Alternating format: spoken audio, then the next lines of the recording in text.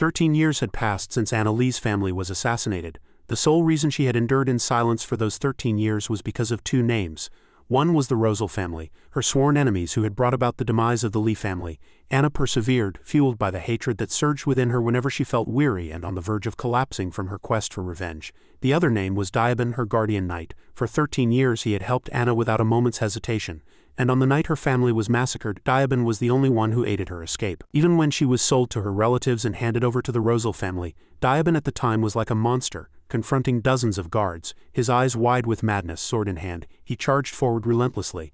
Anna stood behind him knowing there was no hope. Her face turned pale at the thought that Diaban wouldn't be able to hold out much longer if he continued like this. Eventually she accepted surrender in front of him, who was in extreme turmoil. It seemed as if everything had crumbled in their world. At that moment, Anna's only wish was for Diaban to leave. Watching her being captured before him, he screamed violently, as if he couldn't bear it. No matter how broken he was, Anna's name always lingered on Diaban's lips. However, Anna, having completely given up everything at that time, never once looked back. Returning to reality, Anna found herself confined in the Rosal family's prison, sitting behind iron bars with the moonlight as her only companion.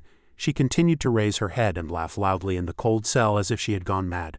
The only thing Anna regretted to this day was not having killed Ares Rosal. Furthermore, what she most wished for now was to know Diaban's whereabouts. Where could her knight be? She couldn't know what had happened to him after she was captured, and she sank into deep thought. Right now, Anna wished she could see him one last time before she died. Tears streamed down her cheeks. She wanted to know if he was safe, if he had survived, if Diaban was looking for her. All Anna wanted now was for him to be safe. Suddenly she raised her head and saw light filling the entire space. Seeing someone descending, Anna thought her life was now over. Cold footsteps stopped right in front of the prison door. Anna's eyes, seeing the person before her, froze in surprise, and she hastily sprang up and gripped the iron bars. The person standing before Anna's eyes was none other than Diaban. He smiled gently and called her name.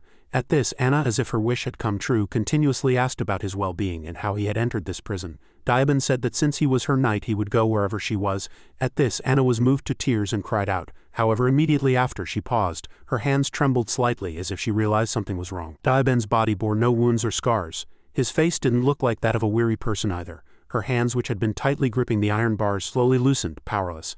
Anna coldly ordered him to open the door. However, Diaban tilted his head back and asked if she wanted to escape. Feeling uneasy, she clenched her fists and challenged him. "Weren't you here to save me?" Diaban, without much explanation, stated bluntly that he had come to make her an offer. At these words, Anna couldn't help but be surprised. His eyes gleamed with a cunning light as he stared at her. Then suddenly, Diaban asked if she remembered the old play they had gone to see. The play where a man and a woman from two warring families fell in love, but the heroine had to drink poison for a clinical death. Hearing this, Anna stared blankly as if she couldn't understand. Immediately after, Diaban continued to explain. In that story, the male lead, mistaking the heroine for truly dead, took his own life, and he smiled slightly as he posed a question. What if the male lead hadn't been mistaken? What if the story had unfolded differently? What if the two of them hadn't decided that way? What would the ending have been? Would everything have changed? Would she have succeeded in her revenge? Hearing these words, Anna merely gripped her bound hands tightly. Diaban lowered himself and looked at her. He smiled and asked her what would have been revealed if she had had other choices. His crimson eyes made Anna shudder.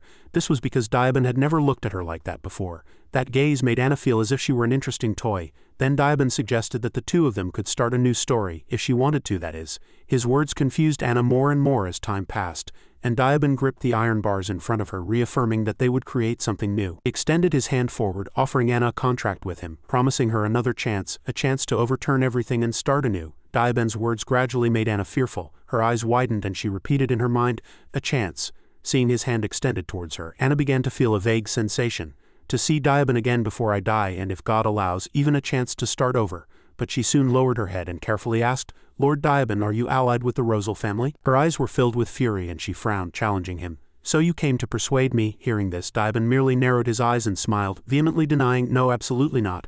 As soon as she heard that, Anna, enraged, pounded hard on the iron bars and shouted, "Don't pretend! If you're still my knight, open this door immediately and let me out of here." But he remained unresponsive, merely staring intently at her, trembling with anger. After a moment, Diaban opened his mouth and reminded her, "Lady Anna, dawn has broken, the sky outside is already brightly lit." He affirmed once more, "We don't have much time to talk." A guillotine was already set up high above. Diaban lowered his voice and threatened, "When the guards come, you will be dragged to the guillotine. Ares and the soldiers are already waiting there." He reminded her again of the gravity of the situation. "I won't be able to help you any longer." Facing Anna through the bars, he snarled, "Death will end everything." Diaban's eyes glowed crimson as he asked her, "Do you want to die, or will you make a contract with me?" Anna was momentarily stunned by this chilling question. She looked at the chains binding her and pondered his offer. To die or to survive and escape for revenge. Then Anna hastily reached out and grabbed Diaben's hand. She replied in a tense voice, I will make a contract with you. Her face showed immense resolve, and with tears in her eyes she swore, even if you betray me I don't care, not until the Rosal family is annihilated. If I can start over, conditions don't matter. I will give you everything I have. Diaben seemed very satisfied with her words. He knelt right there and, smiling, replied, understood. Then Diaben bowed his head and gently raised her hand. He softly placed an affectionate kiss on the back of Anna's hand. This was like lightning striking her mind. Diaben's eyes glinted a deep crimson as he spoke. I wish, his hand gripped hers tightly as he said, that in the next story you meet a different ending. And Diaben waved his hand as if pushing her into hell. Lady, everything is slowly breaking into white fragments. Anna slowly opened her eyes and the faint view of the ceiling gradually came into focus. After a moment it became even clearer.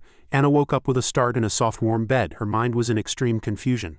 What happened? I was in prison talking to Ares, and Diaben came to find me. Outwardly Anna kept calling out, Dia, Diaben, are you here? Immediately after, his mocking smile clearly floated in her mind. Anna's hands clenched slightly, filled with extreme anger. She couldn't accept the truth echoing in her mind. So Diaben was allied with Rosal, but somehow I don't want to believe it. Anna denied it, recalling the moments they intimately relied on each other. Diaben wouldn't betray me like that. You're the only one I call family. It felt as if everything had crumbled in her world, and in the end you betrayed me. Just then, hurried footsteps were heard from outside and the door opened. Sophie entered, urging, Lady Anna, please wake up. The master will be returning today, so you must prepare quickly. Anna's eyes widened, very confused. Aunt Sophie, at this she holding a large kettle asked kindly, Oh lady, why are you so worried? Did you have a bad dream? Anna repeated to herself in disbelief. Sophie, the Lee family's housekeeper, surely died 13 years ago. I saw it with my own eyes, but right now she softly poured water inside. Are you still half asleep? Your father has finally returned after a month-long journey. These words made Anna somewhat confused. Wait, my father? Before she could finish speaking, Sophie took her hand and said, Come here, a wash will clear your head. So Anna was led away in a state of confusion. Wait, Aunt Sophie. She stumbled, almost falling forward. Sophie helped Anna up and said, There, we must show your father your beautiful face. At this she was holding onto the wash basin with both hands, looking at her beautiful face reflected in the water. She internally exclaimed in disbelief, No way, this is me when I was young. The interior of the palace was now very luxurious and magnificent. Anna walked downstairs looking around while servants alternately cleaned. As she walked she made an astonishing discovery. I've returned to the past. Seeing the events unfolding around her, Anna couldn't help but feel joy. Am I dreaming? Her eyes shone with compassion as she thought to herself, my siblings. Below, laughing brightly, was Lloyd. The girl with clear eyes and a fresh smile was Cecilia, and the last was Bly, a boy with intellectual glasses. Anna, who remembered the miserable scenes of her previous life, was overjoyed. They were all reunited as a small family alive. Just then Lloyd spotted her too. He hastily waved and called out, Anna, what are you doing there? Come here. Anna was surprised and replied somewhat bewildered, Yes, brother. Slightly unfamiliar, she carefully clasped her hands together and descended. A soft hand gently touched Anna's cheek. Cecilia couldn't help but exclaim, Oh, my sister. She brought her forehead close to Anna's and asked, Anna, are you okay? Are you sick? Anna said, Sister, shyly. Bly also couldn't contain his concern. Frowning as he asked, Anna, are you all right? Anna's eyes were already filled with tears. She gently took Cecilia's hand and thought to herself, even if this is a dream, it's okay. She hugged her sister and was overjoyed. Even if it's an illusion, it's okay. Seeing the smiles on everyone's faces, Anna quietly confirmed that this was her reality. She cried uncontrollably. She was so happy. Everyone was alive. Everyone was happy. At this moment the servants also stood in a long line waiting. The sound of wheels scraping the road continued to echo sharply. The grand mansion gates swung open and an announcement echoed throughout the estate. The master has returned. Outside, warm sunlight illuminated the mansion. Servants lined up to welcome the carriage as it drove in. Wyndham descended from the carriage with dignity and looked inside. Lloyd was the first to step forward and greet him. Welcome home, father. He calmly called Lloyd and asked, Is everything in order at the mansion? Seeing Wyndham by her side, Anna couldn't contain her joy. Father, alive and well. Just then, with Lloyd's answer, another person stepped forward. Of course, you're a bit late this time, Wyndham calmly explained. There were some issues in the territory. This conversation suddenly made Anna pause, recalling something. What is this déjà vu? This conversation, this scene, did something important happen right here in the past? Immediately after, Wyndham turned around, revealing the young man standing behind him, and introduced him. There is someone I'd like to introduce to you all. Come here. Diaben bowed sincerely and introduced himself. It is an immense honor to meet you. Young master, young ladies, I am Diaben, and starting today I will be the guardian knight of the Lee family. He offered a gentle smile and said, It is an honor to serve. Anna gritted her teeth and thought to herself, Yes, I remember now. Diaben, this is when I first met Diaben. And exactly 1 month from now the Lee family will be massacred by Rosal. Everything passed and night fell. A servant holding a blanket genuinely said, Good night, young lady. Anna hastily replied from inside, Thank you. At this she sat with her hands down, feeling very comfortable. Anna sat on the sofa, absently looking out at the lights beyond the window. She was recalling the recent meal. How long has it been since I had such a warm dinner? Anna's eyes gleamed with sadness as she thought to herself, Right, this is what it felt like to have a family. After our family was massacred, I married the only son of Baron Pasito and even bore a child, but they never truly considered me family. Taunting jeers echoed in Anna's ears again. The daughter of that treacherous family is still alive, perfect. Marrying an ordinary man isn't befitting our family's reputation. She had to constantly endure whispers. Pasito's only son is such a fool, he brought that traitorous family's daughter to be his daughter-in-law. Oh my, if problems arise they only complain and don't help. I heard a servant at Pasito Manor was beaten to death by the young master. Poor thing, the same thing happened to that poor girl. Anna collapsed onto the floor, breaking down. When I became a member of the Pasito family, they ordered me to my face, "Bear, son, you were a burden who brought no money, no family, and couldn't help us." Anna gradually felt that this was her only value. Numerous threatening words poured out. "If you betray us, your head will be cut off. You wouldn't want to be discovered by the Rosal family, would you? Wouldn't you?" she thought powerlessly. The me who wanted to be loved and had many dreams no longer exists. A problem arose, someone cried out in a panic. "The baby is premature. If we save the baby, the mother will be in danger." But the other person asked back, seemingly uninterested, "Is it a boy?" The doctor replied, "It seems so." Ultimately, the man coldly ordered, "Then save the child." Anna wasn't particularly disappointed even then. I expected them to answer that way. So the baby was born and the baby called her, "Mom, look at this bird. I twisted its neck and killed it. Aren't you happy?" Anna gradually watched the child's retreating figure, powerless. "My husband and in-laws are disgusting, but if I love my child, maybe I can breathe in this hell." Anna's world gradually disappeared into darkness. She held on to the last shred of faith she had, hoping this foolish hope could exist for only a short time. The only thing that kept me going when I was corrupted both inside and out. As she lay on her sickbed, Diabin knelt beside her and declared, "My lady, I can't take it anymore. I'll kill that damn bastard." But she replied, "Run away, anywhere is fine." With her last faint breath she whispered to him, "I'll give you a better life." Diabin raised his head and said with determination, "I will dedicate my entire life to protecting Lady Anna." Those words truly resonated in Anna's heart. "But I decided to stay with the Pasito family." Disregarding Diabin's plea, Anna still couldn't suppress her regret. "It's only natural. The moment we leave Pasito Manor, both the Rosal family and the Pasito family's hunters will try to kill us. With Diabin, I feel like I could endure any hardship." She lowered her head and began to imagine, no matter how painful life is, it doesn't matter. Enduring the pain is better than Diabin dying. Anna's fingers suddenly clenched tight. She shook her head in displeasure, snorted and muttered. "I thought of Diabin again." Anna's eyes gleamed with resolve. "There's no time for sentimentality. This is an opportunity. I can't mess everything up again." Years later, a plague ravaged the kingdom, claiming most of the Pasito family's lives. After the funeral, I inherited the family instead of my son, who was too young to be the head of the family. I became the regent of the family and the absolute ruler of the Baron Pasito family. Anna quietly calculated, "It's time for revenge." I had endured everything for this moment. Even if the Rosal family discovers me, they won't be able to stop me. From that moment on, my life was dedicated solely to revenge. Strategy, conspiracy, confrontation, war. I ran relentlessly on a bloody path. Every path led to death. And now I was reunited with my family whom I had missed so dearly. Her two hands clasped tightly, solidifying her resolve. "This is an opportunity given by heaven." Anna's eyes were filled with firmness and she vowed to herself, "I won't let them die again no matter what. I will prevent the Rosal family from attacking us within a month." And to do so, Diabin said from outside, "My lady, did you call for me?" She replied coldly, "Come in." He cautiously opened the door and entered. Anna's face hardened as she addressed Diabin. "Do you have something to say to me?" His hand clenched slightly as he asked, "What would you like me to say?" Anna revealed without hesitation, "It seems I've returned to the past through a contract. It's not a dream, but an ordinary person can't reverse time." Immediately after, she asked seriously, "Then who exactly are you?" Diabin merely smiled slightly as if he had anticipated everything. He spread his arms and raised his head, reintroducing himself. "I am a knight serving the Lee family. Lady Anna's loyal knight and a fan of you, the tragic protagonist." His eyes gleamed red and his voice was eerie. "I am Diabin the devil." Anna uttered again in disbelief, "The devil." Her eyes widened as if she couldn't accept that fact. A devil. In her mind, a devil was an evil being that tempted people to corruption and destroyed souls. Looking at the knight before her, Anna internally called his name in disbelief. "Dia." She still questioned life, denying herself. "It's impossible." Anna began to feel confused. Is this a dream or is it Diabin's cruel prank? But if Dia really is a devil, I have to accept that fact. Even his surreal circumstances and his mysterious actions. Anna lowered her head and pondered deeply. "Whether Diabin is a devil or not doesn't matter to me. The most important thing is," she said grimly, "I have one question." Dia quickly replied from the other side, "Yes, speak." Anna turned her body and directly raised her doubt. "Why are you only telling me now that you're a devil?" Her mind was still unsettled. Dia, who had been by my side for 13 years, was hiding something behind my back. Then Dia raised his head and smiled. He in turn asked her, "My lady never asked, did you?" Upon hearing that, Anna's hands clenched so tightly that they trembled with anger. "He's using an unpleasantly gentle tone. Diaben never spoke like that. This person standing before me is completely unfamiliar, hiding all his emotions. Anna lowered her head and asked in a trembling voice, "Why did you only help me when I was on the verge of death? If you could turn back time, you could have done it much earlier." In contrast to her confusion, he smiled gently and replied, "Because it's amusing." As soon as she heard that, Anna raised her head and opened her eyes wide in surprise. Amusing? What is he talking about? The night fell silent with suffocating pressure, and that atmosphere was broken by Diaben's mocking laugh. "Lady Anna, your life is quite enjoyable. It's worth the trouble to help you escape." He continued to speak in a low voice, approaching her step by step.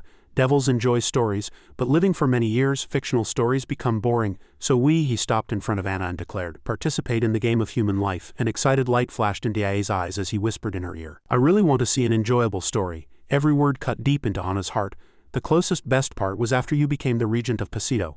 And Dia slowly stood up again, a disappointed expression on his face. "I really thought you could get your revenge." But finally he straightened up and questioned Anna with his crimson devil's eyes. "You'll do better this time, won't you?" These words deeply hurt her. Anna clenched her hands and stammered, "You?" Now her inner emotions seemed dead. "He was by my side for 13 years. I thought you loved me." Dia looked at her coldly for a moment and then replied, "Of course I love you." Before he could finish speaking, Anna exploded, hitting the table hard with her hand and shouting, "Don't be ridiculous. If you loved me, how could you have let me suffer like that?" Dia calmly placed a hand on his chest and explained, "As I said, an audience loves to watch the protagonist more than anyone else." But he smiled gently and asserted, "The audience is also the most important protagonist, because they are the audience." These words left Anna stunned and she found nothing more to say. Dia slightly narrowed his eyes, looked at her and asked, "A story without hardship is truly boring, isn't it?" By this time, Anna was completely broken. Tears streaming down her face, she pleaded painfully and quietly, Don't say such things." With the face of the Dia she knew, looking at the moonlight outside the window, Diaben spoke again. "If the play is boring, I might leave." He spread his arms, making his stance clear, but then added, "I think your story is too precious to end that way. So I decided to give you another chance." Seeing her reflection in the spilled coffee cup on the table, she said in a voice that seemed to mock herself, "So you were by my side because you enjoyed watching me?" Diaben asserted without reservation. "That's right." These words infuriated Anna. She immediately stood up and slapped him hard. However, Dia still smiled and asked back, "Do you want to be slapped again?" So Anna actually swung her hand and with tears streaming down slapped him on the face again. She kept hitting him while beautiful memories flashed through her mind. This bastard, I cared for you so much. I loved you." After a long time she paused. Dia gently took her hand and showed concern. "Your hand must hurt." Dia gripped her wrist tightly, closed his eyes and smiled, explaining, "If hitting me helps you release your anger, feel free to hit me. But you might want to use something other than your hands." Crying, Anna loudly questioned him, "Why isn't this entertaining enough for you? All the suffering I went through when I entered an unwanted marriage." She painfully poured out all the resentment accumulated in her heart. "When I had a child at the risk of my life. When I cried all night missing my family." Anna's emotions gradually spiraled out of control, and she shouted at Dia, "Did you enjoy watching me cry? Tell me, open your mouth." He remained silent again, smiling at her. Then Dia slightly bowed his head and explained, "You wonder why I'm helping now? Because I believe that my lady could live well enough without my help." He revealed with a very pleasant expression. "Besides, wouldn't it be boring if a supporting character appeared?" Dia. Anna repeated her inner feelings once more. "I loved you." He lowered his voice and asked again, "What about now?" She bit her lip tightly and let 2 streams of tears fall, gritting her teeth and saying, "I want to kill you." Dia smiled nonchalantly and replied, "That could be a problem. I need to see the story to the end." He gently wiped the tears from her cheek and asserted, "I am only on Lady Anna's side." "Lady Anna." He bowed his head and hesitated. "Since we've come this far, I want to see an interesting ending, so I will do everything I can to help you." "My lady." As soon as he finished speaking, Dia narrowed his eyes and smiled. But immediately after, Anna coldly pushed his hand away and questioned him, Did you deceive me?" At this moment, everything completely changed. She ordered resolutely, "Get out of my sight." Dia, still smiling, politely placed a hand on his chest and retreated. Before leaving, he reported calmly, "I will withdraw." As Dia opened the room door, he said with conviction, "But I will not abandon my lady." He glanced at her, reminding her once more, no matter what. When Diaben left, the room fell terribly silent and Anna was left alone. Tears streamed down her face once more in extreme pain. She softly called out, "Diaben." The moon hung high, illuminating the mansion inside the room. Anna stood blankly. She remembered what Diaben had said earlier. "From now on I will withdraw, but I will never abandon my lady. No matter what." She plopped onto the bed and let out an empty sigh. Anna's eyes were swollen, as if only an empty shell remained.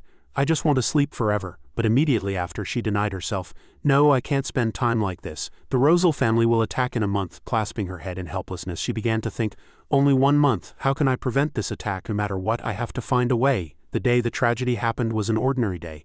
It wasn't anyone's birthday, nor a holiday. It was just an ordinary day. An ordinary meal on an ordinary day. And father was the first to cough up blood. Immediately after, elder sister Cecilia collapsed, coughing up blood, and soldiers with weapons rushed into the dining room to attack elder brother Lloyd, who was helping father. and they chased after younger brother Bly and the servants. At this time, only she could escape. Bly painfully called out to her, "Sister, run away." Only chaotic sounds remained in the surrounding space. "My lady, oh my, run away, heavens!" Returning to reality, Anna vowed to herself, "I have to stop it at all costs if I tell father that the Rosal family will attack," recalling Wyndham. She came up with a bold idea. "If I tell father I'm from the future, he won't believe me. He'll think I'm crazy." And Anna stood up with a tired body and sighed. "If I had been the head of the family in the past, I could have proposed war against the Rosal family, or increased the number of soldiers. But now I'm just a powerless noble lady. Everything seems helpless, no different from back then." Anna immediately stood up and resolved herself. "No, I can't just sit and pray to God like before. I need to get information first. I need to reconstruct my memories of the future. I have to start now." She walked around the room searching. There must be a pen and paper somewhere. However, passing by the mirror, Anna noticed something strange. There's something on my chest." She pulled her clothes slightly aside to get a better look. Seeing the mark on her body, Anna was startled, her eyes wide with fear. "What is this?" The next day, bright weather once again covered the mansion, and warm water was prepared in the bathroom. Dia looked at her with sparkling eyes and asked, "Lady, isn't the new knight very handsome?" Anna asked her as she brushed her hair. "What did you just say?" Jen replied cheerfully. "Yes, that's right. Unlike the other knights, he's very kind." Then she smiled brightly at Anna. "Is that so?" Anna felt frustrated inside. "He's always been like that, of course, it's just an act." Remembering Daiban's face, she felt a little sad. "I haven't seen Daiban in a while. He seems to be avoiding me." Anna's face instantly turned pale. "I'm annoyed when I see him, but I'm also annoyed when I don't." Jen continued to chatter behind her. "All the maids are going crazy. They've put a lot of effort into their makeup." Anna sighed and quietly reminded her, "People can be different from how they appear. Don't trust anyone easily, you'll get hurt." These words were also meant for herself, as if she herself had been hurt. But Jen, unaware, was very confused. "Oh yes," another maid nearby also reminded Anna. "Lady, your bath water is ready." Anna then stood up and ordered, "Thank you, I'll bathe alone." "Everyone can leave?" everyone asked back in surprise. "Today too," she quickly replied. "Yes, from now on I'll bathe alone." Soon after, she drew the curtains to create a private space. Anna entered the bathroom. As she changed, she thought, "I need to figure out what this is. I think I need to see Daiban." As she immersed herself in the warm water, Anna felt much more comfortable and said to herself, "That will help. Anyway, we need to talk." So she did go to find Daiban. He asked in confusion, "The mark, you say?" Dia smiled innocently as if nothing was wrong and asked, "What kind of mark are you referring to?" Anna replied angrily, "The mark that appeared on my chest. If you don't know, do you want to see it for yourself?" Upon hearing that, Dia hastily refused. "No, I am not interested in the human body." He was smiling, but Anna's face was very tense. Realizing he could no longer hide it, he sighed and explained, "Every devil has a special mark. When a human makes a contract with a devil, the devil's mark appears on that person." Upon hearing this, Anna immediately exclaimed, "The devil's mark? No, that can't be. Remove it at once." But Dia said, "I cannot. It is proof of the contract." Anna suggested again, "Can't it be moved to a less visible place?" Then he offered her another solution. "That's also not possible. If you truly wish to remove it, you could cut it off with a knife or burn it." At these words, Anna was deeply distressed. "Scars, burns, tattoos, none of them suit a noble lady," she said sadly. "I don't think I can get married because of this." Dia smiled gently and asked back, "Did you call me to talk about the mark?" She turned her body slightly helplessly and argued, "You said you'd help me. Didn't you?" Standing behind her, he smiled and affirmed, "Yes, I did say that." Anna quietly placed her hand on the window and began to speak. "If you really are a devil, then you must have special magical abilities, right?" Her hand trembled slightly. "I haven't forgiven Daiban yet, but not using him is quite a waste." Anna stared into the air, deep in thought. "If he has powers strong enough to turn back time, then I can protect everyone and achieve my revenge without relying on father. A lesson learned from 13 years of painful life is that there is no God, but devils exist. A competent devil is far more useful than an incompetent god." Meanwhile, Daiban created dark magic behind her back. "I'm not sure what exactly you want." His eyes glowed red as he affirmed, "But anything is possible if a fair price is paid." Anna immediately sensed something strange. "This heavy energy is just like him when I met him in prison," she said cautiously. Then Anna spoke her mind. "Would it be possible to create an army?" Dia answered without hesitation firmly, "Yes, it is possible." Anna slightly placed her hand back on the window and replied, "Good." She looked seriously at Daiban and demanded, "I need an army powerful enough to crush the Rosal family. Create an army for me." Silence fell between the two at Anna's request. "Create an army for me." Dia quickly refused. "I'm sorry, I cannot accept that offer," she said in surprise. "You're refusing? Why?" he calmly repeated. "As I said, there will be a price for it." She replied without hesitation again, "If it's a price, I'll pay it." Dia smiled slightly and continued, "Lady Anna, didn't you say you would give me everything when we made our contract?" Anna was momentarily stunned. She asked suspiciously, "Does that mean I can't make any more contracts with you?" He replied, "Yes, that's right." Anna crossed her arms and said irritably, "You're useless. If you're not going to lend me your strength, there's no reason to keep you here. Leave this mansion." Dia immediately said, "I refuse," she threatened irritably. "Before I tell father you're a devil, at least then you might escape being burned at the stake," he scoffed. "I wonder if my words can even reach him." She frowned slightly, suspicious. "What do you mean?" he slowly explained. Conversations about contracts with devils cannot be heard by others, unless they are devils themselves or have contracted with one. Dia placed a hand to his mouth and smiled cunningly. After all, secrets are very important. Anna stared at him with furious eyes. So I have to keep this useless, annoying guy by my side, he continued nonchalantly. Devil Diaban cannot help but suddenly Dia gathered energy in his hand and said, "This is possible. As long as human Diaban cooperates." He politely knelt and bowed. "I will do anything a human can do." Anna was silent for a long time. "He's talking as if he wants to be my knight again," she quickly said. "That's a relief. I wanted to get rid of you because I didn't want to see you again." He seized the opportunity to persuade her. "How many people can Lady Anna rely on? Other knights won't respect you because you're a young lady." Lady Anna was lonely due to their indifference. "I am an excellent swordsman. Don't you think I am more valuable?" "It's annoying that he's right." She sighed softly and said helplessly, "I wish I had been born a younger brother." Diaban said calmly, "Lady Anna, you may not be the youngest son, but you possess something Lloyd and Bly do not." He candidly referred to her memories and anger. Anna glanced at him with contempt. Dia smiled slightly. "If there was no chance of winning this game, you wouldn't have contracted with me." "Lady Anna, I chose you because I believed you were more valuable, more than Lloyd or Bly," he added. "Lady, I believe you can handle everything." She was slightly surprised by his words, her eyes widening. "Really?" Anna doubted internally. Is he saying I'm better than the head of a noble family? She was somewhat conflicted with herself. Can an ordinary noble lady like me solve this problem better than others? I know it's just flattery, but Diaban suggested again. "So, will you keep me?" He looked up at her and smiled. Anna's lips parted slightly, and she hesitated. Suddenly, a familiar voice interrupted their conversation. "Anna, are you there?" Anna stopped in surprise. She recognized the voice belonged to Cecilia. Meanwhile, she forced a smile and replied, "Yes, sister," she politely asked. "May I come in?" Anna subtly lowered her eyes to signal. "Of course, come in," she wished to herself. "I hope he vanishes like a devil." Anna vowed to herself, "From now on I need to act confidently. Acting like I'm hiding something will only raise suspicion." Cecilia cautiously opened the door and entered. Anna quickly said, "You may withdraw." Dia bowed and said, "Yes, understood." As Dia disappeared, Cecilia asked slightly stiffly and warily. After confirming he was completely gone, she turned her head and asked, "Was that the new knight? Why did you call him?" She replied, flustered, "It was nothing. We were just talking about a few things," she sincerely advised. "I understand your interest, but you must be more careful. After all, you have a fiancé." Anna froze at these words. She suddenly realized, that's right, her past self came to mind. "Before the family fell, I had a handsome fiancé and a sharp, picturesque knight. Back then, I felt every day was exciting, like a protagonist in a novel." She felt a slight regret.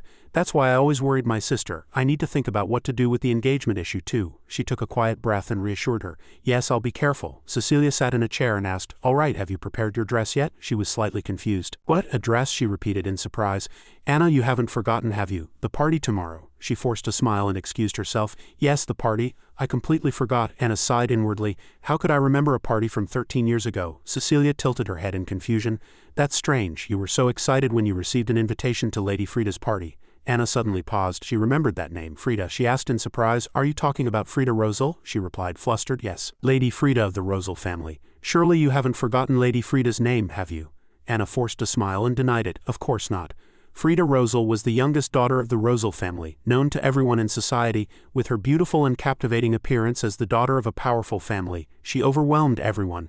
Anna gradually remembered everything.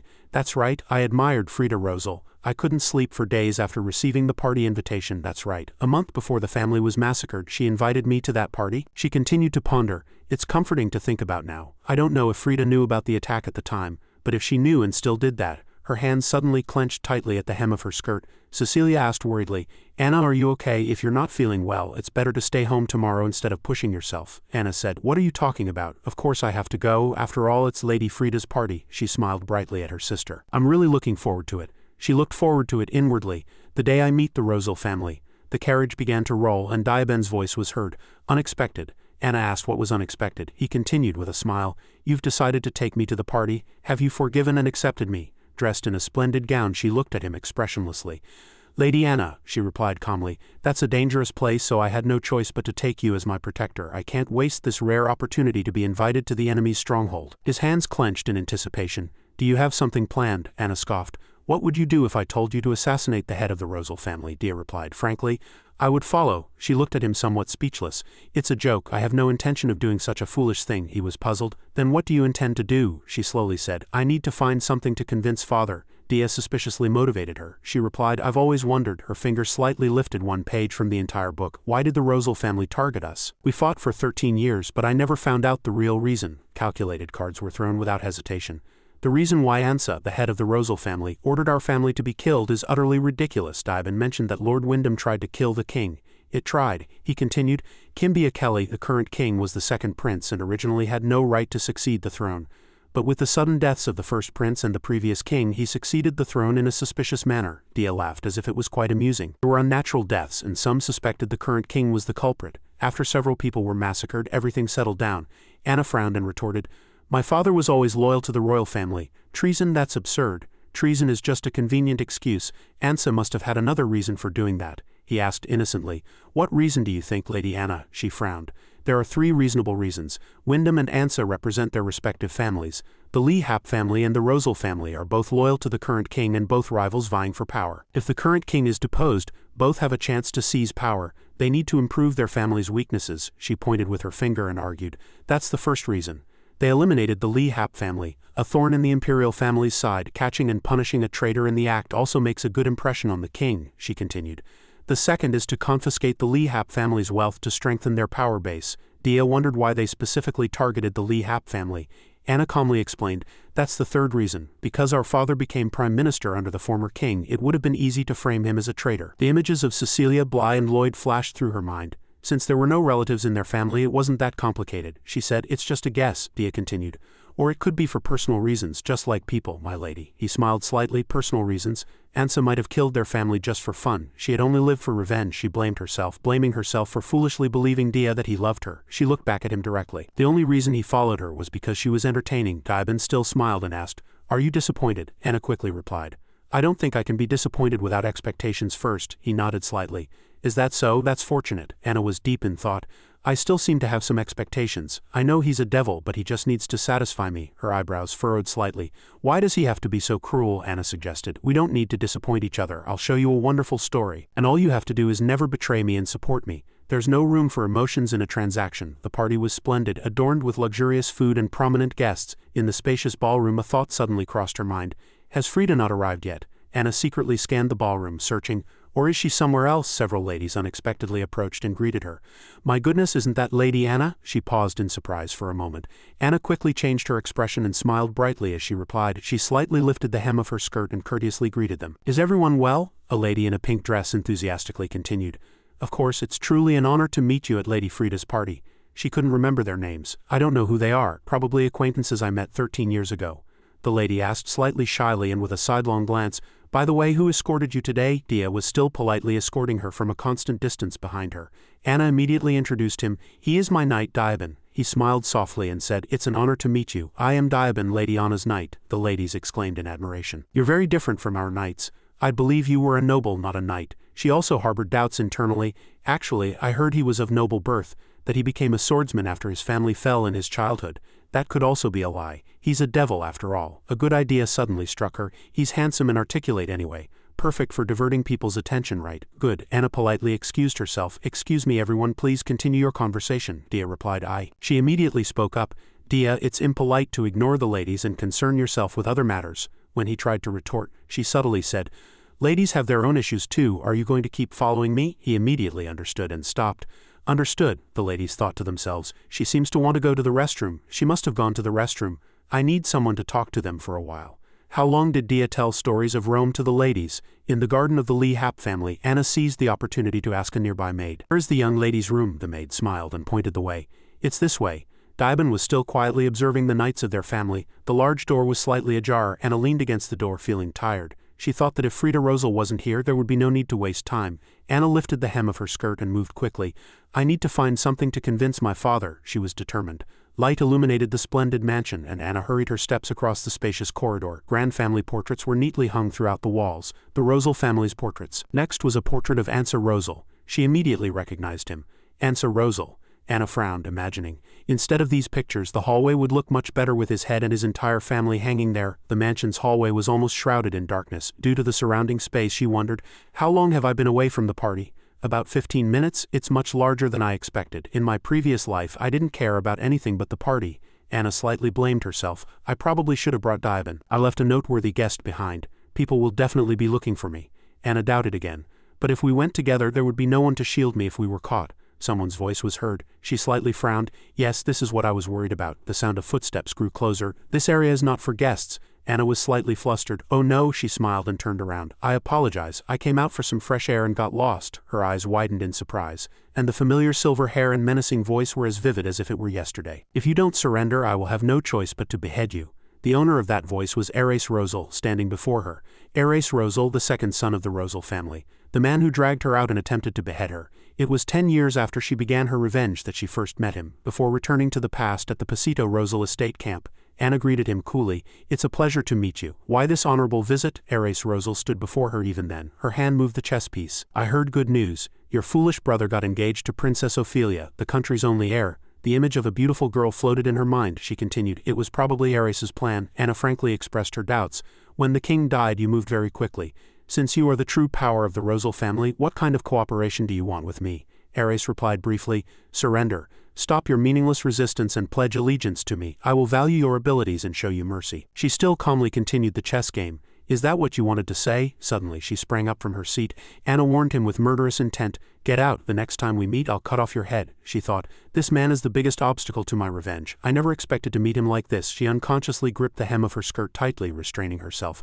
"I want to kill him right now." Erase spoke hastily. He seemed surprised to recognize Lady Anna. Anna paused, wondering, "How does he know me? We've never formally met." She courteously greeted him. "Yes, hello, but why?" Erase smiled gently and extended his hand. "It's been a long time, Lady Anna." She was startled and confused. "A long time? Did he also come from the past?" Anna calmed herself. "No, calm down. If he came from the past, he wouldn't have such an innocent expression." He softly kissed her hand. "Did your sister invite you to the party?" She replied, "Yes, she did." Erase expressed interest. "You're lost. Shall I escort you to the main building? Or, seeing your flushed face, do you wish to walk a little longer?" Anna looked at him with a confused expression, and flower petals swayed in the breeze as slow footsteps followed. Erase walked Anna through the mansion garden. She blurted out, "It's the lobelia garden." He was flustered and explained, "My sister loves lobelia flowers very much. My father suggested planting other flowers, but my sister refused." She exclaimed, "Really? But lobelias are beautiful. Lady Frida truly has excellent aesthetic taste." His hand gently bent to pluck a flower. "I'm glad you like it." Erase smiled and handed her the flower. "This flower seems to suit Lady Anna well." "Lady Anna." Anna smiled brightly and accepted it. "My goodness, really?" she thought to herself. "Erase, does he know about the battle?" She looked at the flower in her hand suspiciously. "Erase has not yet had his coming-of-age ceremony and is not the eldest son. He would not be reported to," she reasoned, "so it will be difficult to get information about the traitors or attackers by talking to him." However, Anna was determined to extract some information from him. She spoke up. "I was surprised when you called my name earlier, Lord Erase," she reminded him again. "You also said it's been a long time." Erase sighed sadly. "As expected, you don't remember." She was shocked and wondered, "Why is he so disappointed? The earliest memory I have of him is when he became an adult." Anna hastily confirmed, "Have we met before?" He replied glumly, "We met at Lord YB's birthday party." She understood. "Birthday party. Birthday? It was over 10 years ago, so I can't remember." Anna hesitated and said, "I apologize, Lord Erase." He was flustered and waved his hand. "Oh no, there were too many people there, so it's natural you don't remember." Erase avoided her gaze, his face flushed, and said, "Please don't mind it." Anna subtly suspected, "Does he like me?" She looked at him with wide eyes. "The man from the enemy family I've hated for 13 years, the man who almost killed me several times, admired me throughout his childhood." Erase looked at her shyly. Anna was momentarily dazed, then unequivocally decided, "I must make the most of this opportunity in my hand." She smiled shyly and replied, "Thank you for saying that. I've heard a lot about Lord Erase. You're a really good person." He blurted out in delight. "What, really?" Anna judged internally.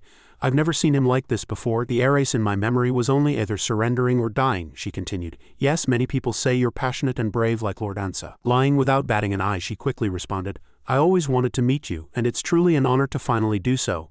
He immediately said, "Me too," after the birthday party. Erase said, blushing, "I also earnestly wish to meet you." "Lady Anna." Anna was deeply suspicious. "This is strange. Of course I know that Erase will become a formidable enemy in a few years, just like the future I know." She looked at the flower in her hand, confused, but Anna turned her head to observe him. "The man in front of me now is just a naive boy in love," she said to herself. "A boy who doesn't know that my father is being targeted. Is it really right to use Erase now?" Her hand suddenly clenched, denying it. "No," Anna told herself. "While I'm here, Ansa is probably planning to kill our family. Nothing should affect me. The one I have to protect is our family, not Erase." Erase called out in a soft voice, "Lady Anna," he politely suggested, "if it's all right with you, I'd like to invite you to the hunt next week." A familiar voice interrupted their conversation. "Lady Anna." Erase and Anna both paused in surprise. "My goodness, did I interrupt a conversation?" "I apologize," Dia said with a smile. "I've come to find you, Lady Anna." She looked at him with displeasure. "He came to watch." As Erase was about to say something, he interrupted him. "I want to curse him, but in front of Erase I have to act like a sweet girl," she said discontentedly. "Really, I was just talking to Lord Erase," he understood and said, "It's all right, you can talk anytime." Anna said shyly, But Lord Ares, my knight was very rude. Ares patted her shoulder lightly and smiled gently. He turned his head, changed his demeanor and asked, "Are you Lady Anna's knight? What do you want?" Ivan bowed slightly and reported, "Lady Anna has been away for a long time and Lady Frida has arrived in the ballroom, so I came to find you." Anna calculated internally. While it's useful to continue talking to Ares, if Frida has arrived I should go back. Ares looked at her and smiled. "Have I kept my sister's guest too long? Let's return to the grand ballroom together," she continued. "It was truly a pleasure speaking with you, Lord Ares." Anna thought, now it's time to end the conversation with Ares Rosil. Dia subtly glanced at Anna, then linked arms with Ares. Frida admired with a sneer. "My goodness, Lady Anna, you came with Ares?" She bowed and greeted her.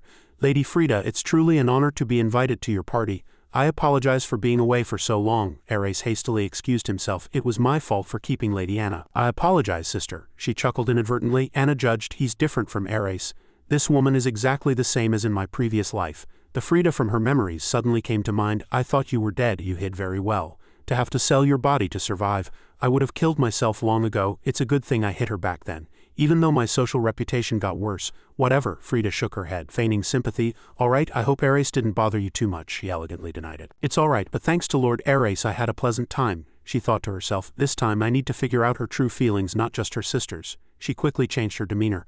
"By the way, Lady Anna," Frida expressed her doubt, "is the rumor about your engagement to Lord Melv true?" The ladies exclaimed in surprise.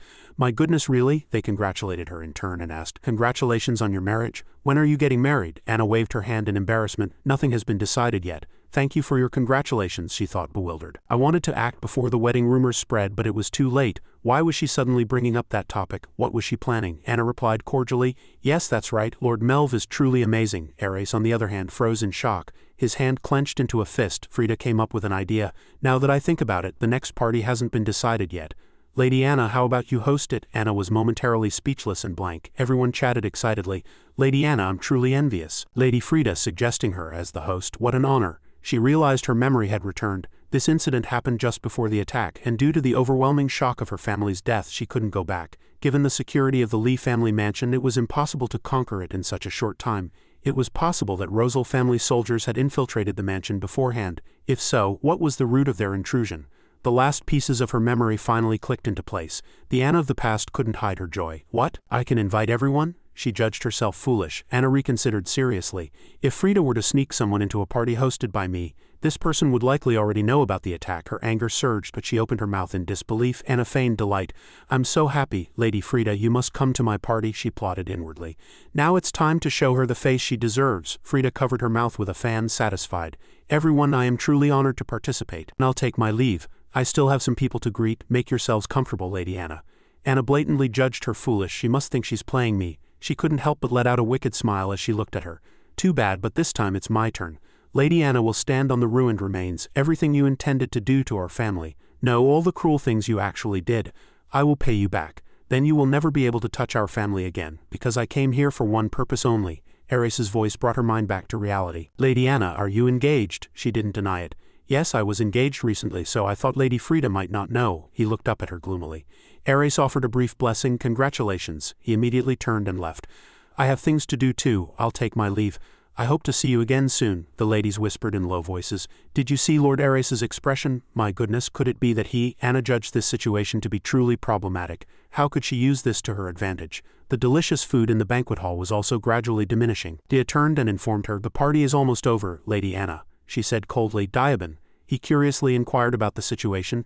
"So did you succeed? Did you find that item? You mentioned you were going to look for it." She replied with a satisfied smile. "Yes, I found it." Diaban was startled and blank. He asked suspiciously, "Then did you find evidence that the Rosil family is planning a war in such a short time?" Anna denied it. "No, I didn't find any evidence." Her foot suddenly lifted slightly. She looked straight at him and demanded, "Dia, listen to me." Bright sunlight streamed over the magnificent mansion. Wyndham assessed it suspiciously. "What are you talking about? I think you misheard." Anna denied it and firmly asserted, "No, father, you didn't mishear. When I got lost in the Rosil mansion, I overheard Ansa Rosil talking to his subordinate. She reported that they planned to launch an attack on the Lee family on June 30th, 1 month later." The space then fell silent for a moment. He felt a headache and assessed, "This is problematic. Although there was conflict between me and Ansa during the former king's reign, it wasn't a major issue, nor was it something that would lead to such malicious actions." Wyndham also agonized to himself. "My daughter has no reason to lie, but perhaps she misheard and misunderstood the situation." She had already anticipated this situation. As I expected, father doesn't believe me. Just then an urgent voice was heard. Excuse me, I apologize for interrupting your conversation, but Dia agreed. Lady Anna is telling the truth. My lord, he asked suspiciously, did you hear it too? Dia fabricated a story. Yes, I heard it when I went to escort Lady Anna. Dia gritted his teeth and said with a grimace, from what I heard there were 20 guards and they planned to use the crowd to poison your food, my lord. Wyndham suddenly fell silent, unresponsive. Anna said with conviction that she had overheard Ansa's plan. Of course it was a lie, but it was a truth based on her own experience 13 years ago. She couldn't use the devil's power, so she was surrounded by large and small cards. I will use my family's power to convince my father. Attending Frida's party was not to find evidence but to create validity for this truthful lie. If I tell people I know the future, they'll just think I'm crazy.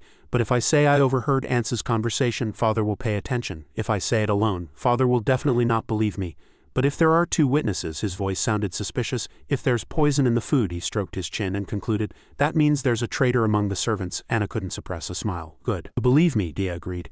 Yes, I think it's highly possible. His shocked expression, his face slightly flushed with excitement and his calm voice, anyone would think he was an awkward and loyal young knight. She was satisfied, as expected, an excellent lie. Even if Dia lies to me again, I won't know. Wyndham took her shoulder and reassured her. I understand. Go get some rest, Anna. I will handle everything. Don't worry too much, you must not tell anyone else about this. She meekly obeyed. Yes, father, he reminded Dia. You too. He immediately obeyed. Yes, I will keep the secret.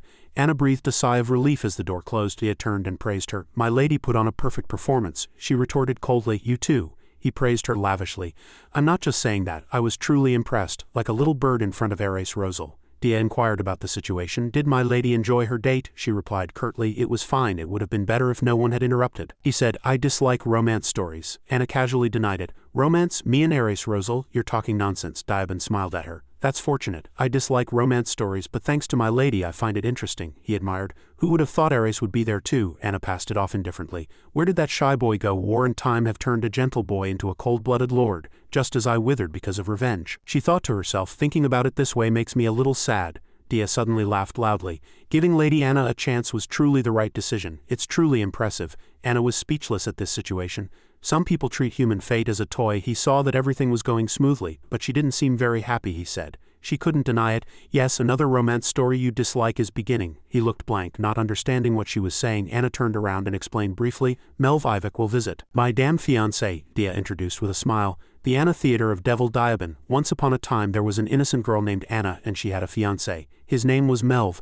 Everyone said he was a playboy and a charming man, but she didn't care. Because she was captivated by Melv's handsome face, one day for various reasons her family and Lady Anna all died. Lady Anna began a life as a refugee with her loyal knight Diabin. The guard shouted, catch her. A voice guided them. Go to Melv Diabin. He will surely protect us. The innocent Lady Anna trusted her fiancé.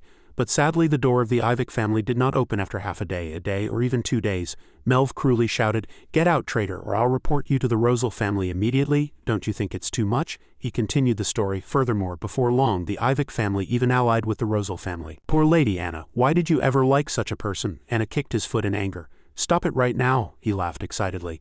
That's why I dislike romance stories. Yes, Mel Ivik is a very bad fiancé. I really feel bad thinking about ways to remove him from my life. She called out to Bly in surprise. He turned around in the direction she called his name. Hi sis, Anna admired inwardly. Seeing this cute face in the morning really makes me happy. Bly was 1 year younger than me. He was more mature than his peers and lived in a dormitory at an academy in the next city. Bly only returned home on weekends. Even after returning from the past, I felt a longing every time I saw him. He was my only younger sibling, so losing him was extremely painful. She hesitated and approached. When did you get here? He replied somewhat indifferently. I arrived this morning. Anna continued warmly. You came so early, but instead of reading in your room, why are you reading here? Bly closed the small book he was reading. I heard Melv Ivik is coming soon and I wanted to greet him, she asked in surprise. Melv Ivik? Why, he explained calmly. He's your fiancé, so it's common courtesy. I don't even want to see his face. She listened carefully to Bly's judgment. What kind of crazy person would choose such an irresponsible and arrogant person? He had advised countless times. Think again, sis, he'll only make you unhappy. At that time she completely denied and ignored it. Hey, what do you know about Lord Melv now? Anna smiled and felt grateful. She agreed. You're right, he won't understand. What's wrong? Are you angry because I criticized Mel Ivik? She continued. I thought you realized it. I want to break off the marriage with him, but it's too late now, Bly calmly said. Breaking off the engagement will only cause a big problem. She admitted he was right. Anna was looking for a way to break off the engagement without any loss. Bly looked at her suspiciously. He paused in thought for a moment. Bly quickly opened his mouth after speaking to her. His hand gently took her hand. But isn't your life more important in the end? Bly supported her. If you want to, do it. Because you are more important to me. Bly firmly said that her life was very important. If you want to, break off the engagement. Because you are the most important to me. His words left Anna momentarily stunned. After that, she raised her hand and ruffled Bly's hair. He pushed her hand away in annoyance. You treat me like a child. Anna replied innocently. You are a child, Bly retorted. We're only 1 year apart, but she always thought. Bly was always a child to me. Even 13 years ago when he passed away, Anna thought to herself, you're always calm and rational. I'm so happy knowing you'll do everything for me. I'm so proud of you. You don't know how happy I am to have you here. Suddenly, Bly said, I think I hear a carriage. Mr. Edward came to inform the two. Lady young master, Lord Melv has arrived. Anna immediately replied. Yes, I understand, she resolved. I won't be foolish again. I will protect myself and my family. The mansion gates were beautifully decorated. Melv suddenly entered majestically with an extremely emotional expression. Anna, my little rabbit. His aura froze her on the spot. Melv approached her and kissed her hand. Anna, you're even more beautiful than when we last met. Even the flowers know their place and shed their petals before your beauty. Anna said shyly, Oh Lord Melv, your words are like poetry. Bly stood in the corner thinking helplessly. I shouldn't have seen this scene. Melv quickly approached him and greeted him. Oh, my brother-in-law, how are you today? We don't see each other often. Bly quickly teleported away from him. Welcome. Now that I've greeted you, I'll take my leave. Please enjoy your time here. Melv scratched his chin. Why is my brother-in-law always so busy? Anna judged internally. Doesn't he think Bly doesn't want to be close to him? And she said, he's busy with the academy. Lord Melv, shall we go to the guest room? He rushed to her and kissed her forehead. Oh, my rabbit, I'll go anywhere with you. Anna recoiled and pushed Melv away. Hey, the servants are watching. He laughed loudly as if he feared nothing. What's the problem? We're getting married soon anyway. Anna froze and stiffened at his words. Then she thought with disdain, my goodness, so this is the kind of person he was. How rude. She kindly replied to Melv, let's go to the guest room first. Tea has been prepared for you. In the guest room, teacups were already on the table. Melv leaned his arm on a chair and looked around. The guest room has been prepared, right? I'd like to spend the night here. Anna took a sip of tea and replied, all the bedding in the guest room has been laundered. He asked excitedly, really? So Anna's room bedding has been laundered too? She felt like hitting him. Anna tried to change the subject to avoid him. Do you like the tea? Mel snapped his fingers, instructing a servant to bring something. I have something better than tea. I want to give this gift to you. Anna quietly asked, a gift? Mel placed an object on the table. It was a bottle of wine harvested in the year she was born. Its taste and aroma are excellent, as beautiful as you. Then Mel poured the wine into a glass. She looked at the glass and her eyes widened. Wine? His eyes gleamed as he looked at the wine glass. This aroma and taste, it's like seeing fairies dancing in a lake full of blooming flowers. You should try it too. You'll join the fairies' party. Anna put her teacup down on the table. I apologize, my lord, Mel said kindly to her. But as you know, I have a wine allergy. Mel extended the wine glass, urging her to drink. Really, you'll get used to it if you drink a lot. Come on, drink it. I went through a lot of trouble to get it. Anna was extremely displeased inwardly. Of course he wouldn't understand, no matter how politely I tried to speak. Why do I have to be here with this fool? She smiled and replied, I don't want to show you an ungraceful appearance. Mel winked at her. When you marry into the Ivik family, you'll drink wine like water. Perhaps it's too early for my little rabbit now. Anna wanted to hit him right then and there, but outwardly forced a smile. Anna inwardly recalled that the Ivik family's main source of income was wine production. Wine made from grapes harvested in the fertile Ivik region was said to be so delicious that even enemies could drink it. I knew that the Ivik family took great pride in their wine production, and their family crest was even a grape. However, the benefits to be gained from this marriage were too great to break off the engagement easily. She remembered that Mel had seen her have a severe allergic reaction to wine before. Anna took a sip of tea and thought, even after that, he still gives me wine as a gift. I really was a poor judge of character. Anyway, I need to break off the engagement as soon as possible. Mel has cheated with quite a few women, so I can use that as leverage. If I offer a generous reward, there will be many people willing to testify. Mel called her. But more importantly, Anna, he asked, are you not coming to the hunt next week? Glenn Rosal invited me to his hunting party and said he wanted to meet you. Of course, hunting is dangerous for a lady, so you can ride a horse and enjoy strolling through the forest. She was slightly surprised and thought to herself, I never received such an invitation in my previous life. Moreover, Glenn Rosal. Anna recalled Glenn. Glenn was Ansa's only son, and she had never met him before. Did he notice that I knew about the attack? What was certain was that the future was changing. Mel scratched his chin and spoke quietly as if making a prophecy. He made another comical expression. I don't like anyone interfering. I want to be alone with you. We must decline Lord Glenn's invitation. Anna vehemently disagreed. No, we can't, she thought to herself. I don't know why the future is changing, but I have to turn this trap into an opportunity. And she hastily replied, I'm fine. The three of us can go together. The Ivik family owned vast territories, not only endless vineyards but also towering mountains and boundless forests. On the way to that land, I kept imagining what would happen to me. Like Rosal's soldiers surrounding me as soon as they arrived, or Mel kidnapping me to a secluded mansion after joining Rosal. And then Ares approached her leading a horse. Lady Anna, it's been a long time, she asked herself in surprise. Why is Ares here? Anna replied, I thought Lord Glenn was coming today. Ares replied to her, my brother is not feeling well, so I came in his stead. He quietly asked, have I made you uncomfortable? Anna waved her hand and said, no, it's fine. Ares breathed a sigh of relief. That's good, she thought. Is this not a trap set by the Rosal family? I don't know what's happening. Mel appeared beside Anna. It's a shame Lord Glenn is not well. He boasted about his good horses. Ares stroked his horse with his hand. My brother was also very disappointed. He will try to arrange another meeting soon. However, he turned to her and asked, Lady Anna, you've brought that knight with you again today. She frowned and replied, excuse me, yes, that's right. Dia is my knight. Mel turned to Anna and said, Our lady is very shy. Even though I said there was no need to bring a knight and that I would protect her, she insisted. She smiled and replied, I feel uneasy if no one protects me. Anna thought to herself, I can't go without Diaban because I don't know what Mel and Glenn might do to me. Ares stared at Diaban. I see. Anyway, it's good to meet you again. He bowed and said, yes, the same for Diaban. It's an honor to meet you again. Mel clapped his hands, interrupting their greetings. That's enough. He quickly mounted his horse. You may want to show your loyalty, but unfortunately only the three of us will be taking a stroll. Anna looked at him bewildered. She hastily said, but the forest rangers warned us to be careful. Wolves have been sighted in this area recently. If wolves appear and there are no knights around, Mel laughed heartily at Anna's words, my little rabbit. Your frightened expression is cute. Don't worry. Even if a monster appears, I will protect you with my life. Mel winked at her. But more than that, I don't want any interruptions. Or perhaps you don't trust me. She frowned and thought, of course I can't trust him. If I keep refusing, I might raise suspicion. What should I do? Anna thought, what if this is a trap set by Ares and Mel? The more I insist, the more suspicious I might become. But even if it's just a casual suggestion, even if Ares just tells Ansa about what happened today, a suspicious person might doubt my caution. In that case, I shouldn't act hastily. Eventually, she reached out and took Mel's hand. Anna smiled brightly and said, of course I only trust you, my lord. Mel turned his head to look at Dia and thought, I'll have to see how useful he actually is. He looked at her with a slightly dangerous smile. Dia quietly said to her, leave it to me. Anna turned away and thought, is this the devil's whisper? She said, let's go. As soon as the horses started galloping, a servant asked worriedly, will they be all right? There are indeed many wolves in the forest. Another servant replied, they can handle themselves. They insisted on going alone. Dia disappeared with magic. The servant waved his hand and said, anyway, we can rest a bit until they return. Another servant replied, yes, that's right. Sunlight was illuminating the forest. Anna began to worry if Diaban could catch up. I can't sense any presence. Ares called out. Lady Anna, look, there's a truly beautiful landscape unfolding before you two. The forest is as beautiful and romantic as rumored. He asked her, if we go closer to that cliff, the view will be even more magnificent. Shall we go a little further? Mel replied excitedly. All right. Anna sat on her horse and thought, it's a new landscape, but it's truly beautiful, and it's been a long time since I rode a horse. She recalled her previous life. After losing my family, I had to do everything by myself, so I learned to ride late. Once I learned, I could ride faster than anyone at Pasito Manor. Anna thought about her current situation. If I could ride alone instead of with Mel now, I could enjoy the grandeur of this forest much better. The group arrived at two trees with intertwined branches.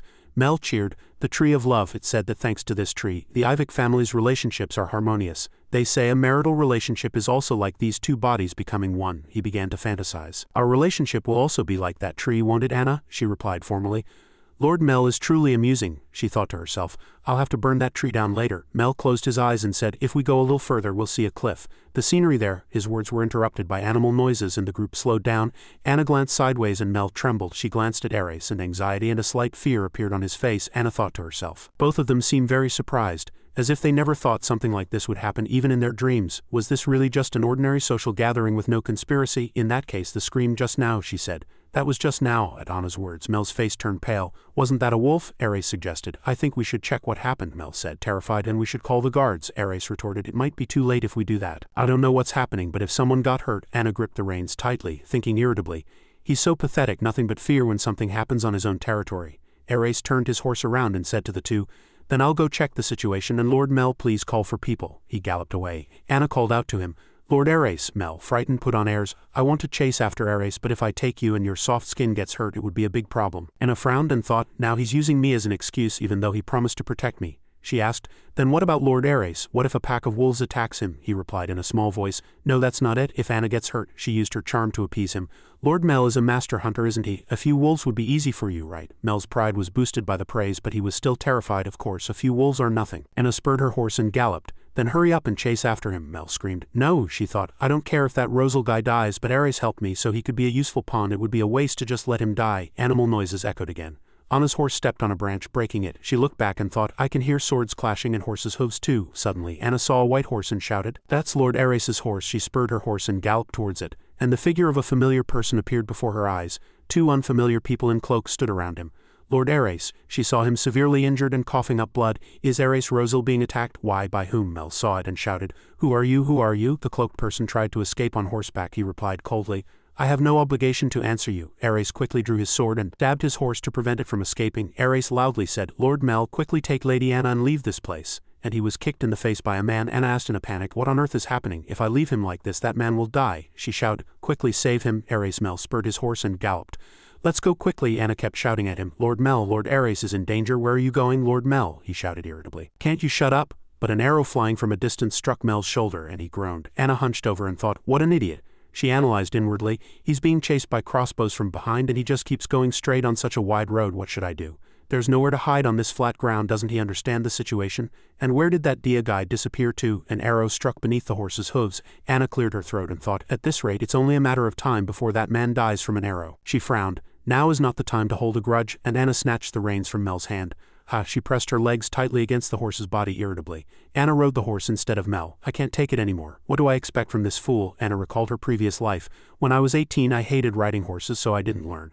I hated coming back with a sweaty dress and unpleasant smell and covered in dust. Back then I now. She bravely gripped the reins tightly. Anna's goal was to stop at the trees ahead. I need to run towards those trees. Anna asked, Lord Mel, which way should we go? He clung to her in fear and said, I don't know either.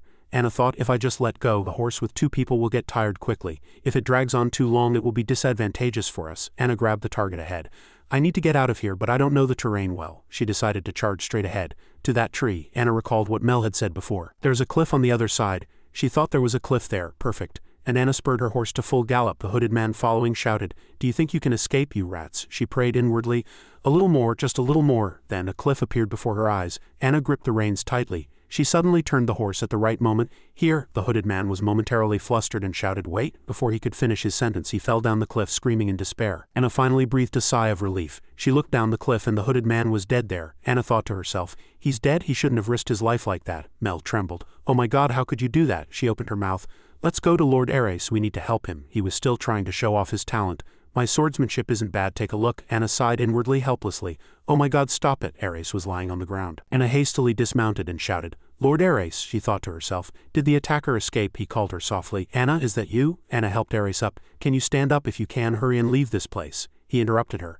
Anna, he asked, worried about her injury, are you all right? Anna calmly replied, I'm fine, I'm not hurt at all. She looked at Ares and thought, anyone can see his injuries are more serious. He struggled to raise his hand. Thank goodness. Thank God. And Ares smiled happily. Truly thank God. As he stroked Anna's face she was moved and thought, you shouldn't be so weak after all, he is Ansa Rosal's son. Then she called Mel. We have to go. Lord Mel, he's losing consciousness. We need to get him to a doctor quickly. What's wrong? He pointed at them both, trembling. Look, look, wolf howls were heard. She widened her eyes and thought, no way. A pack of wolves quickly approached them. Wolves? Mel screamed. Then he rode his horse and fled. Anna called out loudly, wait. She reached out her hand and helplessly shouted, don't go, Lord Mel. Anna couldn't believe Mel's actions. Did he really run away, abandoning his fiancée and an injured person and even taking the only horse? Wolf howls brought her back to reality. They drooled, staring at the two of them. She thought to herself, I learned this while facing countless dangers in my previous life. The taste of death. Anna recalled that sensation, something unmistakable, that rich red smell. She widened her eyes and thought, death, am I going to die? Not by Rosal, but by wolves or something else, she thought again. No, I didn't make a contract to become prey for wild animals in this life. My revenge, the people I have to protect. A wolf lunged at her. Diaben's image flashed in her mind. Lady Anna, she called his name with all her might. Dia, a swoosh sound was heard. Blood splattered on her cheek. What is this? Blood? Did I get bitten by a wolf? No, it doesn't hurt. Anna looked closely at the person standing in front of her and a man appeared before her, blocking her. Dia had arrived. Anna imagined him holding a sword pointing it at the enemy, but it didn't look like Diaben. Anna, Lady Anna, it was Ares. He held his sword and smiled at her. Don't worry, Ares has taken care of one wolf. If you push yourself too hard, you'll lose strength. Anna widened her eyes and looked at him. Lord Ares, he shouted at her. I'll distract them. Ares gripped the sword tightly in his hand. If the wolves charge, run away. Finishing his words, he spurred his horse and plunged into the middle of the wolf pack. Anna helplessly shouted, Ares? Ares boldly raised his sword high, took a deep breath and shouted loudly. Then he plunged alone into the middle of the bloodthirsty wolf pack. Anna clenched her fingers into the ground to calm herself. Yes, yes, I need to escape this place quickly. She stood up vigorously, thinking that she couldn't die in a place like this. Though it's a shame to leave Ares here. While the wolves focused on him, Anna caught a glimpse of the battle between Ares and a large wolf. His stamina was beginning to deplete, and he was barely fighting the enemy now. She couldn't help but worry. This could no longer even be called a fight. No matter how much Ares Rosal tried, he was still just a minor. How could he face a pack of wolves alone? During the tense battle, Anna suddenly met the opponent's gaze. Their eyes met. Immediately after, Ares, as if he had gained a new source of strength, flung the prey away. He decisively swung his sword and killed the wolf. After taking down the wolf, Ares gasped for breath, his body injured. Lady Anna. She could only stand there staring blankly at the scene. Why was Ares Rosal, the man who drove her to death in the past, now risking his life to protect her? His breathing was still unstable, but he conveyed each word with difficulty. Lady Anna, please. Ares's voice gradually faded until he completely lost consciousness. Run away quickly. As his firm figure collapsed, Anna was still engulfed in disbelief. But now he's even risking his life to protect me. Red liquid soaked Ares's gloves, staining the ground. Only then did Anna, terrified, realize the situation. He's bleeding too much. The remaining wolves bared their teeth menacingly, and she had to find a way to escape. The wolves still seemed very angry that Ares had killed one of their kind. Then I can escape while they're tearing Ares apart. Then a terrifying scene unfolded before her eyes. Anna hesitated, standing still. But if I do that, Ares will surely die. Her inner self was constantly conflicted between the choices. Just abandon the enemy's son and run away. Take care of yourself first. But is that really the right thing to do, to let a young boy die? The situation is so desperate that I don't know what to do. Before Anna could make a final decision, the pack of wolves slowly began to approach, and she was startled and terrified. Damn it! A wolf, sensing its prey trying to escape, bared its sharp teeth and growled. Just then an unknown voice was heard. Stand back! At that command, the wolf was flung far away. Anna cautiously retreated, covering her body. Then, from the top of a nearby mountain, a man's figure caught her eye. Anna recognized the opponent's identity with surprise. Dia. Where did he come from? An unpleasant sensation suddenly enveloped Anna. My throat is constricted. Dia continued to exert his power as if he knew nothing now. Because of his intimidating aura, the wolves hesitated for a moment and stopped. Seeing that, Diaban concentrated further, releasing dark magic energy. I am commanding you to retreat. At the same time, Anna also felt the same heavy pressure as expected. The pack of wolves tucked their tails and scattered in all directions, fleeing. However, even at this moment she was trembling, resisting the choking sensation in her throat. Anna raised her eyes in fear, anxiously watching the deep and unpredictable dark magic aura emanating from Diaban. What on earth is that? After that, he softly descended to the ground from above, and Anna's heart pounded with confused emotions. So scary, so scary, so scary. She was terrified and convinced herself inwardly, just his presence alone makes me this scared. This isn't the Diaban I know. That's not even human. Anna gradually came to a conclusion. This is what is called a devil. Meanwhile, Dia still politely tried to help her up. Lady Anna, her face was so pale with fear. Anna hastily brushed his hand away, refusing the opponent's help. Don't touch me. Dia stared blankly at his hand left hanging in the air. He slowly clenched his fingers tightly. Diaban still smiled calmly as if unaffected by what had just happened. It seems you weren't seriously injured, were you? Anna observed his gentle face in confusion, vaguely realizing something. Then suddenly the sound of horses' hooves and loud shouts from a group of people interrupted her thoughts. Lady Anna, Lord Ares. They couldn't help but be surprised to see the bloody scene. What on earth happened? Lord Ares. At the sudden voice, Anna's face darkened. Anna? Mel suddenly appeared from somewhere and hugged her tightly. Anna, you're safe, thank God. He revealed his concern. I kept worrying about what might happen to my little rabbit. It's such a relief. But Anna coldly broke free from his embrace, and Mel was puzzled. Hi, Anna. She directly stated the situation. Lord Mel, you truly disappointed me. You abandoned us and ran away alone. Seeing the knight standing nearby, he hastily explained, Run away, I only went to call for help. Mel quickly tried to change the subject. Anna, you'll be fine after some rest. Calm down, my love. Anna snorted with contempt at his words. She sneered, glancing from top to bottom. I think we need to reconsider our relationship. I'll send you a letter about this as well. Finishing her words, Anna coldly turned and left. Where her gaze landed, Ares was being carefully carried on a stretcher by knights. Be careful, he's still young. Oh my, his face was pale and the bloodstains looked even more prominent. A knight voluntarily approached and offered, Lady Anna, I will escort you now. She replied, but her gaze was still fixed in the distance.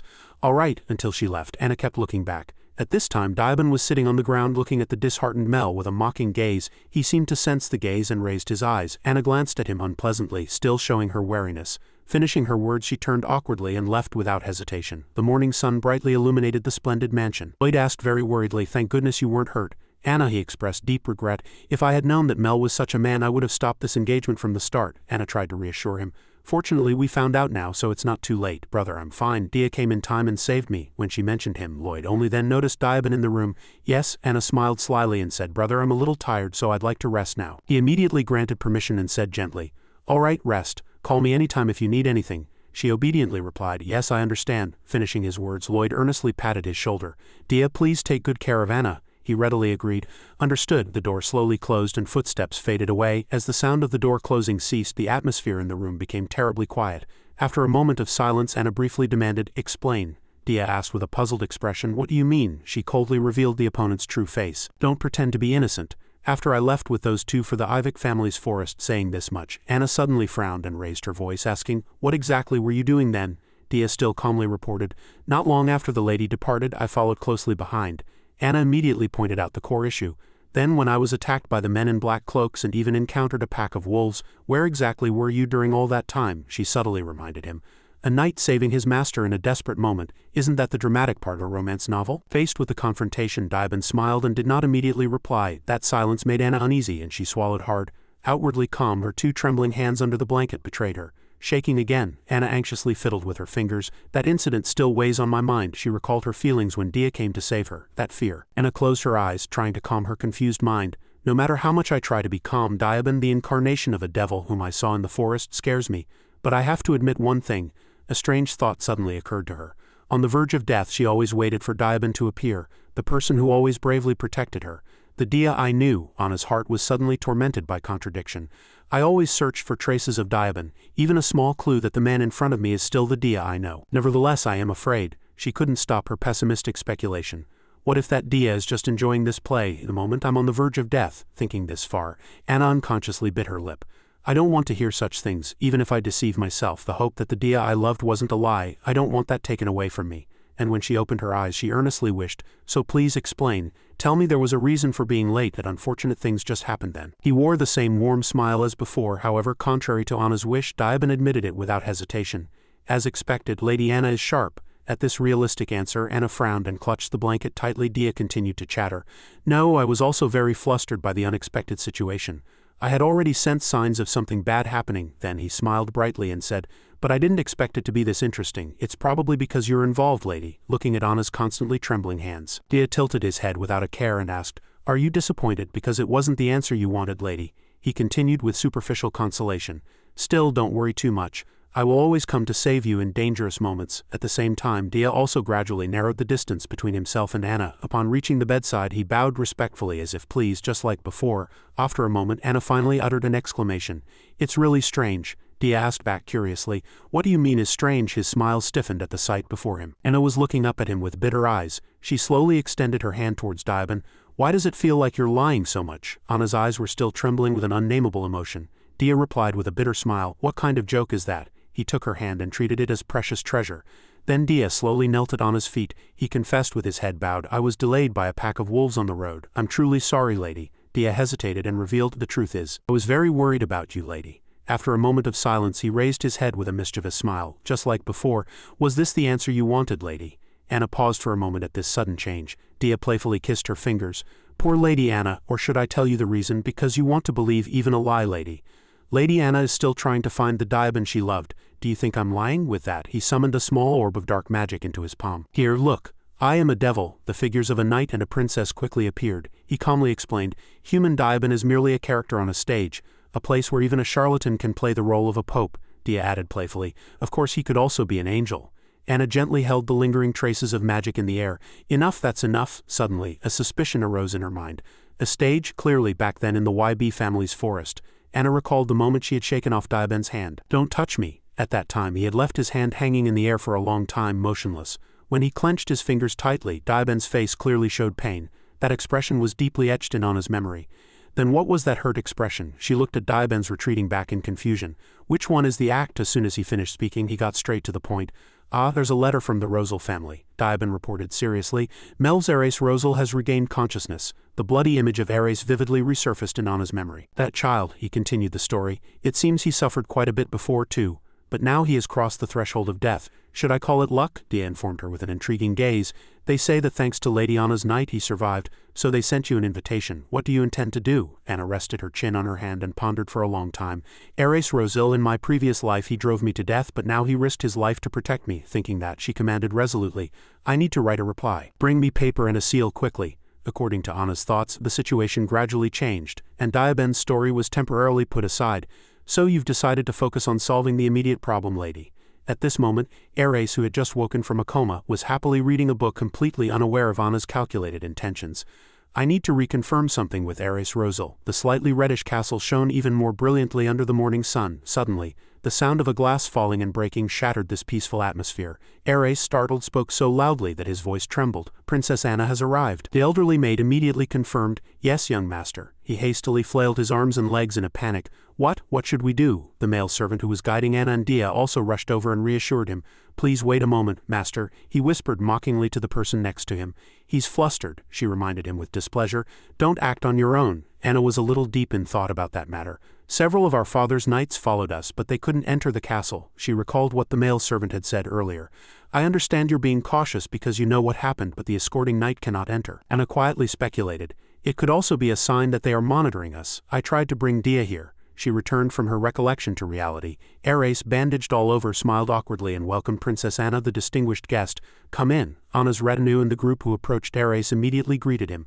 Lord Ares, she began to shake off her inner doubts. He seems to know nothing. Maybe I'm overthinking it. Ares smiled brightly and greeted her. I didn't expect you to come. I'm truly delighted. Then he awkwardly mentioned his mistake.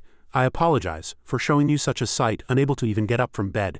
Anna eased the tense atmosphere. What are you talking about? Just seeing your face, Lord Ares, makes me happy. She gracefully presented a bouquet of purple flowers to him.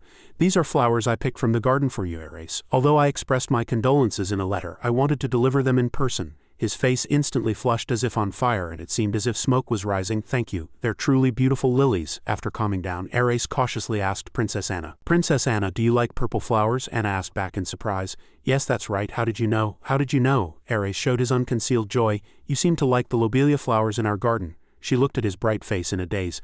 I never thought that. This young man clearly loves me. Thinking that, Anna slowly extended her hand and withdrew it and subtly raised her chin, saying, Lord Ares, I'm truly delighted. In the meantime, Anna was putting together scattered pieces of memory to form a complete picture. The future is changing again. I don't know what Ares was thinking when he put me on his team that day, and I don't know why he likes me, but Ansa Rosal's son, I'm going to make you like me even more. After making an attack plan, should I use him to destroy the S family? Plot a conspiracy? Anna was constantly plotting even while conversing enthusiastically with Ares. It will definitely be amusing to see his father reveal his true colors after everything is over, even if it shatters his pure heart. She gazed into the distance, resolved to do it no matter the cost. Dia silently watched the harmonious atmosphere between the two. Suddenly a strange cough was heard. The old maid was constantly clearing her throat, signaling him. Diaban, unfazed, angrily slammed the room door shut and left. Young master, princess, we will withdraw for your private conversation. Please enjoy your talk. Ares kept fidgeting, feeling a little awkward. How does he know what I'm thinking? He seems very different from before. The room suddenly fell silent. Outside, the maid politely said, I will check the time and place for the family members to meet the princess. I will escort you to the door. Dia absent-mindedly touched the patterns carved on the door. Dia suddenly let out a long sigh. He pouted unhappily. I thought I had made it clear that I dislike romance stories. Ares sincerely revealed his true feelings. It's a relief that Princess Anna wasn't hurt. Anna awkwardly expressed her gratitude. Lord Ares is the only one who saved me. I heard you were in critical condition, and I'm truly glad you've recovered safely. Ares silently savored those words. Emotion began to surge in his heart. Oh, Princess Anna, please don't apologize. Anna quietly fiddled with her fingers to muster more courage. If it weren't for you, I would have been devoured by wolves. Thank you so much.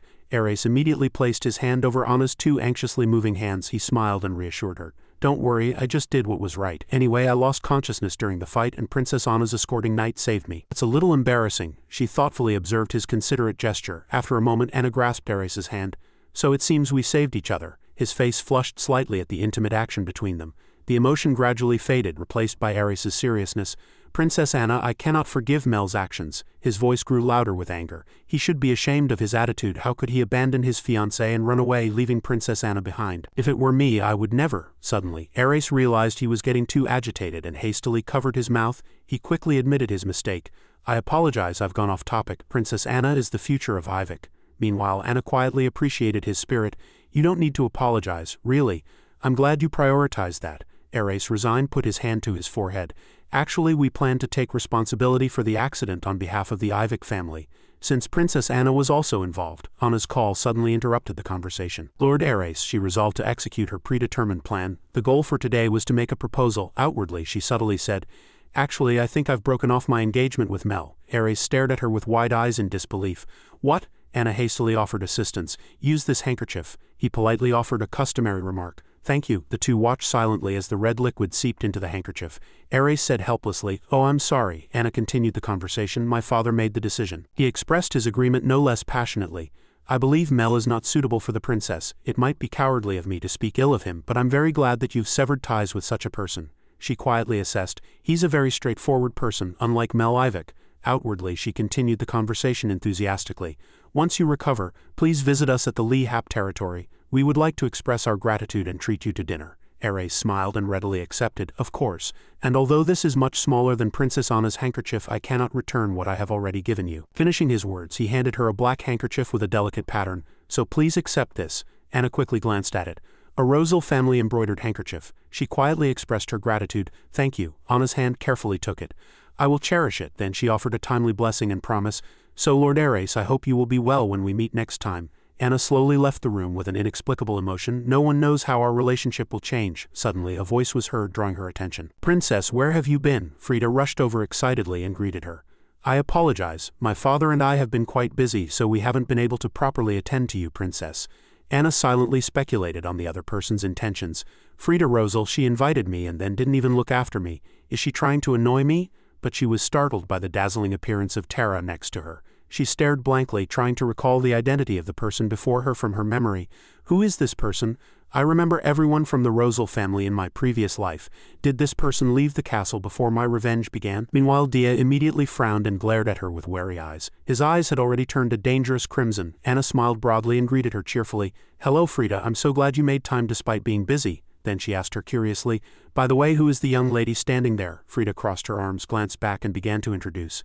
This is Tara, Ares's tutor. At this, Ares, who was sitting on the bed, seemed quite flustered upon hearing their conversation. Thank you for helping Ares. No, I'm fine, thanks to Ares. Diaban, standing next to her, was an escort knight. Tara took a step forward and bowed to Anna. It's an honor to meet you, Lady Anna. Thanks to you, Ares is safe. She glanced at Dia and smiled meaningfully. You must be Sir Diaban. Thanks to you, young Master Ares was saved. He responded with a feigned, polite smile. It was nothing, I just did what I thought was right. Frida, standing next to them, spoke again. She looked at me with a sigh full of regret. Anyway, the party will be cancelled, won't it? I'm sure you were surprised by the sudden news.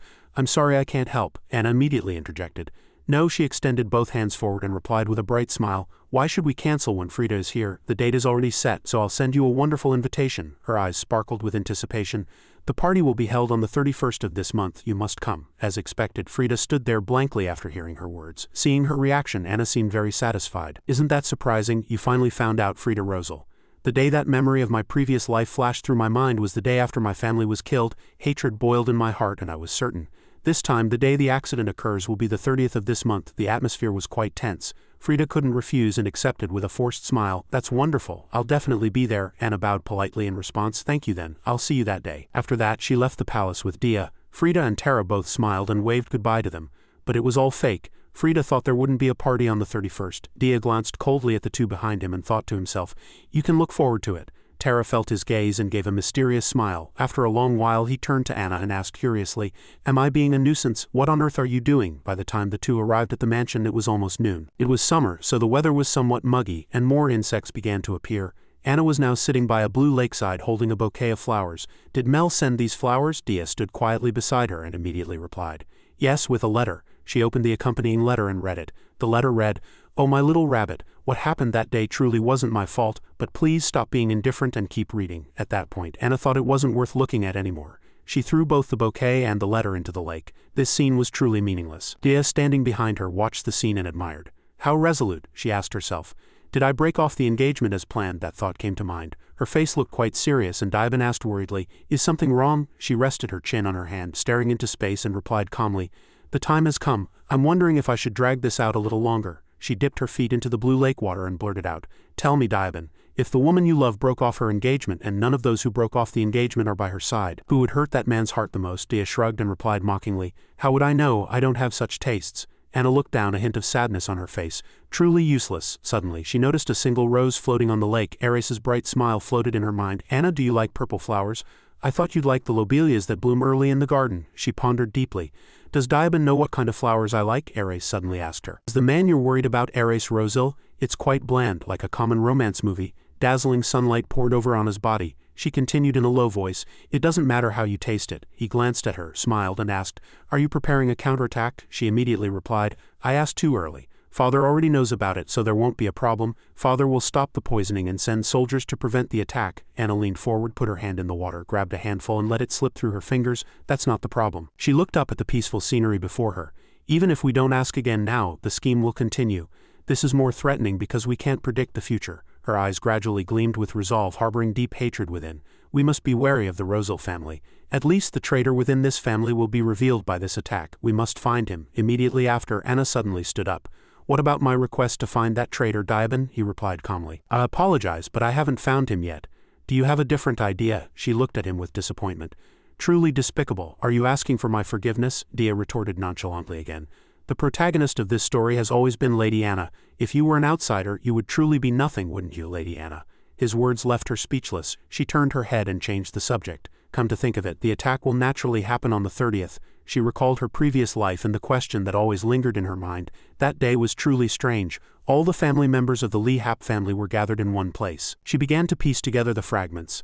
According to my sister and the people who lived in the palace, the image of her entire family gathered together flashed in her mind. A very rare occurrence. Father was always away with my brother due to territorial issues. Even I felt it was very strange then. Even Bly only returned from the academy on weekends. Her voice grew increasingly low, as if choked. That's why no one could survive and everything could have ended. I always suspected it was just poisoning. Anna thought a lot, and her mind was utterly confused. I thought a lot about that day. Why did I survive? We ate the same food in the same place. Why were father and sister in such a terrible state? Then she began to sob and the tears wouldn't stop. There was truly nothing for me to eat at that dinner. She seemed to have found the answer to the question in her mind. The man gave me what I liked most, Ivik family wine. Anna clutched her head and screamed in agony. Truly unacceptable, she kept muttering. Bly. The person next to me avoided alcoholic beverages. My brother Roy still had work to do, so he avoided the poison. Everyone was thrown into confusion, seeing their loved ones cough up blood and collapse. It was the poisoned wine that killed father and sister. There's no longer any doubt. Now, having lived again, Anna was completely different. She told the story again with astonishing calmness. It wasn't enjoyable at all. You didn't tell me why he thought he could criticize me. Dia looked at her, smiled and replied, truly unbelievable. You didn't kill Melv when you realized that fact, even when the time came. Anna bent down, picked up the shoes she had placed beside the lake and replied calmly, I knew then that he hadn't put the poison in. If it had been poisoned from the start, it would have been unfortunate for those who drank first. Security might have been tightened, but Ansa Rosal wouldn't act that way. She was strategizing with her enemies as if playing a meticulous game of chess. If we had been drinking poisoned wine all this time, we wouldn't have suspected it. Even if you risked being caught trying to poison before the attack, Ansa Rosal isn't that kind of person. Suddenly, Diabin applauded Anna's prediction. He narrowed his eyes and smiled. A truly clear method of elimination. You surprise me once again. Anna turned to look at him, speaking with a slightly sarcastic tone. Are you joking? I'm doing this because I can't find the traitor, she said, walking barefoot on the green grass. If we only defend not only the blue but also the suns will attract attention. If we want to bring down the Rosal family, we must break that relationship. We need someone to calculate from within. Anna had a very confident smile. This mansion will not be caught in the attack except for me. My eyes were filled with firmness. I can't be useless even after returning. I am an extremely sensitive person. Dia was silent for a while, then took a step towards her. He spoke in a low voice. No, not like this. Anna was quite surprised to hear that and asked again. What did you say? Dia slowly emphasized each word. My lady cannot do that. He bent down and placed his hand on his chest. Don't give up. My lady is not alone. My lady is the protagonist I chose. Anna's hand clenched slightly. What are you talking about? When I needed help, you just watched. Diabin smiled and replied honestly, Lady Anna does not need my help because your strongest weapon is not me, it is your memories, anger, wisdom, and the time you've lived again. His words shook Anna. She subconsciously looked back at her reflection on the blue water surface. As she looked back, Dia stared at her without blinking. If I had taken just one more step, how could I have turned back time with Lady Anna? He can do it completely. Every word he uttered seemed to hold immense power, and Anna really had to reconsider. She said she couldn't trust anyone, didn't she? Is that really true? She looked at the person in front of her with surprise. No, it was late at night, and when everyone was asleep, a shadow descended into the wine cellar, holding a lit candle in a cage. Suddenly, the shadow stopped and placed the cage it held down. Inside was a mouse. The flickering candle in the darkness illuminated the person's face. The person took out a plate, opened the valve of a wine bottle and poured some red wine. After that, the strange person pushed the plate into the iron cage. Under the faint light, the person's face outline was revealed but not clearly visible. It was very similar to Edward. The mouse trapped in the cage immediately drank the wine in the plate as if parched. After only a few seconds, the mouse writhed its entire body. After a while, the mouse stopped moving and appeared to have been poisoned. Edward watched the scene silently, then slowly blew out the candle in his hand. Faint smoke rose into the air and the person also left the place. Meanwhile, Anna was sitting in her room sketching lines on paper. Soft, lustrous silver hair, a straight and beautiful nose bridge, sharp eyes that seemed to burn like fire. After finishing the sketch, she admired inwardly. This is the Ares Rosal I know. A cruel general on the battlefield and an ice-cold person. At this time her hand holding the pencil was already dirty. She took a towel and carefully modified the drawing on the paper, but there was still another side of him that she knew. The eyes of Ares in the drawing were modified by her to emit an innocent and pure light. It was the appearance of a boy with a pure and beautiful heart. Anna's face was very serious. The young Ares to play with. After completing the portrait, she put down the pencil in her hand, and her mind was in extreme confusion. I used charcoal to fill my mind, but it only became more complicated. Before I knew it, I kept thinking about Ares." She leaned her head on her arm, looking tired, and stared intently at the drawing in front of her. "I've already drawn it, but should I give this drawing to Ares? He'll definitely like it." Suddenly, a knock on the door from outside made her flinch slightly. It was Edward's voice. "Lady, it's me. I tested the Ivik family's wine on mice." Anna listened silently to his report. As he concluded, her eyes turned cold. "As you said, the wine was poisoned." Anna clenched her fist and stood up from the chair, replying, "Thank you for confirming. I have one more favor to ask." She walked towards the door with firm and vigorous steps. "There are a few things I want to do that no one knows about, except for me and Father." She grasped the doorknob without hesitation. Anna swung the door open. "I trust you and no one else." The light from inside the room shone on Edward's body. Edward was the butler of the mansion. After a long discussion he spoke. "Understood. I will do as my lady instructs." Before leaving he hesitated for a moment. "I apologize, my lady. May this old butler ask a few more questions?" Anna turned to look at him and replied, "Yes." Edward looked her straight in the eyes and asked, "How can you trust me so much?" His hand on his chest was trembling. "The lives of the family members are at stake, so this matter carries more responsibility than ever. What guarantees that I am not the one who poisoned the wine?" Anna bit her lip and thought to herself, "That's right." However, she recalled what Dia had said to her at noon. "You are not the strongest weapon I have. Your strongest weapon is your memory, anger, wisdom, and the time you've lived again." The feeling of her heart being shaken at that moment was still vivid in her mind. "You said you couldn't trust anyone, didn't you?" Is that really true? At that moment, Anna was wrestling with herself. "No, Edward, the butler of the mansion. I can only trust him. Because on the day our family was poisoned, the youngest master died protecting the young lady." Recalling that fact, Anna walked up to Edward, grabbed his shoulder and replied, "Of course I should trust you." She smiled brightly and spoke in a very sincere tone. "Edward has been devoted to our family for decades. How could I not trust him?" He was touched by her. His eyes sparkled. Lady Anna narrowed her eyes and thought, "I can't say the exact reason, but," she replied very firmly on the outside, "then I'll leave everything to you. Now I need to go talk to Father again." Edward no longer hesitated and quickly left the room. Alone, she immediately turned and looked directly at the portrait of Ares she had just drawn. After a moment she picked up a pencil and drew a line on the paper, completely destroying the drawing. After doing so, Anna felt very refreshed. She threw the pencil in her hand carelessly. "All preparations are complete. Now it's my turn to fight back." Early the next morning, Edward, following her orders, gathered all the servants and knights of the mansion. Some people muttered below, "Damn it, I'm dying trying to prepare for tomorrow's party." Edward stood before them holding a stack of documents and began to ask questions. "Does anyone have a report?" One person spoke. "Yes, a few household items have gone missing," he immediately ordered. "Bring me the list of missing items so I can check them." The people were still leaning into each other, whispering. But why were the knights also present during the servants' reporting time? They looked at the knights standing beside them with curious eyes. It seemed as if everyone had come from Rouen. After finishing the inspection, Edward announced, "Then the reporting time will conclude here. You've all worked hard. Everyone has diligently prepared for tomorrow's banquet." Afterward he ordered someone else to push in a wine cart. "So Lady Anna has prepared a small gift to thank you for your efforts." He calmly introduced it as the finest wine from the Ivik family. Edward's next words greatly excited the servants, but not all of them. One among them's face changed color.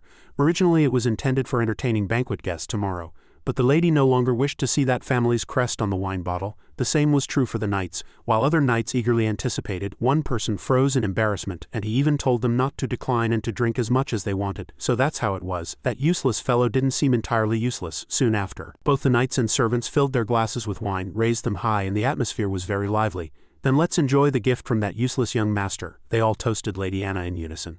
Some knights gathered in one place and began to exclaim in admiration. However, one person stood stiffly in the corner holding a wine glass but not drinking.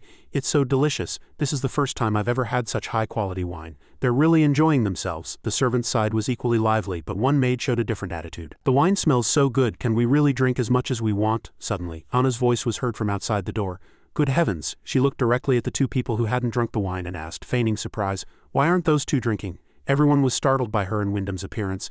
"Lady Anna, the head of the family, is here too." The two people trembled all over, their faces filled with fear when they heard her next words. "It's fine to drink as much as you want, don't be shy, or perhaps as if you see through everything." This time it was a test to find the insiders in the mansion.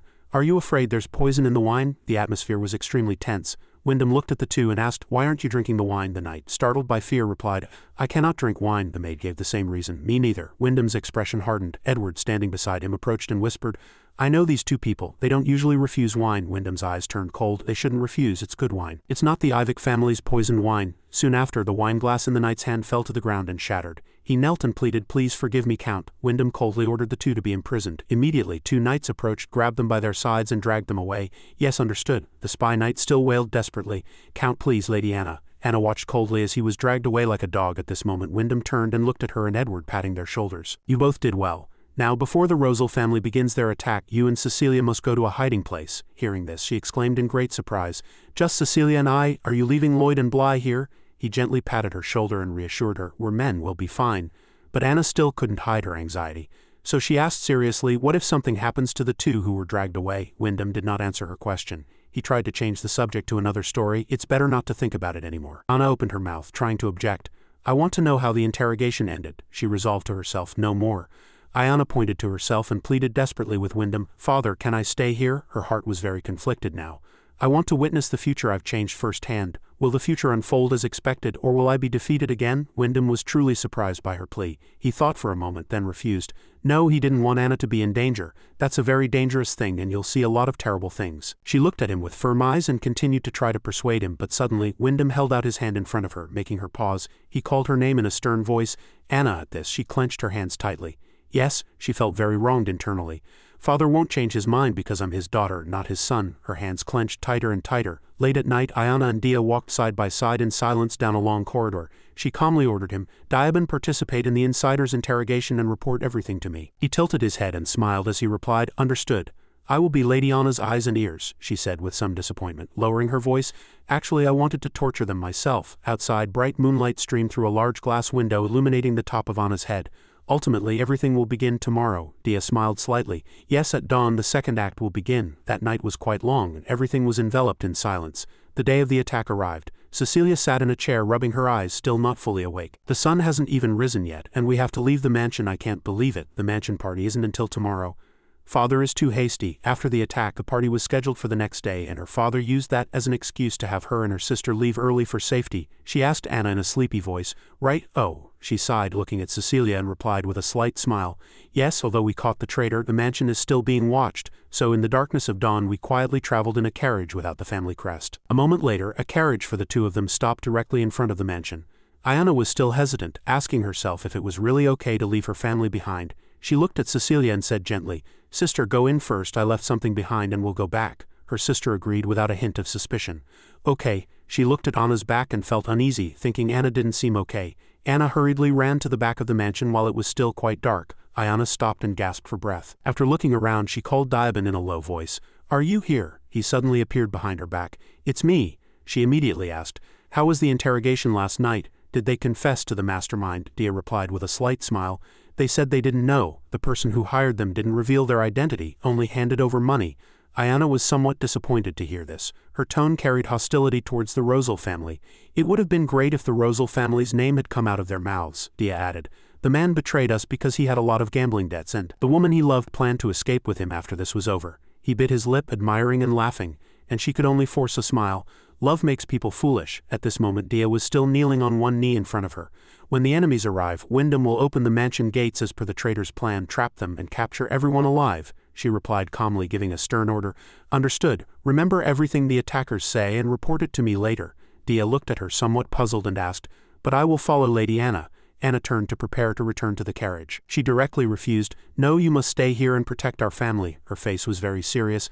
I can't be here, and you are the only one I trust, she vaguely thought to herself. Even if you are a devil. Dia listened and did not reply immediately. He held out his arms in front of her and firmly replied, I refuse. He stared intently at her. Even if she has thousands of knights and Wyndham has none, I will follow her, Ayana exclaimed in great surprise. What? Dia's eyes narrowed. My master is Lady Anna, and you are the only one I want to be with. Seeing that face, Anna's cheeks inadvertently flushed. She pushed him back forcefully and shouted, Don't test me. If my family dies again, I won't have the will to live. She frowned, trying to persuade Diaban. Wouldn't the story be really boring if it ended with me surviving? Indeed, these words were effective. His expression darkened and his eyes became dim. His purple pupils glowed. Understood, I'll stay here. Soon after, Ayana passed him by and prepared to return to the carriage. Her heart had just pounded very fast. She tried to calm herself. Damn it, you devil. Ayana gritted her teeth and told herself, Don't confuse me at this important moment. She immediately shook off such thoughts and ran forward when she returned. Cecilia asked worriedly, Did you find your things? She replied softly, Yes. As the two sat in the carriage, the coachman took the reins and prepared to depart. The carriage quickly left the mansion gates. Someone seemed to be watching the carriage from a nearby bush. Two unfamiliar figures were quietly observing in the darkness. The carriage had already gone quite far and knights were escorting it, accompanying them. They were dressed like ordinary people, constantly scanning their surroundings with vigilant eyes. The coachman did not drive the carriage too fast, and everyone was very cautious. Sitting in the carriage, Cecilia looked out and asked Anna in a curious voice, Anna, isn't it strange? The knights are dressed like commoners, and this carriage is different from the one we usually ride. It's much smaller." She smiled and replied casually, "Perhaps the other carriages are being repaired." Her sister looked at her with a worried face and said, "You seem to be in a bad mood today. Are you worried about the party?" Cecilia tried to comfort her sister. "I know you're worried since it's your first time hosting a party, but don't worry too much. The servants who arrived at the manor first will prepare everything." Anna smiled softly and replied, "Yes." Outwardly she did, but her heart was always anxious. "I'm not worried about that. Cecilia doesn't know about the attack, so I can't share this worry with her." Cecilia still awkwardly tried to encourage her. "I'm really looking forward to it. How about you?" Anna firmly grabbed her sister's arm and reassured herself. "It'll be fine. I left Dia to watch." Suddenly the carriage shook violently, startling both of them greatly. Both almost fell off their seats. A loud scream was heard from outside. "Who's there?" At this, Cecilia was already terrified. She clung to her and urged, "What's happening? Let's get out. We have to escape." She leaned forward. She grabbed the door handle and tried to open it. Ayana hugged her sister's waist and pulled her back forcefully. "We can't go out." Cecilia clung to her in fear, but she hugged her sister tightly and comforted her. "Shush, it's okay. We can't go outside." Outside, another terrible scream was heard. It seemed the carriage was under attack. "Protect the carriage." A moment later, the surrounding space became strangely quiet. Anna still held her sister in her arms and tried to look out the window. Suddenly, the door was violently pushed open. Anna was greatly startled. Seeing the attacker who entered her carriage, she seemed to realize something. That attire. She stared intently at the man in front of her. At that time, the attackers who attacked us 13 years ago also wore such attire. "They are Rosal's henchmen." She immediately pulled Cecilia behind her, shielding her, and regretted quite a bit internally. "They observed us very closely. I should never have left the mansion from the start." Then she asked the man loudly, "Who are you? What do you want?" To protect her sister and herself. She began to wonder if there was a way to trick them into believing they weren't from the Lehap family. She calmly shouted, "What do you want? Money? If it's money, we'll give you all the gold we have. Just let us go." Before she could finish speaking, the man mercilessly grabbed her by the hair and she screamed in pain. Cecilia tightly grabbed his wrist and said with tears, "No, don't touch my sister." The man forcefully pushed her sister aside. Anna froze at that action. Cecilia hit the back of the chair hard and immediately lost consciousness. Anna looked at her sister, unable to do anything, her eyes filled with powerlessness. Rosal's henchman continued to pull her by the hair and dragged her out. He threw her to the ground, and around her the knights and coachmen who had come with them were already lying fallen. Two men stood in front of her, talking. "Where's the other one?" "She's lying inside the carriage." Ayana struggled to get up from the ground. "Damn it." Rosal's henchmen turned to look at her. Their eyes were very cruel. "Good, let's finish this before dawn." She looked at them and thought, "These people don't even bother to cover their faces or hide their identities." Her eyes were filled with confusion and hatred. "They intend to kill everyone without leaving any trace." Thinking of Cecilia lying unconscious in the carriage, she had to calm herself. "No." Suddenly, one of the men in front asked, "What's your name?" Ayana looked up at him in surprise. "What?" He swung his sword back and repeated what he had just said.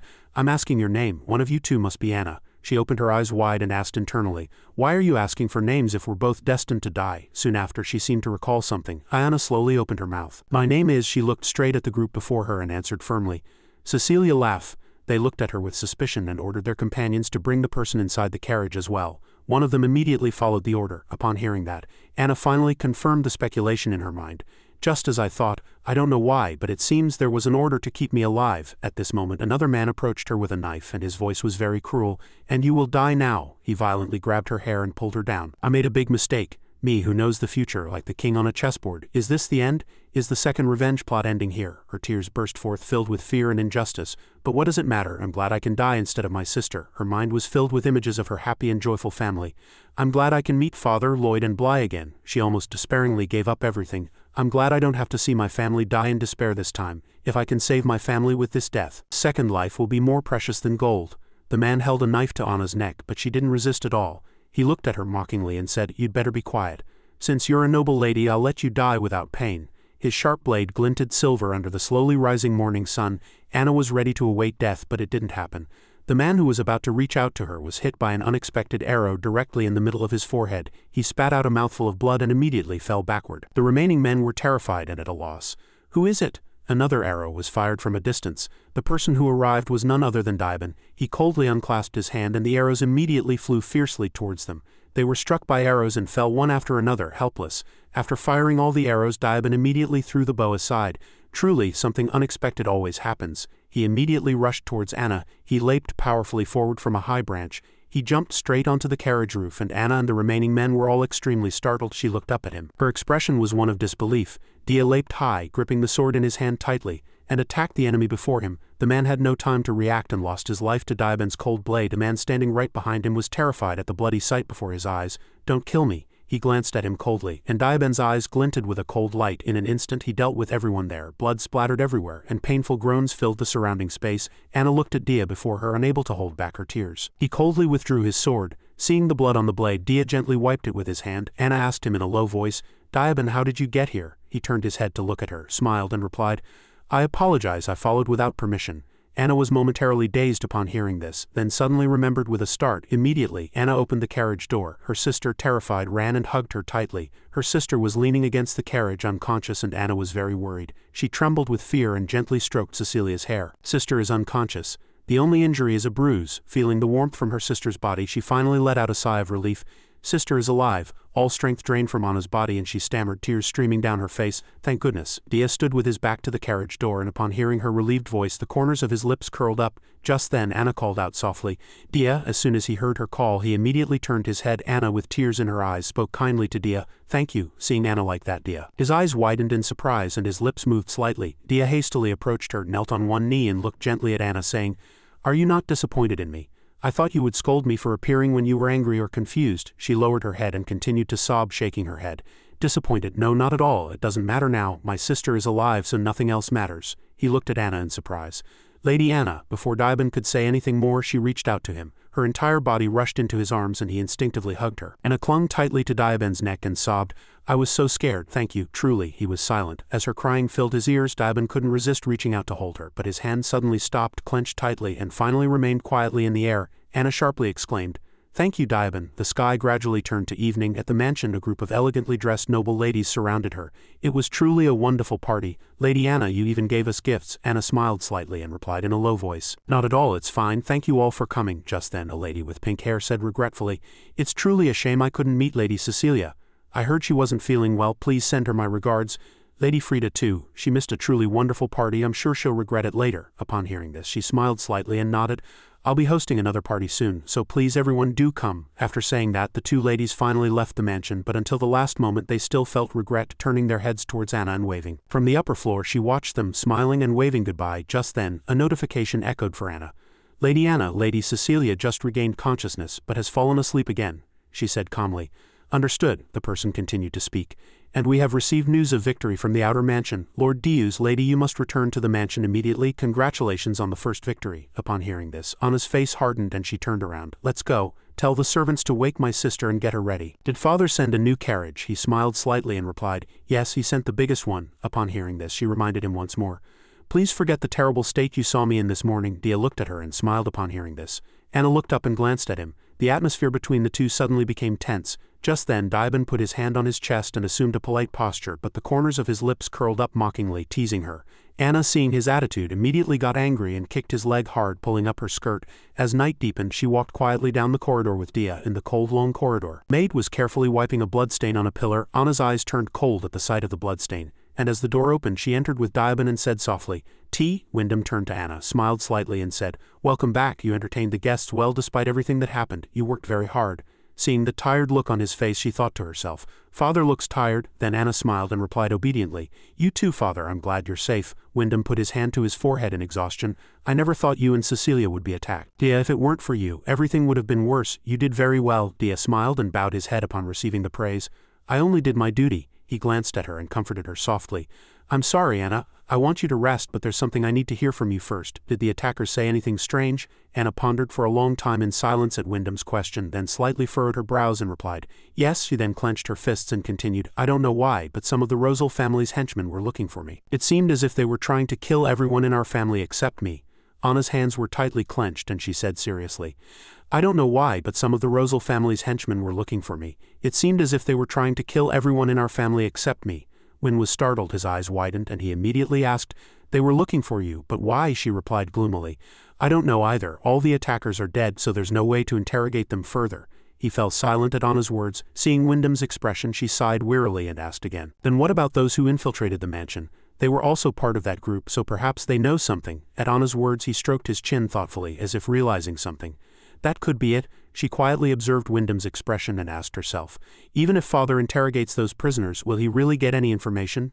Our family has always avoided conflict, so I can't imagine Father resorting to torture. But if it were me, a thought flashed in her mind, and Anna made up her mind and spoke. If it were me. Anna suggested even more firmly, please let me interrogate them. As soon as she finished speaking, he immediately objected. No, I cannot allow you. Wyndham covered his face in exhaustion but still smiled gently at Anna, reassuring her. I cannot let a lady like you handle such matters. Don't worry, I will take care of it myself. At Wyndham's words, Anna became increasingly distraught and couldn't hide her injustice. This situation made her feel extremely uncomfortable and she closed her eyes. Anna thought wearily, it's like the ground beneath my feet is turning to mud, I can't move. Just then he spoke again. By the way, Anna, did Frida Rosal attend the party? She nodded in silence to confirm. Wynn, seeing her reaction, covered his face even more painfully.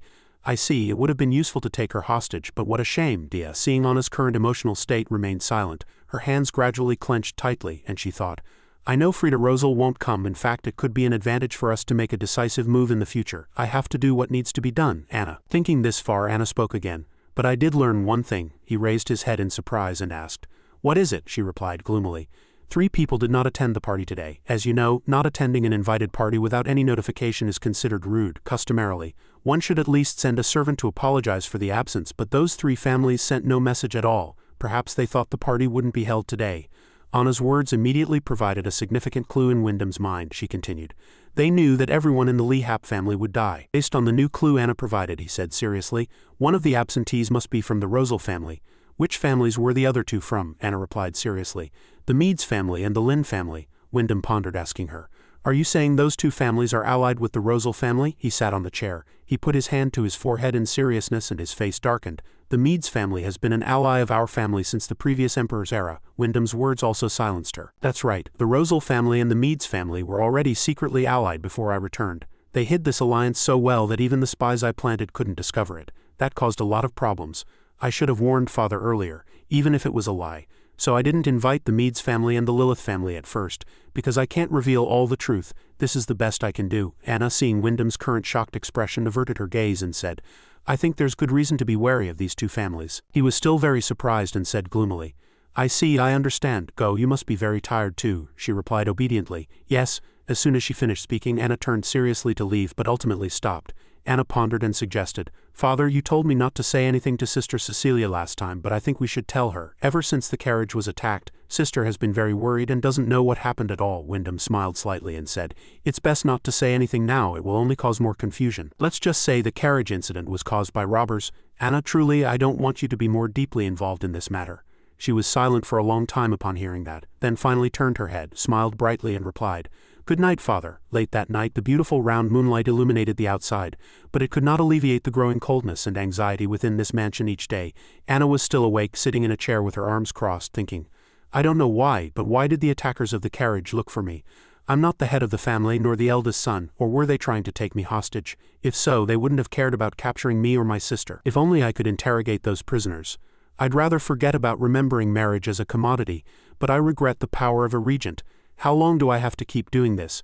How long do I have to keep beating around the bush and hiding the truth from Father? If only I had been born the eldest son. As Anna gripped her head in tension, a finger-snapping sound suddenly echoed in the quiet space. Immediately, a glowing orb appeared before her, leaving her stunned.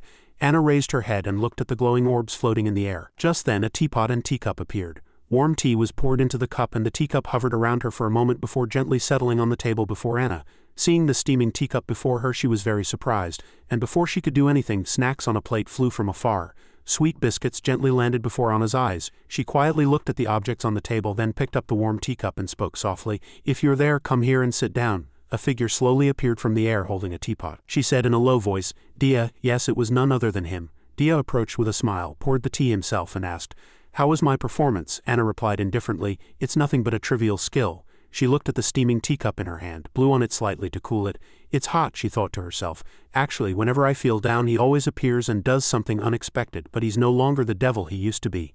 As a faint smile appeared on Anna's lips, he placed the teapot on the table, seemingly satisfied, and she immediately asked, Did you complete the task I assigned you? Dia replied with a confident smile. Yes, I closely observed the interrogation. Upon hearing that, Anna took a sip of tea, seemingly satisfied. As the warm sensation spread through her mouth, her mind became clearer. Anna's voice also grew sharper. Tell me, was there anything interesting in your conversation with the prisoners? She raised an eyebrow and asked seriously, Is that all you heard from the interrogation? Diaban calmly picked up his teacup and replied, Yes, it wasn't significantly different from the information obtained from previous spies. I was ordered to mix sleeping pills into the food and steal valuables. I received the order through a letter whose sender was unknown. All previous letters were burned. Upon hearing that, Anna pressed the cookie plate slightly with her fork, somewhat displeased. These are excuses a child would believe. Why were they targeting me? He said. They admitted they didn't know themselves. She asked in a curious voice. How did you interrogate them? Dia replied nonchalantly. I used a whip. At his words, the fork in Anna's hand pressed hard, breaking the cookie into 2 pieces. She coldly raised an eyebrow and asked in a low voice, Is that all? He chuckled slightly and said flatteringly, Lord Wyndham certainly doesn't know how to torture them into confessing everything. If my lady had done it, they would undoubtedly have knelt and begged for their lives.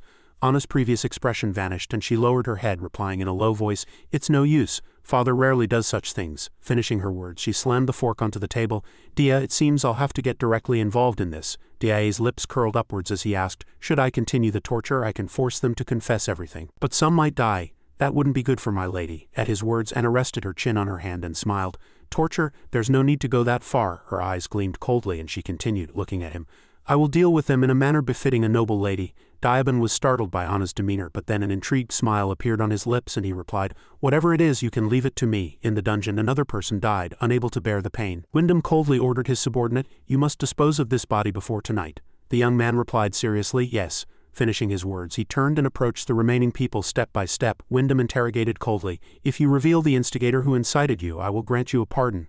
Kneeling on the floor, they still replied stiffly, We truly don't know, we've told you everything we know. At their words, he pressed his forehead as if his headache worsened and muttered, Honestly. Just then, Dia appeared behind Wyndham. He respectfully bowed and said, Lord Wyndham, I have something to show you. He looked at him in surprise. Tell me, Dia said. Dia quickly pulled out a handkerchief and presented it to Wyndham. Look. Upon seeing the crest embroidered on the handkerchief, he gasped in shock, his eyes wide. This is the Rosal family's crest. The handkerchief planted yet another seed of doubt and caution in his mind. Wyndham immediately asked, Where did you find it? The prisoners kneeling below listened to their conversation, their eyes wide with shock. Their faces were pale, as if a secret they had tried to hide had been exposed. He winked and chuckled slightly. I found it inside the sword hilt while recovering the body. Lucky, isn't it? In her bedroom, she was still sitting in a chair, but this time she held a drawing in her hand. Looking at Ares's face, perfectly drawn in the picture, Anna reached out and gently stroked it. The scene from her memory resurfaced. Bandaged all over, he smiled gently and said, There's nothing to compare to Lady Anna's handkerchief, but I cannot give you a soiled handkerchief. Finishing his words, Ares took out a handkerchief embroidered with his family crest and placed it in her hand. Please accept this. His smile that day was deeply etched in Anna's memory. As a slight twinge of guilt washed over her, she leaned back uncomfortably in her chair. I'm sorry, Ares, but only a fool would believe in love. The next morning, Dia burst into Anna's room covered in blood and said in a proud voice, Hooray, I succeeded greatly, Lady Anna. She frowned in displeasure and looked at him. Don't come rushing into my room looking like that. Dia immediately returned to his clean appearance, bowed and said, I merely wanted to boast of my efforts to my lady. But my lady, were you reading a romance novel? How unusual. Anna immediately closed the book and replied, My sister recommended it, but it's really boring. Pushing the book aside, she asked indifferently, So what happened? He replied immediately. Lord Wyndham used the handkerchief as evidence to interrogate them again. They still claimed they truly knew nothing, but when we showed them the handkerchief and threatened them, they finally confessed everything. As soon as he finished speaking, Diaban took out a scroll of confession and presented it to Anna. She took the confession and said indifferently, It's not much. He gently confirmed, It's not much. Anna read the confession and said in a low voice, Even covered in blood he still speaks well. Dia replied again in a joking tone, If I had been a bit more forceful, everything would have been much easier. Until my entire body was covered in blood. She chuckled, but immediately focused on the prisoner's confession. The real purpose of the attack was to assassinate the entire Lee Hap family, excluding the ladies. Reading this passage, Anna asked in surprise, Excluding the ladies, they admitted they were ordered by a noble, and they also revealed where the man hid the secret letter. But they didn't know the identity of that noble. Reading up to this point, she remained silent and said, It's fine that they didn't name the Rosal family. After all, once one person confesses everything, the other accomplices will also tell the truth. His lips curled upwards and he bowed, saying, Lord Wyndham has already made plans to track down the one who gave the order. This is progressing well, my lady. But you still don't seem satisfied. Where did my lady obtain that handkerchief you gave him? Anna replied with a confident smile without any worry. Ares gave it to me. Dia couldn't help but chuckle slightly at her nonchalant attitude. Is that so? How pathetic. Anna coldly placed the confession scroll next to the novel. I know, you're right, I can't relate to such romance novels at all. At her indifferent words, he chuckled again. Anna frowned and looked at Diaban. What? He said, laughing. He seems to be very good at timing. She couldn't understand Dia's words. Who, Anna? Anna was led by him down to the mansion hall, and at the sight before her she raised an eyebrow, somewhat bored. Gifts sent by Mel Vivek. numerous rabbit-shaped cakes decorated with many strawberries. In the center of the cake was chocolate with a message carved into it. At the cute cake, Dia couldn't suppress his loud laughter. "Lady Rabbit," she frowned and muttered helplessly, "oh dear." As if not amused enough, he took out another bundle of pink papers. He even sent a book of poetry. It seemed like personally written love poems. Anna immediately snatched the book of poetry and said, "Give that to me, I'll use it as kindling." She angrily turned to the maids and demanded, "How many times have I told you not to bring Melv Ivik's belongings into the mansion?" The maids were instantly frightened by Anna's anger and muttered, "We apologize." She continued even more angrily, "How many times do I have to tell you? Sell all the gifts. And as for the cakes, share them or throw them away, do as you please." Just then, Cecilia walked in and couldn't help but be surprised by the items scattered in the mansion hall. "What is all this?" Cecilia approached her, recognized the sender of the gifts, and frowned in displeasure. "Melv Ivik, that shameless fellow, abandoned my sister even when he was her fiancé." Anna looked at Cecilia in surprise. "Sister," she turned her head, looked at her, and seriously reassured her, "Don't worry, I won't let a man like that get close to you." Looking at the faint scar remaining on Cecilia's forehead, Anna thought painfully, "Was that wound from when the carriage was attacked?" No matter how scared my sister was, she pretended to be strong to reassure me. She is the most mature and oldest among us siblings, and she fulfilled her duty as the female head of the family. Since Lloyd and Bly both know about the Rosal family's attack, it doesn't make sense for my sister not to know. I have to tell her." Cecilia saw her sister staring blankly, approached her and put her face close to hers. "Sister, what's wrong?" Lost in thought, Anna hadn't noticed her sister approaching at all. Until Cecilia's voice echoed in her ear, Anna started in surprise and stammered, "I'm sorry, I was just thinking for a moment." Cecilia asked worriedly, "Thinking, is it because of Father's words?" She was surprised to hear that. "Did Father tell you about the Rosal family?" Upon hearing that, she was silent for a moment and denied it. "The Rosal family? No, I mean something else, our marriage issue." That very day, Anna walked in the garden with Cecilia. Her sister spoke first. "Father said that several families have sent marriage proposals." She was surprised by her sister's words and said, "Father never mentioned anything like that before." Cecilia smiled and said, "I don't know what's going on either, but Father will tell us soon." At her sister's words, Anna frowned and fell into thought. Engagement, this issue will eventually come soon. After all, marriage is the best way to maintain a family's status. The Rosal family became as powerful and influential as they are today, partly due to their intermarriage with other prestigious families. Even if we have proof that they attacked and harmed us, we cannot carelessly cause a major commotion. At that time, opposing the Rosal family with the Lee Hap family's power would be like hitting a rock with an egg, so we must become stronger. Both my family and I, none of my siblings are married yet. If I successfully establish marriage alliances with other prestigious families, I can bring them to my side. Having lived one life, I knew exactly which families would bring more benefits to the Lee Hap family. Although I liked this plan, I couldn't treat my siblings like commodities. Watching Cecilia gaze at the beautiful roses, she finally felt relieved and smiled faintly. Anna approached Cecilia and said in a low voice, "Cecilia, I will protect your happiness." Upon hearing that, her sister turned her head and smiled. "Anna, thanks to you, I am already happy." Cecilia's words further solidified her resolve. "I will protect that smile." After their walk that day, as she returned to her room, Dia approached Anna and said with a bright smile, "As Lady Anna predicted, as soon as you cancelled your engagement with Melv Ivik, you attracted quite a lot of attention from others. Quite popular, aren't you?" She looked at the letters and pressed her forehead, bored. "Those trivial letters aren't for me. They're for the women of the Lee Hap family." The smile on his lips deepened even further. "So both Lady Anna and Lady Cecilia are quite popular, aren't they?" Anna grew even angrier, gritting her teeth. "That's not what I mean," he said. "There's no need to rush into marriage, my lady. Lord Wyndham will handle your sister's marriage first." She slammed the table hard and said loudly, "That's the problem. I'm 18 and my sister is already 23. She's at an age now when she's called an old maid. After mother passed away, my sister refused all proposals to become the mistress of the family. Because of my sister's age, father kept looking for unsuitable marriage prospects for her." Seeing Anna so agitated, he handed her a cup of tea to calm her down. Anna, seeing the letters in his hand, grew even angrier and snatched all the letters from Diaben's hand. "I don't like the families who sent these letters." Finishing her words, she immediately checked the names of the families written on all the letters. "They are cooperating with the Rosal family and want to marry my sister to their incompetent fourth son. The GY family supports our family, but unfortunately, they have little power, and this is a remarriage. The S family currently has considerable influence, but this family will quickly go bankrupt within a few years." There wasn't a single family she liked. Anna threw almost all the family's letters on the floor and looked at the single letter remaining in her hand. "Is the Meads family mocking me, sending us a marriage proposal even though they're allied with the Rosal family? There wasn't a single suitable family to intermarry with her family. I can't believe it." She gazed at the letter in her hand and pondered, "But does my sister really want to get married? Even if she does, she'd never accept an arranged marriage like this. There's probably only one way."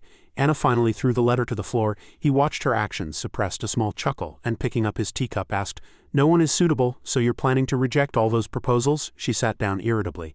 "No, I'm going to find someone truly suitable." Dia asked in surprise, "Who are you interested in?" He asked politely. Anna propped her chin on her hand, deep in thought. This man always looks so bored whenever I talk about marriage. Whether he's interested or not is none of my business. Thinking this, she propped her chin and said darkly, yes, the Meads family. Hearing this, he was startled and asked, haven't all the young masters of that house already married? Is that so? Anna asked, confirming darkly. Dia subtly inquired, are you thinking of marrying someone else's daughter? She replied indifferently, I'm marrying to gain a truly strong alliance. I have no intention of getting entangled in misguided love. I'm considering marrying Duke Mayer. At Anna's words, he slammed his teacup down in surprise. He's over 70 years old. Dia's face stiffened, but she immediately said, I know. He pondered. So is this marriage for you or for Lady Cecilia? She raised an eyebrow and replied, of course it's for me. I have no intention of marrying my sister off to an old man. What? Do you think I'd sell my sister off so cheaply? He rested his hand on the rim of his teacup and said sharply, why Duke Mayer of all people? There are many other suitable families. Anna crossed her arms and replied, because if I'm sold to that old man I can get the highest price. We're a count family and compared to a duke family we're nothing. But the duke is old and has been married twice. A lower-ranking count family like ours choosing him as a third wife might satisfy him. Besides, it's a characteristic of old men to prefer younger women. Furthermore, if a plague breaks out, the Mayer family's successors, even the duke, will die. If everything goes smoothly and I become the head of the Dudu family within a few years, wouldn't that be a huge advantage? Daiban narrowed his eyes, frowned and said in a cold voice, I don't like this. She looked up at him in surprise. What? But Anna's eyes immediately widened. His face was close to hers, and Daiban's breath brushed against Anna's face as he growled, I truly don't understand why you would make such a choice. She was startled. What? Seeing his eyes turn redder and redder, Anna was confused. This is the first time Daiban has acted like this. She immediately pushed him away forcefully and shouted, it's the same for me. I don't understand. You wanted revenge, didn't you? And I'm doing exactly as you said. Wasn't our relationship just that? You have no right to interfere with any plan I make. Dia gripped the edge of the table in anger, veins popping out on his hand. No, I will interfere. I can't stand by and watch you marry some old man. Seeing him stand up angrily, Anna was startled. What are you? She stammered. What on earth is he going to do? Anna immediately calmed Daiban down in a loud voice. That's ridiculous. What right do you have? Do you even have a valid reason to convince me? At her words, he immediately collected himself. Dia's hand slowly relaxed. He returned to his usual self and chuckled softly. I mean, if you marry an old man, it won't be fun anymore, will it? Anna raised an eyebrow at Daiban's words and pondered. He continued, you cried over that foolish husband in your last life, didn't you? Perhaps this time you'll want to cry because of an old man. Will you want me to come and comfort you then? I don't like it when you exhaust me. At Dia's words, she narrowed her eyes, frowned, and thought, damn it, I was really foolish, dreaming in vain. Thinking this far, Anna's hands clenched tightly. He propped his chin and chuckled softly at her. So if you want to marry, please choose someone more valuable. There are many other families with whom you can form more practical marriage alliances. Anna slowly opened her mouth. There's no better family than the Mayer family. Considering my current situation, that's the best option. Dia approached her and said, you really only think about boring things. She lowered her head, pressed her forehead, and reminded him darkly, stop your habit of seeking entertainment. Arranged marriages and accepting them are natural in life. He immediately extended both hands, gently took Anna's hands and said, do you really think a devil like me wants to experience a human's ordinary life? If our terms aren't enough, why don't we change the terms? Hearing Dia's words, she looked at him in surprise. Change the terms? He smiled gently and said, Lady Anna, with these hands you can achieve anything. Daiban caressed Anna's soft hands and continued, the truth of victory, men's hearts, money, power. You are not an ordinary person. You are the protagonist I chose. A protagonist like you deserves a life of pride. With your head held high, hearing his words, pride burned in her heart. Looking down at her clenched hands, Anna frowned and asked herself, are you saying I don't need to meet the terms? 2 weeks after the attack, in her previous life, Ansa Rosal massacred her entire family. Furthermore, he framed her father as a traitor. Any other family that dared to oppose the Rosal family was also labeled a traitor. Because her father had only been loyal to the former emperor, it made the newly crowned emperor question his own ability to rule. In her previous life, a bloody purge happened at this time. But now Anna enjoyed the tea in her hand, enjoying the loud laughter of the noble ladies around her. Oh my, the black tea today is truly fragrant, isn't it? Yes, it's tea imported from the newly established Lenhart Trading Company. She pondered. Lenhart. Other noble ladies whispered again. Wait, Lenhart, are you saying that trading company belongs to Duke Lenhart? Yes, I heard that trading company is doing very well, but wasn't he from a knight family? A noble doing business like a commoner, unbelievable. Well, that family has fallen now, the noble lady in the light pink dress said softly, because they were loyal to the former emperor. As soon as she finished speaking, the air around them immediately froze. Another lady sitting next to her hastily said, Oh my, we shouldn't talk about the former emperor. The lady, flustered, quickly covered her mouth and trembled with fear. Forget it. Please pretend I didn't say anything. She sat amidst the noisy chatter, deep in thought. Luke Lenhart, was he already making a comeback at this time? He has excellent judgment. In the past, he was a trustworthy person. He supported me in the war against the Rosal family, so he could be useful to me. Thinking this, Anna smiled and broke the awkward atmosphere among the noble ladies. This tea is really delicious. I'll have to stop by the Lenhart Trading Company from now on." The ladies immediately warmed to her bright attitude. The lady in the light pink dress was the first to speak. "All right, I was thinking the same thing," the lady next to her also hastily said. "He's a noble, so the quality of the goods he sells will definitely be good." At this, the lady in the purple dress smiled at Anna. "Ah, Lady Anna, have you heard the rumor?" She was surprised. "What rumor?" She immediately replied. "Lord Mayor seems to be lovesick. He keeps going around saying, 'My little rabbit, Lady Anna, I miss her so much I'm sick.'" At her words, Anna almost spat out her tea. She frowned and immediately covered her mouth. The ladies around her paid no attention to her and continued to whisper the story. "He said he cried and couldn't sleep because he missed Lady Anna so much." "Really, Lord Mayor? Actually, I heard about Lord Ares." As soon as the name Ares was mentioned, the surrounding ladies became even more excited. The lady in the green dress said with sparkling eyes, "I heard he rejected all marriage proposals." "Oh my," as she said this, the surrounding ladies admired Lord Ares even more. "Is it because he loves Lady Anna?" "Lady Anna, I think I understood the meaning of his eyes at Lady Frida's party." She forced a helpless smile amidst the ladies' envious gazes and thought, "It's good news, but just hearing it makes me tired." The ladies' laughter echoed throughout the garden. The party finally ended. Ayana, supported by Dia, got into the carriage. "Everyone seems very interested in our marriage," she asked in surprise. "What? Where did you hear that?" He smiled and said. "Devils have very good hearing," she said with a firm smile. "I have no intention of marrying right now, thanks to someone." As she said this, Diaben's words came to mind. "That's why you live with pride." With confidence, like a true protagonist, sitting in the carriage, Ayana tiredly pressed her forehead and thought, "After listening to his words, I stopped my plan to marry Duke Mayer. I was influenced by his words as if enchanted by a devil." He sat opposite her and spoke softly. "I know you know how to help your family." Anna replied indifferently. "It's true I have a plan." Dia chuckled softly, snapped his fingers and asked, "What plan do you have?" She propped her chin and gazed out the window. "If I can't marry, I need money. I have a few business ideas that need to be prioritized right now. But I don't have the money. I need to convince father to invest initial capital." He laughed and asked, "Are you talking about stubborn Lord Wyndham? It'll be quite difficult." "That sounds amusing." Ayana gazed thoughtfully out the window. "He's right, but I have to succeed with this plan." As soon as they arrived at the mansion, the butler's voice echoed, "Welcome back, Lady Anna. I hope you had a pleasant day," she replied indifferently. Nothing happened while I was away, did it?" He immediately replied. "The master has returned." Anna asked in surprise. "Father is back? I thought he wasn't due back for another 2 days," the butler continued. "Yes, he's back, and he asked me to escort you to his office as soon as you returned, lady." Hearing this, she widened her eyes in surprise. Ayana immediately hurried to Wyndham's room. What could be the matter? Father and Lord Lloyd have been almost absent from home for the past 2 weeks. They must have been busy with the Rosal family matter. Perhaps he'll give me more information, or perhaps he wants more information from me, and I can use this opportunity to ask for investment in my business. Anna quickly rushed into Wyndham's room and said loudly, "Father, I'm back." Seeing Cecilia sitting in the room, she was startled. "What? Why is Sister Cecilia here?" When Anna appeared, Wyndham called her darkly. "Come and sit down, Anna." She went and sat next to Cecilia, and seeing her sister's gloomy expression, she immediately tensed up. "Something's wrong. What's this suffocating atmosphere? Did he tell sister about the Rosal family?" Wyndham looked at his 2 daughters and began to speak darkly. "As you 2 know, lately there have been quite a few more marriage proposals than before. I will arrange meetings soon." Seeing the various letters from families neatly placed on his desk, Anna's face darkened. "So all this was because of this?" Cecilia sighed and began to speak. "Father, I told you I don't want to get married. Mother isn't here. What would happen to the mansion without me?" He immediately replied, "You don't need to worry about that. Edward can handle it. I appreciate your desire to take Mother's place, but you're grown up now. We can't delay your marriage any longer." Hearing this, her sister gritted her teeth in anger and replied, "But it's too sudden, Father." She sat next to them, watching the situation, biting her lip in anger. "He wants to push us away as the Rosal family matter becomes more tense. But this is too sudden for Cecilia. Of course she'd be very surprised." After Anna broke off her engagement, Wyndham continued to bring letters from his desk to the 2 sisters. "You've received quite a few good proposals. I hope you'll take this opportunity to accept them." Anna's anger flared even more, and she gripped her skirt tightly, thinking, "A child's duty is to obey commands. These are letters I've never seen before, so there must be some really good offers among them." He looked at the letters in front of him and picked one up.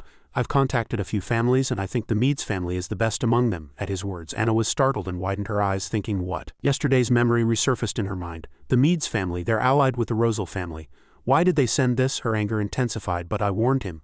Wyndham frowned at the 2 of them and said in a stern voice, "I've arranged a meeting, so prepare yourselves." Cecilia sighed and replied obediently, "Yes, Father." At this moment, Ayana immediately stood up and rebelled. "The Meads family is not a good choice, not them. Father, you know." "Father." Seeing her excited, her sister immediately tried to comfort her. "Anna, why are you speaking like that in front of Father?" Wyndham frowned and said, "Cecilia, please step out for a moment." Anna immediately objected. "Sister needs to know too." Wyndham disagreed and immediately said, "Cecilia." Cecilia, startled, quickly replied, "Yes, Father." Having said that, her sister obediently left the room. Once the door closed, she immediately said seriously, "I told you, father, about them ignoring my invitation. They must have known what was going to happen because they're allied with the Rosal family," he replied calmly. "That's just a women's gathering. Even if your words are true, they wouldn't tell such things to women. All your thoughts have been mere speculation until now." Anna was surprised and speechless. Wyndham continued to reassure her, "I've already sent people to investigate them. There was no evidence that they were involved with the Rosal family. Their family is a powerful one, so it will be beneficial to us." She frowned and retorted, "But the Meads family cannot be a good choice," he immediately said in a firm voice. "Anna, do you know why we can't do anything even if we have evidence that the Rosal family attacked us?" Wyndham's eyes widened in surprise at Anna's immediate reply. "Isn't it because our family is weak?" He looked at her in silence for a long time, then asked suspiciously, "So you know too?" Anna was startled into silence by Wyndham's question, and she thought she understood. "He thinks of me as a child, foolish and immature." Just then, she firmly resolved to herself, "I must live with pride, believing in myself, thinking that." Anna said seriously, "I know why father is rushing to marry off us 2 daughters, because there's no faster way to form an alliance than marriage. But not the Meads family." He looked at her in surprise. Finally, Wyndham relented. "All right, who do you want to choose, Anna?" She immediately took out a letter and placed it on the table. Anna said seriously, "I want to meet the Lenhart family." Returning to her room after sunset, Anna calmly said, "He said it's time for us to get married. So I told him I wanted to meet the Lenhart family." She recounted the day's events to Diaban while changing clothes behind a folding screen. He sat outside and quietly asked the Lenhart family, "Are you referring to Luke Lenhart?" Anna immediately confirmed, "Yes, that's him." Dia was silent for a moment before speaking. "Wasn't he the same type of person as you in your past life?" she thought in surprise. "Luke Lenhart, the second son of Viscount Morgan Lenhart. This family has produced many excellent knights for generations. The previous Viscount of this family was the captain of the former Emperor's Imperial Guard. However, when the current Emperor ascended the throne, he died in disgrace for failing to protect the Imperial family. Knights from this family were no longer favored by the Emperor. They were all dismissed or transferred to undesirable places." Dia stroked his chin, reading information from a purple book, then smiled with interest. "This looks like fun. Should I include this in my book?" When Glen Ares Rosal's brother married the princess, all blame fell on him. Luke Lenhart was the only one who supported him until the end. She walked towards a basin of warm water and said calmly, "I can't tell father that." "I can only tell father about his wealth," Dia asked again mockingly. "Are you going to marry him?" Ayana immediately retorted, "No, I just want to buy some time. I want to use this opportunity to learn more about him." "Dia, father seems to be talking to brother often these days." He immediately confirmed. "Yes," she said, drying her hair. "I can't get any information from brother either. So find a way to get rid of him later. You're good at those kinds of things." Dia calmly replied, "Understood." But Lady Anna didn't want to secure funds from Lord Wyndham, did she? At his words, Anna immediately froze. She vaguely remembered something. Anna immediately covered her face in anger. "I completely forgot about that." Dia also muttered, thinking the current situation was a bit unsettling. "Oh my, why am I so anxious?" Just then, she focused on rethinking what had happened in the past.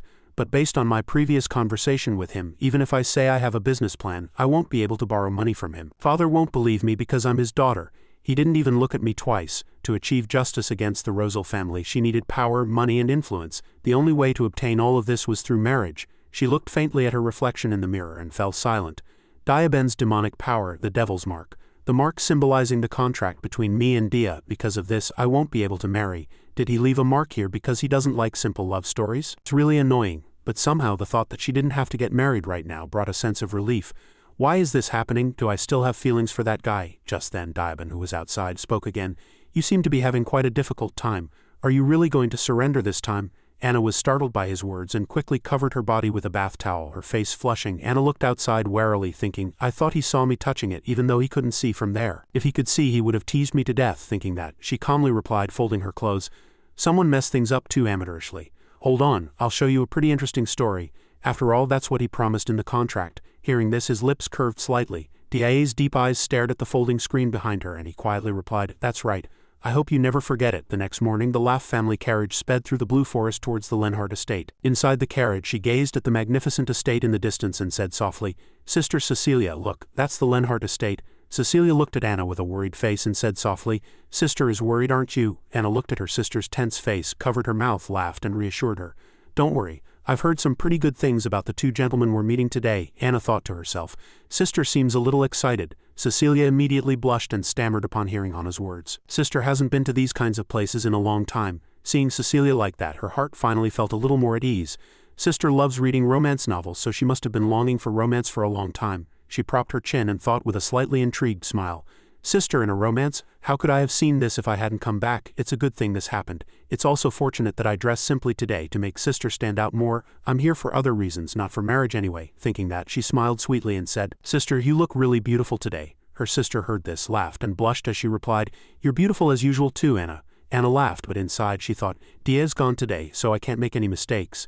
Anna placed her hand on her chest where the mark of their contract was and steeled her heart. I hope you don't forget our contract. My goal this time is to win over Luke Lenhart. The carriage finally stopped in front of the Lenhart estate gate. Leon's dignified voice echoed, It's a pleasure to welcome you both here. Cecilia and Anna politely greeted Leon and Anna. Thank you for inviting us. Madam Viscountess Anna, I am Cecilia Laugh and this is my sister Anna Laugh. Anna paused for a moment and said, Thank you for coming. I am Leon Lenhart. She looked at the man in front of her in silence. Luke's brother, he's handsome and dignified like a lion. Anna thought that and glanced at Cecilia. Seeing her sister's shy face, she suddenly realized that her sister liked Leon. Sister's ideal type must be a knight of her own. Thinking that, Anna still looked around, searching for someone, but more importantly, where is Luke? Just then, Anna said sadly, Lunch has been prepared, please follow me, let's eat together. As if she had read her thoughts, she spoke about her second son.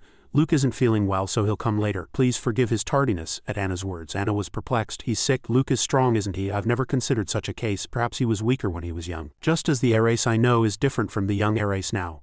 Or has my relationship with him changed just as my relationship with Dibon has changed? The Luke I'm meeting might be a completely different person from the Luke Lenhart who supported me in the past. Sitting at the table, she ate elegantly, but her mind was filled with thoughts. Even so, I don't want to return empty-handed.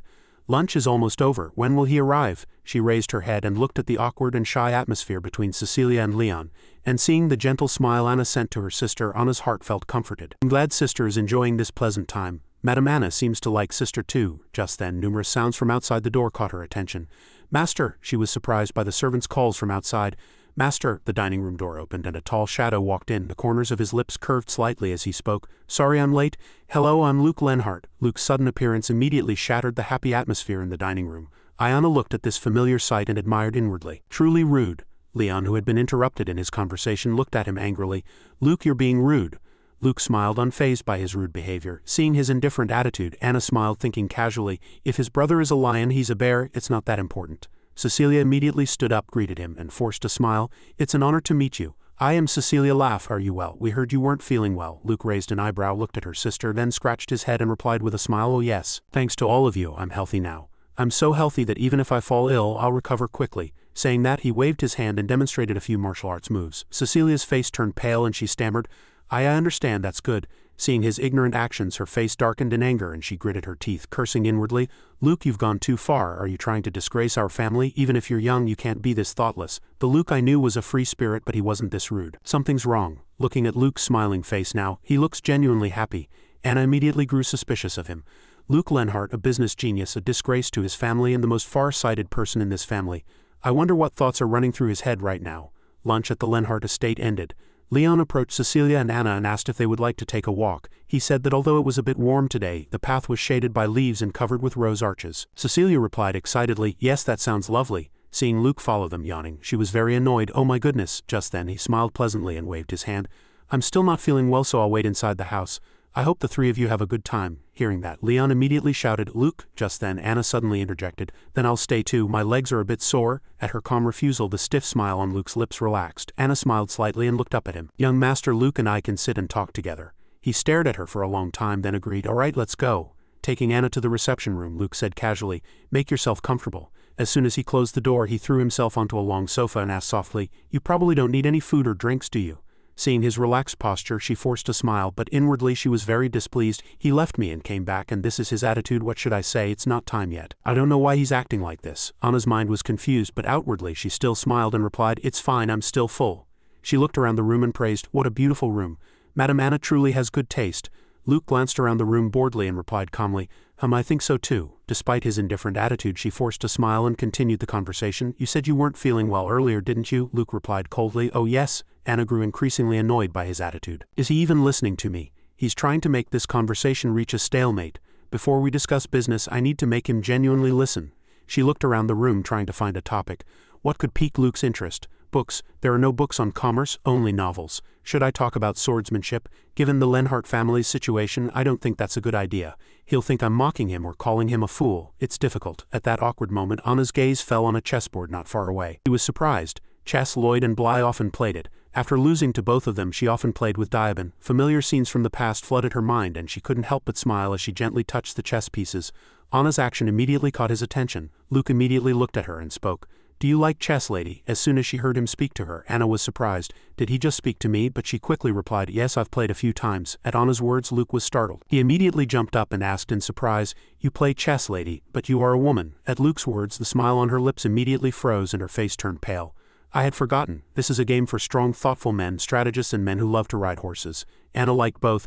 "I just blew my chance to become a wife. This is definitely a mistake." Contrary to Anna's thoughts, his eyes gleamed with excitement as he looked at her. "I've never met anyone like you, lady." Luke immediately ran over, picked up the chess set and smiled as he looked at her and suggested, "Would you like to play a game with me?" Anna was very surprised by his sudden change in behavior, and before she could even react, Luke brought the chess set to the table. "These are the king, queen, bishop, knight, rook and moving pawns. Pawns are like infantry." Seeing his excited face, she smiled and approached the chair. He was bored at first, but now he's as excited as a child. Yes, this is the real Lenhart. A scene from the past resurfaced in Ayana's mind, and his gloomy voice echoed in her ears. "I don't care about rules, or common sense, or other people's opinions. If I have to spend time worrying about such things, I'd rather go out and find something new. Because the only things I always believe in are my instincts and my determination. I want to get to know you, lady." Luke's confident demeanor at the time was deeply etched in her mind. Now, looking at him before her, Anna was inwardly convinced. This is true freedom. Finally, Luke was just as she remembered him. "I didn't even say I had played with him before.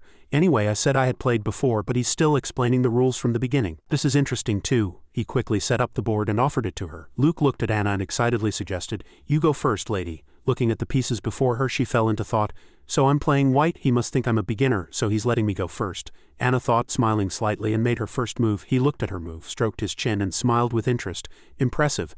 That's a really good move." Anna looked at Luke with a confident smile and thought, "I only moved a pawn one square and he's already impressed. He must have never seen a woman play this game before. He must have underestimated me. Why do I feel so good? Perhaps it's because I remember when he didn't care about me on the battlefield in my previous life. Me, who was considered a woman with no power. I still remember Rosal's surprised eyes. I was really happy." Recalling past memories, her heart was once again filled with excitement. Anna's lips curved upwards and she thought again, "You're not my father, so I don't need to worship you, and you don't pretend to be, so I don't need to wear a fake face." He watched her every move with excitement, then made his next move, but there was still a hint of seriousness, a longing for victory. "I'll put the pawn here." Anna looked at Luke's move and sneered arrogantly, "Don't underestimate me. This Anna is not someone to be taken lightly." He happily made his next move and murmured in admiration, "This is a woman who plays chess." Just then she spoke, getting to the heart of the matter. "We live in a world where even nobles engage in commerce." Luke was surprised by Anna's frankness. He looked at her friendly smile and his lips curved slightly as he thought, "That's a really good idea, and she's even saying it out loud." Luke thought and then spoke softly, asking, "So have you heard about me, lady?" Anna said gently, "Your Grace is famous, isn't he? I heard a rumor that your Grace has started a business." He was surprised to hear this and gave a wry smile.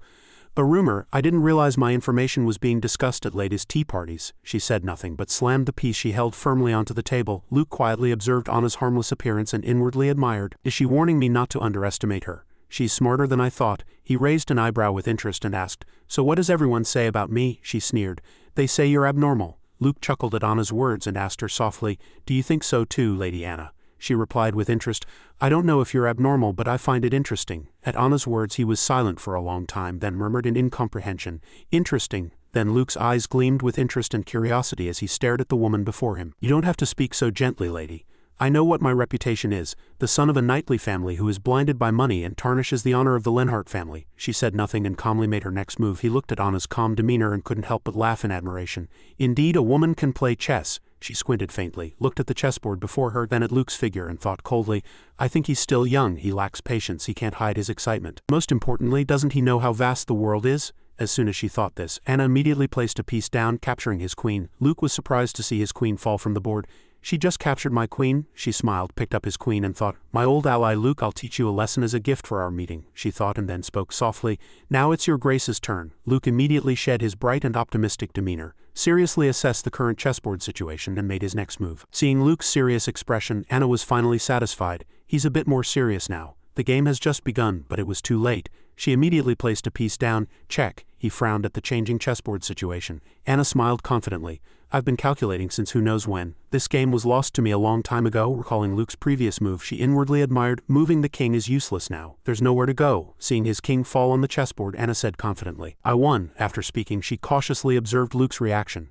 The Luke I know now won't get angry just because he lost to a woman, because he'll be excited for someone who gave him a chance to rethink. Anna's prediction was accurate. He was surprised now, but his lips were full of praise. You play this game very well, lady. Luke quickly rearranged the pieces and smiled, suggesting, would you like to play another round? She was surprised by his suggestion, but Luke, excited, still pushed the white pieces towards Anna and smiled slightly. Go on. Seeing the white pieces facing her again, she couldn't help but be surprised. Am I playing white again? Seeing the smile on his lips, Anna immediately realized he's provoking me. I felt bad for him losing last game, but the game I'm playing isn't limited to this chessboard, she thought, and immediately made her first move. When your grace started your business, did your family object? Luke focused on her move and replied gloomily. Yes, they objected vehemently. They asked how much more I could tarnish the family crest. Hearing that, Anna spoke again. But your grace succeeded. I hear all the merchants are eager to work with you. He stroked his chin, staring at her chess move. I forgot about my conversation with Anna. She's making the same move as last game. But he suddenly thought and replied, oh, what did you just say? Merchants are eager to work with me? Luke placed the pieces down and said, this time I need to play more carefully and seriously. Thinking that, he said again, you seem to have heard everything, lady. Before he could finish speaking, Luke was surprised by Anna's next move. His face was full of excitement, and he admired. She moves quickly, and it's a very dangerous move. Every piece she placed made Luke more interested, and he thought, she can calculate so quickly, not even giving me time to think. Anna spoke again. How are things these days? He smiled slightly and replied, everyone says it's explosive, but it's not actually that good.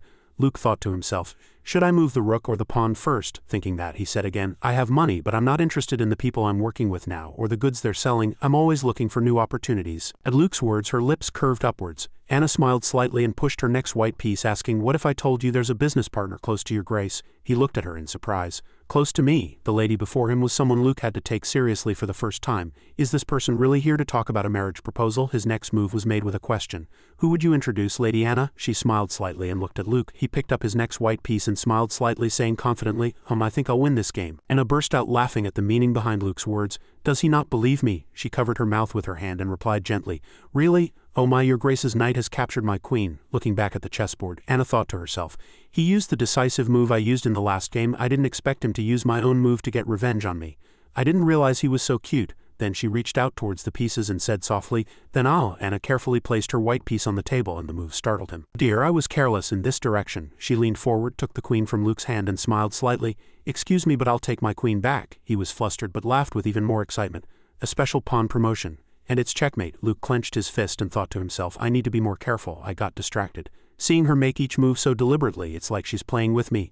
Then I need to think about what I should have paid attention to from the beginning. The ticking clock echoed again. Who knows how much time had passed, but their chess game was still not over. He was still frowning at the pieces she had placed, and Anna looked at Luke very calmly. His eyebrows furrowed even more, then finally relaxed. He reached out and picked up the fallen king as if accepting reality. I lost. Luke bowed his head and politely apologized for his rudeness. Anna burst out laughing as she gathered the pieces and replied, oh dear, rude, what are you talking about? Don't overthink it. But she thought to herself, he was rude in several ways, so I don't know which part he's referring to. He quickly arranged the pieces with Anna and said seriously, I'm truly glad you gave me your time and patience, Lady Anna. Luke gave a wry smile, reached out his hand towards the white pieces and looked at her, saying, you invited me to a special game and I foolishly missed that opportunity. Then he gently turned the table and suggested, would you like to play again? This time I'll play white. She smiled happily and thought, he's finally serious now. Then Anna spoke softly, as I told you, what if your grace cooperated with me in business? He rested his chin on his hand, looking at her with expectant eyes. You want to cooperate with me, Lady Anna?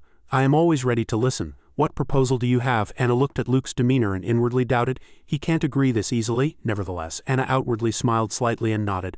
There's no time to explain now. I'll invite your grace to our family's mansion soon. He burst out laughing and leaned back in his chair. All right, let's do that, Luke thought and muttered to himself. If I miss an opportunity twice, I no longer deserve to be a businessman. Seeing his appearance, she smiled contentedly. Good, Luke has joined my game. I found a way to get business funds. Luke suddenly looked at Anna and asked thoughtfully, do you know why I was late for lunch earlier? She covered her mouth with her hand and laughed, replying, was it because you weren't feeling well? He chuckled and asked, you don't believe that reason either, do you? Luke let his hand fall. As I told you, my family doesn't agree with what I'm doing. They expect me to go back to normal if I get married. At his words, Anna recalled his previous actions and thought, so that's why he acted that way. I was very rude. I showed up late and I wouldn't invite the lady to go with me. You still don't want to marry me, do you? Right? I was just rejected. Well, I don't want to get married anyway. Thinking that, she spoke. Understood. Should I withdraw this proposal? Luke looked at her in surprise. Just as he was about to speak, a maid discreetly entered and said, excuse me, Lord Leon and Lady Cecilia have returned. It's getting late. I should go now. Lord Luke, let's go now. Certainly not this child, right? Yes, this child had a letter from the Rosal family. He also matched the description. and as your grace can see, it seems he died a few days ago. Find out if this child has a family and bury him appropriately. But be careful, my daughter must not know about this. Too cruel. Yes, at sunset the outside was painted red and a voice echoed inside the mansion. Understood. Anna looked up from writing a letter and asked, so did the child who delivered the letter from the Rosal family die? She looked at Dia and lowered her voice. As I expected, that's how secrets are usually kept. He bowed slightly and said, Lord Wyndham intercepted the letter, but its contents could not be ascertained. Anna's eyes fell sadly upon hearing that. What happened to that child? Where is he? Who is his family? Diaben's voice came from beside her. That child lived in the slums and was busy looking after a widow and young children. She was silent for a moment before speaking. Really? Anna reached out and placed her hand on the sealed letter. Mixed emotions swirled in her heart. That child must have known that getting involved with nobles was dangerous. He must have had no choice, desperate for money for his family. Dia smiled as she remained silent and said, that's all the information I have. I apologize for not being able to report more. Only then did she reply, it's all right, it's all right. Saying that, Anna fell into thought again. Without Diaben, she wouldn't have known this information. Unless her father trusted her enough to confide in her, now was not the time for such thoughts. After that, she took out gold coins from her pocket. Dia, you need to go back to the slums. Anna was about to hand it to him, but she stopped abruptly before finishing her sentence. Money could never truly console the sorrow of those who lost a family member, but this was for the soul of a foolish yet brave child. Thinking this far, she changed her mind and handed Dia all of her money pouch, saying, give this to that child's family. Ask for detailed information about that child. Do not mention the Lee Hap family or this attack. He reached out and accepted it. Yes, my lady. Having completed his task, Anna turned and picked up her pen again. You may go. Dia said nothing more, just smiled at her. After a moment he playfully asked, Lady Anna, may I have a glass of water? Anna, looking puzzled, glanced at him with a slight frown. Yes, it's on the table. She thought to herself, why the handkerchief? A devil's magic ritual perhaps? Suddenly Dia approached Anna and said, please forgive my rudeness. He unexpectedly knelt and gently took her wrist. Lend me your hand for a moment. Seeing him wipe the ink from her hand, she paused for a moment. He got ink on the handkerchief, Dia gently explained. I apologize for this coarse handkerchief, but it's all I have. Anna frowned slightly, sighed, and her face flushed a little. That's not what matters, he's just wiping the ink from my hand. But his actions were so gentle and his focused gaze made Anna fall into thought. He seems truly focused, as if doing something important. She slightly narrowed her eyes, feeling the warmth radiating from him. His hand is so cold.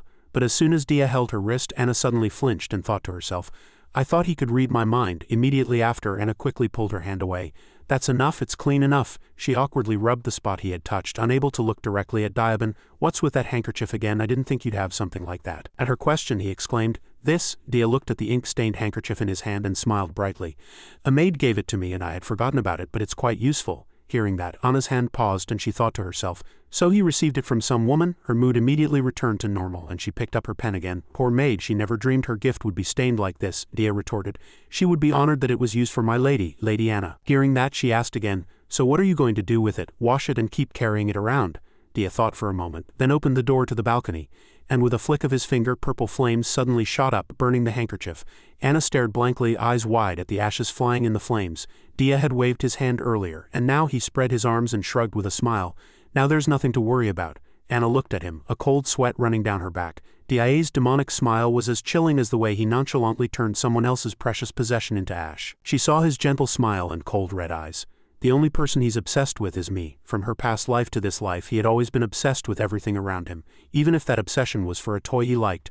Anna picked up her pen and thought to herself, why am I sad? I never thought there would be that kind of sadness in the world. After that, she unconsciously lowered her hand. While Anna was blankly staring, Dia's hand rested on the paper filled with her writing. He bowed his head and asked in a curious voice, what are you writing so seriously? Anna continued writing, I'm sending an invitation to the Lenhart family. Hearing that, Dia smiled and said, it seems you had a rather good meeting with Lord Luke. Anna snorted in response, then turned her eyes to glance at the paper before her. What truly matters is when he accepts the invitation to come here to review my proposal. Her hand continued to move the pen, writing, it's done. Give this to Edward to send. Anna folded the paper and handed it to Diaben, but seeing him still standing motionless, she called out slightly puzzled, Diaben, what are you doing? Only then did he smile and take the letter from her hand.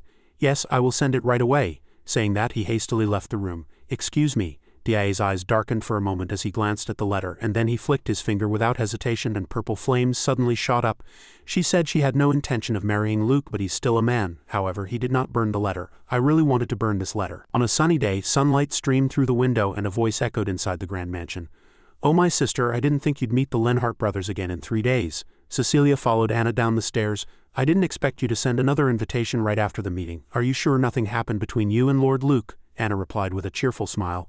I told you nothing happened. Hearing that, her sister grew even angrier and said, he was truly rude. I was really angry about the way he treated you. Don't deserve that. Find someone better. Anna, are you listening to me? She inwardly smiled bitterly, seeing Cecilia react so strongly. Luke really made a bad impression. I've never seen my sister so angry. But then she tilted her head and glanced at Cecilia teasingly, and her sister blushed. Besides, more importantly, how was it with Lord Leon that day?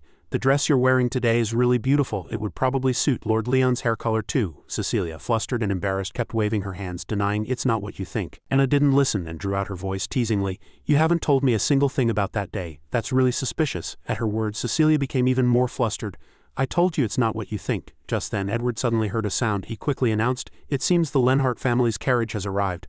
Anna inwardly chuckled, seeing Cecilia suddenly standing blankly. Cute. After a moment, a voice echoed. Lord Leon and Lord Luke have arrived. Leon held a bouquet of white lilies and handed it to Cecilia. Lady Cecilia, thank you for inviting us. Anna covered her mouth with her hand, looking at the two, and thought to herself, a large man holding a bouquet of white lilies, that's truly special.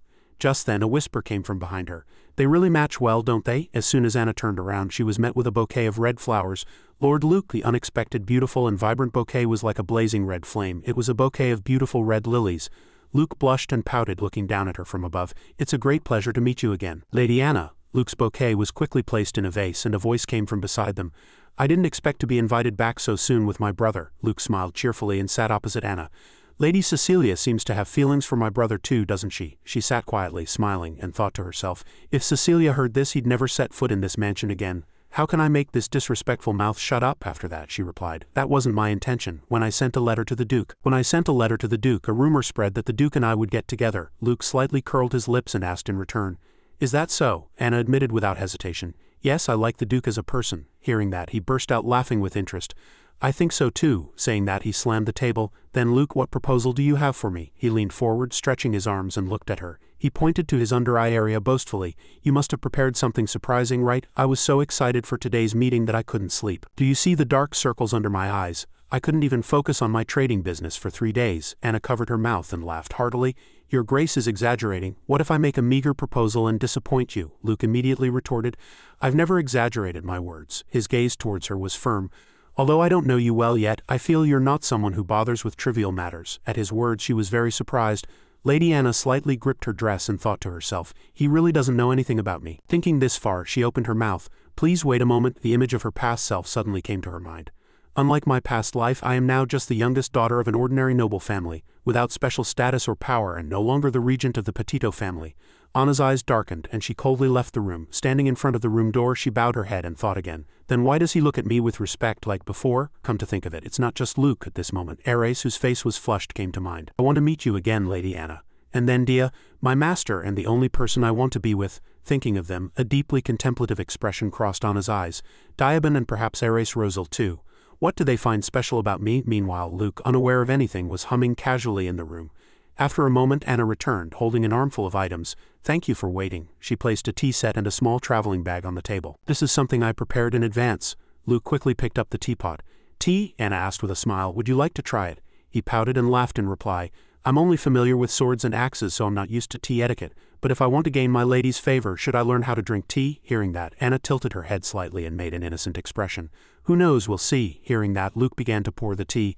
Then I'll give it a try. The teapot in his hand tilted further, and finally tea flowed into the teacup. Luke looked at the dark tea, a cold sweat running down his back, and asked, what kind of tea is so black it looks like muddy water? And then he suddenly smelled something. This scent. Luke immediately brought the teacup closer to his nose, trying to discern that it was not the smell of dried tea leaves or steam, nor was it like any spice he knew. It was a rich, unique scent of plum, almond, and chocolate. From this side, Anna calmly extended her hand and said, try it. Only then did Luke put the teapot down on the table, thinking, just looking at it, one sip could send me to the afterlife. You're not planning to poison me, are you, my lady? She laughed heartily at his question and replied teasingly, you'll know as soon as you taste it, won't you? But Luke tasted it without hesitation. If I die drinking something so fragrant, it wouldn't be a bad death. Anna looked at him, inwardly speechless. He just said I'd poison him, but he drank it without thinking. This man really. Meanwhile, Luke's eyes slightly narrowed as he tasted it. The aroma intensifies in the mouth. It lingers on the nose for a long time even after swallowing. He stared intently at the dark black liquid in the teacup, slowly savoring it. It's bitter, but not unpleasantly so, like medicine. My mind also feels refreshed and clear. This dark color, could it be? At this moment he recalled a merchant's words. Lenhart, I've heard there's a new tea. It's produced in my home country by the sea, and perhaps it even crossed over to another continent beyond, and in that distant land beyond another sea there's a tea known as Night Sea Silk. Thinking this far, Luke was suddenly excited. Is this it? Anna immediately confirmed with a cheerful expression. Yes, that's right. She, on the other hand, inwardly sighed. Damn it, I can't hold back anymore. This tea will only become popular in this country years from now. Before that, no one even knew it existed. Although it's just a small rumor, has he already sensed an opportunity for profit? Luke's face brightened, and he asked in a loud voice, How on earth did you find it? When I first heard about this tea, I used to joke that if it really existed, I would have already introduced it to my business. Anna heard that and looked away, smiling awkwardly. In fact, he had sold it in the future, but brought it in too late and lost the lead to other trading companies. This tea was nicknamed Night Sea Silk, but it was actually coffee. Once introduced domestically, it would gain high demand as a luxury foreign beverage. Recalling her memories of successful and failed industries in the future, she chose coffee, which had a high probability of success and would definitely attract Luke's interest because he loved new things. One of coffee's advantages was that it could be immediately supplied and sold. The raw material, coffee beans, could also be used for medicinal purposes, and the extraction method was simple. No one yet knew the true value of this fruit, because it could be processed quite easily. The only way to sustain this plan for a long time was to produce it secretly. Luke continued to ask persistently, Coffee, right? How do you make it? Anna calmly replied, I cannot tell you the production method. She added inwardly, even the raw material is a secret for now. And she continued, If your grace hears the manufacturing process and leaves, I will be abandoned midway. Luke's eyes widened and he showed a hurt expression upon hearing that. You don't trust me? Anna looked at him and smiled playfully. What an odd man, I was really nervous, but I can't be at all artificial in front of Luke. Thinking that, she stroked her chin and looked at him with a foxy, cunning smile. Pretending to be hurt won't work on me. You should know I'm not that foolish. Luke also heard that and smiled at her. Yes, of course. I really like that about you, lady. It suits you very well, lady. Then he suddenly slammed the coffee cup onto the table. It's truly rare to discover something so captivating. It instantly removes all hesitation about the unfamiliar. Luke's gaze was filled with undisguised ambition for a new business and the woman sitting before him. Thinking this far, he showed a confident smile. I will definitely seize this opportunity. He paused for a moment and placed his hand on the small bag on the tray. May I open the second surprise gift? Anna replied without any hesitation. Of course, I prepared it just for your grace. Luke heard that and opened the box without any hesitation.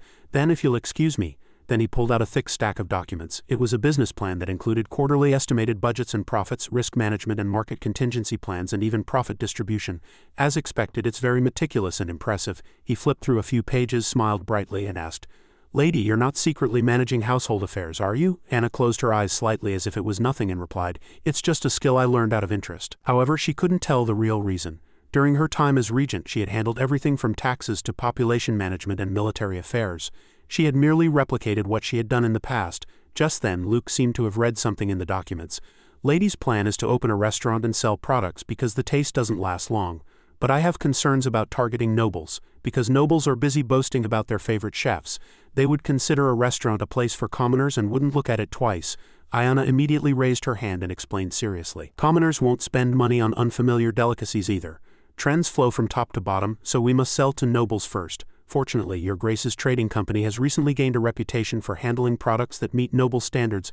This started at the ladies' gathering your Grace mentioned earlier. Having said this, Anna fell into deep thought again. Moreover, if I can attract them, I'll also gain informants, and high-level information about the Rosal family will be leaked. After a moment she spoke again. It may be slow at first, but once word spreads among the nobles. Luke raised his coffee cup and said with a confident voice, This is a product that will succeed, right? I agree with that thought. Then he took another sip. I have one more question.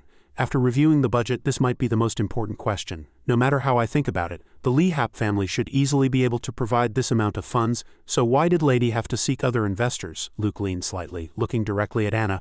I can't help but wonder how Lady missed such a perfect opportunity. Lady Anna, what is the real reason you sought me out under the pretense of marriage? The reason for starting a business was clear.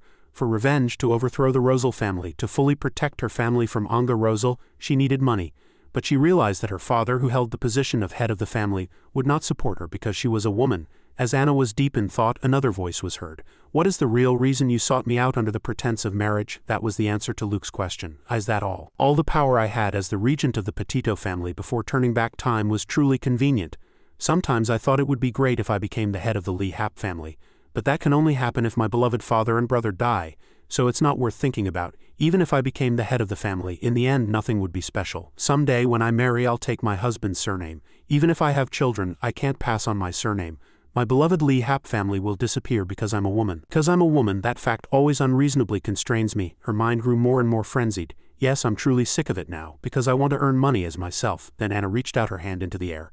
Not as Lady Anna of the Lee Hap family, just as Anna, she placed her hand on her chest and relaxed her facial muscles. A resolute will was clearly visible in Anna's eyes. Will this be your answer? Luke sat opposite her, listening seriously as she called his name. Lord Luke. The very next moment he scratched his head. That's true, but what should I say? Suddenly, Luke's mood visibly dampened. The image of his confused family flashed through his mind. Why are you doing business? Do you know your place? Brother can't stand by and watch his sibling tarnish the name of a knightly family. Father is already gone, so we must protect father's honor. Luke immediately stood up and started walking. Is that important? Looking at the sun-drenched blue beach, there must be a wide world outside the mansion. Then Luke observed Anna's expression. Such a wide world, more he thought, the tighter he clutched his hair. She's also someone who knows how to break free from constraints. His past uninhibited demeanor resurfaced in Luke's mind. Lady, you're playing chess, but you're a woman.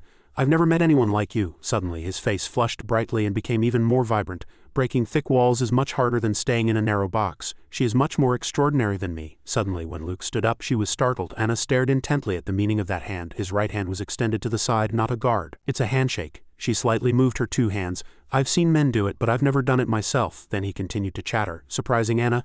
I found an excellent business partner, he thought excitedly. After meeting this person, I've become even more confident in the path I've chosen. After all, the world is wide. I'm really looking forward to it. Anna's eyes were wide open, staring directly at him for a long time. Having finished her thoughts, Anna slowly stood up. All right? Then she quickly shook his hand. We are equals. The two looked at each other happily for a long time. Luke is Luke and Anna is Anna. Let's move forward.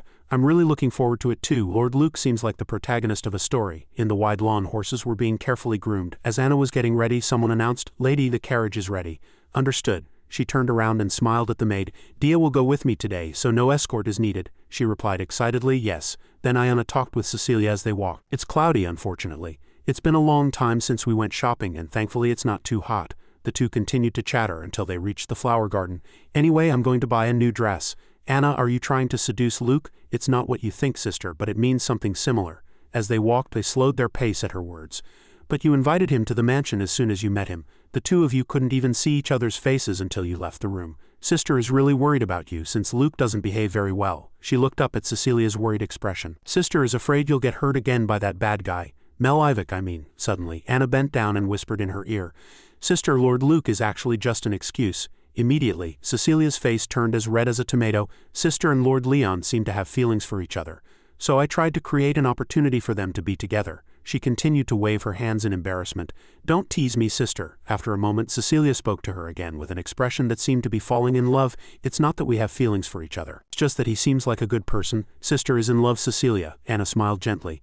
Sister has become much prettier these days, and she took her hand. Truly wonderful. Anna smiled brightly. I hope you're happy with a good person, sister. Cecilia, Anna. Suddenly her eyelids drooped slightly. All the relationships I experienced were despairing, full of hurt and pain. I don't want sister to live like me. Unexpectedly, Cecilia hugged Anna tightly. She conveyed warmth to her. You'll find happiness too, Anna. It's bound to happen. Anna's eyes widened in surprise. Her arms, which had been hanging in the air, slowly moved happily.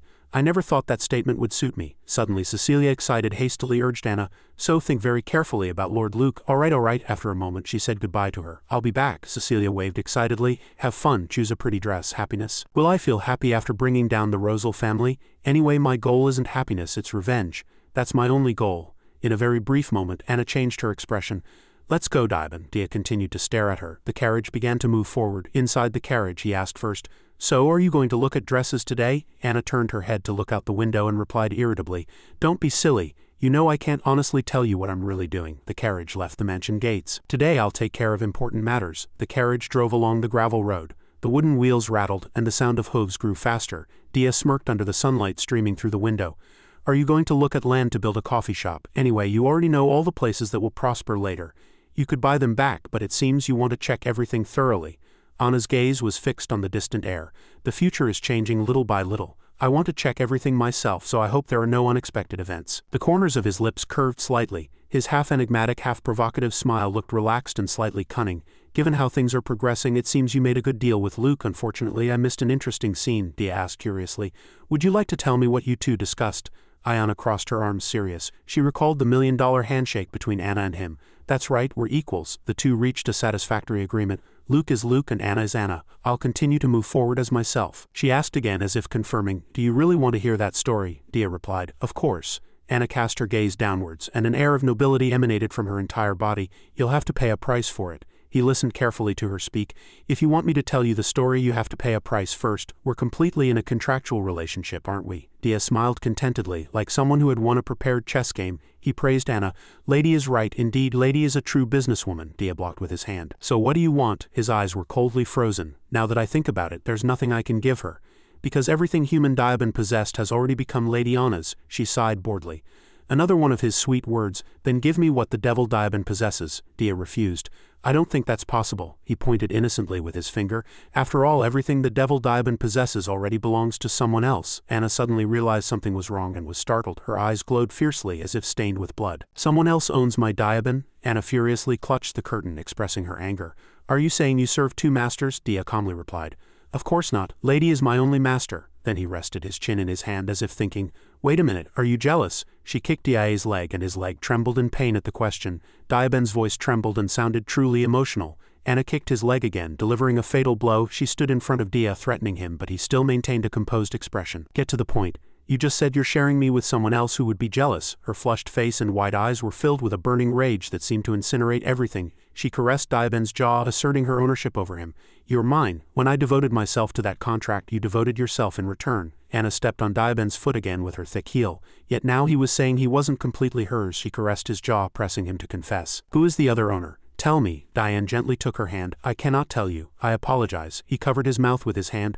My lips are already sealed. Dian tried to appease her anger with a twinkle in his eye, and it actually worked. Anna lowered her foot, but her face was still scrunched up. What does that mean? I really don't like it. He rubbed the sore spot where Anna had just stepped.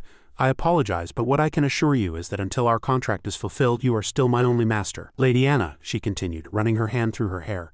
So you mean when the contract is complete, you won't be mine anymore? At that moment, Anna felt displeased with her own actions. Actually, I'm out of control right now. Looking at his smooth, lustrous hair, she knew she was genuinely jealous. I lost control because I thought Diaban was the only thing I had. Dia summoned a burning flame. Yes, that's right. When that time comes, I will no longer be yours. Because his two hands rose as if to swallow Anna whole. Dia grabbed her cheek. Because when that time comes, Lady Anna, his face was a mixture of arrogance, challenge, charm, and danger. You will be mine. Dia licked his lips as if to devour Anna alive. I'm really looking forward to it. Seeing that, she was speechless. That I will be Diaban's. He removed his hand from Anna's cheek. Excuse me, something was on your cheek. Her body was stiff as ice, with only tiny beads of sweat trickling down her soft cheek. I thought when the contract was over there would be nothing left. Like a theater without an audience. Once the play ends, they leave without looking back. Dian pulled back the curtain to let in a little light. It seems we're almost there. Anna pondered deeply. I thought Diaban would disappear then too. Sunlight seeped onto her white legs. But if when the contract ends I become Diaban's, that means he'll always be by my side, no matter what. Anna's thoughts continued with the carriage. That means he'll be by my side no matter what. Why does that fact reassure me? In the commercial district of the suburban downtown area there were luxury shops for nobles, but deeper inside were bustling streets where commoners indulged in luxuries. She walked on the paved road. I came to look at real estate, but there's no better place to check the kingdom's economic situation than this. Diaban looked around and said, it's too quiet. Anna replied, yes. She explored everything on this street. There was almost no one and they didn't seem interested in entering any shop. Suddenly Anna was startled and looked back. She saw something familiar in a distant cafe. It was where the first cafe would be built in the future. The two arrived together at the shop with a grand diamond sign. Dia opened the door and let them in. Anna was surprised.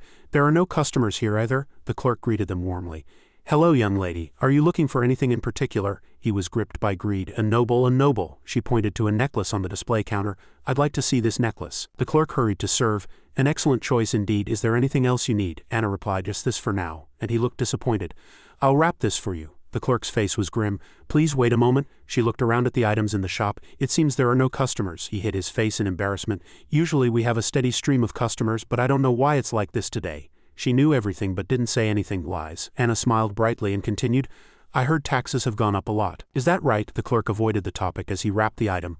Lady, please don't bring up that story. Taxes have gone up twice this year. It's truly hard to live. Her face showed sympathy. That much it must be very difficult. His hands clenched with a pitiful expression. It was much better during His Majesty the former king's reign. Now they're trying to squeeze every last penny out of us with taxes. The clerk realized he had gone too far and waved his hands in a panic. I apologize, please forget what I just said. Her gaze, slightly narrowed and angled downward, carried disdain mixed with a hidden smile. This might be easier than I thought. Anna sympathized with the clerk's story. I'm sorry to hear about your situation. It must be very difficult. She smiled brightly and waved her hand. All right, I'll buy a few more. He was touched. Thank you very much, young lady. Anna pointed to the display case. This, and this too, she added. Don't wrap this necklace. I want to wear it as soon as I take it out of the box. The clerk chuckled triumphantly. Yes, I'll do it right away. Anna picked up the red jewel necklace. Dia, come here and kneel. She touched the jewel of the necklace, looking satisfied. I'll put this on you. Dia pointed at himself in surprise. Are you giving it to me? He sang with joy. Finally, I'm being rewarded for my loyalty. Anna frowned. I'm sorry, but it's completely the opposite. She recalled what Dia had innocently said in the carriage. After all, everything the devil Diabin possesses already belongs to someone else. Anna lowered her head slightly. In the end, you'll also wear a dog or cat collar, won't you? She raised her head with a defiant expression. This will be a symbol to prove that this beast is mine. He realized the crux of the matter and knelt before Anna understood. Dia placed his hand on his chest. I am honored. She crept up behind him. My sarcasm doesn't seem to work on him. Anna noticed something strange and paused for about 2 seconds. She wondered inwardly, what is that? Anna stared intently at Diabin's back. A scar. The appearance of that scar raised countless questions in Anna's mind. How did he get such a deep scar? When she made no move, he called out to Lady Ayana loudly. Anna put the necklace on Diabin. After putting on the necklace, she removed her hands. The clerk raved. Oh my, it suits him perfectly. He's so handsome that he makes the jewel shine even brighter. Although she had given it to him, her face was still displeased. It seems to suit him. She gave it to him. But why is she displeased? Suddenly, an eerie sensation seeped into Ayana's hands, making her flinch. Dia gave an arrogant smile, his red eyes glowing with confidence and challenge. And the jewel of the necklace also shone. Thank you, young lady. He immediately changed his attitude. It seems my lady chose this jewel because of my eyes. Ayana was so embarrassed that she kept stomping her feet.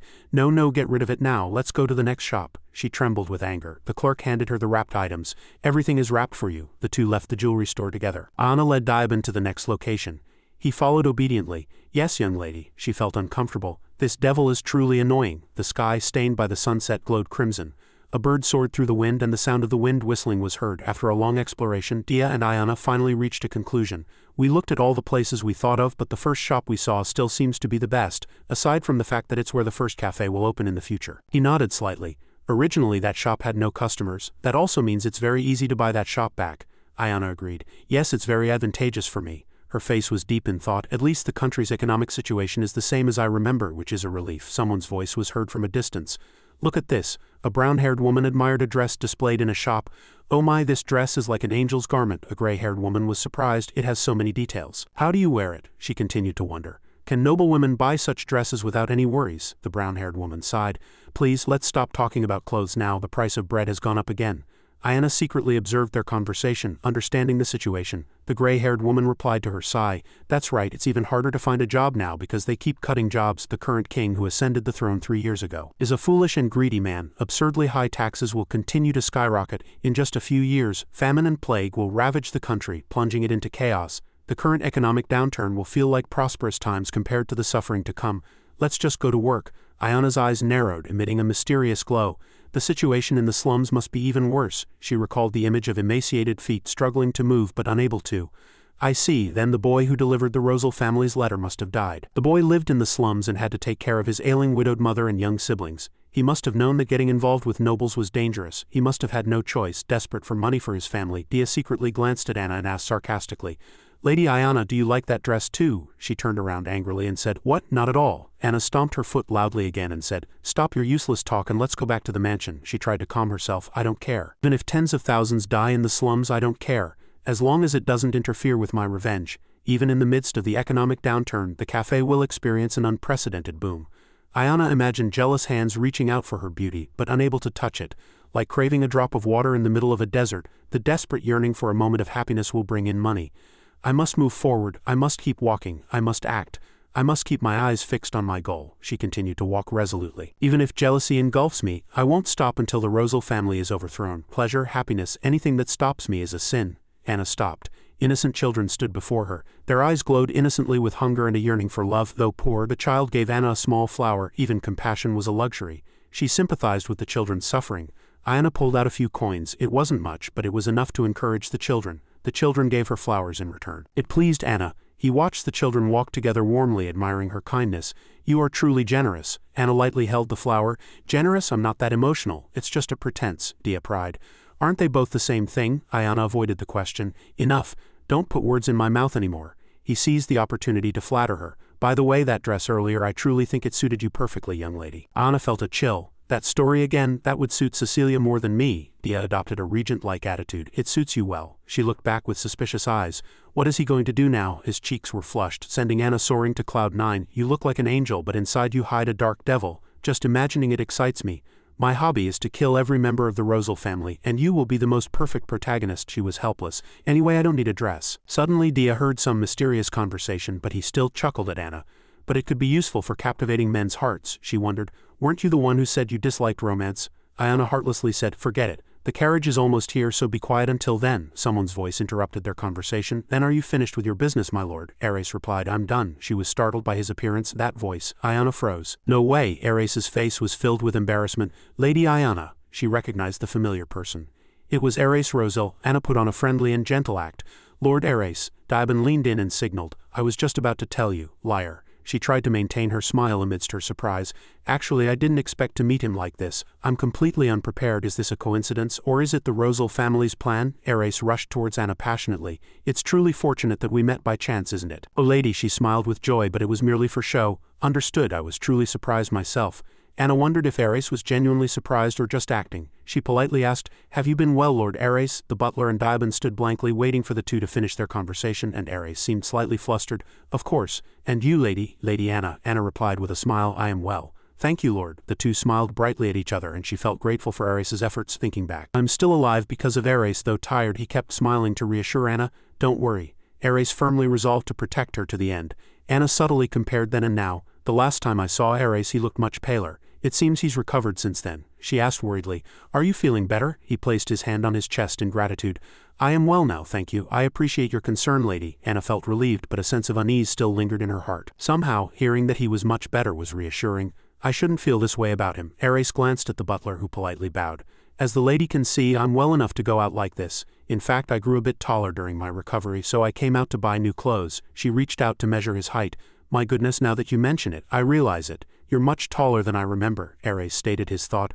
I suppose I went through puberty during my recovery. Anna showered him with compliments. My goodness, Lord, you look truly sturdy and strong, but her thoughts were different. He's still like a child, but completely different from the Ares Rosal I knew. His face was flushed as if he couldn't believe what he had just heard. I look sturdy and strong, me? Ares swallowed hard, his hands sweating.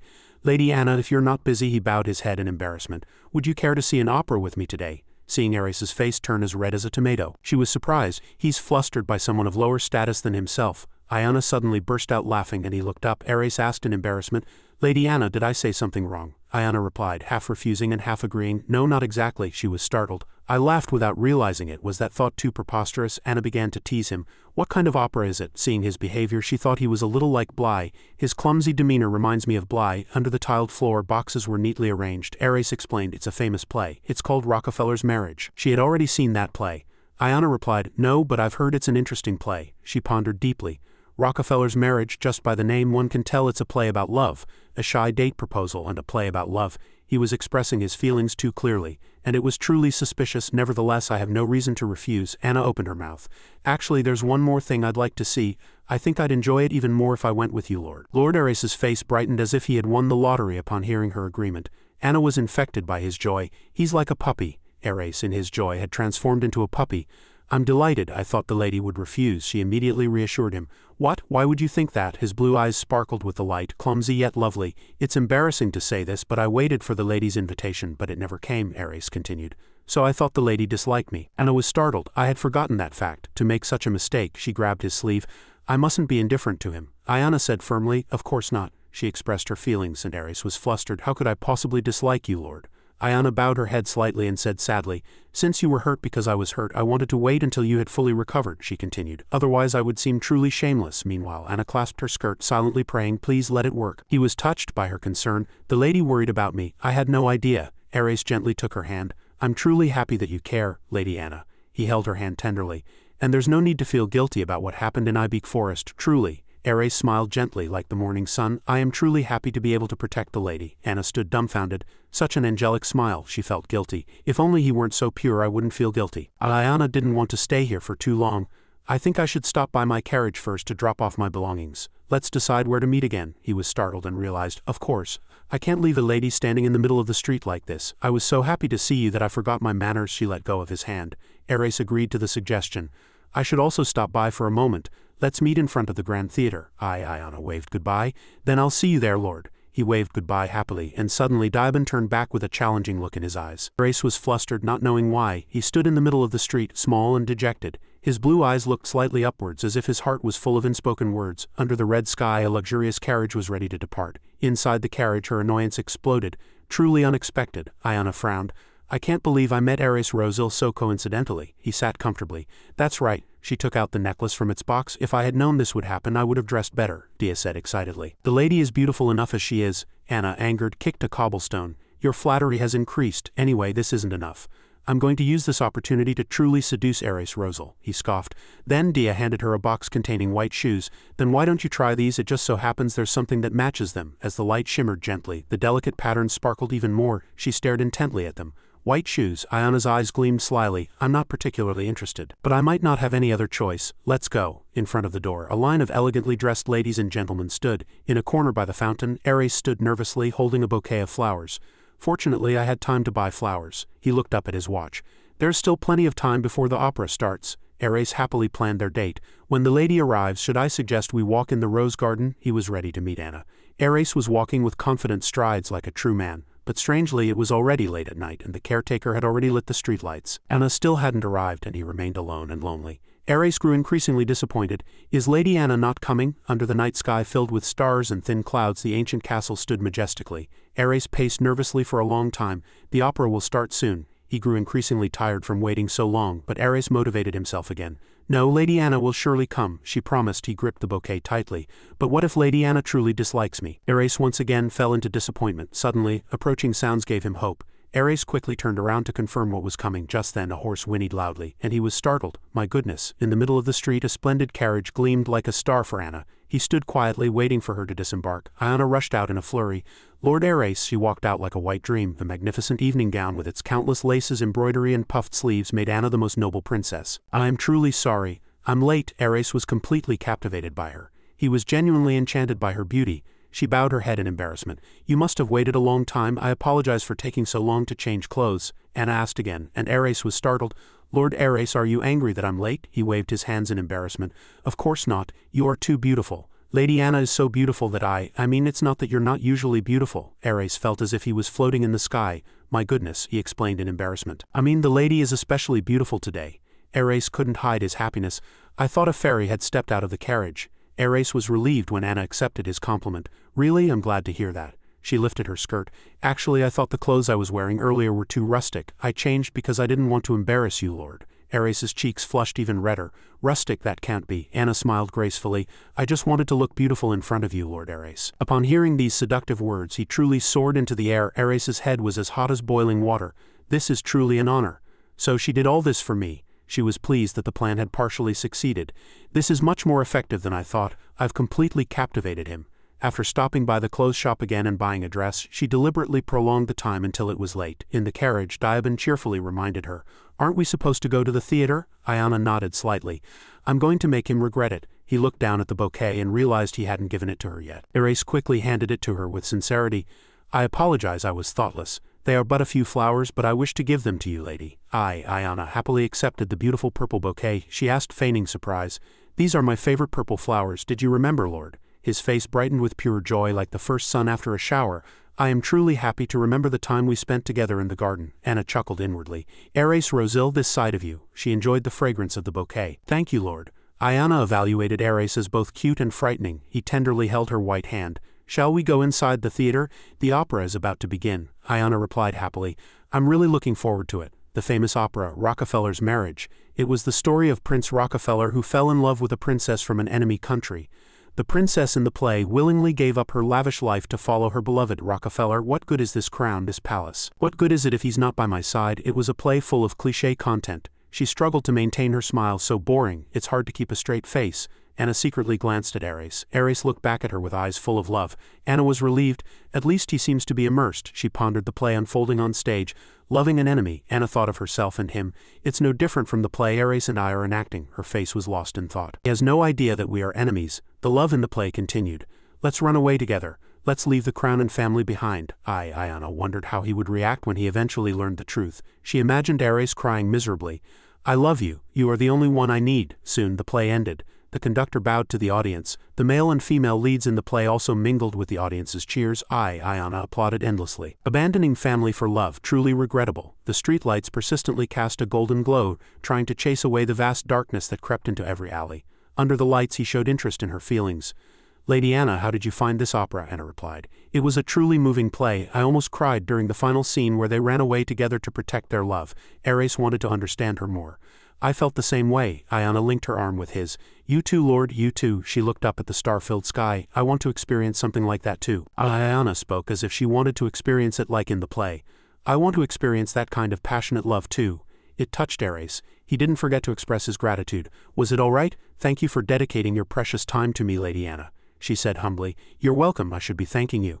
Ares escorted Anna to the carriage door. May we meet again next time? She planted a memory in him.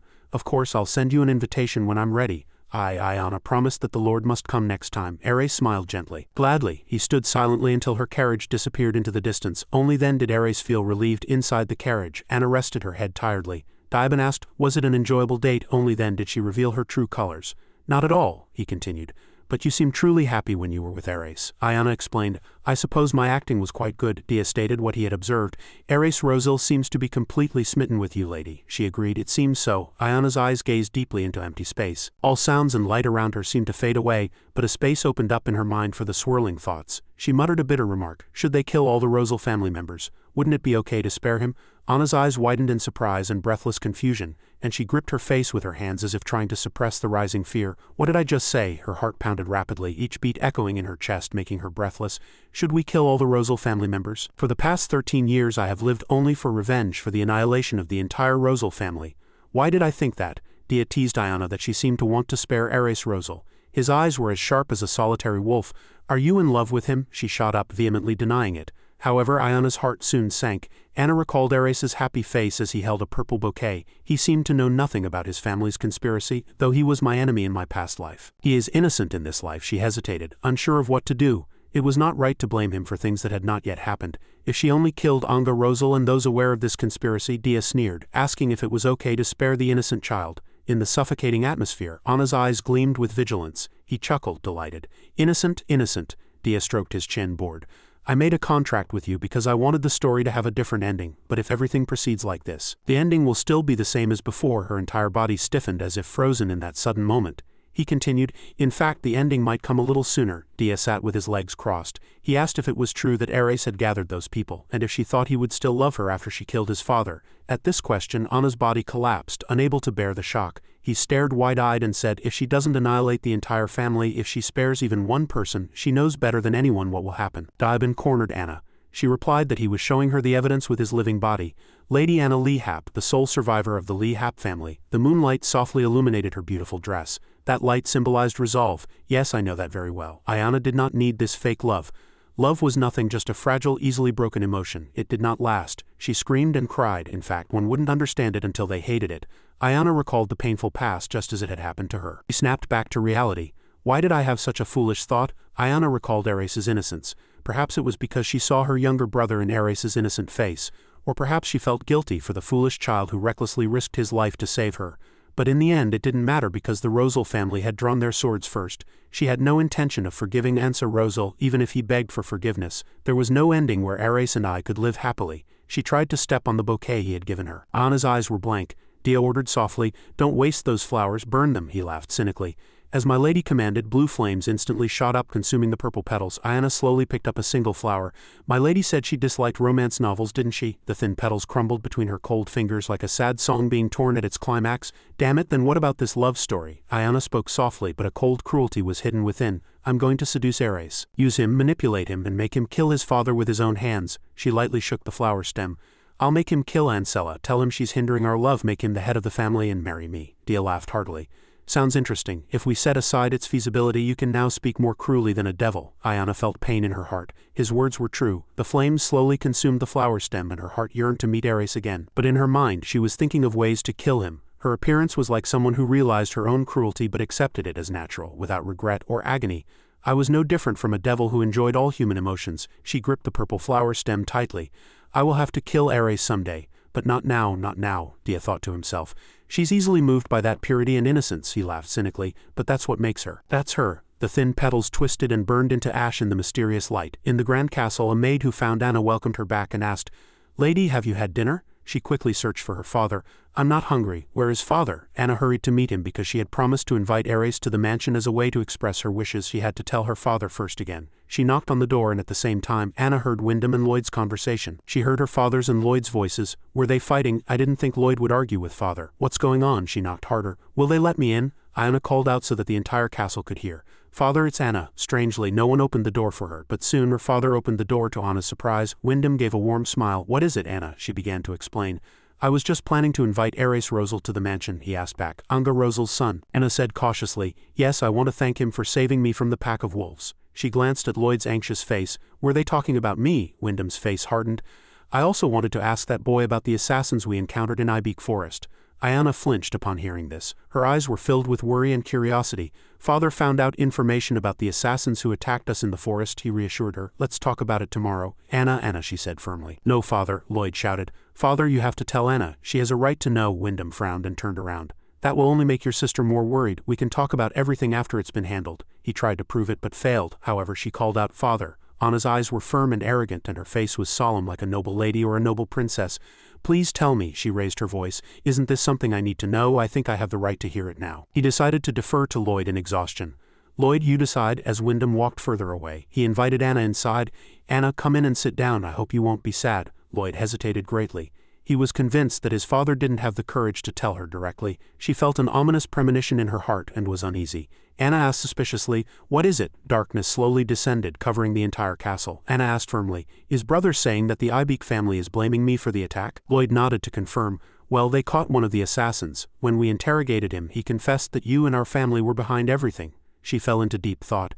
"Aside from the fact that I almost died in the attack, the Ibeak family should know they're making absurd accusations." Seeing how bewildered father and Lloyd are, he couldn't hide his worry. "And they must have been accusing me of villainy." Anna asked calmly, "Why did that assassin mention me?" "Please tell me everything." Lloyd clutched his head. "You'll be shocked," she replied firmly. "I'll be fine." He covered his face with his hand, sweating with tension. Finally, Lloyd began his story. According to the assassin's confession, their target was Mel Ibeak. Anna was not greatly surprised to hear the reason. It was because she was having an affair with another man and was pregnant with his child, she judged inwardly. Certainly a cliched and vulgar slander. Why is it always the same old scenario? If this had happened to me when I was 18, I probably would have cried out in injustice. Anna raised her voice and asked, "Then what does the fact that I'm pregnant have to do with the attempted assassination?" Her question surprised him greatly. She didn't look as surprised as I thought she would. "I was worried," Lloyd soon replied. "They said you tried to kill Mel to hide your illegitimate child and that once the child was born you would pretend to be Mel's widow and deceive the child's real father to proudly enter the Ibeak family." She judged it to be ridiculous in annoyance and he agreed, clenching his fist. "Well, that's ridiculous." Lloyd gritted his teeth, trembling with anger. But the Ibeak family somehow seemed to believe it. They officially sent a letter to father demanding an explanation. Anna thought they wouldn't have stopped there if they had clear evidence. They probably did it because of the assassin's confession. She pinched her thigh after hearing his reply.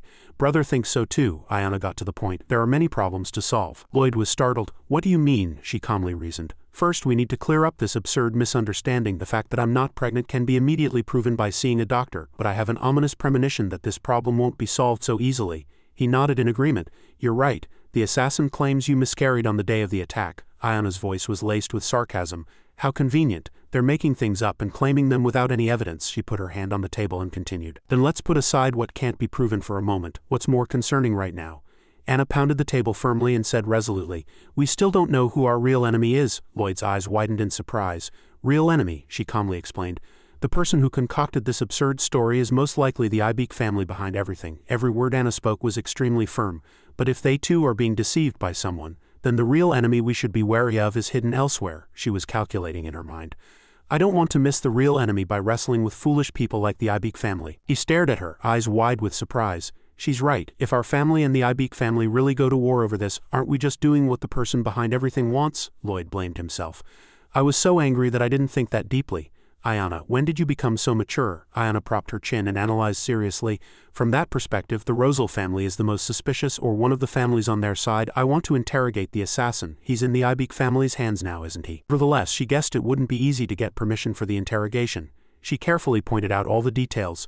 I haven't heard anything about the assassin's whereabouts. Father said he would talk to Marquis Ibik soon, but I'm not sure how much information Father can get from him. Finally, she summarized it in one sentence. Can I attend that meeting? He was startled and flatly refused. What? Absolutely not. They might say more vulgar and despicable things, she continued to persuade him. But I'm the one they're talking about. Lloyd shouted in annoyance. Anna, he shot up, pounded the table and analyzed. I'm proud that you're keeping your composure in this situation. But even so, I can't bear to see you get hurt by such absurd words. Lloyd raised his voice and said firmly, I'll go in your place, so don't worry. Leave it to Father and me. Anna's heart was filled with deep disappointment, and she felt there was no other way. Her mind was conflicted. She no longer tried to hold on and change the subject. Then Lloyd, at least give me the letter sent by the Ibik family. Anna asked softly again. You can do that, right? He nodded in agreement. Okay, I'll go get it from the carriage. Before Lloyd left the room, he gently kissed her forehead. Thank you for understanding, my sister. I love you. Ayana replied warmly. Me too, she thought blankly. I can't just watch from afar. What should I do now after that? Anna also left the room. Ayana was startled and worried to see her complexion was very poor. She forced a bright smile and started a conversation. Lady, your new dress is really pretty. Ayana held her skirt and lightly lifted it. She soon suggested, if you like it, I'll give it to you. Rendine blushed and explained in embarrassment. I'm sorry, I can't accept such an expensive dress. Ayana turned around and said in annoyance, I'd be more comfortable wearing a sack than this dress, she thought as she walked.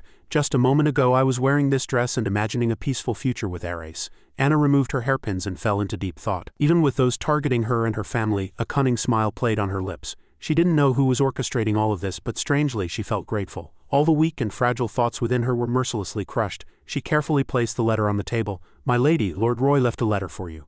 Anna nodded politely and said, Thank you, you may go now. Seeing Jen still standing there, she asked in surprise, Is there anything else? Jen handed Anna another letter with a worried expression. Actually, Lord Mio also sent a letter. She frowned. Mio sent me a letter? Now? Jen stammered, trying to explain. I apologize, my lady. I remember you told me to reject everything he sent, but she blushed and her eyes welled up with tears as she pleaded. The messenger said this was an official letter from one family to another, so I had no choice but to accept it. He also said this letter must be delivered directly to you. Worry flooded Jen's mind again. Oh dear, my lady is so scary these days. Anna reached out her hand and took the letter from her. All right, go and rest. Yes, my lady. After completing her task, Jen rushed out saying good night. She opened the letter, puzzled. A letter sent only to me so only I could see it. Anna opened the letter with curious eyes and began to read. To Lady Anna Laugh of the Laugh family. My heart is heavy today as I write this letter to you due to unpleasant circumstances. Mio's writing continued. I have gradually come to realize the truth hidden behind the incident in Eve Forest. The assassin confessed that the Laugh family was behind everything and that you, my lady, were the instigator. She focused on every word of the letter. My father expressed deep concern about this matter, but I know the truth. My lady would never do such a thing. I have tried to persuade my father, but I am currently facing difficulties due to a lack of clear evidence, he continued to write. If this matter is not handled carefully, it could lead to war between our two families. The only people who can calm this situation are you, my lady, and I. At the end of the letter, Mio proposed, Let us resolve this issue together. I wish to discuss this matter directly, so please come to Mio Ibik Manor. Anna sat on the bed examining the letter. He wrote a pretty plausible letter this time. Especially for me, who knows what kind of person he is. She rested her chin on her hand, deep in thought. What is this sly fox planning now? Anna didn't think any further. All right, but she knew this was an opportunity to get involved in the matter. The next morning, a royal carriage took Anna to Mio's mansion. A servant entered his room and reported, Lord Mio, Lady Laugh has arrived. Mio stood on the balcony looking down and replied, Understood. The red wine glass in his hand reflected Mio's face, full of schemes. The rabbit walked into the trap herself. He had already devised a scenario. She heard the rumor that she lost her virginity to a man other than her fiancé. So no matter how strong she is, she'll cry and beg people to believe she's pure. Mio reveled in this scenario. I will gently comfort the fragile flower trembling with fear, and once she tastes my sweet lips, the game is as good as over. He was confident this would be a piece of cake. Mio stepped out the door and welcomed her with a wide smile. Welcome, my lady, my little rabbit. A meaningful smile played on her lips. His eyes widened and he paused. My little lady. Anna bowed respectfully. Thank you for inviting me, Lord Mio Ibik. She was dressed in black today. Mio was flustered and gave an awkward laugh. Why is that woman wearing black as if she's attending a funeral? Anna offered a friendly smile. If I had dressed extravagantly, he would have thought I was trying to seduce him. I don't want to yield like a sinner. I came here with the mindset of a protagonist. Anyway, I'm the one who will have the upper hand today. Anna said in a gentle voice, Lord Mio, how long do you intend to keep me standing here? He was flustered and broke into a sweat. My apologies. I will escort you to the reception room, my lady. Mio's mind was filled with confusion. She's much calmer than I expected. What in the world is going on? He led her down a bright, sun-drenched corridor. Though he tried to maintain his composure outwardly, Mio's mind was in turmoil. She must be out of her mind from shame. He blushed, lost in his thoughts. Don't worry, my little rabbit. I will gently hold you in my arms soon. Anna walked confidently behind Mio. As soon as they entered the room, he quickly pulled out a chair and said, "Lady Anna, please sit." But Anna ignored Mio and sat in the chair opposite him. He sat down and gave an awkward laugh, ordering the servant, "Lady Anna is always shy, so why are you still standing there? Bring tea quickly." Mio tried to start a conversation. "The weather is really nice today. How about a picnic in the forest?" She immediately got straight to the point. "I received your letter, Lord Mio." He suddenly flinched and his face turned deathly pale. Mio replied with an awkward smile, "I'm glad my letter arrived safely." The maid in the room quickly ran out. "I must leave this place before everything gets worse." Anna still maintained her friendly smile. "Yes, it's very interesting, isn't it?" Dia quietly closed the large door and an aura of darkness emanated from his entire body. Daiban, who was outside, heard her words from inside. "Lord Mio, according to the letter you wrote, it seems you and I are the only ones who can resolve this situation." He heard Anna ask, "Would you please tell me what the solution is?" and chuckled awkwardly, perplexed. Mio inwardly smirked, calculating. She's pretending to be calm, but she's the one who brought it up first after all. Poor thing, she must be fidgeting. She must be wondering what I'm thinking. He didn't answer, but instead asked, "Lady Anna, did you hear the reason why the assassin attacked me?" Mio plotted inwardly. For the lady to let the world know that she lost her virginity in a dishonorable way is tantamount to losing both honor and life.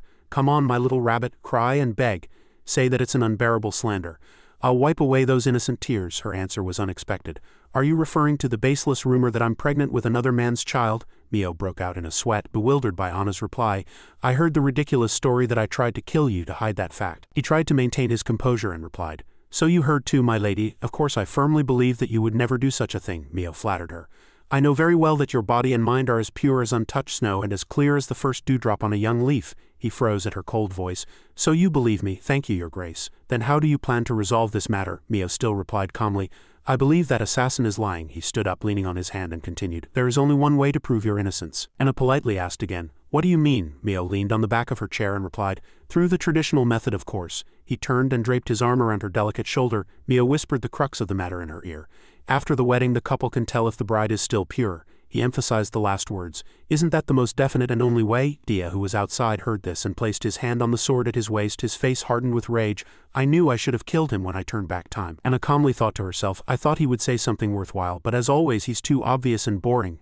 She expressed her displeasure to Mio. "Your grace, please return to your seat, Lord Mio." He stammered, asking, "Why do you look at me like that, my lady?" Anna shrugged and reminded him, "Your grace knows yourself. Now sit down right now." Mio turned to leave, muttering, all right. Women, they say no with their mouths, but want something else in their hearts. Anyway, we were once engaged, weren't we?" He sighed and lamented.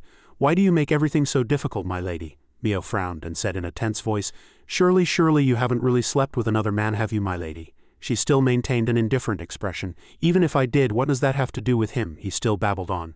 "The solution is right in front of you, my lady. Surely you're not trying to shirk your duty?" His despicable face shimmered, reflected on the glass surface. "If this matter leads to war between our two families because of you, my lady, how will you take responsibility?" Anna's face hardened as she inwardly assessed. Such a cheap threat. I thought the Rosal family was behind all of this. But judging by Mel's reaction, there's a strong possibility that he's orchestrating everything. She raised her head and gave a standard smile. "Even if such a thing happens, it won't be my fault. I am completely innocent," Anna offered her opinion. "Someone is intentionally trying to drive a wedge between my family and your family, but it's truly strange." She immediately referred to the letter Mio had sent yesterday. "In the letter, your grace wrote that you trust me and want me to find a solution for our two families, didn't you?" Anna posed a question. "But your grace is acting as if I need to prove something. Did you lie when you said you trusted me?" He sweated profusely and desperately denied it. "Of course not. I trust you, my lady. Of course I trust you, my lady." Her next words made him pale and flinch. "Then hand over the assassin you captured to us. We will force a confession from him and resolve this matter clearly." Mio spread his 5 fingers wide and shouted, "That's impossible. Who can guarantee that the Laugh family won't force a false confession from him?" Anna calmly retorted, "Your grace is truly contradictory. In the end, you don't trust me, do you?" He firmly denied it. No, I certainly trust you, my lady." She interrupted her father and asked, "Then why?" Mio answered with any excuse. "I just can't." "All right, I can't tell you the reason, my lady." Anna saw right through him like a book. Mio is not good at lying. This issue has nothing to do with trust. He clearly can't hand over the assassin for his own reasons. He still babbled on with excuses. "I can absolutely not tell you, my lady. As I said, everything will be resolved once we get married. We were originally destined to be husband and wife." She grew tired of this conversation and stood up. "If he continues to act like this, being here is just a waste of time. I don't expect father to solve this problem either. I have to make one last effort." Mio looked up at Anna and stammered, "Lady Anna." She firmly rejected his proposal. "I do not want war, but that does not mean I intend to marry you." Anna believed that the word destiny did not suit a forced marriage. She removed her glove and stated that there was a traditional way to resolve this matter. Anna firmly threw her glove onto the table. Destiny is walking straight on the path one believes in. Holding her head high, she pointed straight at him and declared loudly. Anna Laugh of the Laugh family challenges Lord Mio Ibik of the Ibik family to a trial by combat. Anna declared loudly. God will side with the just. Dia's eyes widened in surprise when he heard Anna say, trial by combat. Mio's face turned pale and he broke out in a sweat. I don't think a trial by combat is necessary, he screamed inwardly. I thought she would marry me if I threatened her a little. Why did it come to this? She placed her hand on her chest and said loudly and clearly, I have no other way to prove my purity. I can only leave it to God's judgment. If I win, I want this scandal to be buried in the past. Anna's confident voice echoed through the large room.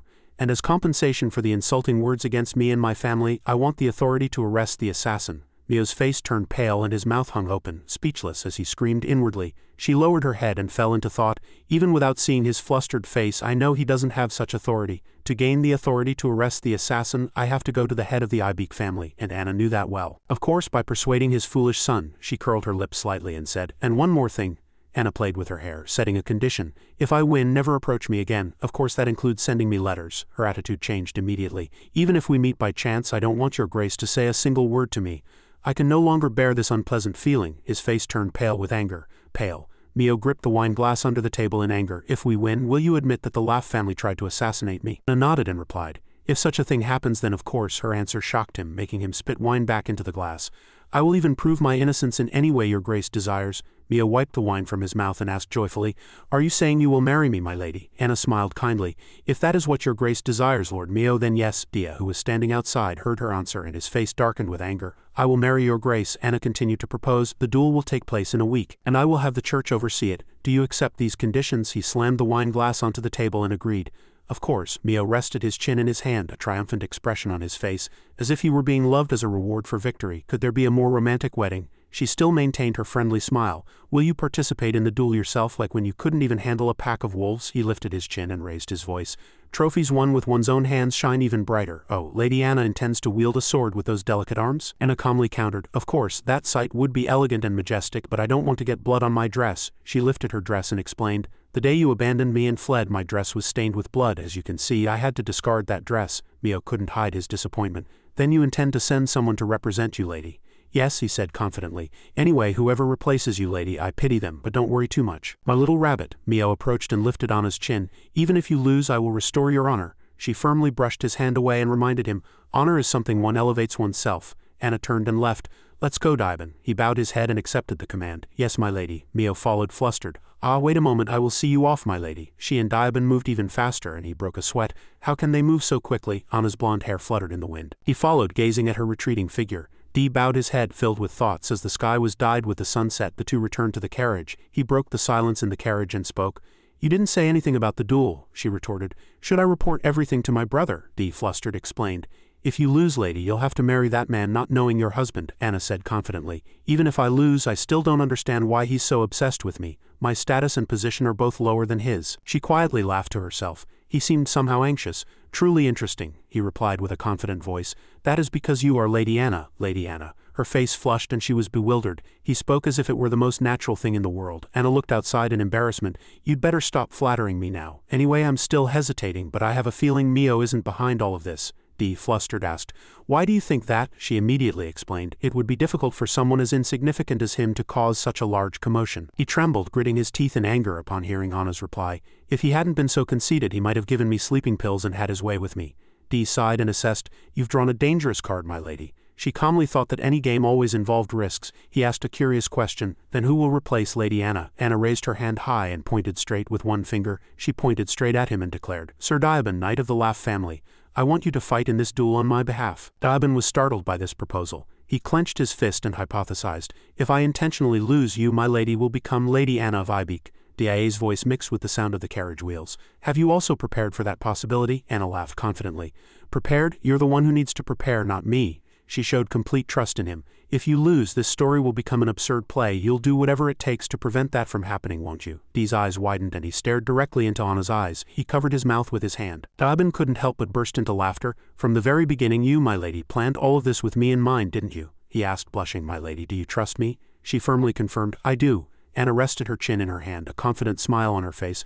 I trust the person named Daiban. I trust the devil named Daiban who pledges his loyalty to me, him who yearns for a thrilling story to unfold before my eyes. She emphasized the last few words. So yes, I trust you. Dee stroked his chin and said, that's right, I'm probably the one who wants to stop this marriage the most. Anna teased, I'm sure you don't want to see Mio and me in bed together. He firmly vowed to her, I will win even if all my limbs are cut off. Dee gently extended his hand. Lady Anna, he proposed in a gentle voice, will you grant me the honor of kissing your hand? She skillfully declined Dia's offer. If you win, then I'll allow it. He praised contentedly. Very good, I will ask you again in a week. Anna laughed expectantly. I'm looking forward to it. She fully placed her star of hope on Daiban. Want to quickly see the devil run wild in God's trial. Cecilia smiled and greeted Bly as he opened his room door and walked out. Oh, good morning, Bly. He nodded and replied, good morning, Sister Cecilia. Bly hurried past his sister. I have something to do, so I'll go first. Cecilia turned and stopped him. Wait a moment. She quietly gazed at his retreating figure. After Anna visited the Ibik family, everything in the house started to feel strange. A week had already passed. Cecilia was confused. What's going on? Anna opened the door and entered the room, greeting them. I'm back. Silence filled the entire room. Wyndham clutched his head, tense. Bly and Lloyd both turned to look at her at the same time. Anna entered the room and assessed the situation. Is father still angry? She remembered that before she went to meet Mio, her father had been furious that she had made a major family decision without his permission. Nevertheless, she had anticipated that reaction. Anna sat in a chair and thought, anyway, there's no turning back now. Today is the day of the duel. I accepted. She looked up and asked Daiban, D, how are you feeling? He placed his hand on his chest and politely replied, I am fine, my lady. Thank you for your concern. He couldn't help but shout, do you know what a heavy responsibility you bear today? If you lose, die on the spot, otherwise I will cut your throat myself. Dee replied in a soft voice. Yes, I understand, Lloyd shouted angrily. Anna, listen to me, it's not too late. Our family has many excellent swordsmen. We can send someone else in your place. Anna grabbed his arm and reminded him. Thank you, Lloyd. But I trust Daiban, she explained with a friendly smile. He saved my life twice. I won't be able to find a better swordsman than him. I chose D and I'm ready to take responsibility for that choice. He sighed helplessly. Bly looked worried again. If he loses, will you really marry Mel Ibik? You haven't done anything wrong, so you don't need to take responsibility. Anna smiled and promised, if Daiban loses, I will marry Mel Ibik. Because that's what we agreed on. Wyndham clutched his head, angered. Anna, Lloyd and Bly both flinched at his voice. I cannot forgive you for proposing a duel without my permission. She lowered her voice and apologized. Yes, I apologize, but even if he loses, if I keep my promise to marry Lord Mio, they will no longer demand anything from our family. So father no longer needs to worry. Anna's eyes widened in surprise upon hearing Wyndham's next words. No, that's not what I'm worried about. Anna, don't you still understand? His demeanor grew calmer. Why do you try to bear all the responsibility alone? She widened her eyes, bewildered. Oh dear, Anna recalled her past self. Because that's what I've always done. Wyndham firmly raised his voice. Even if you lose today, I will not marry you off to the Ibik family. He stood up and shouted. Under no circumstances will I give away my daughter like a commodity, even if it means waging war with them. Bly agreed with Wyndham. I agree too, father, Lloyd shouted excitedly. That's right, Anna, we will never send you there. Don't worry. Dee quietly enjoyed her surprised face. The corners of his lips curled upwards. Dee knelt and placed his hand on Anna's knee. He gave her a gentle smile. Lady Anna. Anna widened her eyes, speechless with emotion. She grabbed Daiban's arm. Thank you, father. Thank you, brother Lloyd. Bly. Anna stood up with their support, but rather than assuming I'll lose. Please trust me first, she declared confidently. Trust me and Daiban, whom I trust and chose. Because in the end I only choose fights I am confident I will win. Just watch. That afternoon as the sun set, priests were busily scattering black powder on the yellow sand ground in front of the church doors. The black powder formed a neat circle. She stood behind a nearby bush and observed, if you step out of the circle during the duel, you're immediately considered to have lost. Ibik family looked very lively. Mio and Marquis Ibik sat in the shade, laughing merrily. Anna judged inwardly, they must have a good reason to believe they'll win. She asked curiously, aren't you worried, brother? Dee immediately replied, of course I'm worried. He added teasingly, especially when I think about kissing Lady Anna's hand I get even more nervous. She cautiously reminded him, don't be too overconfident, they must have prepared thoroughly too. Anna felt her lips dry up with tension. She looked at her hands. Am I more nervous? My hands are cold. Dee seemed to have read Anna's thoughts and comforted her. Don't worry, he placed his hand on his chest and promised, no matter what happens I will not lose. She widened her eyes in surprise. No matter what happens, Dee nodded and confirmed, yes, no matter what happens. He smiled gently and reassured her, you will leave this place with a smile, my lady. Just sit comfortably in the spot with the best view and watch the match. Lady Anna, in fact, she was still a little worried, easier said than done. Daiban hesitated inwardly, but hugged her body tightly and replied, all right, I'll do that. She raised her voice and reminded him, I'll be watching. Anna's heart was confused. It's been a long time since I felt this way, but she still believed, as long as Daiban is by my side, everything will work out no matter what happens. Anna trusted him completely. I believe in Daiban's desire to unfold the story. She recalled Daiban's handsome smile. And I believe in my knight, him who has overcome countless difficulties with me. Anna unconsciously bowed her head and fell silent. She turned and left, instructing him, "Don't die. And don't let any wound become an unhealable scar." He politely accepted the command. "As my lady wishes." In Anna's heart there was still fear. "I don't want to show him my weak side. I don't know if God will side with the righteous," and she was certain, "but I will not lose," the priest declared from beneath the angel statue. "Since the two families have presented conflicting claims, a holy trial will be held before God. Let the representatives of each family step forward and reveal the truth." Anna knew in the end that the devil was on her side. Mio smiled confidently at this match. Bly and Wyndham stood dumbfounded in surprise at his representative. They were confused and bewildered, seeing a giant with a winner's demeanor walk out. "Who is that giant?" Anna was stunned and bewildered.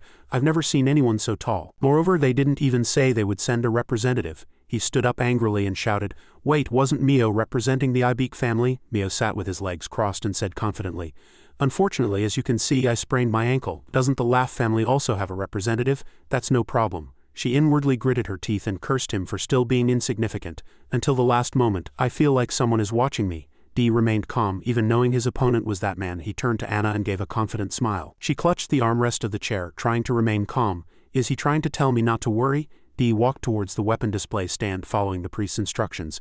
"If there are no objections now, choose your weapons." The giant uttered provocative words. "I pity you, thinking you'll die fighting for that harlot. If I show that woman your severed head, she'll willingly walk into my master's bedchamber." He emitted a killing intent at those words. "You won't even get a chance to see that happen." Dee's face hardened in anger, and he glared at the giant with sharp eyes. The priest raised his voice and declared, "The match ends when one side surrenders, steps out of bounds, or dies." Before entering the match, the man continued to provoke him. "If you don't want to die, you'd better step out of bounds, if you can, that is." The priest struck the gong beside him hard and declared, "Begin the fight." As soon as he finished speaking, Diabin gripped the hilt of his sword tightly. The priest lowered his voice, seeing him swing his sword and charge at the man. Indeed, an excellent sword. The giant warrior's axe swung furiously. "I'll break that." He gritted his teeth, grunted, and knelt. The giant sneered, seeing his body tremble as it blocked Diabin's attack. "Oh ho, you blocked that with your slender arms? Not bad." He frowned, tensing his body against the giant. Dia put strength into his legs, indenting the ground, and his body moved flexibly. The moment the giant's axe struck the ground, Diabin dodged, flying over the giant. Taking advantage of the giant's carelessness, he ambushed the back of the giant's head. Anna, sitting in her chair, lost her composure again. "The attack isn't deep enough," she calculated inwardly. "Diabin is much more agile, but he can't close the distance to deal a fatal blow. He needs to get closer somehow." Diabin's sword successfully wounded the giant. The giant chuckled. "You're pretty good for a small fry like you. If your attack range was a little longer, you might have had a chance." He annoyedly wiped the wound the giant had inflicted on his face. "Damn it, this is annoying." Dia's face hardened with annoyance. He tightened his grip on the hilt of his sword. The giant swung his axe furiously and charged at Diabin. "You're showing too many openings. Have you finally realized you can't defeat me?" He couldn't dodge, letting the giant inflict a deep wound on his thigh. Dia screamed in pain as the giant swung him hard, pushing him back. His face contorted in agony. Mio cheered excitedly. "Yes." Dia put strength into his legs, stopping before he was pushed out of the arena. He knelt, panting, and coughed up blood. Giant approached Diabin and sneered, "Are you going to surrender, or I'll cut your throat right now?" He burst into a laugh of pleasure.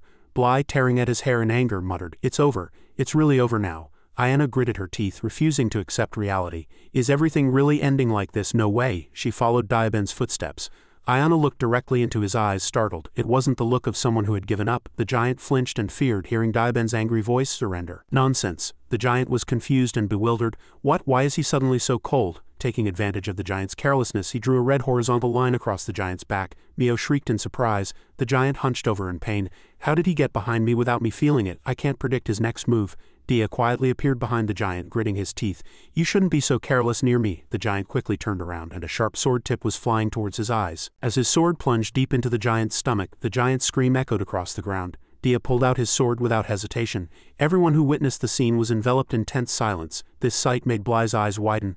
"I can't believe it. How could he do that? The opponent can't fight anymore." "He's a devil." Ayana fully agreed with him. "Yes, he really is a devil. But his actions are different from what I expected. I thought he would play with his opponent as usual." All of this greatly surprised Anna. "I didn't know Diabin would get so angry because of me." The giant lay on the ground, trembling.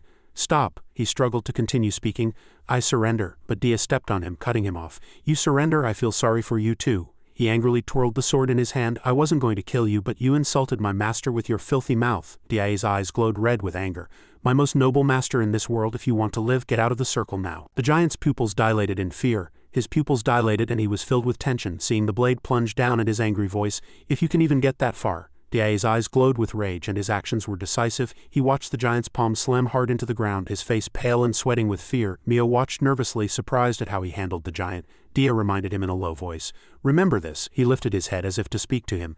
Anyone who dares to insult my master will pay a heavy price. Mio trembled in fear, carelessly collapsing onto the floor. After this fight, the entire arena was enveloped in tense silence. Ayana clutched her hands tightly in tension, her face flushed with excitement. Dae got up from the giant's body and left. The priest's eyes widened in surprise seeing him approach. Daeban bowed. God sided with the righteous. He waved his arm and declared in a booming voice, "The representative of the Lee Hap family has won this match, therefore the church declares that the Lee Hap family's claims are true." He stood proudly and confidently next to Ayana. She closed her eyes and sighed. Ayana stood up and said loudly, "God has acknowledged my innocence." She cleared her throat and said resolutely, "Ibik family, please keep our agreement." Mio's face was pale and trembling as he gripped his chair tightly. Marquis Ibik finally accepted this outcome. Very well, the Ibik family will no longer hold the Lee Hap family responsible for the assassination attempt. Ayana frowned and thought seriously. That's not all. The next part is the most important, Wyndham ordered loudly. Before this trial, 2 things were agreed upon as promised. Hand over the assassin to us. Marquis Ibik, he stood up and waved his hand irritably. Marquis Ibik approached the priest and suggested, "I wish to speak with Count Lee Hap. There is no service at our church today, so you may come inside to speak." He walked past him without giving him a chance to reply. "I will go in first, follow me." Bly turned to Ayana and said, "I think we can breathe a sigh of relief for now." She worried inwardly. "No, it's too soon." Wyndham stopped walking and turned around, hearing Ayana's voice. "Father," she followed his steps and requested. "I want to participate too." Wyndham couldn't hide his surprise. "Anna," he skillfully refused. "As I always say, for such dangerous matters." Anna struggled to persuade him. "I know you always try to protect me, father, but this time it's different." She firmly held her ground. "I requested this duel and I am prepared to take full responsibility if I lose, so I must see everything through to the end myself." Wyndham's mouth hung open in surprise at Ayana's persuasion. "This is my test and my own battle." He was touched and admired. "Anna, you've changed so much." But Wyndham didn't answer and turned to go inside. She said in a firm voice, "Only the dead do not change." He opened the door and agreed. "Very well." Ayana followed him inside, holding her breath in tension. "Yes, father." The warm sunlight shone, making the church very bright. As the father and daughter entered, Marquis Ibik was already waiting inside. Ayana bowed. "It's been a long time, Marquis Ibik." He cut her off, annoyed. "This conversation is not for women." Marquis Ibik showed blatant misogyny. "Count, how can you bring such a child here? Get her out now." Wyndham firmly retorted, "My daughter Ayana Lee Hap is responsible for this trial, so she has the right to be here." He stepped forward and immediately got to the point. "More importantly, what do you wish to discuss?" Ayana's eyes widened in admiration, looking at Wyndham's back. "Wow." Her face flushed and she bowed her head. It felt as if she had been acknowledged for the first time in her life. He curtly refused the outcome. "I cannot hand over the assassin." Marquis Ibik paused for a moment and continued, "Instead, I will pay a fine. A fine equivalent to half of the Lee Hap family's annual budget. Is that enough?" He couldn't hide his surprise. "That's not a small sum of money. Not even for the Ibik family. What are they hiding?" Ayana continued, speaking loudly. "What we want is justice, Marquis. Someone hired an assassin to pit our 2 families against each other." She presented a very firm logic. "We were once almost one family through marriage, so to leave no lingering resentment, isn't it right to find the instigator who broke the trust between these 2 families and hold them accountable?" Wyndham added his weight, continuing. "My daughter's words are correct. Clearly, someone is trying to create conflict between our 2 families for their own gain." Marquis Ibik frowned irritably. "We no longer have that assassin." Anna was slightly surprised for a moment. "The Ibik family no longer has that assassin?" she pressed in a low voice. "Then how did you obtain the assassin's confession? At least provide that information," he shouted in annoyance. "There's no reasoning with you. We don't have him. The conversation ends here." Ayana's face hardened with annoyance. "He's truly stubborn and unreasonable. A polite attitude won't work on him." She saw through Marquis Ibek's thoughts. "He's forcing us to go all the way without giving us a choice." Ayana concluded resolutely. "I believe the Marquis is unwilling to take any responsibility." Marquis Ibik flinched as she continued speaking. "I think I will have to entrust this matter to the church once again." He was startled and cut her off. "Wait a moment." He widened his eyes in surprise at Ayana's logic. "I understand that the Ibik family spread rumors to insult our family," she declared in a low voice. "This incident will be reported to the royal family through the church and will be put on the agenda of the noble council." Wyndham accurately read Anna's thoughts, timely judgment and agility in using both persuasion and pressure. The insight that sees through the opponent's fear. He recalled her former innocent self. "Just a moment ago she was my naive youngest daughter." Ayana successfully threatened him. "All right, very well." Marquis Ibik covered his face and confessed. "I recently received a letter from a reliable source stating that they have captured him. I do not know the assassin's whereabouts." She immediately pressed. "Which family sent that letter?" Wyndham was surprised by the name that came out of his mouth. "The Meads family." He recalled Anna's promise. "I invited father, but the Meads family completely ignored me. They were allied with the Rosal family, and they knew about the attack." He continued to confess. In exchange for that information, I was asked not to reveal the source. Now my family is, while Wyndham stroked his chin lost in thought, she also pondered her own thoughts. I don't care what happens to the Ibik family, but I heard the Meads family is also involved. Ayana had already investigated them and knew that they were secretly cooperating with the Rosal family. Are they acting to conceal the Rosal family's involvement? Are they doing that so we don't suspect the Rosal family? She admired inwardly. Unfortunately, we already know the Rosal family is our enemy. I've ended up back here after all. Ayana had realized they were targeting her immediately after the assassination attempt was thwarted. Ancella Rosal, I will never forgive him for this. She lifted her head and gave a friendly, gentle smile. Very well, we will handle the rest. Darkness dotted with stars covered the Lee Hap family mansion. Cecilia covered her mouth with trembling hands and wept. I don't know what to say, those absurd accusations or the duel with Mel Ibik. You went through all of that and father didn't tell me anything. She covered her face with her hands and sobbed. I'm so sorry, Ayana. Ayana gently placed her hand on Cecilia's shoulder and comforted her. What are you apologizing for? She quietly fell into thought. The conflict with the Ibik family has been resolved. Father seems to have thought a lot on his way home from the church. He finally told Cecilia everything. Ayana understood her. He told her everything, including the Rosal family's conspiracy. She seems quite shocked and even feels a sense of betrayal towards father. She hugged Cecilia and comforted her. There's no need to apologize. I would have been angry like you, sister. Ayana sighed in relief and thought inwardly. It's been a truly eventful 8 days. Afterwards she returned to her room and lit a candle. Ayana spread out a pile of brown papers. She held a candle in one hand and the paper in the other. The Meads family, damn it, what should I do now? I need to invite Ares soon too. Ayana frowned and sweated in tension. She looked up at Dia, who was standing close by. Seeing Dia fight today reminds me of the day we escaped together. Ayana fell into deep thought. I didn't know he would get so angry because of me. I also didn't expect to see him fight like a demon again. She gave him a displeased look, seeing him smiling at her in a friendly manner. Ayana commanded loudly. You did very well today. Thank you. The fight went exactly as we wanted. We need to leave before others notice. I'll call you when I've decided on the next move. Diaben's lips curled slightly as he requested. I apologize for disturbing you so late at night, but I would like to receive the promised reward. She was puzzled and surprised. Reward? Ayana suddenly realized he was referring to the kiss he had mentioned earlier. He had previously requested, would you grant me the honor of kissing your hand, my lady? Anna was confused. Was he being serious or just mentioning it? Anna clutched the brown paper tightly and raised her voice. He didn't look like someone who was apologizing. Dia replied in an innocent voice. Really? I'm sorry. He explained with a sly smile. I'm already happy just thinking about receiving my reward from you, my lady. She blushed and stared at the paper. He didn't even blink when he said that. Anna remained calm. Wait, what was the reward? I can't remember, Dia casually repeated. You said you would allow me to kiss the back of your hand, my lady, if I won, she replied in an angry voice. You don't need to lie anymore. You can be honest. You just want to know about brother's conversation with Marquis Meads, right? He gently asked. May I come closer? Anna blushed and lowered her head. Why am I so flustered? She held the candle in her hand and replied. Do as you wish. Why are you asking now? He could move closer. As soon as Anna finished speaking, Dia approached her. Anna placed the candle she was holding on the chair beside the bed. She was sweating with tension. Why is he moving so slowly? My hands are sweating. He knelt on one knee before Anna. She looked away shyly.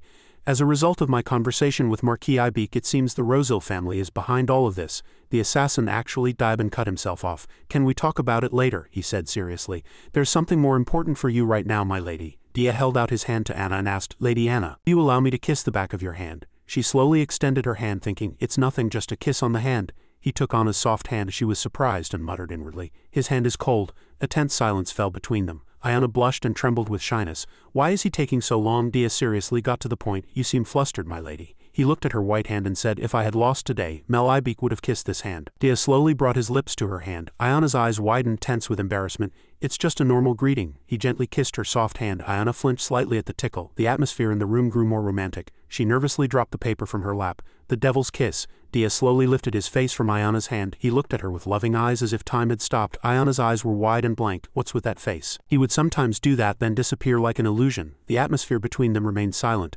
Dia gazed at her beautiful hand, enchanted. As Ayana stood up, the brown paper fell to the floor. Oh, she blushed and looked away.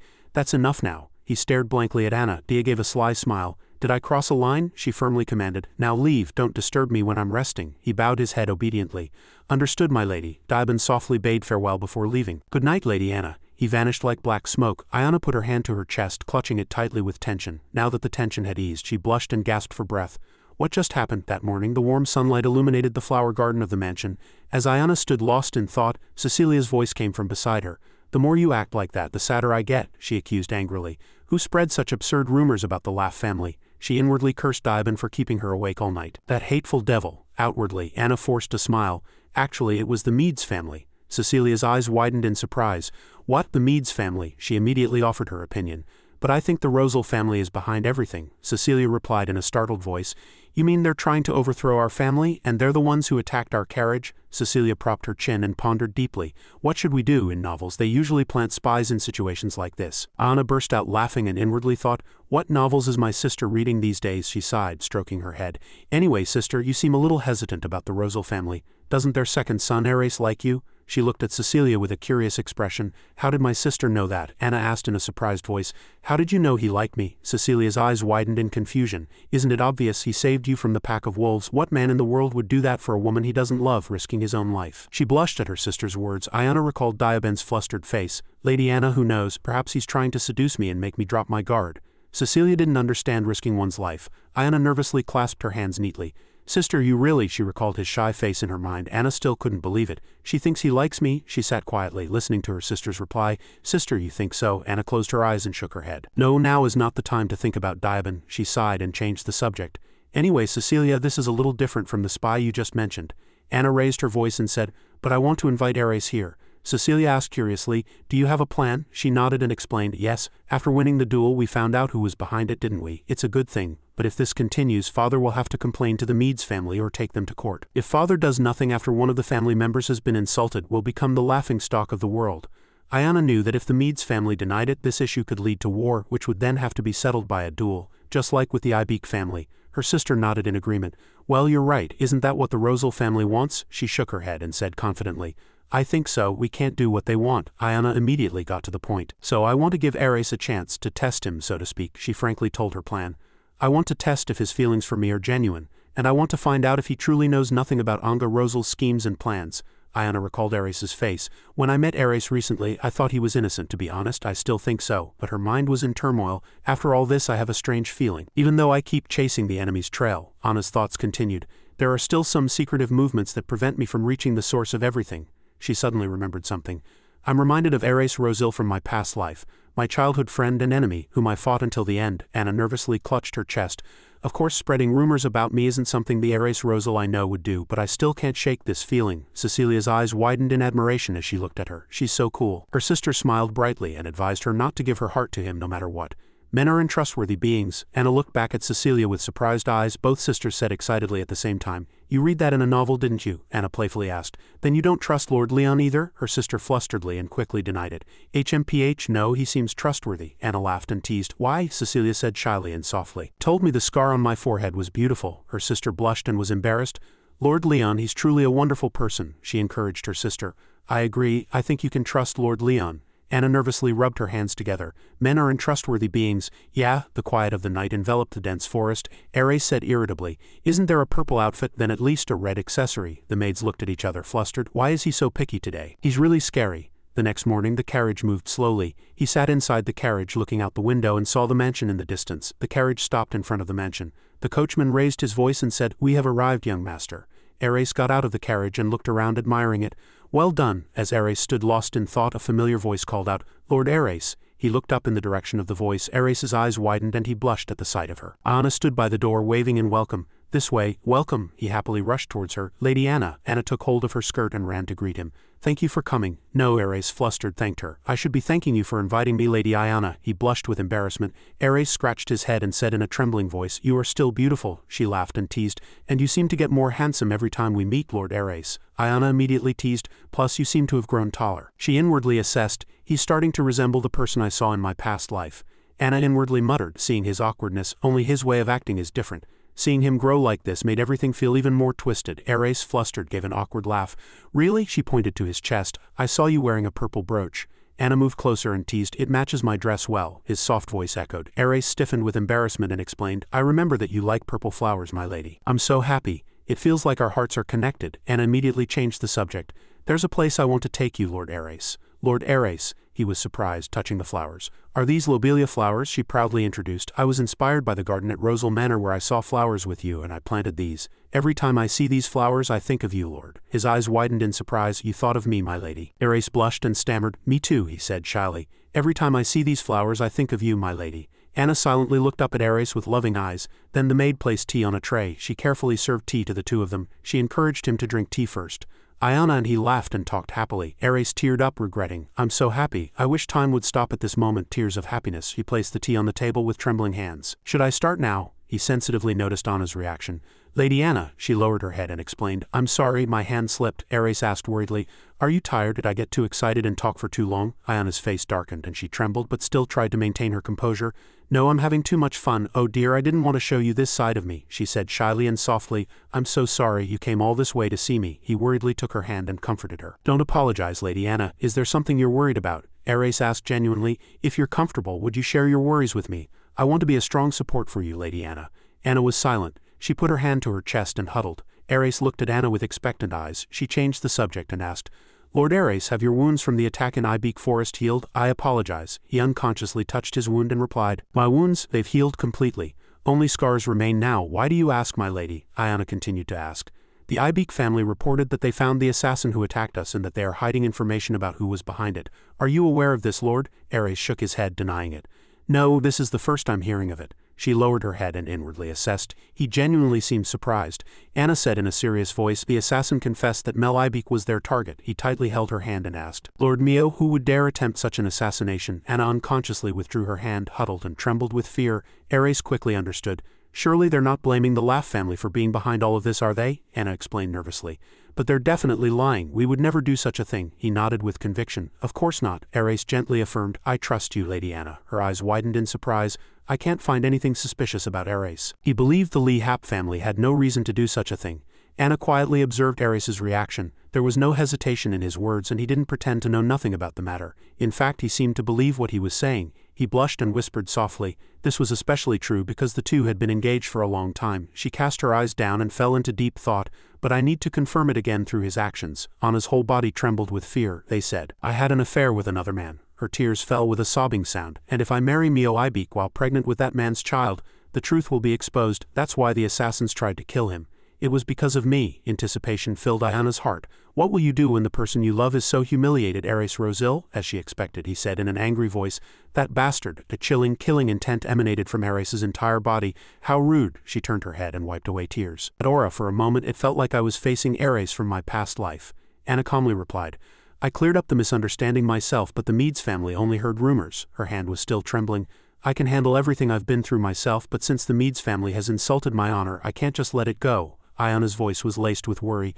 I'm afraid something terrible will happen. I don't know what to do. He stroked his chin and murmured. Ibeak and Meads. Ares's face hardened with tension. Lady Anna, if you permit, I will handle this matter myself, she asked, bewildered. You'll handle it yourself, he nodded and replied resolutely. Yes, that's right. I cannot stand by and watch you continue to be embroiled in such dirty rumors. Please don't feel obligated. Ares gently comforted her. I simply wish to do something for you. Lady Anna was touched, covered her face and shed tears. Thank you so much, I feel like I owe you again. Lord Ares, her heart was surprisingly calm. I just realized something. Anna fell into calculation. If Ares handles it instead, we can avoid a major conflict, and we can just watch the Rosal family and the Meads family fight among themselves. Anga Rosal would also be very angry if his son messed up his plans, she nervously assessed. But if he pretends not to know that fact, it will only reveal that his liking for me was just an illusion. Either way, I'll be able to escape this persistent guilt. So this is to my advantage. Ares was very angry on her behalf, and now he was ready to confront the Meads family directly. But he said in a booming voice, I wish to stay longer, but I think I should resolve this matter as soon as possible. Ares stood up and said, this matter could be a little complicated. The assassin might be lying, or the Meads family might have fabricated it. He gripped the chair tightly and said resolutely, either way I will make them pay for what they have done. Anna raised her head and stared blankly at him. Is this genuine or is it an act? He held out his hand and said, shall we go now? She took Ares's hand, her heart confused. Am I being too cautious because Ares is so similar to him in my past life? He said softly. Lady Anna. Yes, Ayana replied blankly. What is it? Ares's face flushed with embarrassment. He quickly and calmly denied, it's nothing. I had something to say to you today, but now doesn't seem to be the right time. She replied carelessly. Understood. Anna's mind was filled with confusion. What was he trying to say? Ares suggested worriedly. You must be tired, so perhaps I could escort you to your mansion, she said softly and shyly. I should be escorting you to your carriage, Lord, he replied sincerely. Please don't feel obligated. Anna walked silently, questioning herself. If Ares Rosal is hiding something, can he discern what I'm hiding? Her thoughts mingled. Perhaps the time we spent laughing and crying together was just a meaningless dance of love, so that what was hidden beneath the mask would never be revealed. And Anna unconsciously recalled Diaben's smile. I think I've understood the devil's heart. and she clearly knew it was nothing but a play. Dazzling sunlight streamed onto the training ground and rough breaths echoed. The brown-haired youth carelessly slipped and fell to the ground, making a pained sound. He groaned in pain. "Usually you go easy on me during sword matches, but today you're not holding back at all," Dee said irritably. "You told me to take it seriously." The youth asked, "Is it because the Rosal family's young master has arrived?" He laughed and teased, "You probably don't notice, but whenever a noble family's young master visits, you're filled with killing intent." He angrily gripped the wooden sword in his hand. "Seems you still have a lot of energy left." Dee raised the wooden sword and said, "Want another round?" The brown-haired youth screamed, sweating profusely. "No, I'm good, I'm really exhausted." He followed his gaze and asked curiously, "What is it?" Dee looked straight out the window. "My lady is coming," the brown-haired youth said admiringly. "Indeed, you have excellent eyesight. You're truly formidable." He politely bowed his head to Anna. She happily waved in greeting. As the brown-haired youth turned and left, he asked Anna curiously, "What brings you here, my lady?" "This place is a bit too messy to welcome you, I'm afraid," she replied courteously. "It's all right. Since returning to the past, I've had little opportunity to visit the training ground. Sometimes this place is quite entertaining." Ayana crossed her arms and cleared her throat, saying, "I just spoke with Ares." He had just left the mansion. Daiben continued, "I expected you to put on a tearful performance, but you seem surprisingly calm." She raised her voice and said seriously, "Of course I cried, but it was an act, which is why I appeared calm." He curled his lips and smiled proudly, just as expected of Lady Anna. Anna leaned against a wooden dummy and continued, "Ares said he would handle the Meads family directly." Daiben was surprised. "How convenient. It would be truly wonderful if he were to do your bidding like a puppet." She was thinking of something else. "I'm not sure if everything will play out exactly as I envisioned." Ayana held up a letter and said, "Besides, I also received a letter from Luke." He took the letter from her hand. "Have you already begun? Isn't it a bit earlier than planned?" Anna closed her eyes and sighed. "I don't know how long this assassin scandal will last, so I decided to proceed a little faster. Even if it's a bit early, we can still maintain control." Dee unfolded the letter and read, "Lady Anna, skipping procedures and moving the schedule forward by a month is like killing me." Luke continued to write, "Please praise me at our next meeting. I managed to handle everything somehow." He added, "This letter was delivered by one of my servants in a carriage. Unless he falls on the way, the letter will arrive today." At the end of the letter, Luke informed her that Lady Anna's first shop would open in 2 days. Daiben picked up another letter. "There's a love letter hidden here." He waved the letter in front of Anna and read, "I will visit you soon, Luke Lenhart." She yelled out in embarrassment, "Don't joke like that, he's just coming to talk business." "I almost thought he was serious," Daiben said again. "I'm not convinced Luke thinks that." He nodded, seemingly understanding. "Both Ares Rosal and Luke Lenhart are running around because of you." "Seems so," Ayana grumbled irritably. "Are you implying I'm a sinful temptress?" She turned her head, hearing Daiben's soft voice. "Not at all. It's not a sin but your charm, Lady Anna." He gazed into the distance and said, "They are fortunate to be able to serve you, and they should consider it an honor, so feel free to use them."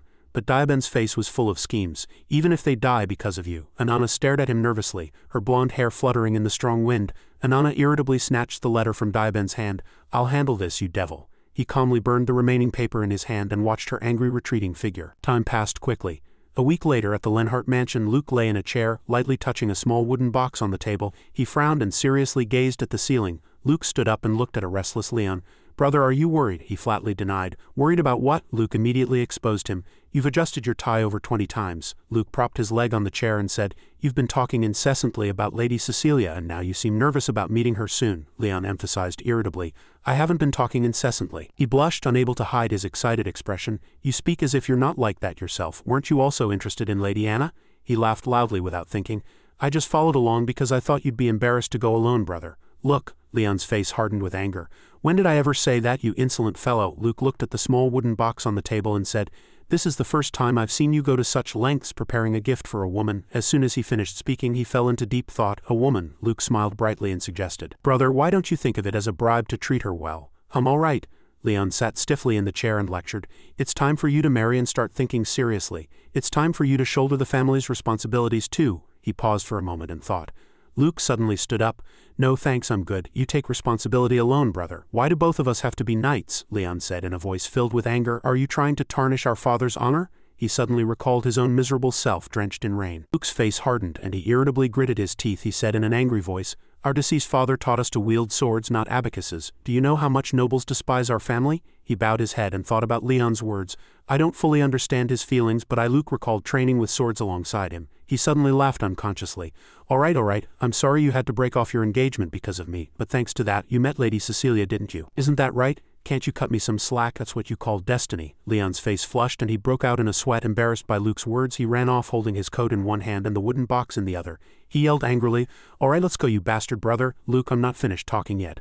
Luke's face immediately turned serious. As he ran, he thought, I want to meet her right now. The entire grand mansion of the Lee Hap family was bathed in warm sunlight. Leon said awkwardly, how have you been, Lady Cecilia? Cecilia replied softly and shyly, yes, are you well, Lord? How have you been these days, Lord Leon? Anna watched the awkward yet romantic atmosphere between the two from afar and quietly assessed, how can two people act so awkwardly and heartbreakingly? They really match well. Luke also had nothing to say to him. What are these flower petals? If I hadn't persuaded him to come, he would have withered by now. The two looked at each other, flustered. She ran towards them and pushed them closer. Sister, why don't you take Lord Leon on a tour of the corridor? He responded enthusiastically. That's a great idea. You two take your time looking around. Leon's face flushed with anger. Don't push, Luke. Anna and Luke happily watched her sister and him follow. She closed the door, leaned against it and sighed. Lord Leon truly expresses his emotions honestly, Luke replied, not wanting to be outdone. Lady Cecilia is the same. As soon as he finished speaking, the two burst out laughing, holding their stomachs. He wiped away tears and laughed. It's been a long time since I laughed like this. Luke shook Anna's hand and asked, It's a great pleasure to meet you again, Lady Anna. She greeted him courteously. Lord Luke, how have you been these days? He held up 2 fingers to the maid and instructed, Please prepare 2 glasses of wine. Luke pulled up a chair and said, I recently acquired some fine wine.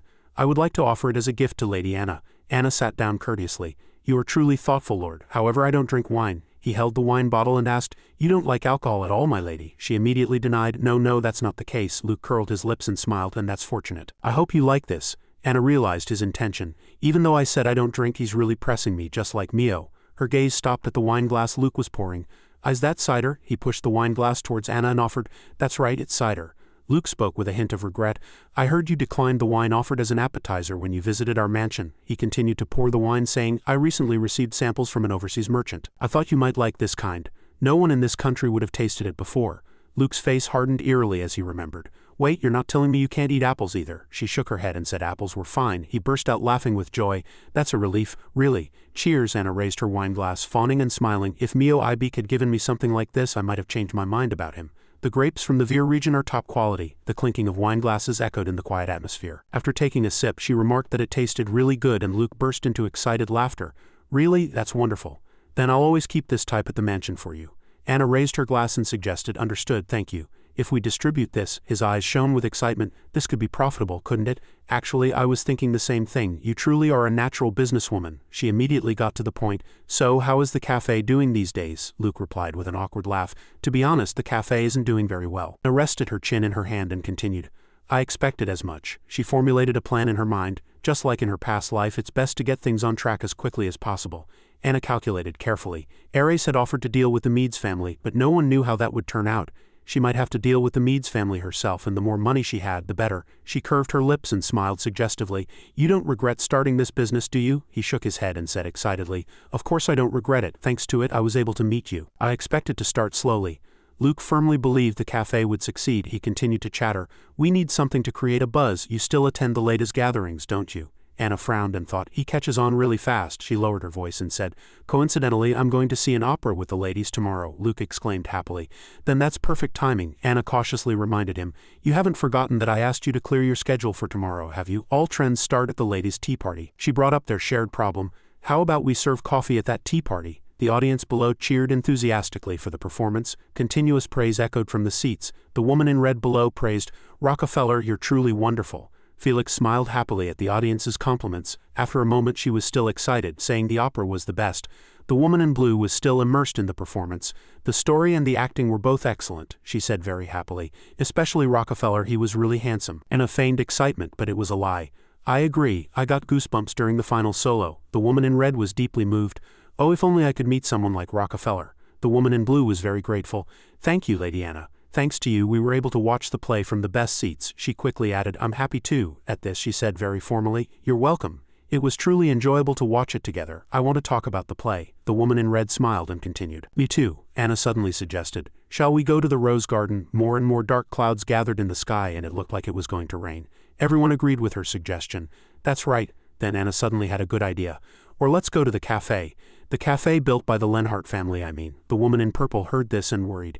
You mean that newly built restaurant? She knew well that it was run by a fallen family. The woman in blue's face changed color. Isn't a restaurant usually a place for commoners? It's truly undignified. Meanwhile, the woman in pink's face turned pale. How can I eat food prepared by strangers? Then Anna calmly explained.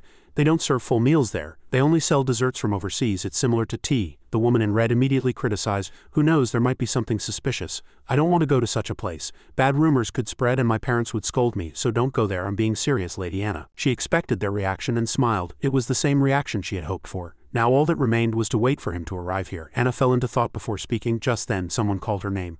Lady Anna. The person who called Anna was Felix. He suggested first. You've arrived. Did you enjoy the play? She looked at Felix and smiled. Felix, perfect timing. She looked at this scene with wide eyes. Rockefeller. Amidst everyone's admiring gazes, he smiled. Rockefeller? Hello, I'm Felix, the actor who played Rockefeller today. Thank you all for coming. The woman in purple was very surprised. Lady Anna, do you know him? Felix smiled at the question and said, I met Lady Anna and her friend when they visited the cafe with some colleagues. We often go there, so we meet frequently. At this, Anna gave an awkward laugh. It was just luck, really. He lightly kissed her hand. I am the lucky one. I just came out for a moment to welcome you, lady, and now I must go back inside. I hope to see you again soon. Everyone around was surprised. They meet frequently at the cafe. Just then, Anna said to them, I won't be going to the cafe. What about all of you? The woman in red immediately changed her attitude. Since Lady Anna says it's a good place, it must be impressive. I'm not particularly interested, but I'll go to experience foreign culture. The woman in blue, who was right next to her, continued, Actually, I've wanted to go since earlier. The woman in purple said calmly, We also need a place to talk about the opera, don't we? The woman in pink was quite surprised by their reactions. You're all going, then I'll go too. She was very satisfied when everyone agreed to go to the cafe. Then everyone exclaimed in unison, No choice, let's go to the cafe. Anna felt a slight helplessness at this sight. I didn't expect it to be so effective. They're really like children. She looked around. At that age, I was probably like that too.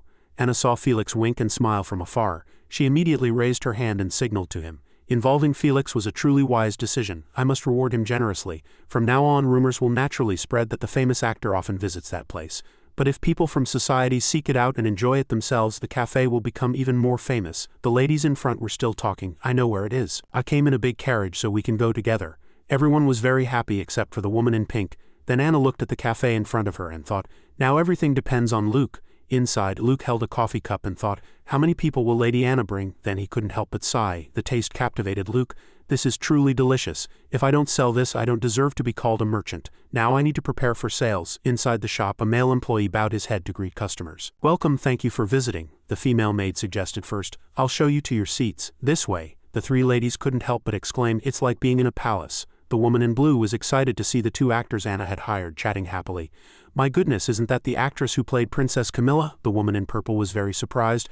Actor Liam is here too. Meanwhile, Anna evaluated the scenery here. The tent, the furniture, the patterns on the walls, and the layout. She was very satisfied with this arrangement. All of it was made with high quality to suit the tastes of nobles. They managed to do it in a short amount of time. This level of luxury would reduce the resentment of other nobles. Then Anna picked up a piece of paper nearby. The woman in pink blankly evaluated the cafe scenery. After a moment, a maid approached and asked with interest, is everything all right here? I'll bring you the menu, she whispered to the woman in red. Everyone seems to be drinking the same thing. She nodded in agreement. That's right, but doesn't it look like muddy water? Are we drinking stones instead of tea? We should just go back. Just then, someone in white leather shoes walked in. It was none other than Luke. Is everyone hesitating because of the menu? The woman in purple couldn't hide her surprise. A handsome man. The woman in red had a similar feeling, and he's tall too. Now he smiled and introduced himself. Lady Anna, thank you for visiting again. You've brought quite a few people today. I am Luke Lenhart, owner of the Lenhart Trading Company. They immediately realized, that nameless scoundrel of a knightly family, he's different from what I imagined. Luke brought some items and smiled. Would it be rude for me to sit with you all? I'd like to introduce you to the advantages of this place. The woman in red saw this and exclaimed, he's truly polite. After a moment of thought, she spoke. Yes, of course. The woman in pink remained silent, and the woman in blue inwardly commented, he's truly elegant and mysteriously charming. He's like a bear. But the most handsome bear. Having gained their consent, he said politely, thank you. Then I shall join you, ladies. Yes. Anna saw this and judged that Luke was doing quite well. She had reminded him several times yesterday. But she remembered what she had reminded him of a while ago. I might have to welcome some nobles tomorrow. You need to dress neatly and make a good impression. That group is very interested in love stories. Luke heard this and said confidently, I'm already handsome, how can I be more handsome? Anna no longer wanted to explain. He'll understand on his own. Looking at his expression so far, she thought, his answer is unbelievable. But now she could tell. At this, Luke slightly adjusted his tie. I hope coffee becomes everyone's favorite drink. Now Anna inwardly resolved he was always handsome, but today, even with actors around, he maintains his confidence. Then she smiled and praised, my goodness, Lord Luke, it tastes even better than last time, he replied very naturally. Really, we are constantly adjusting the taste to suit our palate. Anna suddenly grew curious. Then does it taste different from how it looks? Luke explained diligently. When you drink it, you'll feel refreshed and as if you're being drawn into the void, he continued to chatter. Ladies, have you heard the story that if you sail towards the sun, your speed slows down? Luke explained in detail. It might be a sailor's illusion, but some goods have to travel a long way to get here. The world is wide. Doesn't your heart pound when you think of new treasures and exotic foods? The woman in purple and the woman in blue focused intently on his description. My dream is for everyone here to experience them without having to wander the seas for months. It is our duty as merchants to carefully select and introduce these products, so please enjoy yourselves. At this moment, Luke could confidently say, a little experience will make life more diverse and interesting. I guarantee it. I experience it myself every day. The ladies listened and laughed, saying, my goodness, you sound like you're in love. You could say he's deeply immersed in travel, like being in love. Meanwhile, Anna took a sip of coffee and commented, his words are charming, but he's only half sincere. Knowing him too well, she felt an odd sensation. He feels a little unfamiliar. Just then, the woman in pink spoke. My goodness, she couldn't help but exclaim, it's delicious. The taste captivated the woman in pink. My goodness, I just realized this is the first time I've tasted this bitterness. Everyone thought the same thing. You're right. It's delicious, completely different from tea and truly new and pleasant. How bitter is it? I hate bitter tastes. Luke saw their reactions, laughed, and poured coffee into her cup. Then how about adding sugar and milk to soften the taste? Coffee can also be enjoyed in various ways, just like tea. The woman in purple politely spoke. Thank you, your grace is right. Now the woman in pink admitted to herself, this place, this drink, even Lord Luke, it's completely different from what I imagined. It's much better than I imagined. Then she cautiously suggested, I'll visit often. Would it be all right if I brought my beauty club members? He immediately accepted the woman in pink's request. You are always welcome. If you need a private space, feel free to use our special rooms. Luke offered them something else. These are your snacks. They go well with coffee. People were surprised to see them. Are these cookies from overseas too? Tell us more about other regions overseas. Lord Luke, everyone in the cafe was engaged in a lively discussion. I lost track of time listening to your stories, Lord Luke. I'll be back soon. At the entrance, Anna watched the ladies conversing. I understand why Rockefeller likes this place best. I'll tell everyone at tomorrow morning's tea party. Actually, I think Lord Luke is more handsome. Oh my, isn't a man with great ambition more charming? Only then did Anna rub her face with her hands. Her face ached from smiling all day. At the same time, Luke appeared. How was it? Anna replied with satisfaction. It was very good. Your reputation seems to have improved greatly. Luke immediately denied it. No, that's not what I meant. Luke slightly bowed his head and smiled brightly. I mean, I looked really handsome today. Only then did Anna understand the meaning of his words. Right, the maids probably won't have anything to do. Anna stretched comfortably. I'm truly comfortable now. Luke suddenly wondered, what do you mean? Thanks to a natural beauty that surpasses my own. They won't have to work hard anymore, will they? Then he proposed first. By the way, do you have time now? I want to talk with you in my private room. She quickly replied. Of course. Is it about business? Luke immediately denied it. No, it's a bit personal. Shall we go after that? Anna stared intently at his retreating figure. Anna suddenly felt strange. What in the world is going on? Luke walked inside and introduced the room. This is the private room. As Lady Anna requested, this area is completely separated from other sections. So no matter how private the conversation, no sound will leak out. However, the lighting here isn't great. Then he emphasized. Everyone who serves nobles here are my loyal subordinates. Everything they see and hear will be reported directly to me. Anna listened and sat in a chair praising him. It's truly amazing how you prepared everything perfectly in such a short time. Luke smiled, leaning back in his chair and said, You can praise me more. Honestly, even I don't know how I managed to do all this. Anna assessed his current appearance. Luke seems unusually calm. After deep thought, Anna suddenly wondered, what was the personal matter you wanted to discuss, Your Grace? You said it was personal. He hesitated slightly and began to speak. How should I put this? Luke paused for a moment and continued. I mean, this is not something I'm saying as a merchant. I hope these words don't make you uncomfortable, lady. She listened to his words and remained silent. At night, stars shone brightly in the night sky and Dee sat on the balcony, looking up at the night sky. What are Luke and Anna talking about that's taking so long? He looked at a doll he had fashioned, depicting Anna and Luke conversing happily. Just then, Dibon spotted her leaving the room. He remained silent, seeing Cecilia tell a servant, This letter is for Lord Leon Lenhart.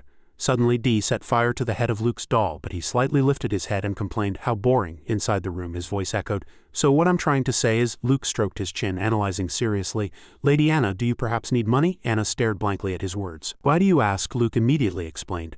You looked worried throughout the preparation of the shop, lady. Only then did Anna realize what he was trying to say. Everything happened so suddenly I had no time to react. Anna realized her own actions. I was a bit hasty myself, so she smiled and denied it. No, that's not the case, he seriously asked again. Really, if you need it, I can lend you some. At this, Anna felt she had been too complacent while next to Luke. He was a very valuable partner in the future, and still is, but that is only useful when two people are on equal footing and benefit each other. Anna stood up and reassured him. It's all right. There's no way I'd be in such a desperate situation as to need money immediately, is there? She finished speaking and thought, There's no such thing as a free lunch. I shouldn't reveal any weaknesses. Then she tried to explain. Lord Luke, really, if I were to ask for all your assets with sweet words, what would you do? Anna was surprised by Luke's reply. If you need it, I will give you everything. He looked at her with utmost seriousness. Anna was even more puzzled by his reaction. Is he really serious? As soon as she finished speaking, she opened her mouth. I don't think you should say such things even as a joke. Don't you have many responsibilities, Your Grace? Luke was still firm. I know, that's why it's not a joke. Anna was even more bewildered. Thank you very much, but what if I take all of it and run away? Then he smiled brightly. I don't think you would do that, lady, but even if you did, I'm sure there would be a good reason. However, Luke slowly stood up. Those are not words I say to just anyone. Then he approached and sat next to her. Only to you, Lady Anna, so don't worry. Besides, I'm actually a bit stingy. Please don't abandon me just because I'm too frugal. The more Anna listened, the more perplexed she became. How can he be so illogical? Why does he trust me so much? She began to speculate. Are you expecting something from me, Your Grace? Luke looked at Anna.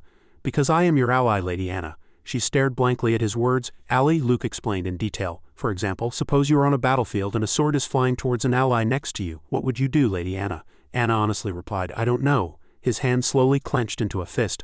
I would jump in front and block it, even if it meant dying under that blade. Luke didn't expect too much. You don't need to ask permission to help an ally. That is what the Lenhart family taught me, and it is the lesson my father passed down. At this, Anna seriously analyzed his words. Is he really saying he would go that far just because we're partners? It would have been easier to understand if he had said he wanted something in return. Besides, even if I trust Luke, I can't easily say I'd hand over all my assets or die for him. Anna wanted to resolve her doubts. Do you consider me your ally, Lord Luke? Luke opened his mouth, somewhat flustered. I don't know. I certainly know that I am your ally, Lady Anna. The more she thought, the more bewildered she became. I truly can't understand him. He's probably just trying to curry favor with sweet words. After deep thought, Anna suddenly spoke. Is that so? He remained silent and smiled, confirming her words. Then Luke raised his head. Lady Anna, when you came to me and proposed that we work together, I was truly happy. He deeply appreciated Anna's actions. For the first time I felt like someone was supporting me. The more Luke spoke, the more excited he became. As you know, I have no reputation in noble society. No one acknowledges what I've done and no one tries to understand me. Not even my mother and brother. She listened to his words and stared blankly at him. Looking back at my past self, he was still chattering endlessly, but she looked straight at me. Lady Anna, even though I couldn't do that, you are still resolute. Resolve was clearly visible in Luke's eyes. That's why I decided to be an ally to the person who supported me. She was dumbfounded. He smiled, seeing his own honest confession. Do I seem too naive? Even while doing business, this part of me doesn't seem to change. I guess I really am a knight's son. Now Anna bowed her head. Understood. If I need help, I'll come to you first. After that, he escorted her to the carriage.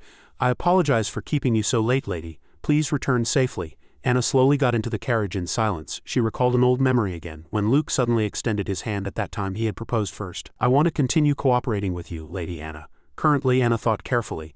To be an ally to someone who supported you. After a moment of thought, she suddenly spoke. Lord Luke, if you need help, tell me. This time, Anna extended her hand first. We are allies after all, aren't we? Luke was finally very happy that she had accepted his proposal. Then he smiled brightly. All right. Luke stared intently at Anna and affirmed, of course. After getting into the car, she leaned her head against the seat. Anna couldn't help but sigh, feeling more tired than when dealing with noble ladies. She opened her eyes wearily. Allies, allies. It feels like this is the first time I've ever had someone I could truly call a friend. Anna's emotions were different from before.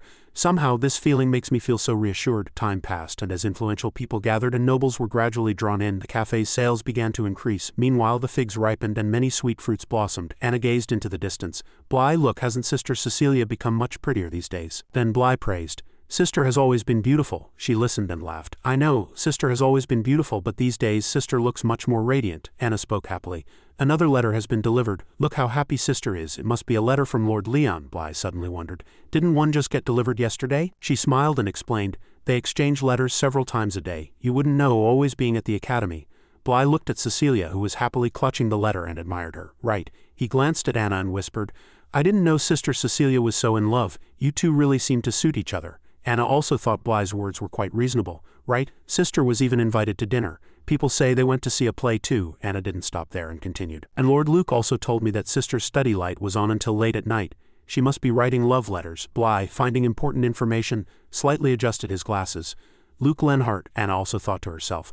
With this progress, the two will surely marry. While everything goes smoothly, Sister will be able to be with the one she loves. The problem is that Luke is an ally in the future, but his brother Leon is someone I only met after I went back in time. In the future, he died of a plague before I even met Luke. And I analyzed inwardly. For me, that plague was a gift from heaven that ended a hellish marriage. But now that I'm involved with him through Sister and Luke, he's no longer a stranger. Although there's still a lot of time until the plague strikes, I have to make sure that doesn't happen again. It seems I'll have to solve another problem. After a moment of thought she wondered, by the way, Bly, is the academy fun these days? Bly was surprised by Anna's question. The academy. Then he admitted, it doesn't suit me very well, and it's a bit chaotic these days. She listened and suddenly wondered, what's wrong? Bly immediately told the story.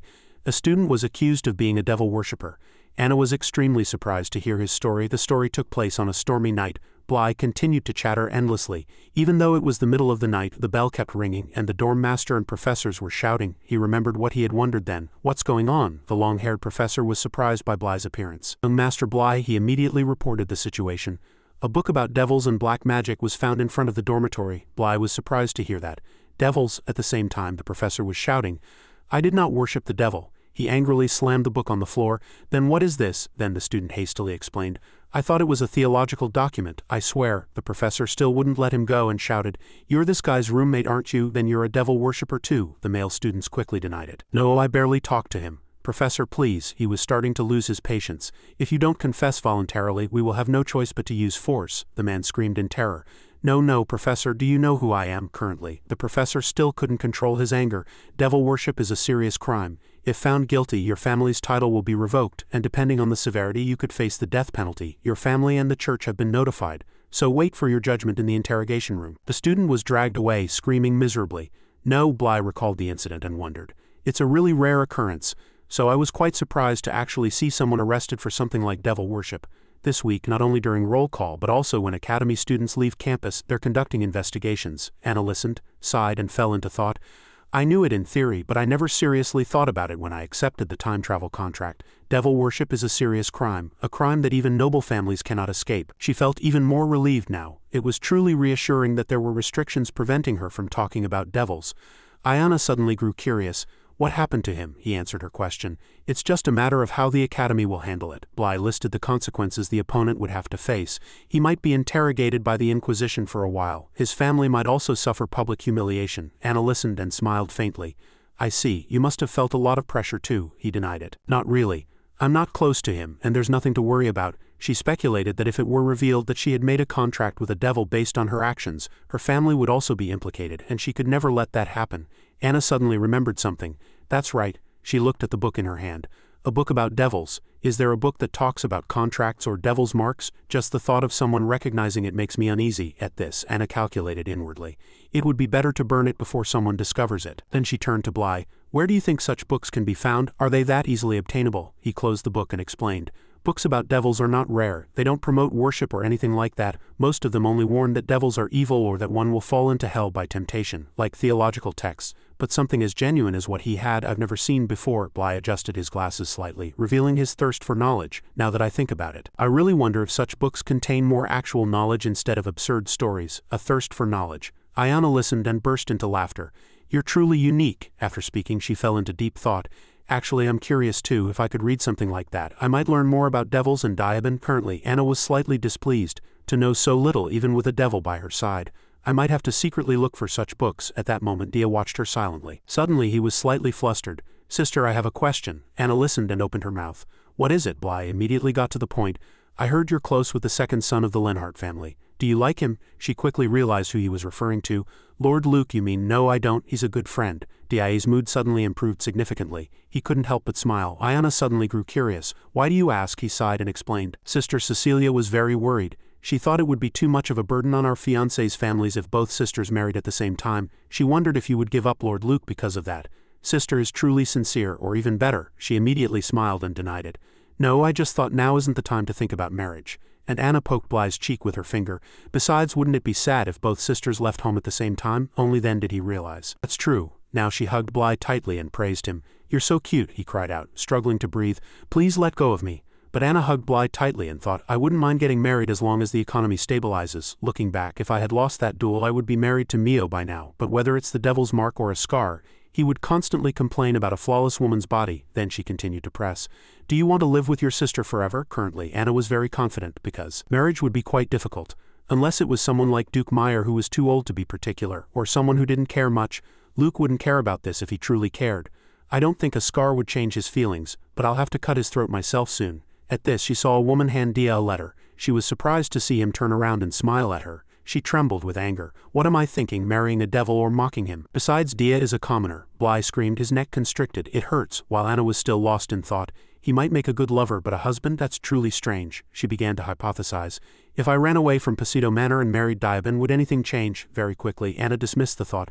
No, I'd only be ridiculed if I gave up revenge and was drawn to something like love. Just then, Diane approached and reported. Lady Ayana, a letter has arrived. She received the letter, slightly surprised. It's not Cecilia's letter. The more Ayana thought about it, the stranger it seemed. It's not from Luke either. There's no sender's name. Then she opened the letter to check the contents.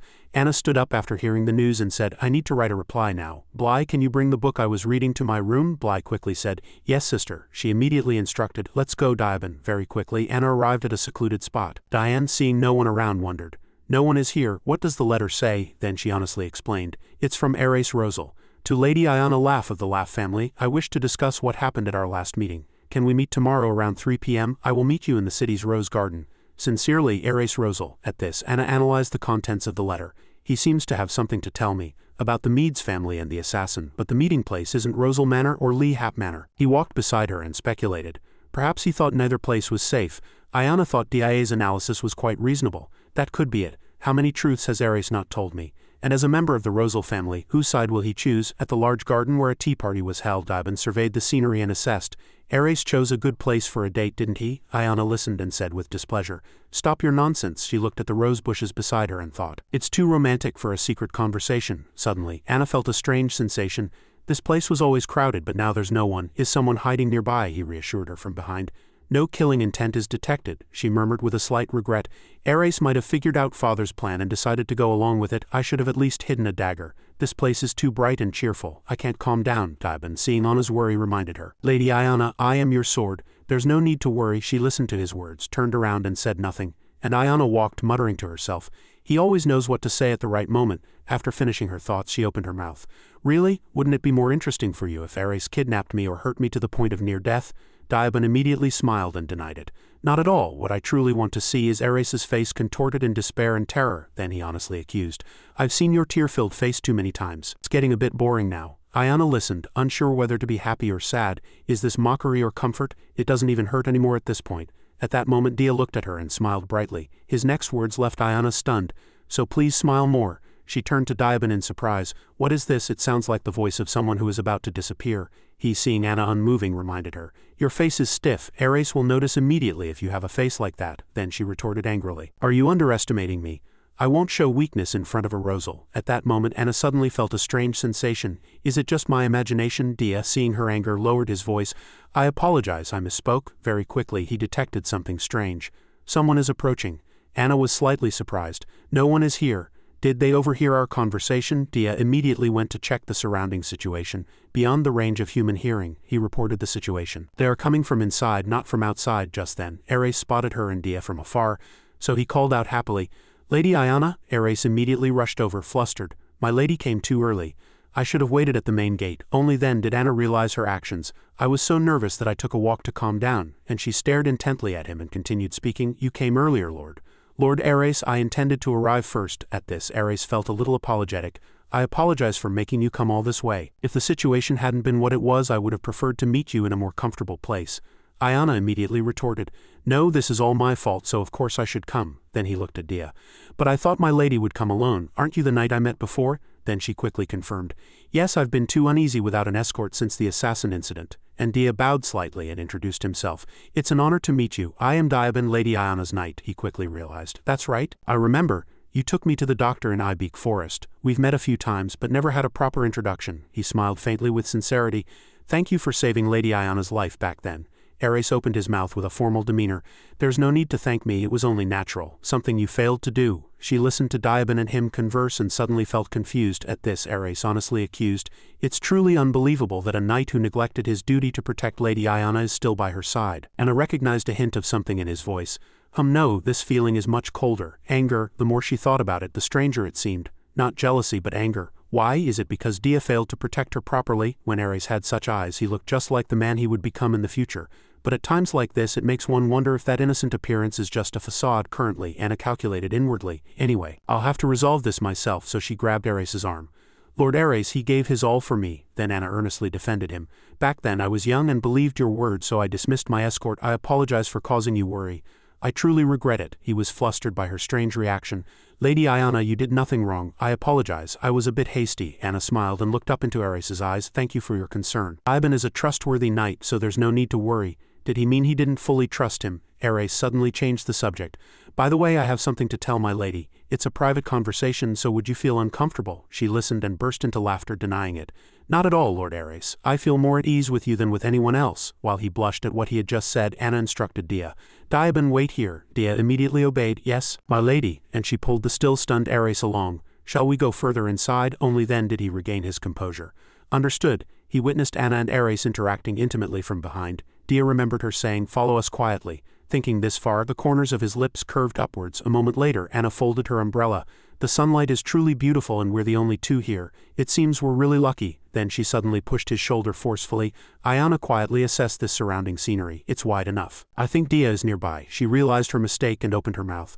Oh, I apologize. Ares was so embarrassed that his face turned red. It's nothing. Anna, seeing his reaction, thought, is Ares this nervous because he's plotting something? No, his heart is beating too violently. He doesn't seem to be planning anything. No, I mustn't let down my guard now. Ares opened his mouth, slightly shy. Actually, I rented this entire place for today. She listened and said in disbelief, what? This entire place? Then he blushed and bowed his head. I didn't want us to be disturbed when we were together, Lady Ayana. Ares looked at Anna and explained with a smile.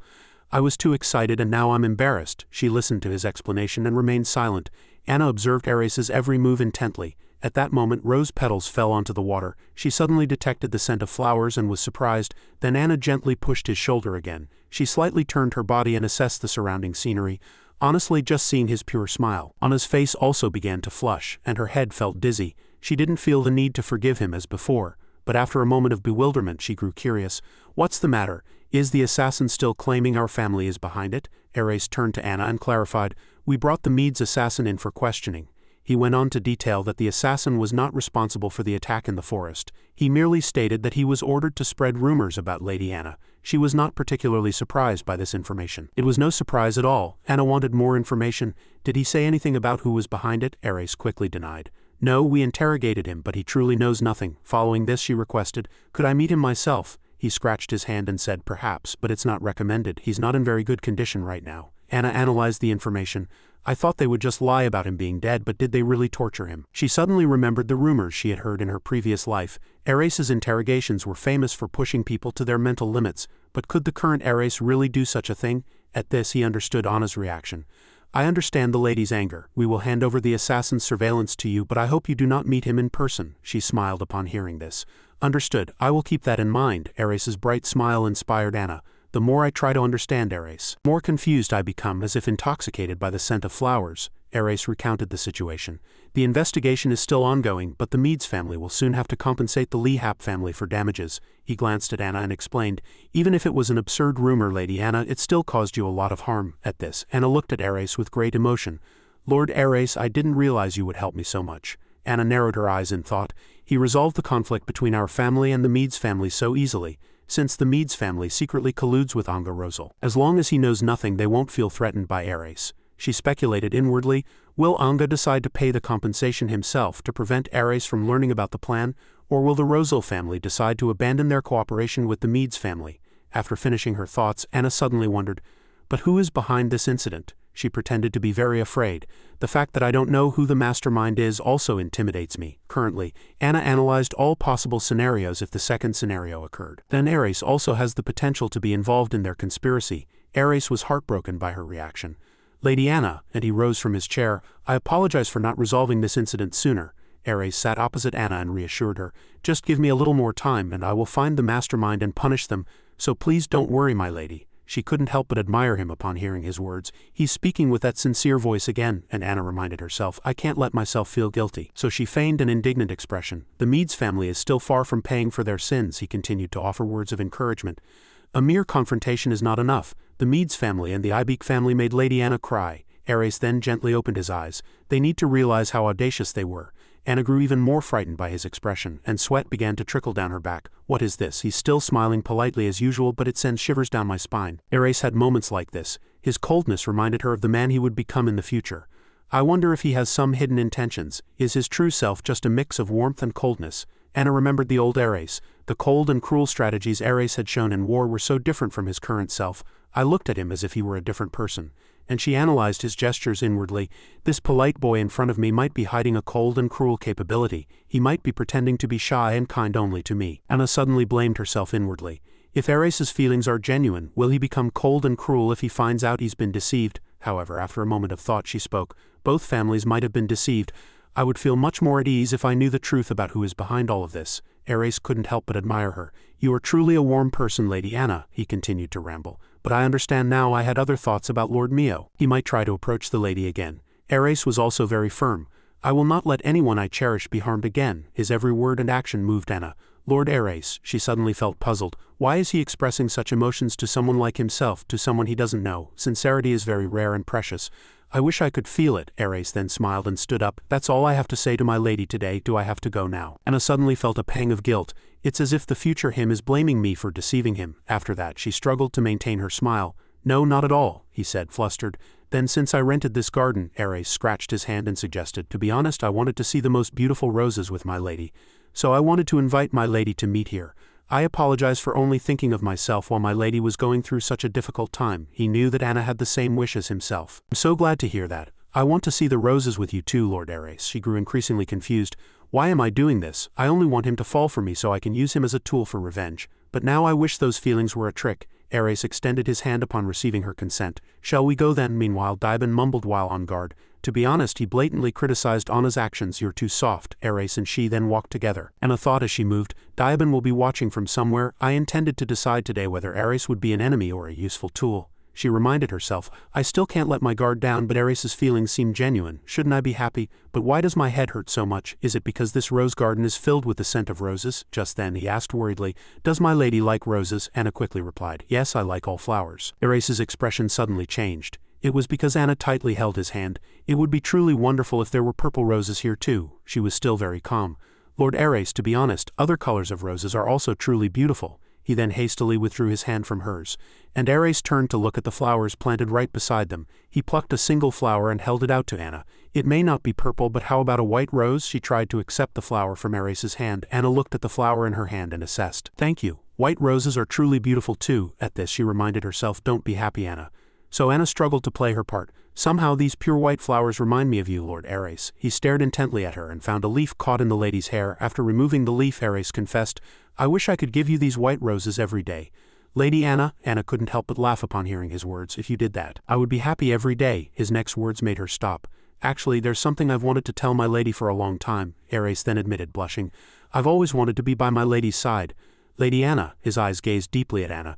Before someone else took that place and stood by my lady's side, I always wished I could be in that spot. At the same time, she plucked a leaf from Ares's hair. At this, he closed his eyes, trying to gather courage. Finally, Ares confessed his true feelings. I love you. Lady Anna. Anna was stunned upon hearing his words.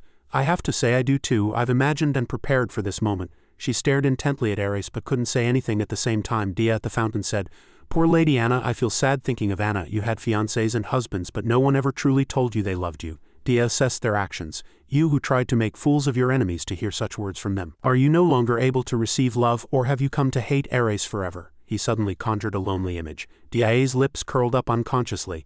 You're truly pitiful, but at the same time how charming. This is the price for playing with sincerity. The scenery outside the garden was very idyllic. Anna was also in the garden. She stood with Ares. He blushed and stammered. I'm sorry, was it too sudden? Anna hesitated and thought. I have to answer, I do too. I love you too, Lord Ares. Do you know that your father is conspiring to harm our family? If everything proceeds like this, we cannot be together. So please kill Anga Rosal with your own hands. She finally decided to say that. Anna hesitated and suggested, Could you give me some time to think? Ares happily agreed. Of course, that's fine, he shyly explained. I've wanted to tell my lady this for a long time. I've always imagined marrying my lady. Ares blushed and touched his neck. But I have one family problem I need to resolve. The original plan was to propose to my lady after everything was resolved smoothly.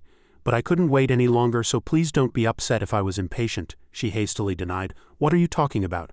Why would I be upset? Anna's hand holding the flower was trembling. How dare I be upset when I'm trying to use your feelings for my own purpose, he reassured her again. I don't want to force my lady to accept my feelings, Lady Anna, Ares simply admitted honestly. I just want my lady to know that I truly love you very much. He smiled brightly. That's enough, Ares promised Anna. Once my family problem is resolved, I will formally propose to my lady. He seemed very much looking forward to it. I hope my lady will give me an answer then. Meanwhile, her heart was constantly swirling. The Rosal family is my enemy. Every member of the Rosal family must die. That's the only reason I time traveled. Ares extended his hand and said, Lady Anna. He tried to passionately hold on his hand. My lady must be tired too. Shall we go back? I will escort my lady to her carriage. Her entire body stiffened. His bright smile was truly astonishing. It only served to remind me that all I felt was hatred and loathing. She struggled to reply politely, Thank you, Lord Ares. After getting into the carriage, Anna waved goodbye to Ares. As the carriage door closed, Dia, who had been quiet until now, bowed his head. He sensed Anna's mood and asked, Lady Anna, are you all right? She replied absently. Yes. Dia immediately noticed one thing. There's a wound on her hand. Anna was puzzled. What? She found her finger pricked by a thorn, bleeding. He quickly wanted to help. I will stop the bleeding for you. Anna was simply dumbfounded.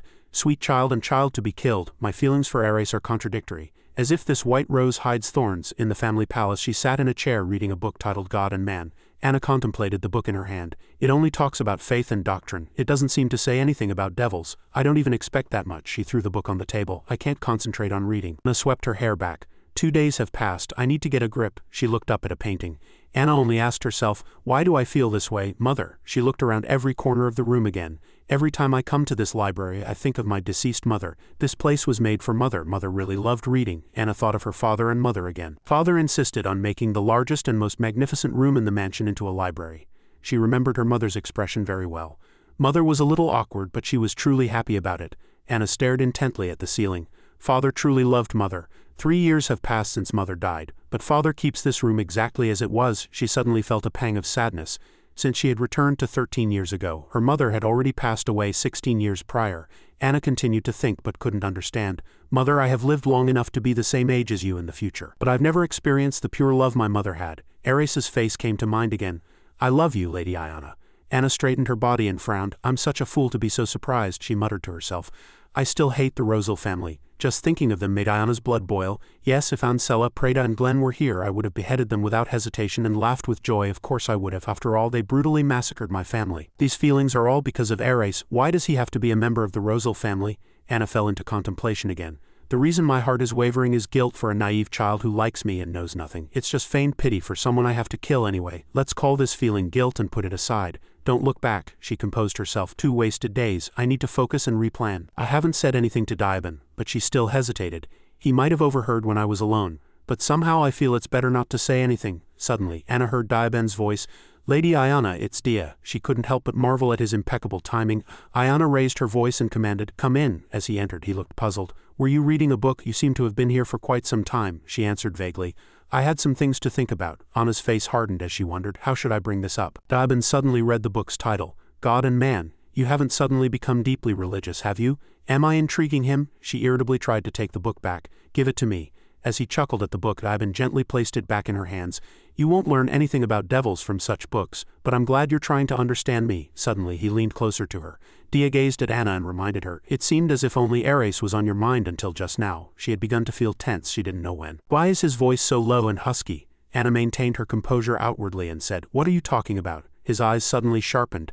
There's something you haven't told me yet, isn't there? So what did you and Ares talk about in the rose garden that day? His words sounded as if he yearned for something. Anna tried to push Daiban away. Is he yearning for a story or for me? She needed to explain that he had told her the Meads family would compensate them, but he hadn't given her the details.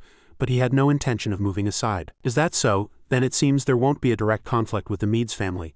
Anna tried to break free from Daiban. Move aside, don't block me anymore. He looked very satisfied. She glared at him. He seemed to be waiting for her to say something more. Iona hugged the book tightly.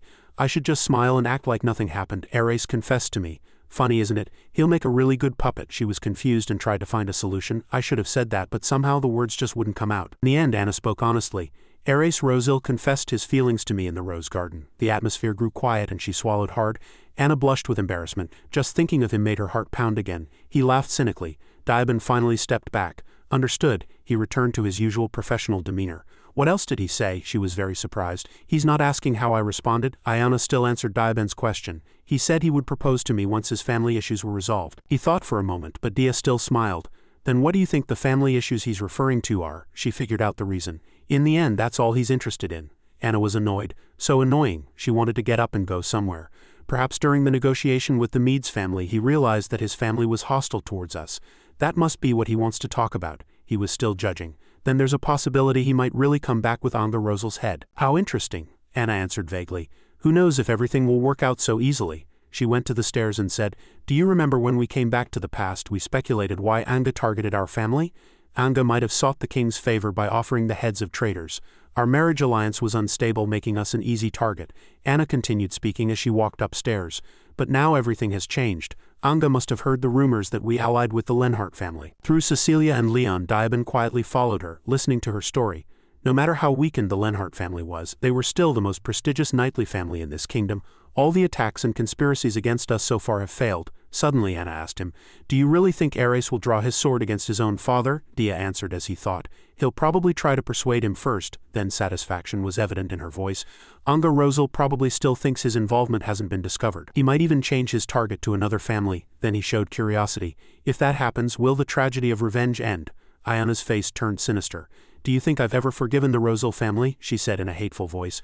What good is it if they decide to spare our family now? It won't change the fact that they tried to kill us all. The hatred I've harbored since my past life hasn't cooled even a bit. Besides, how can I sleep peacefully knowing Anga will destroy yet another family? Anna picked up a book, and to ignore his despicable schemes was tantamount to complicity. She resolved, I will never become a person like him. Anna firmly emphasized, anyone bearing the Rosel name will face my revenge. Diabin smiled slightly. He posed a cunning question. Then what if Ares abandons the Rosel family? Will you accept his heart then? She glanced at Diabin and frowned. What kind of answer is he expecting? But Anna also found it genuinely difficult to answer. Let's call this feeling pity and lock it away. Don't open it again, she muttered to herself. Nonsense. Anna answered firmly, marriage is a transaction. If Ares abandons his family, he's neither a noble nor does he have any value. I have no reason to marry someone with nothing and no time to chase after a clumsy illusion of love. She asserted one thing. To me now, love is meaningless. As soon as she finished speaking, Anna observed his reaction. That answer must have satisfied him. I have no intention of talking about love or stories. Suddenly her eyes widened. Is he happy or sad? Anna stared at Dia in surprise. Why does he have that expression? She clenched her hands in confusion. I hope he's happy, but why does he look so sad? That's what the devil was like. Ayana's face flushed as if he was. A sound broke the atmosphere. Sister, are you up there? She rushed to the railing. Did you come to read a book? He quickly denied it. No, I have something to tell you. Can I come up? Anna didn't particularly want Bly to come up. Why don't you wait in the guest room? I'll be down soon, he agreed. Understood. She finally came back to her senses. For a moment I felt like I was in a very distant place. Anna reminded him as she went downstairs. I need to go to the guest room. I'll go alone, you don't need to follow. Dia received her command. As you wish, my lady. Anna secretly glanced at him. Before I even noticed, he was back to that sickening face. Diabin's face was still as kind as before. He opened the door and bowed his head. Do as you wish. I'll take this rare opportunity to read some books, she answered vaguely. All right. The door slowly closed, leaving only Dia in the library. What he was thinking was unknown. Dia bowed his head, staring into space, and he pressed close to the door and said in a low voice, Your heart seems to have been swayed by Ares Rosel. Diabin's hand was clenched so tightly it was bleeding. He leaned blankly against the door, resting his head. In another room, Anna met Bly. So what did you want to tell me? What's up with Bly and Lloyd? He let Lloyd put his arm around him. Sister, I need urgent help. Anna linked her arm with Bly's and she looked excited. I never imagined you'd ask me to go to the cafe with you. This is the first time you've asked me to do something like this. He looked around shyly. It's really famous at the academy, so I thought I'd try it out of curiosity. Anna covered her mouth and laughed. And you were too embarrassed to go alone. Brother Lloyd was right. Lloyd had entrusted this matter to her before. He's busy. Anna, you should go with him. Bly struggled to deny it. No, Anna's face was more relaxed than before. Now's the perfect time. I can finally rest a bit, she thought as she walked quickly. I was a little uneasy because of Diabin. Anna was very suspicious of Diabin. He was a little different from usual when I said Ares confessed to me, and somehow that made me uncomfortable. His attitude at that time was truly suspicious, and when he talked about family, what did he mean, my lady? Dia's expression was different from what she expected. And when I said I wouldn't accept Ares's feelings, Anna was sure he had smiled in relief. And when the relief was evident on his face, I also felt at ease. She stared blankly at Diabin. Perhaps I wished Dia had feelings for me. How foolish. Love is completely meaningless to me. Anna heard a sound from afar. It was the noise from the cafe. She saw something familiar, and the carriage with its logo caught Anna's eye. Preda was shouting there. I don't understand, she spoke arrogantly. Are you telling me to leave right now? Anna immediately recognized Preda Rosel. An employee was struggling to apologize to Preda. I apologize, my lady, but all the seats are taken. But she was firm. Are you saying you can't kick out commoners or lower nobles? She stood there, eavesdropping. I never imagined someone from the Rosel family would be at a place I founded. Quite impressive, the employee pleaded. I can show you to the waiting room and you can wait there. Preda gritted her teeth and said, Do you know who I am? How dare you? Suddenly Anna rushed over with a wide smile. My goodness, Lady Preda, isn't it? As she recognized her, she said, "Lady Ayana, it's been a long time." Ayana asked kindly, "It's truly a pleasure to see you again. How have you been these days?" But in truth she didn't like Preta. "Don't make a scene in front of my shop," she said formally. "I've been well these days," Ayana said regretfully. "I was sorry not to see you at the ladies' party." Bly looked at her with admiration. "Sister is really good at acting in front of a Rosal. It's truly amazing." Ayana judged inwardly. Fortunately, she didn't come with her younger brother.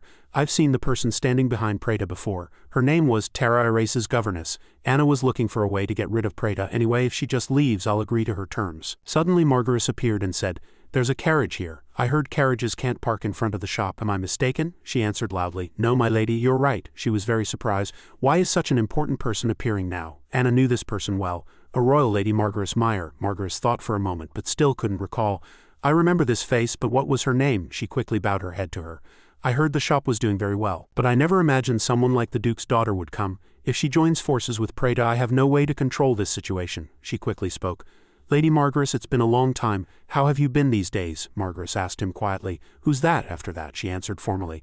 "Lady Preta, it's a pleasure to see you again. I'm well these days. I'm surprised to see both of you here." Anna quietly assessed Margaret. "She's the queen of high society in our generation, yet she doesn't recognize Preta. Quite surprising." Bly approached her and said, "Sister." Anna looked puzzled. "Why?" The area around them became noisy again. "What are you doing?" "Immediately prepare a seat for the Duke's daughter," he worried. "It's a bit strange to be caught up in this situation." She also nodded. "You're right." Anna was slightly disappointed. "I just wanted to spend some time with my brother." A day with the Rosal family. As expected, nothing could be done. Suddenly, Luke entered the shop as the door opened. "Is there any problem?" Preta was startled. "Who is it?" He introduced himself cordially. "I am Luke Lenhart, owner of the Lenhart Trading Company." She looked at Luke with disdain. "So this place is owned by some obscure noble from a fallen family, is it?" Then Preta complained. "Your employees don't seem to be properly trained." Luke listened carefully to her complaint. "Even after I ordered them, they refused to kick out commoners." Luke wasn't surprised at all. "They handled the situation exactly as instructed." Preta thought she had misheard him. "What did you say?" Luke reminded her. "We don't kick out guests. Please wait in the lobby." Preta's face darkened. "Do you know who you're speaking to? I am a Rosal, and behind me is the Duke Meyer's daughter." Luke merely smiled. "I know," he intentionally repeated. "As I said, there are currently no empty seats inside. Here, like everyone else, you will have to wait until a seat becomes available." Bly, overhearing the conversation, thought to himself, "Everyone?" This time she spoke with an arrogant tone. "At first I thought you were an uneducated boor and intended to give you a piece of my mind." Preta's words grew increasingly impolite. "Hearing what I just heard, I can hardly believe my ears. Has the Lenhart family not only abandoned their honor but also their ability to reason?" She also threatened. "Mark my words. The Rosal family will never forget this insult." Turning to Margaret, Preta's attitude instantly changed. "What a waste of time. Aren't you uncomfortable?" Margaret then answered honestly. "Well," Margaret of course did not agree with her. "I don't feel uncomfortable. So will you show us to the waiting room? Will you join me?" Anna realized the situation was different from what she had expected. "I was worried about displeasing Lady Margaret, but she doesn't seem to care as much as I thought. But him asking Preta if she'll come along, is he ignoring her words or mocking her?" Preta put on a fake smile. "Unfortunately, this conversation will have to be postponed until another time." She casually said to Luke, "Ah, I see, then goodbye." "Where is the waiting room?" Luke enthusiastically guided her. "One of our staff will show you the way. Please come this way." Preta turned to Anna again and said, "Lady Anna, you were here too. We'll meet again next time." Anna also replied politely, "Yes, Lady Preta." She smiled very contentedly to herself. Preta was completely silenced thanks to Luke and Lady Margaret. "I witnessed quite an interesting sight. The thought I'd really be satisfied if I killed her on a day like today crossed Anna's mind. She also made her own calculations. Unfortunately, now is not the time." Preta's carriage departed and Luke very kindly greeted the guests. "Finally, it's over. Lady Anna and young Master Bly, I apologize for keeping you waiting so long." Anna gently replied, "It's all right. Will you show us to the waiting room?" Only then did Luke remember. "Waiting room? Didn't you reserve a private room today?" He also burst out laughing. "That's right, I'm so scatterbrained." Bly was startled by the word reserved. Anna still laughed and said, "How embarrassing." "It's all right." Luke quickly guided them. "I remembered it for you, so let's go inside now. Young Master Bly too." Bly stammered. "Yes." Bly looked around the room with curiosity. "So this is what it looks like inside." Only then did he get a chance to ask, "Sister, when did you reserve a room?" Anna replied casually. "I did it with Luke." Luke, standing next to Bly, added, "This room is for very special guests." Bly guessed it was because Cecilia and Leon were in love. Luke continued, "It's not over yet." Luke explained to Bly, "If other guests were to accidentally overhear, a fight might break out. That's why I lied about the reservation." Bly hesitated slightly. "Isn't it a bit risky to make other nobles wait?" Bly was very confused. "Wouldn't it be better to just kick out the commoners?" Luke smiled slyly. "That's how nobles think. And if I did that, the problem might be solved quickly. But merchants think differently." Luke explained even more passionately. "If we prioritize nobles even once, similar problems will keep arising. If rumors spread, commoners will stop coming altogether. Unlike jewelry stores or clothing stores, this place has a spending limit for all customers. Bly listened carefully to Luke's words. From a merchant's perspective, if nobles and commoners spend the same amount of money, they all have the same value. Currently, nearly half of our customers are not nobles. If we kick them out, the business will fail. Bly nodded. You have a point. Luke's face became secretive. To be honest, that lady who seemed to despise Lady Anna so much doesn't sit well with me.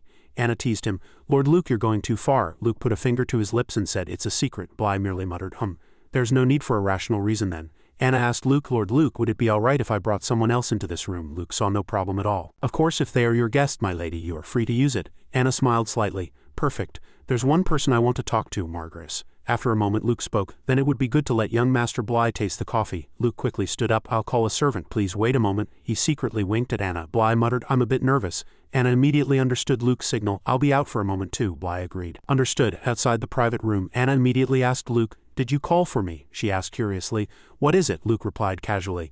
I just wanted to see you, my lady. Luke laughed, seeing Anna's dark face. Why do you look at me like that? I'm not lying. He teased her for a moment before becoming serious again. I wanted to talk business, but with your younger brother here it was a bit difficult. Could you visit again soon? Anna was also very expectant. Yes, of course. She felt grateful to Luke. Thank you for skillfully handling the situation earlier. And for Bly too. Luke, filled with renewed pride, said, Oh dear, I revealed too much in front of you and young Master Bly. I was just echoing your words, my lady. Lady Anna. Luke seemed to follow Anna's words closely. Money is just money, so it doesn't matter whose pocket it comes from. I simply responded as you taught me. She smiled slightly. So he's saying it's entirely his fault that he's ostracized in noble society? He didn't even give me a chance to apologize. After a moment Luke remembered. This is your second visit to the private room, right, my lady? Anna also realized that fact. Yes, I'm surprised such a good place is still empty. Luke said ambiguously, This room is for you, Lady Anna. Those words confused her. What did you say? Anna had a different thought from Luke. With so many customers, isn't it a waste to keep it empty? Luke shook his head and said, That's a merchant's way of thinking. He had a very unusual thought, but I'm a little different. It's better for you, Lady Anna, if it's prepared so you don't have to wait when you visit. Even if the king himself came, I wouldn't give this room to anyone but you, Lady Anna. Hearing this, Anna couldn't help but laugh. All right, thank you. He extended his hand and asked, You're going to meet Lady Margaret, aren't you? Good luck. Anna teased Luke. It's very rude to ask which lady is meeting whom. He was completely unfazed by these words. Since you're avoiding my question, my lady, I guess I was right. She high-fived Luke. You were completely right. The shop was very crowded. Anna poked her head in and looked around. There were too many people in the waiting room. She thought to herself, most of them are of lower status, so they wouldn't dare approach the lady. Anna looked at Margaret's calm expression and thought, she mingles with such people and is treated the same as them, yet she's not at all displeased. Suddenly, Margaret spotted Anna. Anna was already approaching Margaret. She bowed respectfully. Hello, Lady Margaret. I am Anna Laugh of the Laugh family. We met at the entrance earlier. Margaret nodded lightly. Then Margaret hesitated. Is there anything I can help you with, my lady? The more Anna looked, the more she liked her. Though she's still young, her every action is captivating. She invited. Actually, there's a vacant seat at the table I reserved, and I'd like to invite you, my lady. What do you think? Margaret thought for a moment. Jack. Margaret glanced at Jack. I will agree if the person accompanying me can join us. Anna quickly agreed. Yes, of course. There are seats available. Anna intentionally observed him closely. Early 20s, well-built, upright posture. He doesn't seem to be guarding, so he's not a bodyguard. He doesn't greet anyone without permission. And his attire suggests he's of high status, perhaps a Meyer family retainer. If so, why does the lady call him so intimately? She replied politely, Then I will trouble you until a seat becomes available. She quickly guided Margaret. Of course, please follow me. Anna had planned to meet Margaret among all the people she had met since time traveling. She has the highest status. Forming a relationship with her will be helpful later. Bly stood up and bowed. It's an honor to meet you, Lady Margaret. I am Bly Laugh of the Laugh family. Margaret introduced Jack. Jack, this is my attendant. Is it all right if he sits with us? She immediately agreed. Yes, of course. Bly thought it was strange to sit at the same table as a servant. How surprising. A waiter approached the table and said, Shall I introduce the menu? The four sat facing each other at the table. Anna thought, what should I say? I've never met Margaret. I only know a few fragmented pieces of information about her future. She marries into a wealthy marquis family and has several children. There's no talk of Margaret's political or social skills. Her life is known to be quite ordinary. Finally, she decided to speak. This isn't your first time visiting this cafe, is it, Lady Margaret? Margaret replied concisely. No, it is my first time. Anna feigned surprise. Oh dear, really? I thought you had visited a few times. Margaret casually continued. Why do you think that? Anna immediately explained. Usually nobles feel uncomfortable waiting like commoners, just like Lady Prada earlier. Bly, sitting beside her, thought with a hardened expression. To be honest, I'd feel uncomfortable too. If it weren't for Prada Rosil, I would have already lost my temper, Margaret said softly. That would cause problems. Anna didn't understand her words. What do you mean? Margaret was a woman of few words. It would cause difficulty for the people working here. Hearing this, Anna admired her. You're truly kind to your employees, Lady Margaret. How thoughtful you are, Margaret replied casually. Whether they are servants or commoners, they are also human like us, that's all. Anna was very interested in Margaret. For the first time today, I saw her true self. She's truly special. I've never heard any noble say such a thing. The more Anna thought, the more curious she became. I never imagined someone from a ducal family would say such things. A waitress brought their drinks. I apologize for the interruption. Here are your ordered drinks. She handed the waitress a few coins. Thank you, but the waitress said, you can pay after you've finished your drinks. Margaret spoke kindly again. This is for you, thank you for bringing them. These words made the waitress's face blush. I hope you enjoy the rest of your time here. Coffee cups were placed. She took a sip thinking her heart is much softer than her appearance. She suddenly exclaimed, it's delicious. Anna quickly said, shall I add more sugar? She thought to herself. I wish there was a sure way to win her favor. Margaret took another sip of coffee. I like it. Jack simply smiled at her. Bly, wiping his glasses, said, this drink is called coffee. It looks strange as rumored, but it's surprisingly delicious. Anna conversed with Bly. It's quite popular at the academy too, isn't it? Bly also thought so. Yes, I think so. It helps me feel relaxed and concentrate on my studies. Though I'm not entirely sure, Anna gently replied. I'm glad you like it. Anna thought of Margaret. Lady Margaret, does it suit you too? She replied concisely. Yes, she thought to herself. Another short answer. Anna changed the subject and asked Jack, what about you? Jack feigned surprise. Is my lady asking me? He quickly replied. Yes, it's delicious. Thank you for thinking of someone like me. Bly was utterly astonished. Is sister like that too? It's surprising enough that she's drinking with commoners. Now she's even conversing with them. But sister also seemed quite close with Sir Diabon. Could it be that sister has a special impression of commoners? No, he worried to himself again. The Duke and Lady Meyer also seem to think this is normal. Am I the strange one? Margaret nodded. Good. She then returned to silence. Ayana felt the situation was developing quite well. When I just spoke with the servant, he seemed quite impressed. She quickly reminded Margaret. Lady Margaret, your fan is about to fall. She picked up the fan and wondered again. Did I accidentally press the button? Margaret looked at it, thinking, I hope it's not broken.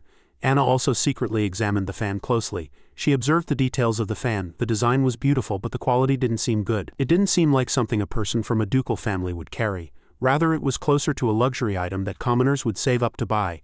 Ayana began to probe again. What a truly beautiful fan. Where did you buy it? She answered honestly. I didn't buy it. It was a gift. She wondered, could it be a gift from a commoner, probably a close servant? She could easily carry a much more elaborate and expensive fan. I understand. I've grasped and understood Lady Margaret's character. I still don't know, but if those are the words she wants to hear, then I should say them. Ayana turned the subject to Bly. My goodness, the person who gifted this fan truly has good taste. It suits you perfectly, my lady. He also agreed. Yes, it suits her very well. Margaret's thoughts were unknown, but after a moment her face flushed. A moment later a knock was heard.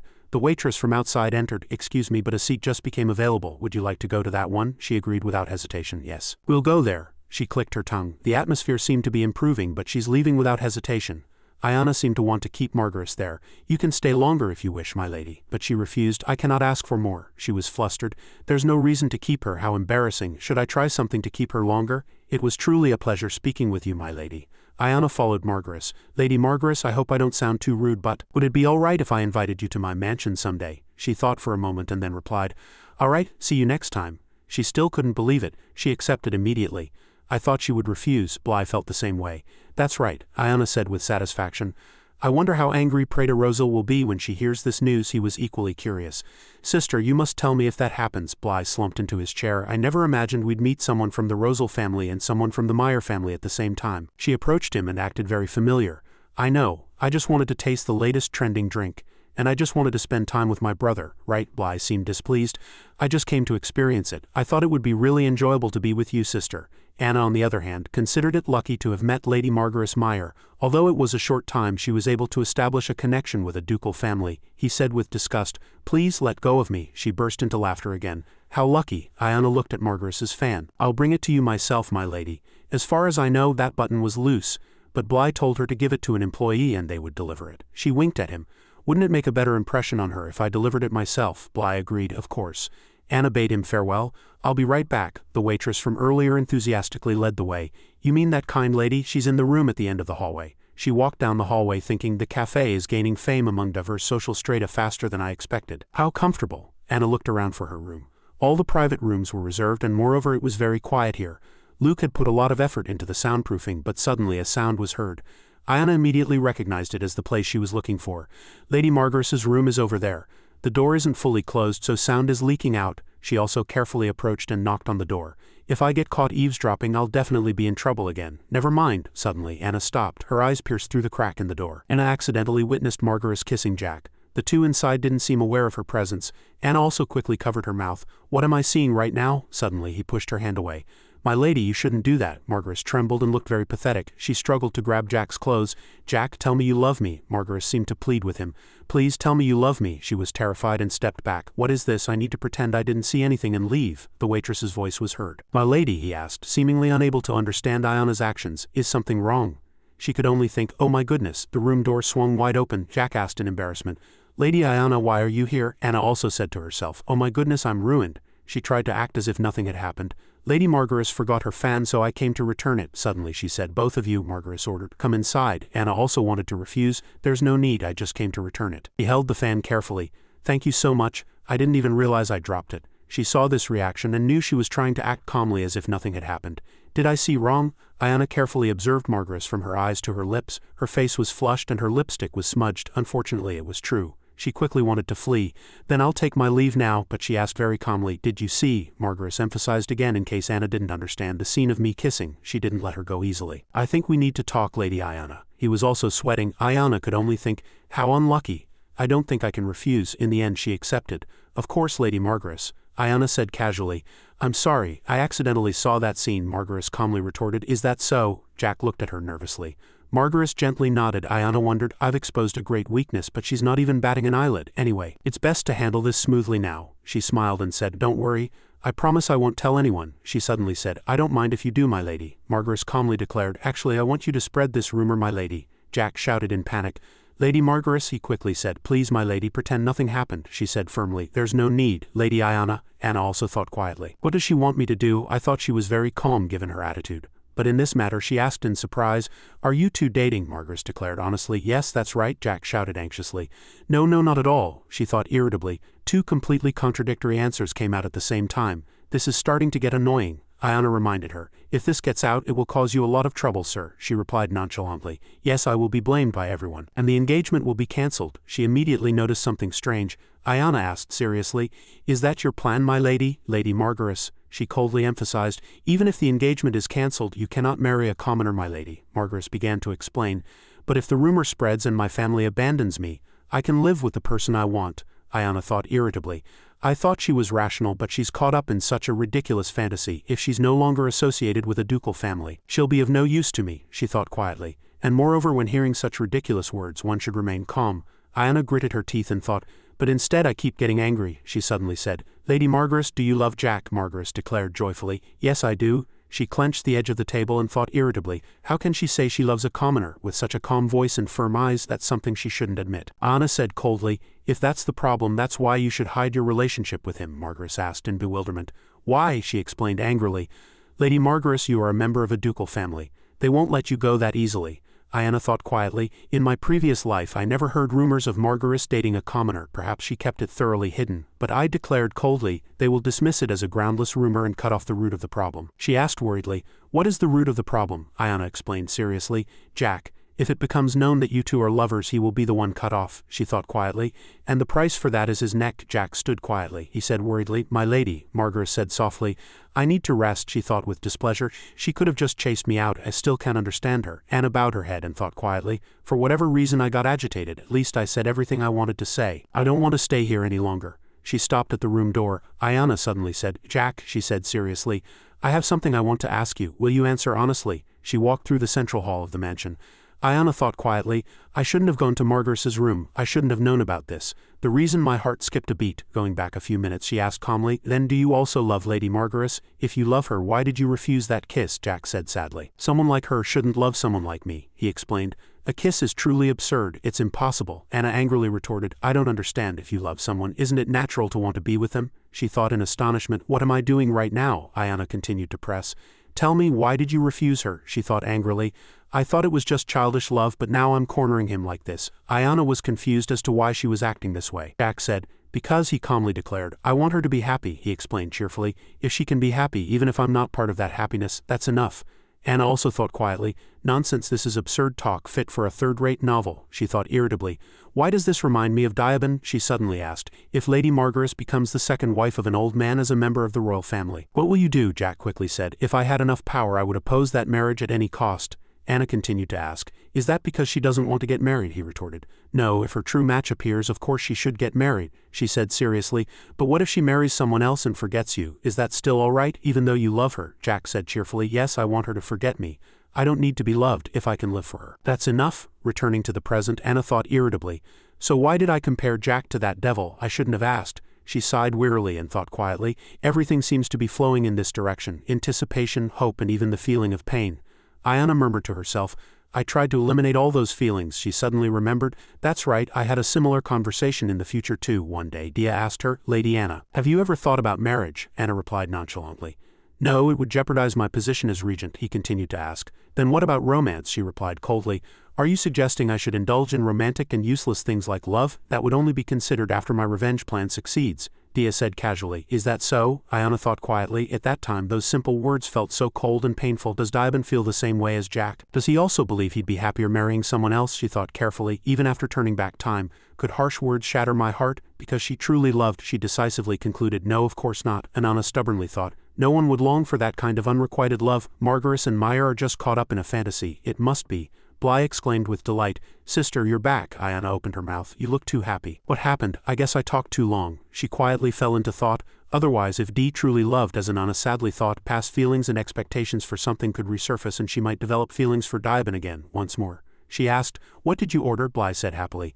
I thought of things you'd like, Sister Anna, she worried inwardly. I'm too afraid of falling in love with him again. Only grotesque shadows remained before Anna's eyes. A sword drenched in enemy blood. She inwardly tensed. Where am I? The smell of blood and the coldness of stone. A familiar yet completely alien place. It's a dream. A sharp scream interrupted her thoughts at this. Anna's sword was at his neck, she thought in surprise. Anga Roselle, Ayana coldly declared. Her sword severed the enemy's neck. She decisively cut off Ancella's head and muttered contentedly. What a wonderful dream. His face slammed into the ground. She stood before a pile of corpses thinking excitedly. It's over. Dee opened his mouth in the darkness. You've finally successfully taken your revenge. Congratulations, but you don't seem very excited, Anna replied coldly. I've imagined this scene thousands of times in my head. It just feels inevitable, he said happily. Understood. Now that your wish has been granted, it's time to pay the price. Dee wiped the blood from her face and added excitedly, Let's go, according to our contract. You're mine. As he laid Ayana on the ground, she exclaimed in alarm. Wait a moment, Diaban asked calmly. Why? He slowly took off his shirt and asked, Are you afraid of loving me? And Anna hesitated. She fell silent, thinking. Those scars were from protecting me when we escaped, Dee continued to press.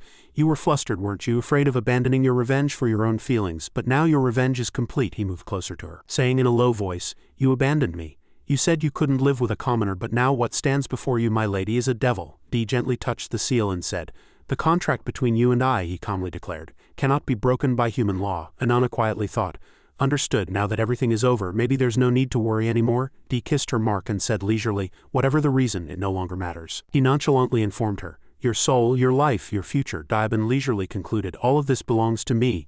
Wouldn't it be natural for us to fall into hell together? And Anna received his kiss, thinking inwardly, Not natural at all. She fell silent, thinking, After all, I had imagined this moment thousands of times. And Anna suddenly came to her senses and muttered, No, I won't love Diaban, the head groom worriedly reminded her. You need to be careful when riding. And I hope you only ride when I'm present, Anna said. But Lloyd is busy these days. Don't worry, I'll ask Diaban to teach me. He opened his mouth. That's a relief to hear, she thought with annoyance. Everyone started trusting this man after the duel. How annoying. As she led the horse, Lloyd shouted loudly, Be careful in the forest. And Anna rode her horse quickly. She emptied her mind. She galloped furiously. And Anna admired inwardly, It feels like I can finally breathe for the first time in a long while. The two slowed down. Dee said, Your riding posture is truly beautiful, my lady. And Anna replied blandly, Thanks, it would have been truly refreshing if no one had followed, he replied nonchalantly. No one knows that you don't know how to ride, my lady, so I followed on the pretext of teaching you, Dee playfully asked. Lady Anna, isn't it your fault for not learning to ride from a young age? She thought angrily. My chest aches again, Anna thought inwardly. Ultimately, this devil is the root of all this. So annoying, she seriously commanded. I have a question about the devil's mark, Dee replied nonchalantly. What do you wish to know? She coldly asked. You said the mark couldn't be erased or moved, right? And Anna calmly opened her mouth. So there's no way it can disappear temporarily, or like an illusion, he explained. Even with a devil's power, that mark cannot be changed. Why are you curious about it again? She asserted in a low voice. You know I might have to get married suddenly, Inanna firmly said. If that happens, erase this mark with your own hands. Even if you have to burn it off, I don't care, she quietly thought. I want to make D angry when I say this, as if he loves me, D said leisurely. I will not leave that mark on your body. Lady Inanna calmly explained. If my revenge plan had gone smoothly, I wouldn't have had to go this far, but if it fails, I might have to marry old Duke Meyer or erase Rosal. She thought inwardly, it's foolish but I can't stop myself. Diaben interrupted her. Understood, he said decisively. I will ensure no mark is ever left on your body again, Lady Inanna, ever. D rushed forward and said in a low voice, I'll look for a place for the horses to drink. The two stopped below a waterfall. Suddenly, a strong gust of wind blew Inanna's glove away. D crossed the stream to pick up the glove, she said. It's all right, just leave it, he countered. Holding the reins with bare hands will hurt your hands, my lady. He laughed and said, it's deeper than I thought, I'm all wet. D exclaimed with delight. I'll have to dry them, he playfully asked. Lady Inanna, may I take off my clothes? Water droplets splashed white below the waterfall. Inanna turned her head, quietly thinking, I can't stop thinking about it. As D nonchalantly took off his shirt, she thought inwardly, his body was covered in scars, just like in my dream. Does he always wear that necklace? Suddenly she realized something. D happily asked. Lady Inanna, you seem to like it, Inanna said in surprise. You have the same mark as me. She hastily touched it and muttered, this is. D asked. What's wrong? She said. If someone saw this, they might think there's something between us, devil or not, he said happily. That could be, because both marks are identical, Inanna asked with annoyance. It would be a big problem if someone misunderstood. You can't hide or erase the mark, he replied nonchalantly. Unfortunately I cannot, she asked curiously. You said every devil has its own mark, right? Is it etched on them from birth? D happily replied. Exactly, he said excitedly. But this is too embarrassing, you're truly shameless, Lady Inanna, she shouted angrily. Hurry up and dry your clothes, Inanna thought inwardly, just as I thought. Diaben's words were nothing more and nothing less. Turn around for now. Diaben slowly turned around. She saw all sorts of scars on his back, Inanna thought in alarm. What is this? When did these scars appear? She shouted angrily. Who dared to hurt what's mine? D said nonchalantly. It was a long time ago, before I met Lady Inanna. It doesn't hurt much, she asked inwardly. Doesn't hurt, they're scars that will last a lifetime. It's a miracle he survived such a thing. Said nonchalantly. You don't trust me, my lady. After all, I am a devil. It's nothing compared to my previous life. D said comfortably. The scars are so old I don't even remember when they appeared. No need to worry about it, he exclaimed with delight. Of course, I'd be very pleased if you took an interest. Of course, Inanna suddenly said. Understood. As D knelt, she said decisively. Understood. Inanna approached him, stepped on his foot and quietly thought, I've only seen Diaben's body once. Inanna suddenly recalled the past. It was in the forest then too. She woke up to painful groans. He was stitching his wounds. They were wounds he got saving her on the day her family was massacred. She still vividly remembered Diaben from that day. She wondered inwardly, how could I not have known until now? There was no devil's mark 13 years ago, D said. I'll lead the way until we reach the plains, Inanna said nonchalantly. Do as you wish, he chuckled inwardly. The devil's mark cannot be erased or moved, Inanna quietly concluded. That devil is lying to me now. Another day she rode out in a carriage. Inside, Inanna sat blankly. Her eyes were hollow. D asked cheerfully, I see dark circles under your eyes, my lady, even with makeup. Haven't you been sleeping well lately? She calmly said. I was too excited to meet Luke today, so I couldn't sleep, she thought inwardly. A lie, he muttered annoyedly. Trite romance, Inanna thought blandly. He's not wrong. But it's another headache. Somehow everyone is misunderstanding Luke's relationship with her. As he was preparing, Diaben asked cheerfully, My lady, are you going to meet Lord Luke? How about this necklace and perfume? Inanna replied wearily. Just cover up my dark circles, she quietly thought. I'm also worried about the Meads family and the Ibeek family, and Erase's continued silence makes me anxious. She looked at D and muttered inwardly, but the biggest problem is, Inanna thought angrily. I haven't been able to sleep for days. Whenever something related to him happens, it's as if he's doing it on purpose, she sadly thought. It's truly regrettable, Inanna quietly thought. To be honest, she didn't want to wear the amethyst necklace that reminded her of Diaben's eyes, nor did she want to use the sweet and seductive perfume her sister had given her. Lest people think she was trying to seduce someone, she thought wearily, there's too much to do. I couldn't sleep all night thinking only of Diaben, Inanna inwardly speculated. Was it because he was trying to hide the mark in his past life? If so, why doesn't he tell me how? Is it really just because he dislikes romance stories? Suddenly, one thought and other possibilities popped into her head. For example, that D wasn't a devil in the past, Inanna thought blandly. At some point during the 13 years we spent escaping or fighting the Rosal family, he must have become a devil under some circumstances I don't know about. She agonized inwardly. Or this devil might be an impostor disguised as Diaben, Inanna speculated with annoyance. But despite all these possibilities, I have no proof. I can't understand why D is lying, she quietly thought. Now that I think about it, I knew Diaben as a devil. Could he also be involved in all of this? D said excitedly. This is the first time you've brought me to the cafe, my lady, Inanna asked in surprise. Really? She said nonchalantly. Now that I think about it, last time I was here I coincidentally met Margaret Meyer. He asked curiously, Is that the lady who's rumored to be in a secret relationship with him? So this was that kind of place? Ayana interrupted him with annoyance. That will never happen, stop talking about it. Dee exclaimed with delight. It seems something interesting happened while I was away, she said leisurely. More than interesting, I'll tell you a secret. He asked in surprise. A secret? Ayana stared intently at him. She provocatively said. He kissed his servant and claimed to love him. Dee waved his hand and sneered. His voice was full of mockery. Lady Meyer seems to have read too many romance novels, and she was involved with a servant. Anana thought inwardly, he's reacting exactly like I did that day. She calmly opened her mouth. No, that servant rejected those feelings, Anana quietly thought. If he had hesitated even a little or shown any sign of empathy, she sadly thought, perhaps I would have selfishly thought he got hurt and chased away from me. And Dee declared resolutely, that's right, I wish for them to forget me. If I can live for them as long as possible, that's enough. Dee said casually, if he truly loves Lady Margaret, then rejecting her would be the inevitable choice. He happily announced, we're almost at the cafe now. It'll be interesting to meet Lady Margaret again. Anna hesitated inwardly, unsure whether to hold on to hope or continue to hate this man. Was he expressing his true feelings, or was he toying with her, knowing who was in her heart? She resolved inwardly that she had no time to worry about things unrelated to her revenge. As Dee extended his hand, Anna decided in her heart that the only truth she could now trust and rely on was that if her revenge succeeded, she might belong to Dia. She took his hand and carefully dismounted, thinking worriedly. Inside the mansion, Luke greeted them cheerfully. Lady Anna, how have you been these days? Anna said brightly. Of course, your grace always seems busy. Lord Luke, he hurriedly explained. I was so focused on making money that I didn't even notice time passing. I'm really happy to see the business progressing well and continuously growing. Anna exclaimed excitedly. There are more customers than last time, Luke asked in surprise. Before we get down to business, is that gentleman your bodyguard? She replied calmly. Yes, he's my escort knight Dee. Anna happily introduced him. He is someone I trust greatly. If there's no problem, I'd like him to stay here. Luke speculated silently. He seems to have a somewhat twisted personality. He said calmly, as you wish, Lady Anna. Anna said comfortably, thank you for trusting me. Luke said, this is the sales report and your share, my lady. She said leisurely, it seems we'll be able to expand the shop earlier than planned. I'll make the plans on my end. Anna thought with satisfaction. Partnering with Luke was a really good idea. Should I reinvest some of the profits? You can never have too much money. Luke praised excitedly, your strategy worked perfectly, my lady. The fact that anyone can visit here seems to be its charm. She laughed and said, I'm glad we don't discriminate against anyone's status. Anna thought inwardly, in my previous life the cafe was only accessible to men. I never thought such restrictions were necessary. Luke slyly glanced at Dia and said, his voice full of mockery, by the way, are the preparations going smoothly? There's not much time left. Ayana asked curiously, what preparations are you referring to? He exclaimed happily, why the sudden question? Our engagement anniversary, of course. Dee glared at him, gritting his teeth. Anna exclaimed excitedly, you mean the engagement anniversary? She smiled brightly and said softly, we're also preparing very hard for it. After all, it's my dear sister's engagement anniversary. Cecilia and Leon entered arm in arm.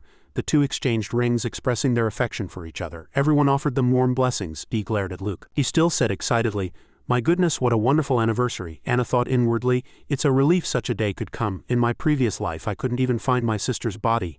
Dee handed her a handkerchief and said softly, it must have been a truly moving experience for you, my lady. He happily said, feel free to use it, my lady. Ayana thought irritably, whose handkerchief is this? She said casually. Yes, it's truly amazing. Anna wiped away her tears and said with gratitude, it's all thanks to your grace. Thank you. Dee looked at her in surprise and he shyly averted his gaze. Anna thought inwardly, I couldn't understand why Diabin saved me and his cruel words tore my heart to shreds, but that memory came back to me. Dee declared cruelly, because it'll be truly interesting, she resolved inwardly. This moment is undoubtedly the things he gave me. Anna clutched the handkerchief tightly, resolving to definitely protect it. Dee smiled brightly, and she firmly believed this period would definitely be like that. The two stood side by side in silence. Count Wyndham suddenly called out, Count Wyndham, Anna said happily. It seems our family and the Lee Hap family are now connected, he said delightedly. Lady Anna, that's right, we are now one family, she said sincerely. Thank you for coming to my husband's funeral. Anna bowed her head politely and said seriously, I truly appreciate it, she said calmly. Even his relatives turned away from him, but your grace was the only one who offered us comfort. It brought us some solace and it helped us welcome your daughter's family as well, Wyndham said calmly. It's only natural to pay my respects to someone I admired. Despite the rumors circulating outside, his death was still an honorable one. That's truly right, he said sadly. I wish Count Luke Lenhart were with us today, Anna said happily. He's surely watching over us from heaven. It feels like I just took off my mourning clothes yesterday, but it's already been 3 years, Wyndham praised. Your children have grown up so well, my lady. He looked at the children and said softly, especially Luke, he really resembles his father, Anna said irritably.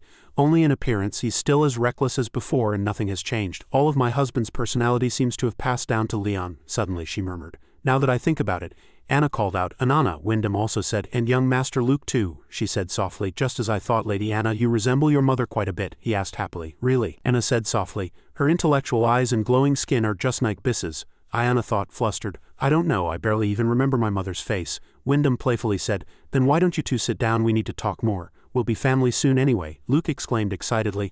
"I can't wait to see how brightly brother will smile at the wedding," Anna shouted irritably. "Luke, what rude remarks are those?" Wyndham advised happily. "Lady Anna, wouldn't it be nice to enjoy some time with the man who will be by your side? Luke, you're in the prime of your life, so you should consider getting married soon." Anna was inwardly annoyed. Parents indeed. Luke laughed and said, "I haven't thought about it yet." Anna said sadly, "Running a business has made all my marriage proposals disappear." She lowered her voice. "Oh dear, I apologize. I can only worry and do nothing." "I didn't mean to say that," Wyndham quickly comforted her. "But I heard Luke's business is very prosperous." Anna complained irritably.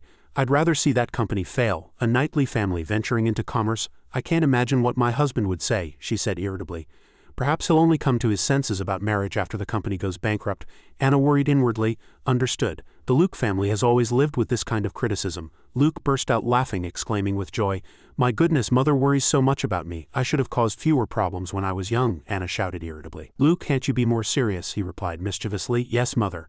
Anna admired inwardly. "How can he brush it off so easily? He's much better at handling these things than I am." She thought inwardly. Understood. Luke's hand subtly stiffened under the table. Anna said in a low voice, "Lord Leon is an excellent knight, quite the opposite, so he's truly a good match for Lady Cecilia." Anna thought inwardly. Luke can't be unscathed hearing such words from his own family. As Luke tried to change the subject, she gently nudged his arm and said firmly, "Lord Luke is also a truly excellent person." Luke thought, flustered. "Lady Anna." Anna's eyes widened in surprise. "I didn't know you thought so highly of Luke, Lady Anna." Anna, beside her, smiled brightly and said, "Of course, if you saw how hard your grace works you'd think so too." Under the table, her fist rested on Luke's hand. "He has developed the trading company to this extent all by himself without any support. Even while being criticized by other nobles, considering he trained with swords for years, becoming a knight, following the family tradition would have been much easier. But Lord Luke chose a different path and he is clearly working to uphold the honor of the Lenhart family." He could no longer bear it and pushed his chair back, shouting, "It's too hot today. I should go inside and rest." Wyndham forced a smile and quickly said, "Yes." Anna quickly nudged his back. "It's cooler by the lake than inside the house at this hour, so let's go for a walk together." Anna watched them for a moment and said, "Lady Anna has truly become a beautiful young lady." Luke's voice echoed awkwardly from a distance. "I can go by myself," she refused. "Are you trying to abandon me and run away?" He watched the two gradually move away and said, "Yes, that child is truly a proud and ideal daughter. Your grace has also raised truly wonderful sons." She fell into silent thought. "Perhaps your grace is right." Arriving by the lake, he dipped his legs in the water and sighed in relief. "I understand what mother must have been thinking. Do you know about my father? It was only 3 years ago. 3 years ago a great tragedy struck this country. The king, queen, and crown prince, the heir to the throne, all passed away on the same day. People were informed that it was an unfortunate accident. Whatever the cause, all responsibility fell upon Count Lenhart, who was in charge of the royal guard. The entire Lenhart family was temporarily stripped of their knighthood. It must have been an immense humiliation for a family that had protected the royal family for generations. My father was very angry, not because he was stripped of his knighthood, but because he believed the king was assassinated and insisted on finding the culprit. After that my father kept leaving, and I never saw him again. All I heard were words mocking my father, ridiculing him for desperately trying to regain his status. When my father returned home, it was on a cloudy day, at a mansion where Anna, Luke, and Leon stood silently by the door. A soldier reported he was found in the corner of the dormitory reeking of alcohol. The Lenhart family has truly hit rock bottom." His voice trembled as he said, "My father couldn't have died like that. No, could the king have?" Luke saw his mother collapse and weakly called out, "Mother," Anna finally said. "Leon, Luke, the Lenhart family is an honorable knightly family in itself. Your father never lost his honor. He was a true knight until the end. Whatever anyone criticizes, never forget that fact. Becoming a knight is something your father would be proud of." A pair of legs stopped in the corner. Luke was lost in thought outside and she cried, holding her husband's coffin. Returning to the present, he continued to say, "At that time I was taking the assessment test to become a knight. My brother somehow managed to return to the knight order, and I had to quickly receive my title, but knowing how mother would feel, I couldn't bring myself to do it. I couldn't serve as a knight for the current king who was responsible for my father's death. Wielding the sword my father taught me to wield for his honor was something I could never do." Anna listened and slightly lowered her eyes, saying nothing. Suddenly an announcement came. "Lord Luke, Lady Anna is coming." Luke turned in surprise. "Mother," Anna asked Luke, "Luke Bly told me you opened a restaurant in the city." He stammered, "Yes, that's right. So you've come to scold me?" She stated her opinion. "Mother heard it's a new place where nobles and commoners can enjoy themselves together." "Is it a place Mother can visit any time?" Luke's eyes widened in surprise. "Of course. Mother is always welcome. No, I mean please do come. It's a place that means a lot to me." Anna nodded happily and walked. Alright, I'll go. I only came to ask you, so feel free to rest before we go back. Outside the lake, sunlight sparkled through the trees. He covered his face with both hands and shouted, "My goodness, what is this? What just happened?" Anna said from behind, "Just as I thought, your grace is a bit frank but a good person. If I had spoken ill of your grace just now, you would have definitely been angry." Luke weakly asked, "Do you think so, my lady?" "Thank you, but my lady doesn't need to worry about that anymore. I'm used to such criticisms," she retorted his words, "but I don't think that's good. I don't like people talking about your grace that way. I'm not someone who would just stand by and watch my colleague bleed from the chest. Just because I'm used to it doesn't mean I'm not hurt. Do you think I don't notice? The reason the Lenhart family could still make ends meet was because you secretly provided financial support. You started the business to protect your family, didn't you?" Luke's hands trembled and tears welled up in his eyes. Seeing this, Anna hastily asked, "My goodness, are you crying?" He denied it with a trembling voice. "I'm not crying, but you seem convinced I am," Luke said, on the verge of tears. "A man shouldn't cry over such things." Anna gently patted his back, comforting him. She said softly, "Lord Luke, we live in a world where nobles do business and women play chess, so why can't a man cry?" Luke wiped his tears with his hand and smiled faintly. He trembled with emotion. "You've put in so much effort." Brightly colored flowers swayed in the wind beside the blue lake. She suddenly exclaimed, "My goodness, your face is all swollen. Do you want to look in a mirror before we go?" He scooped up water and washed his face. "What is there to see? As long as I'm handsome, that's all that matters. If anyone asks, I'll just say I was crying." "Lady, you're not thinking about marriage yet, are you?" "Lady Anna, is that related to why you want to make money?" Ayana rested her chin in her hand and asked with a smile, "Why do you think that?" He returned to his usual state. "For me it is. If I got married, I wouldn't be able to focus on making money. I can't bear to see my family suffer because of money." "May I ask you something? Why are you so determined to make money?" She remained silent, not answering, and asked herself, "Should I tell him?" Anna's eyes were cast downwards and misery was etched on her face. "My family is being threatened. It's a threat that could cost us our lives," Anna said seriously. In front of Luke's honesty, "My family is being threatened. It's a threat that could cost us our lives," he asked again. "Do you mean there's going to be a war between families? Who is the enemy?" She sighed in a low voice. "I can't tell you right now." "I apologize, but I promise I'll tell you everything once it's confirmed," Luke nodded. "If that's the problem, I'll wait," he continued. "War can cause economic crises. As I told you before, if you need help, I'll always be there for you." Ayana interrupted him. "It's all right. Unlike business, there's no guarantee I can repay you for this. Besides, I have no intention of harming the Lenhart family. Just take care of my sister." She thought with a cold face, because Cecilia isn't marrying for an alliance. Luke was doing his best to protect his family and he might feel used. Luke said in an accusing voice, "I feel betrayed. Who said they would ask me first if they needed help, assuming there really is a war involving the Lehap family? Do you think my brother and I would just stand by and watch?" She leaned back and sighed. "That sounds plausible. To be honest, this wasn't what I wanted. I apologize." He nudged Anna's foot with the tip of his shoe. "Tell me anytime if you need help. I'm worried about you because you're the kind of person who hides everything no matter how difficult or anxious you are." She glared at Luke. "Don't ever kick my foot again," he said nonchalantly. "Aren't we already family?" Ayana narrowed her eyes and remained silent for a moment, then kicked Luke's foot herself. "You're right, we've come this far to protect our families. We're truly alike." He started to joke to lighten the tense atmosphere. "I'm really handsome. Thank you for the compliment." Anna laughed loudly. "Then if you're all right with it, could you do me a favor? It's not about borrowing money." Luke readily said, "Oh, of course." She got straight to the point. "Could you start a few projects under the name of the Ben Merchant Guild? These projects won't be profitable." He nodded. "No problem. What specific projects are they?" Ayana began to list them. "First, groceries, mining, and pharmaceuticals." Luke fell into thought. "Mining? I don't have much experience in that field, but I know someone who can help. I'll definitely make it work." "Anything else?" She smiled. "That's enough." Anna blamed herself inwardly. "Luke, I'm sorry. I'll probably have to apologize for something else soon, maybe very soon." Outside the palace it was already dark and the lights were on. Leon held Cecilia's hand and said affectionately. Cecilia also expressed her regret. "Lady Cecilia, please take care of yourself. You too, Lord Leon, please take care." Anna saw them and hit Leon hard on the back. "Don't bother your in-laws." "Let's go." Leon drooped his head and nodded. "Understood," Luke said to Anna from behind. "Now I need to come up with a new business strategy." Leon and Cecilia were crying as they said goodbye to each other, and the carriage drove away. She stretched and thought, "All right, now I need to come up with a new business strategy." Edward approached from afar and said politely, "Master, I have a report." A knock came from Anna's bedroom door. She was reading a book when someone called out, "Anna?" Anna thought, "Is it Father?" Wyndham said from outside the door. "May I come in?" She rose from her chair. "Of course." Anna thought curiously. "Father came all the way here himself? What's going on?" The door opened and he explained. "I apologize for disturbing you so late, but there's something you need to see." She was curious. "Me?" Wyndham got straight to the point. "It's a letter from the scout." And Anna remained silent for a moment, then asked, "May I read it?" He nodded. "Of course, you are the wisest person in this house. I can't believe I didn't realize it before." She held the letter blankly and remained silent. "All right, read the letter." "I'm not sure if it's good news or bad news." Ayana nervously read the letter. "This means the Ibeek family and the Meads family are going to war," Wyndham said in a serious voice. "It seems the conflict has escalated because of the previous assassination attempt. If the two families that threatened us start fighting each other, it would be advantageous for us. But this is too suspiciously good news, she continued. And when such fortunate things happen, there is often a high probability that there's a hidden reason. Ayana thought of one person. This could also be because I wanted to tell father something, Wyndham exclaimed. I'll make them pay the price. Did Ares Rosal really say that? Do you think he started this war? She replied. I'm just speculating that it's possible, Ayana said to herself, but I'm almost certain it's true, she continued. There's one more thing. Ares said he would propose to me soon. He was shocked. What? Are you really thinking of marrying him? Anna waved her hand and laughed. No, I'm not, but I'm not going to let him go that easily either. I just thought father should know. I need to assess what I can gain from my relationship with Ares. You're right, maybe he and I would make a good match. She silently looked out the window. Ayana recalled his words. Ares worked very hard, but no one was satisfied. Her eyes were cast downwards. He's too clever. A puppet should be a little foolish for it to be better. Diabin appeared behind Anna. In the end, Ares is just Ares. She analyzed herself. I know he's very capable, but I didn't realize he was so audacious. I can't believe he's still so young, to be honest. Keeping him as an ally feels dangerous.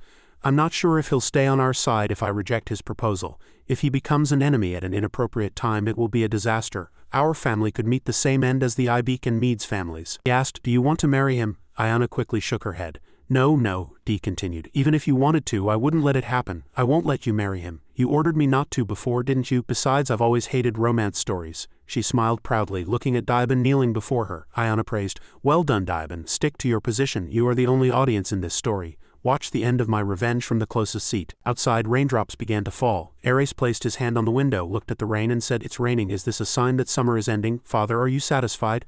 Anga remained silent, arms crossed. Then, as I told you before, from now on I will act in my own way. Anna's hair fluttered in the wind. She was out late at night. Anna's eyes were sharply fixed on the sky, full of determination. Dee called out, Lady Ayana, as she turned around. Diabin put a fur coat on Ayana and said, Keep warm. Winter is coming. What was written in the letter? She said the Ibeek family suffered huge losses but won the war against the Meads family. Dee said excitedly, Mel Ibeek is really persistent.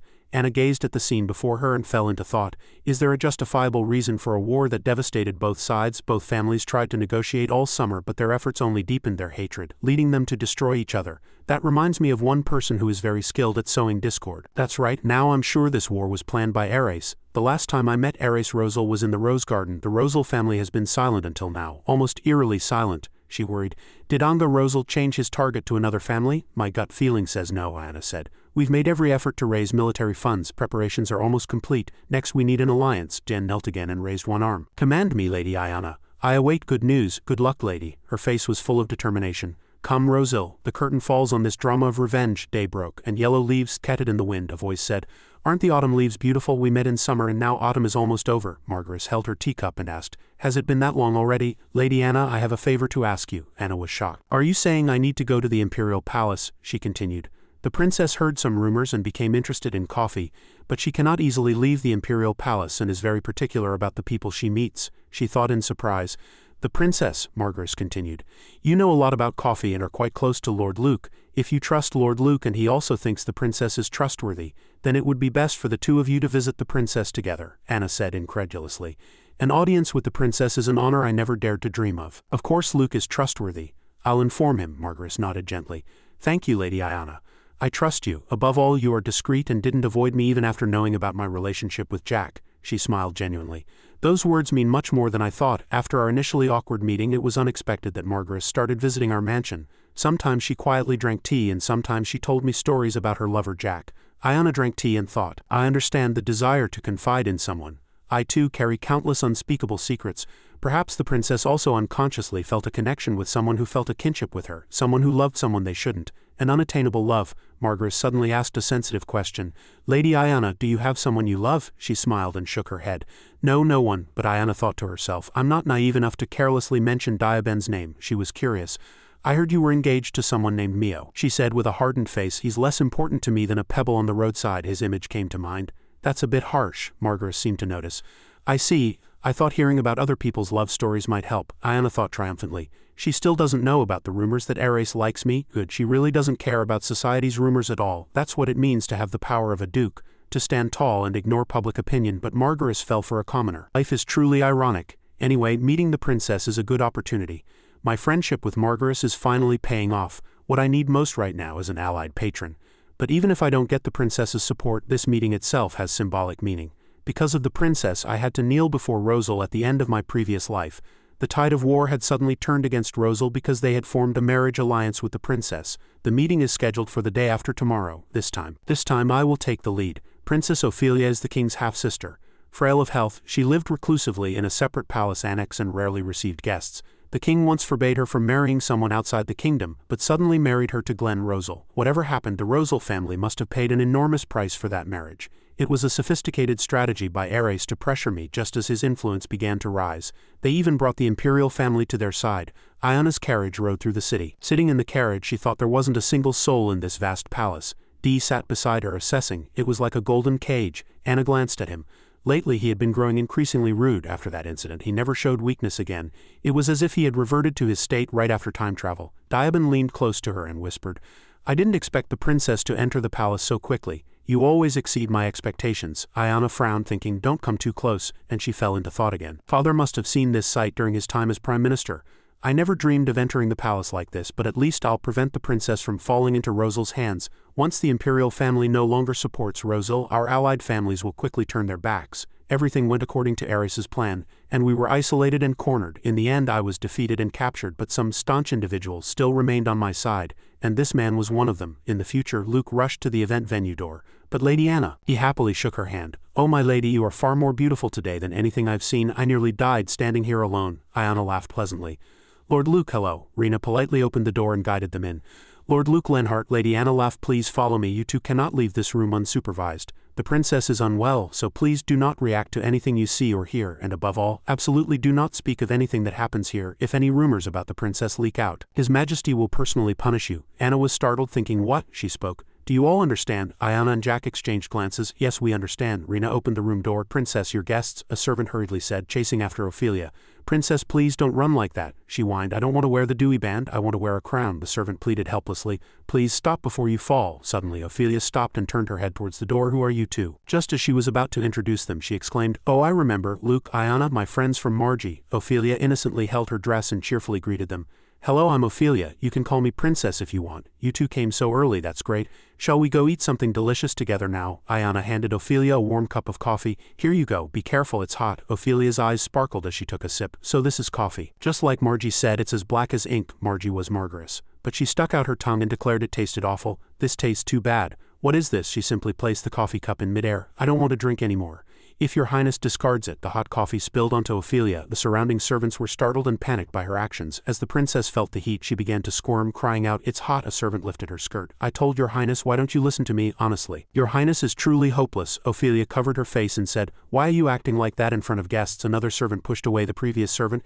"It's all right, princess. I'll carefully help you up. See, it doesn't hurt, does it, right?" Luke thought helplessly to himself. Rena stood in front of Ophelia. "I'll get a cold towel for you. Just bear with it for a moment." She flinched, feeling too cold. "It's cold," Rena reassured her. "It's a good thing your clothes are thick. You almost weren't burned. You'll be fine soon." Rena, she was worth pushing aside. Luke watched with Iona, wondering what kind of servant lifts a lady's skirt and shows it to others. Anna thought to herself, "Princess Ophelia." Rena continued to admonish her. "You must be more careful when drinking hot beverages." She thought helplessly, in the end it's a mental affliction that prevents one from growing. Anna's mind conjured the image of an untidy lady. "I heard the only son of the Pasito family was a fool. I heard he married a fallen noblewoman to save face, just like my former fiancé. He's from the Pasito family." The remaining servant sighed. The pushed-away servant stood up and dusted off her skirt. The princess said in a tearful voice, "Margie was wrong to lie to me. You promised never to lie again." Her tears welled up in her eyes. Ophelia gritted her teeth. "Margie, you fool, you liar." Anna stood there observing and thinking, Rena seems to be the only one concerned with preserving the princess's dignity. Margaret is the only one who treats her kindly. What Baron Pasito did to me was truly terrible. I can't believe the king sold this lonely girl to the Rosal family. Her thoughts were dark and silent. Iona spoke. "Princess Ophelia, could you look here for a moment?" She turned her head towards the tray with the coffee. Lady Margaret didn't lie. In fact, there's a way to make coffee taste better. Her eyes sparkled as she leaned forward to look. "No way." She held out her hand. "Really, let's do it together." Iona placed a spoon in Ophelia's hand. "Here, stir the coffee. Let's make it delicious." The coffee turned brown. Iona suggested, "Try it again. All I did was add sugar and cream." She exclaimed excitedly, "It tastes good now." Ophelia laughed joyfully. Handing the cup to Anna, she said, "I want more. Keep doing your magic." Luke spoke. "Not today, princess. If you drink too much, you won't be able to sleep tonight." She turned her head to Luke. "Won't sleep?" he replied. "It means you won't be able to fall asleep." Her face brightened. "Why?" Luke laughed and replied, "Because that's what happens if you drink too much coffee." Ophelia still wore the same expression. She asked why again. Luke laughed but was at a loss for words due to Ophelia's continuous questions. That's a very good question. Why is that? She turned away, criticizing him. Luke, you don't know anything, he flinched. Ayana thought to herself, a child's 1,000 questions are truly terrifying. At this point Rena also spoke. Then it would be best to drink the rest of the coffee tomorrow, Ophelia innocently asked, but if Anna isn't here I can't do the magic again. I don't want to drink it bitter. Anna smiled brightly and comforted her. If your highness wishes I will come again and do the magic for you, tomorrow or whenever. She turned her head. And Ophelia, flustered by her inexplicable actions, ran off. Wait just a moment. She was flustered, seeing her rummaging through things. Princess Ophelia spoke decisively. Wait just a moment. Found it. She stood up and gave it to her. Here. Ayana was surprised, thinking, She placed a ring in her hand and asked, this is enough, right? Ayana refused. Enough for what? I can't accept something so valuable. She was puzzled. Why, if I give it to others, they won't leave, will they? Or a necklace, but I gave that to Alice, the other servant, and Luke looked at Alice. It was her again. She smiled brightly and replied, no. Then I'll borrow it for now. I promise to return it tomorrow, she thought to herself. Even if I explain that she's being deceived, she probably won't understand. And even if she does, the king won't replace her servant. Ophelia turned her head. And Luke too, he happily pointed to himself. Me too, your highness, me too, she disappointed him. You can stay home, you don't know how to do magic. He stood up and grinned. Actually, I'm a much better magician than Anna. Ophelia immediately retorted, lie. His face was cunning. Really, if you come tomorrow I'll show you. She paced back and forth at a loss. What should I do now? I don't have any more rings to give. What is there to give, Luke? Anna called out. Princess, she said softly, we simply wish to spend time with your highness. You don't need to give us anything. You're saying you wanted to meet us is enough? Ophelia looked at her, completely confused. Luke comforted her from behind. Don't worry, magicians always keep their promises. She asked if it was really all right. Ophelia's eyes crinkled in a smile. You two are really strange, aren't you? Like Margie. She waved her hand as the servant led her away. But you two aren't leaving yet, are you? Right. Then let's keep playing. What should we do now? But Rena pulled her away. You must change your clothes first. Playing in wet clothes will be very uncomfortable. Ophelia refused with a pitiful expression. No, Rena nodded to the two of them. Please make yourselves comfortable. Soft sunlight streamed onto the lawn. Luke and Anna stood outside. Your grace must be busy. Will you visit again tomorrow? Luke replied. Yes, if I can work through the night, I can somehow manage it. Ophelia stood before the late king and Queen Annabella. Princess Ophelia is the last remaining child of the late king and Queen Annabella, Ayana agreed. Yes, the crown prince died with them, and Prince Casimir is the son of a concubine. Luke leaned his hand against the wall and replied. I only heard she was frail. I didn't know she was imprisoned like this. Did father know about this? Ayana said with a calm face. He probably knew, and so did my father, she thought to herself. I only came here to figure out how to use her, but now my motivation to continue is fading. Sunlight shone at their feet. Everything felt like a dream, even coming all the way here in the end. When I was young I dreamed of becoming a knight and entering the palace. Just as father wished. Ayana asked, Lord Luke, did you also want to be a knight? He replied. Perhaps. He raised his hand, his serious expression fading. What I mean is, considering our family, everything would have flowed naturally. I truly enjoyed training with swords with father and my brother, but it's been too long since I held a sword. It must be rusty now. His rough hand was extended. Luke cast his eyes down sadly. Even if I could, I don't think I'd become a knight. I dislike King Casimir. Anna looked around, startled. Don't say such things here. He still maintained a playful attitude. I apologize, but there's no one here. It only makes me dislike him even more. Luke playfully winked and looked outside.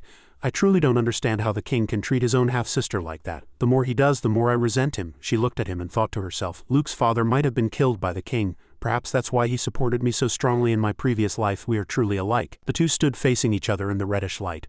A lingering regret also existed in Luke's heart, one that would never disappear. He always pretended to be cheerful, but his inner darkness never faded. In some ways, we were always reflecting each other like mirrors. He suddenly smiled brightly. Now that I think about it, I'm truly glad I became a merchant. Thanks to it, I was able to meet my lady. Ayana quickly laughed and replied, and I am grateful for your choice too, your grace. Luke's previous words came to Anna's mind, but somehow, this time it felt truly different. What is this feeling? A magnificent and beautiful castle in the sunlight. Luke and Anna spoke as they ascended the stairs. I really want to play too, but I can't sit on the floor for too long, Ayana replied. Being tall has its drawbacks, doesn't it? The two suddenly heard a sound from inside the room. No, keep playing. They wondered, what's going on? Seeing Ophelia holding Diaben's hand, she exclaimed, Dia, she continued to shout, Anna, come here and tell him to play with us. I couldn't find you two. I thought we were playing hide and seek, so I opened all the doors here. I'm sorry, she suggested, playing a family game. Ayana will be the mother and he will be the father. He has the same black hair as me, you see. You two are married now. She was startled and blushed. Diaben and I are married. He looked but said nothing. Luke interrupted and asked, Then what about me? Ophelia put her hands on her hips and replied to him, Luke, you'll be my younger brother. I've always wanted a younger brother. He was pleased with the suggestion. Wow, she pointed at Ayana, startling her. We're family now, so don't call me princess anymore. Just call me Ophelia. She was surprised to call the princess by her real name and thought, Rena, noticing her hesitation, suggested, just consider it part of the game and continue. Ophelia ran over and saw Anna agree. Oh, all right. Then she came over, grabbed Anna's skirt and called out, "Mommy." Anna stroked Ophelia's head, thinking inwardly, she must miss her deceased mother. She immediately replied, "Yes, Ophelia, my beloved daughter." Tears welled up in Ophelia's eyes and she looked just like her mother. The two hugged each other and Ophelia called out, "Mommy, I had a child once too. A child born to the man who abused me, a child I couldn't love. Time travel erased that child's existence. Being called mommy feels so strange, to someone like me with a cold heart that couldn't even love her own flesh and blood." Daiban stood by and watched Anna talk with Ophelia. Ophelia, seeing that he wasn't saying anything, puffed out her cheeks and grumbled, "Father is too quiet, isn't he?" He bent down and laughed. Ophelia made him sit. "Oh, I see, you two fought, didn't you?" She took Dia and Anna's hands, brought them close to each other and said, "Don't fight anymore. Make up quickly." Ayana tried to explain, "Father and mother have already made up. Father and mother are fine." The two laughed. Luke stood behind Anna's chair. He bent down and saw Ophelia ask, "Really? Then father, you still love mother, don't you?" Anna blushed and turned to Daiban, thinking, is he going to stand there and put on that awkward act, say something like usual, "Please someone save me"? He moved his lips while Ophelia kept pressing. "Father," his eyes gently opened to speak, "Then I love you." She was surprised why he looked so sad. Ophelia stood between him and her helpless face, smiling happily. "Then you two should confirm it with a kiss." Anna said loudly, "Wait, Ophelia." Daiban brought his hand close to her face. He playfully brought his face closer. "A kiss," she blushed. "What?" Dia saw Anna blush and pull back. Luke had been staring blankly until now. Dia laughed and turned to Ophelia. "Princess Ophelia, I apologize, it's a bit much to kiss the lady I serve." Ophelia, slightly annoyed, pointed at him and said, "I told you to call me Ophelia. You're really bad at acting, aren't you?" Ophelia continued speaking, unaware that Anna was blushing in the corner of her chair. "Should I change the role of father?" "Luke, you're bad at acting," Luke replied. "What are you talking about, Ophelia? No one could play the role of father better than me." Ayana found it difficult to breathe while Luke and Ophelia were playing behind her. "I love you," she thought inwardly. "A kiss," she said. "Wait a minute." Anna thought she shouldn't let her guard down when she was outside. "Calm down." Luke brought his hand close to Anna. He lifted her face. Luke was holding Ophelia. "Honey, what are you thinking about?" That action made her like a robot with a system error. The thought that Luke could be a really good father caused a system error. Ophelia gave her a biscuit. "Mommy, do you want a biscuit?" She, with wide eyes from awkwardness, ate it, while Dia sat quietly beside her. He raised his hand and wiped away the biscuit crumbs from her mouth. "You have crumbs on your cheek." He licked the crumbs from his finger. "Honey," Ophelia jumped off the chair. "What's wrong? Do you still want to be daddy?" He laughed and looked at Luke. Seeing Luke, "I think I can do it too." Luke returned the provocative gaze. "Oh," Anna blushed, lowered her head and covered her face with her hands. "Now I understand." Her face turned red. "There's truly no hope for things like this. What's a rational response?" Daiban and Luke, realizing her weakness, approached. "Honey, are you all right?" Her voice trembled greatly. "I'm fine." Ophelia was sleepy. "Rena, I'm sleepy." In the end, the family game ended with Princess Ophelia falling asleep at night in the palace in the middle of the forest, as you know. Initially, the late king had no intention of having a concubine at all. He truly loved Empress Annabella Meyer. Anna sat in the living room with Wyndham. He said, however, after 7 years with no heir, he eventually had to bring a concubine into the palace, and the concubine immediately became pregnant with Prince Casimir. The problem was that the Empress also became pregnant the following year. The Empress's son was declared the heir, born before Prince Casimir. Princess Ophelia was born amidst such tension. 3 years ago, the princess fell into deep despair. She lost her father, mother, and brother all on the same day. That's when the accident happened. I heard father said Prince Casimir took the princess on a boat to comfort her. Their boat capsized and sank in the lake. The prince was immediately rescued, but the princess was not found until dusk. Since then, the princess has been like this. Ayana thought they tried to kill her to eliminate a rival to the throne. She said, "The princess looks really lonely." Wyndham rubbed his eyes. The palace was full of people who saw her as an eyesore, and father was dismissed from his prime minister position so he couldn't visit her. "I'm really glad you could talk to her there. But it also means you could become a target for the princess's enemies. Be careful in the palace, especially that man, Prince Casimir's grandfather. Watch out for Count Vandermeer." She opened the large window of the palace wide. Ayana leaned against the balcony. "I'll do whatever it takes to prevent Ophelia from falling into Rosal's hands." Dia leaned against the doorframe at the back. "Are you trying to prevent the Rosal family from gaining imperial support?" She replied, "That's not all." Ophelia, hugging a teddy bear and sitting on a shelf, looked like a doll. Anna said, "The king treats her like a valuable object that he can't discard but is too embarrassed to display. If he needed money, he'd readily sell her off. I know all too well the bitter life of a woman who is sold. I won't let her suffer that fate. I'm becoming increasingly greedy. At first I only thought I needed to protect my family for revenge, but the things I want to protect keep increasing." He walked over. "Yes, you are indeed easily distracted." He pointed a finger at a bird flying in the sky and said, "If you wander like this, you might encounter an unexpected event and deviate from the shortcut to your goal. And even if it seems like a waste of time, when all lines eventually converge, that's when we'll truly know ourselves." She looked up at the sky and thought, "Is he encouraging me?" He laughed in return. "The richer the story, the more interesting it will be. I won't stop you, my lady. Just don't take your eyes off your true enemy." While my lady was talking with Wyndham, I received this. It's an invitation from Ares Rosal. In the magnificent red palace, Ares adjusted his cufflinks and ran his hand through his hair in the morning, humming. He saw everything through the window. Is he humming? Sunlight shone on his face. A carriage was moving on the road. Is there only freezing cold in this world? In the monochrome monotony on the other side, dancing and swirling in the early summer breeze. Who is that girl? From the annex, Ares was looking at Anna. He touched Anna's hair with his hand. A warm smile appeared. Lady Ayana, it's been a long time. An hour ago, Anna was sitting in the car holding the invitation. Another play, Roger Felt's wedding. Diabin and Anna sat facing each other. She closed her eyes. It would be better if I didn't happen to run into Ares in a secluded place. I have something to give Felix too, he laughed. If Ares gets jealous of the male actor, don't blame me. She answered honestly, to be honest, I think it would be amusing. Jealousy? Ares seems to really care about him. It'll ruin the atmosphere. Watch from a distance out of sight. He showed an unpleasant attitude. How boring. She got angry. Don't act like that, he compromised. All right, I'll go out first, she agreed. All right? Sunlight shone on the red leaves that hadn't fallen yet. A few months later she looked out the door. I wonder how much Ares has changed, but if I see him now. Turning to the present, she thought, this is a bit overwhelming. She handed the invitation to the usher. She went inside with Ares wrapping her scarf. She thought, now how should I start? His body had grown larger, but his gentleness hadn't changed, nor had his feelings for me. I guess there's no need to change the plan. He asked, my lady didn't come with your usual escort today. She laughed and replied, oh yes, he had something to do today. I came with another escort. He smiled gently and said, all right. I'm glad. I wanted to meet my lady alone today. He suggested, please give me your coat, my lady. The two stood close to each other. She put on a fake smile. I'm glad too. It's just the two of us. Lord Ares. He blushed.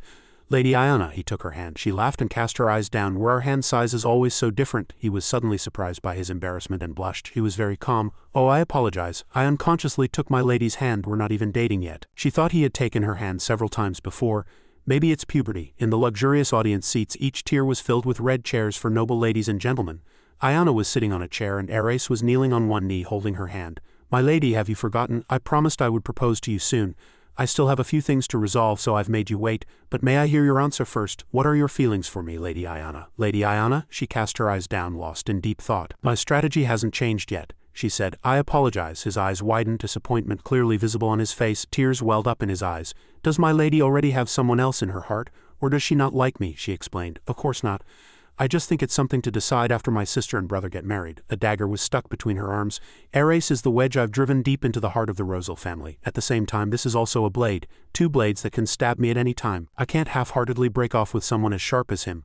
I need to hold the reins loosely and use him to the fullest, and when all preparations are complete, I will decisively cut ties with him. His face lit up with joy again. Yes, just a little longer, please. She looked at him and thought, a person with a pure heart is truly terrifying. He stood up and she watched him. He was a little awkward. It's been a long time, we haven't had a proper conversation. I apologize for being awkward again. He sat on the chair. She asked Han, no, it's all right. Are you all right, Your Grace? Ares, are you hurt? He scratched his head. No, actually I'm healthy despite appearances. I'm also continuing my swordsmanship training. How about you, Lady Ayana? You seemed a bit depressed recently. He listened to her words and quickly leaned in to ask, depressed? She sighed. There was a war between the Meads family and the Ibik family last summer. She murmured inwardly, it's a war Your Grace started, and I feel guilty, as if it's my fault. I wonder if my desire for their downfall started all this. What do you really think, Your Grace? He replied nonchalantly. Her reflection was in his eyes. My lady feeling guilty, 2 troublesome families have been eliminated. Isn't that something to celebrate? My lady should be happy. Her reflection was clearly visible in his deep eyes. Anna looked away, frowning. Of course. I'm truly happy. But she thought inwardly, but the thought that he might have started the war to please me, that innocence frightens me. It means my suspicion was wrong. Is the current Ares easier to understand than his future self, and I still don't understand how deep his blind purity goes. How far can Ares go in this? He raised his hand. My lady sympathizes with the Meads family and the Ibik family. A harmless and warm smile reappeared. My lady is truly kind. Even though they hurt my lady, they only received what they deserved, so my lady should naturally be happy. Outside the palace, the sunlight was less intense. Preta stuck her wine glass into the windowsill. Ayana laugh is being deceived. Ares doesn't love anyone. Ophelia's voice was heard. Roger Felt stands in this world as a man whose heart still beats. Felix in a red costume was acting on stage. The woman and my blood tell me my destiny. Even if she is an enemy princess, this heart will never stop. She watched intently, and Ares glanced at her. When I was 18, I also wanted that kind of love. A fragment of an old memory returned. When she looked to the side, he was already laughing happily. Everyone below applauded the play, and she and he looked at each other and smiled. That was truly moving. He handed her his coat. She wanted to ask him, Lord Ares, may I ask you a few questions? He agreed without hesitation. Of course. She stood beside the chair, her hands clasped behind her back. We never spoke so frankly before last year, did we? Back then you probably didn't understand me so well, but why are you blushing now? "Is my lady asking why I love her, Lady Anna?" She nodded. He handed her his coat and asked, "Has my lady ever wondered why birds fly high or why fish must swim?" She put on her coat and said, "Because it's their instinct." He laughed. "Exactly, I was born with the name Ares. I can do nothing but love Lady Anna. That's all there is to it." She covered half her face with her shawl and stared intently at him. "I still don't understand." He flushed with embarrassment. "Then should I say it was love at first sight?" The sun had already set outside, but her thoughts were in turmoil. "No matter how cold and twisted he may be, his heart is too pure and clean for me to understand at all." Many people came and went in the palace hall. Felix waved and called out, "Lady Anna, over here." Felix stood at the bottom of the stairs and waved to her. She spotted the actor playing Troy Pelides and she was about to leave. "Mr. Felix, I have something to give you. A few fan letters that other ladies asked me to deliver." The two chatted and laughed, ignoring Ares, who stood alone looking downcast. They seemed quite close. In fact, the two, with disdain in their eyes for each other, spoke rather quietly. She spoke first. "I added a little extra to your payment for this job. I'd appreciate your help next time too." "As always," Felix suggested. "I'm looking for a new sponsor these days." "Could my lady introduce anyone?" She agreed. "I'll ask if I get a chance," and the two parted ways, the atmosphere completely different from before. They exchanged greetings. "Goodbye." Anna hurried over to Ares. He spoke. "Lady Anna," she asked. "Why?" He clenched his fist. "I think I'm a little jealous." He flushed and tears welled up in his eyes. At this very moment she opened her eyes wide in surprise. "Ares Rosal is jealous? If someone had said that a few years ago I would have laughed. Living a second life, I truly experience everything." He closed his eyes tightly. "I'm so embarrassed I could die," she reassured him. "Mr. Felix and I are nothing." He opened his eyes and looked at her. "Really?" she confirmed again. "Really?" She felt quite helpless inwardly. "He's too childish. Why is he pretending to be surprised now? I acted like I was easy to manipulate, and I was going to use Ares." He thought about his innermost feelings, but didn't speak. "Lady Anna, I wish your eyes would only look at me."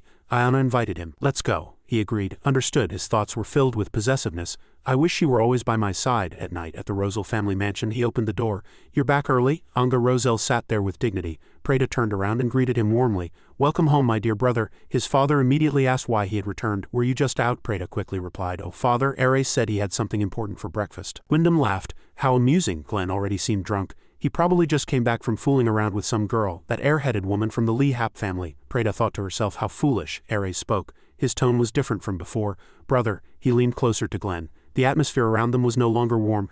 "The Lee Hap family, what did you just say, brother?" Glenn was startled by the killing intent emanating from behind him. Their father slammed his hand on the armrest of his chair. "That doesn't matter." He ordered Ares to go to his room. "Ares, go to your room." He accepted. "Yes, father." The living room atmosphere still hadn't eased. Now only Preda and Glenn remained. Glenn angrily slammed his wine glass to the floor. His face was truly veined with blood and tears welled up in his eyes. "I'm the eldest son. I'm the heir of the Rosal family. Why does father share everything only with Ares?" Preda twisted the knife in Glenn's heart one more time. "Why tell me you're a failure?" Glenn shouted. "Shut up." Preda's contempt for Glenn was visible in his eyes. "Glenn is a fool. Why does he fight when he knows he'll lose?" "Father is the same. Does father still think he can control Ares?" "Absolutely not. Ares is far scarier than father." She walked up the stairs and her father went first. She recalled an old teaching. "All that exists in this world is freezing cold and monochrome monotony. You must only focus on two things: what you can gain and how to gain it." He was young then, standing with his two older brothers and sister. He heard but still had a question. "Only two things." Everyone danced together in the hall, but the hall was all black and white. He stood alone, holding a glass of water. "That's true. Everyone seems to think of only two things, even if no one seems to notice it. Does it matter? In the end they are just one of two. I'll have to ask father about this later." He opened a dictionary. Preda, who was beside him, did not hide her aversion to the book. "A book, a dictionary, what's so interesting about reading something like that?" he replied calmly. "I'm just looking up words I don't know." He asked her, "How was your dance lesson today, sister?" His arrogant and perfectionist sister was confident. "This will be my path. See, Ares is different from Glenn. We have angelic faces, don't we?" He asked her again. "Do you think so, sister?" She immediately replied, "Of course." She danced again. "It's not just dancing. Our smiles, our gestures too, will make everything shine and sparkle. And we'll charm everyone into doing whatever we want. That's your tool, sister." He thought charming meant captivating someone enough to make them forget what they were supposed to do, or making that happen when his family met another family. He stood behind, wearing the cutest smile in the world, and his sister found it creepy and incomprehensible. He took the lady out, and a smile remained on his face, but inside he harbored thoughts no one knew. "When I make my innocent, defenseless, kind and respectful smile, when I laugh imitating adults, when I laugh with anticipation and judgment, just as sister said. Emotions are tools used for various purposes, but do they really have as many uses as the dictionary says? Trust." Curses echoed outside. "Useless fool, how dare you call yourself the eldest son?" He closed the book and thought, "Does it really not exist in the real world? Is it just a fiction found in novels?" Curses directed at Glenn were heard from outside. "What are you good at? Have you no shame? Ares is 100 times better than you." Preda and Glenn burst through the door. Only Glenn cried, and Preda looked very rigid. Her hateful eyes looked up at him through a flood of tears. He saw it. Is that jealousy and hatred? Some emotions are easier to understand. Several straw dolls were stuck in the ground. Praise poured down on him. Only 9 years old and already able to control his body, he learns everything so quickly. Anga grabbed his shoulder. You really resemble me the most. A commanding gaze looked down. You are an excellent member of the Rosal family. Seize it and dominate. He pulled up his clothes and wiped the sweat. Yes, but inwardly he realized that he too was a tool for his father. Then young Anana said to him with innocent eyes, "Oh, you look so sad." He looked up puzzled. It was still the fake smile he had created. Me? Ayana crossed her arms and nodded. You've been smiling all day, but something is wrong. Does it hurt here? He laughed. He thought she was about to cause trouble. She poked his cheek like her. Excuse me. She told him a philosophical story. If you're in pain or bored, you don't have to smile. Smiling when you're unhappy is like getting hurt. The smile remained, but his heart felt different. What is this feeling? A book unfolded in his mind. She asked worriedly. Are you all right? His eyes widened and the page stopped turning. It showed a persistent worry and anxiety. He asked worriedly, I'm all right. He gripped the chair with his hand. I'm fine. She leaned closer to him and he was startled. Really? The page turned again. He wondered if this was interest. She still had her arms crossed and declared happily, Then it's decided. Someone called her. Lady Anna. Yes, she ran to her brother. He sat there watching them. It wasn't cold or dark or monotonous. It was a warm, soft feeling. From that day on he realized that many people had warmth, even if there was nothing extraordinary about them. It was just that such warmth had never existed in the Rosal family, but like a flower blooming for the first time in summer. Whenever he saw her, it was as if she shone with a vibrant light. More than anyone else she shone like that. How could such a person exist? No matter how much he tried to understand, he couldn't. She must have been different from birth. He called out to her. Lady Anna Lehap, whenever I think of my lady, a smile spreads across this face. He sat opposite Anna, reading something. He instructed, Remember this and report back later, he replied. Yes, father. Rebellion boiled in his heart. I'm just a tool for this person too. His eyes changed. That's true. Then the opposite must also be true. All the trivial and boring things in you, the bright and colorful things, are all that exist in this world. He walked down the corridor. He thought to himself, I want to make her happy, give her everything, and I want her to love me too. Dia was reading a book in the library. Since then I've looked for information about devils whenever I had the chance. I found books, but there are only ordinary theological texts here. A forbidden topic, so of course there's nothing. I thought there would be a clue since the academy student was saved. My guess was right. I'll have to look in the black market. No, that's too dangerous. Then it's probably in the theological library of the temple, but only priests and nuns can read those books. It must be recorded there. Is my investigation into Diaban hitting a dead end here? The book stated that devils corrupt humans through pleasure. She threw the book onto the table. He stood outside with an umbrella. My lady, are you finished? She hit him when he teased her again. Every time I go into a bookstore you leave me alone and look for something. Is it research? He knelt in pain. Please, seriously, don't leave my sight. There are too many vagrants on the streets these days, and the public safety is not good. She stood still. Understood. The two walked down the rainy street. Farmers probably endured, hoping for a good harvest, but if the king and nobles took most of the harvest, ruin would be inevitable. Everything would become more difficult in the future. The two walked together in the rain. He spoke. Anyway, I'm relieved to see my lady's business doing well even in these times. Now that you've saved money, isn't it time to start your revenge? She expressed her wish. I also want to raise my own army, but I'll avoid anything that might draw the attention of those Rosal bastards. Anga, after all, knows how to take advantage of every situation. She turned around and looked at the beggar. She gave the beggar some money. He tilted the umbrella so she wouldn't get wet. I'll find a way by continuously observing the street situation like this. She looked at his wet shoulder. Did he get wet because he tilted the umbrella for me? She recalled the book. Devils corrupt humans through pleasure. Her eyes reddened with thought.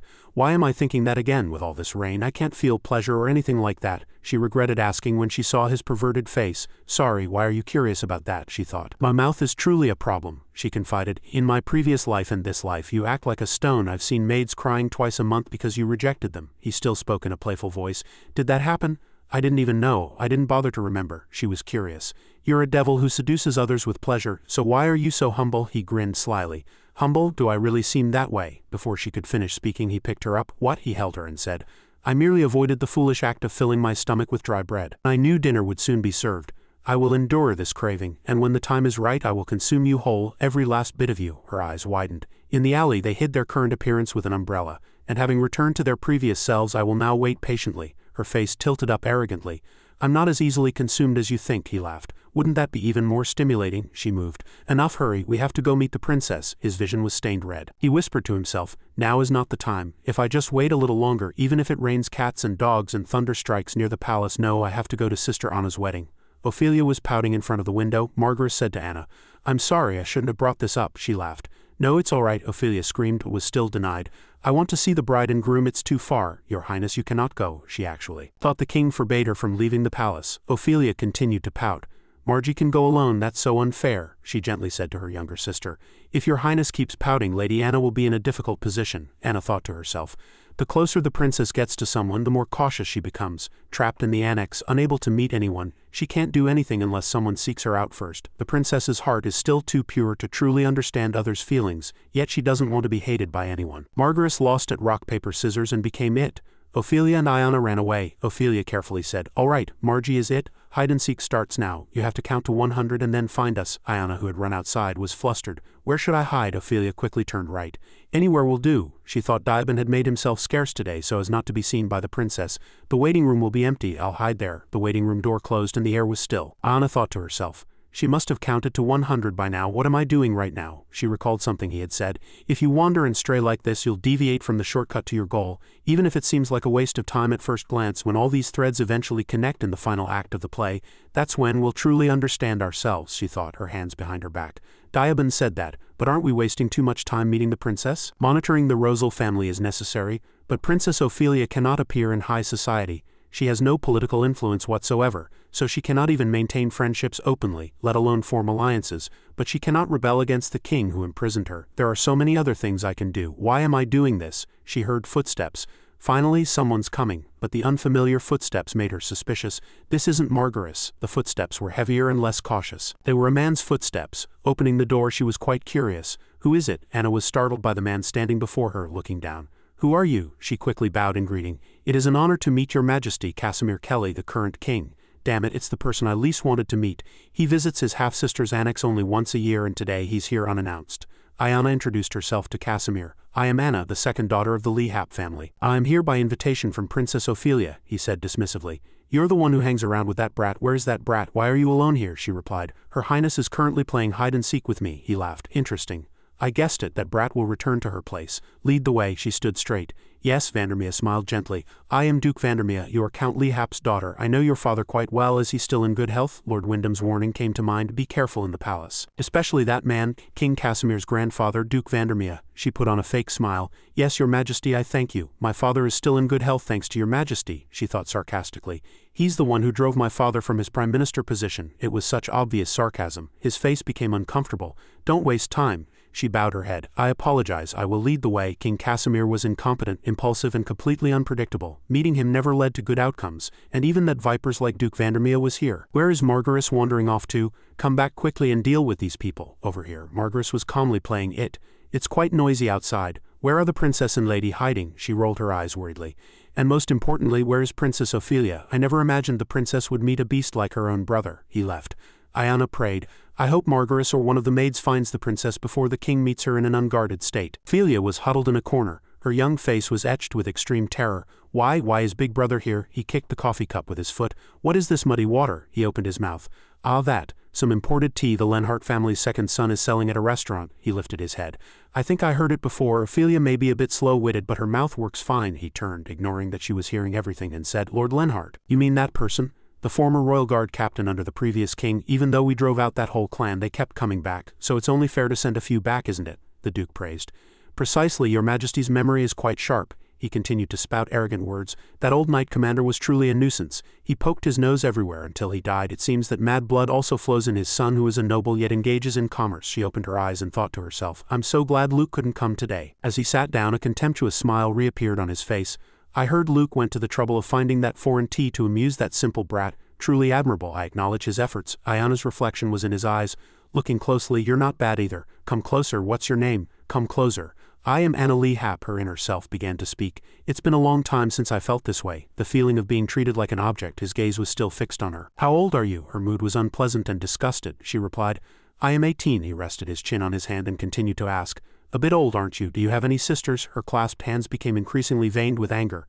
"I have one older sister and she's getting married soon." He was surprised and asked for more details. "How old?" She answered without hesitation. "She's 23. Hearing that, he sneered. "Who would marry someone at 23? It's truly a miracle." Surely the whole family rejoiced that she was finally getting married. One foot kicked off the ground and flew up. Ophelia bit him squarely on the head. Iana was stunned. "Don't torment him." As the maid barely opened the door, the two siblings rushed at each other. "Princess, you were here." "Your majesty, why are you here, fool? This is my palace. I can come and go as I please." The two grabbed each other's hair and fought. Let go, someone intervened. Your Majesty, Princess, please stop. They kept fighting. This is Ophelia's house, understand? You're here because I let you live in your palace. Damn it, this crazy woman. A vase was in his hand. Anna realized he was about to hit the princess with the vase. The maids and Anna reached out to stop him. The sound of intervention was heard. Stop, Margaret said from afar. That's enough, stop. The scene was utter chaos. Ophelia was crying. Iana intervened. Casimir tilted his head. Margaret, what are those eyes? Do you want to be hit too? Do you think I can't touch you because you're a duke's daughter? That old Duke Meyer is nothing to me. The king gritted his teeth. How pathetic, truly pathetic, incompetent, greedy, and can't even control his own emotions, yet he wants to be king.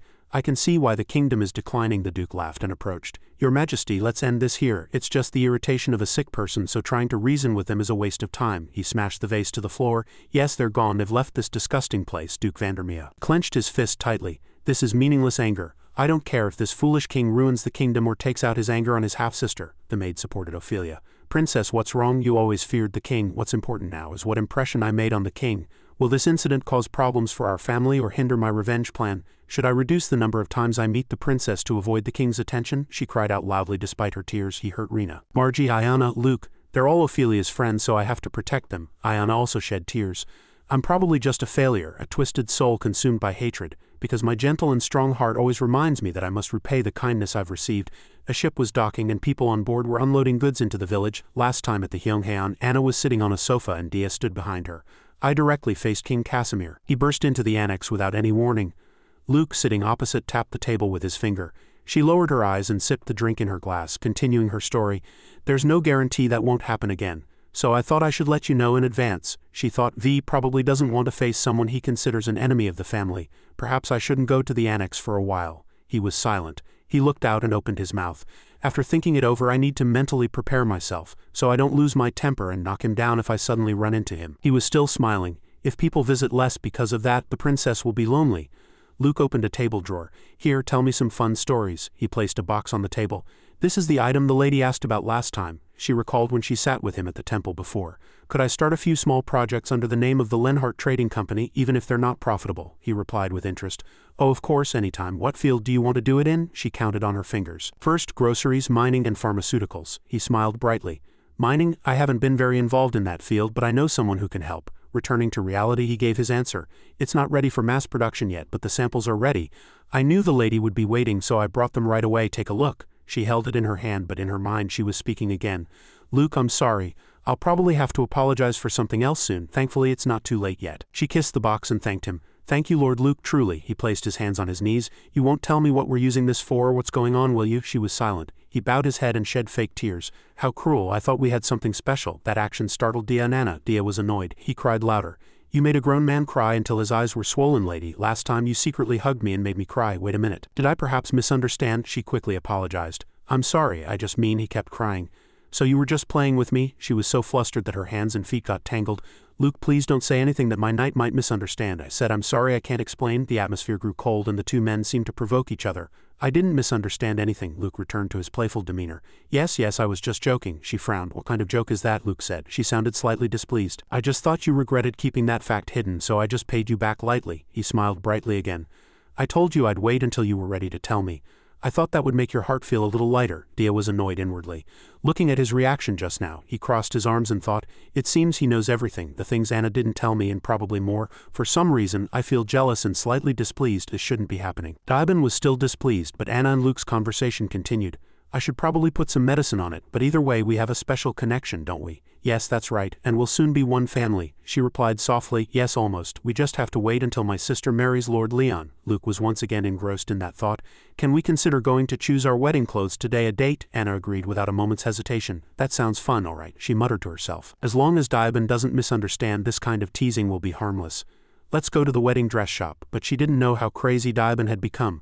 She said there was something she had wanted to see for a long time. He was delighted. Really, he thought to himself, is he talking about Sir Dia? I need to keep an eye on him today. Outside, the sunset light was falling on the blue river. Luke also quickly said his goodbyes. All right, I'll quickly tell the servants. Anna waved her hand. Take your time. After he left, Daiban spoke. Luke has changed a lot from his past life. He looks much softer now. At his words, Anna inadvertently recalled a memory. Even before turning back time, the two had an unusually close relationship. Recalling this, she suddenly wondered if Daiban had been a devil back then. What, or was he still human? Outwardly, she tilted her head slightly and replied to Dia's words, but his audacious personality still hasn't changed. As Luke's aggressive face came to mind, Anna fell into a momentary reminiscence. But back then he was fierce and sharp, a true rival. She tilted her head slightly and said admiringly, "It's probably because they met at different points in their lives." She added inwardly, "It must be because he found someone to face difficult days with." Anna looked at the wine glass in the corner. A smile slowly spread across her lips, and she thought that Luke and she had become such presences for each other. Thinking this, Anna couldn't help but laugh. It's not a bad thing to have someone to share your true feelings with. Dia continued with an intrigued expression. "Now I'm curious what kind of true feelings the two of you shared." Hearing that, Anna shot a sly glance. "Too many to tell. Once he even cried in my arms." Dia's face immediately darkened and he forced a smile. "Really, is that really true?" She leaned in, looking at his face and teased, "What's with that expression? Do you want to see that moment yourself?" Dia quickly turned his head away and said in an irritated voice, Yes, his crying face was quite intriguing." Anna, seeing his reaction, asked again, "What, you don't like Luke in this life?" She thought to herself. It might just be my imagination, but Dia seems in a very good mood today. He shook his head upon hearing that and smiled faintly. "Not at all, I like him very much, really." But his eyes suddenly darkened. "It's just amusing to see someone who would never cry shed tears." Anna admired Diaben's frequent changes in expression. "He's truly a villain. Of course he admits he's a devil too." Anna straightened her body without arguing further. "Is it interesting because it's rare? If so, I want to see you cry someday." She smiled and subtly glanced at Dia behind her. "I'll break you down right before my eyes." Hearing her arrogant declaration, he narrowed his eyes slightly and replied expectantly, "That will certainly be thrilling. It won't be easy, but I'll wait." Just then, Luke's speaker-like voice rang out from outside the door. "Lady Anna, let's go." A hurried reply was heard from inside the room. "All right." Simultaneously, two maids behind them called out in low voices, "Boss, boss." The two leaned close to Luke's ear and said something, and he continued to exclaim in admiration. The more he heard, the more intrigued he looked, and finally, the maids pleaded, "We only trust the boss." The scene shifted to a noisy and lively market. "It's really cheap, come and take a look." Sounds of haggling and buying echoed everywhere. "Thank you, enjoy your meal. One chapsel tuck over here, please." Luke looked at Anna excitedly and offered, "It's really delicious, try some." Anna took the paper bag he offered and replied, "Thank you." At the same time, she was quite surprised. Luke seems familiar with the market. Is he eating while walking? Still so lively. As she was lost in thought, Luke enthusiastically turned his head to Diaben. "Hey Sir Knight, your name is Dia, right?" He received the TTEOK he offered and smiled gratefully. "Thank you, yes that's right." And the three began to eat while walking. Luke couldn't hold back and asked again, curious, "Are you single?" Dia calmly admitted. "Yes." He continued to ask, "Have you ever loved anyone?" Dia still replied patiently, "No." "What are you curious about?" Only then did Luke smile brightly and reveal his purpose. "My staff seem to have been quite impressed by you.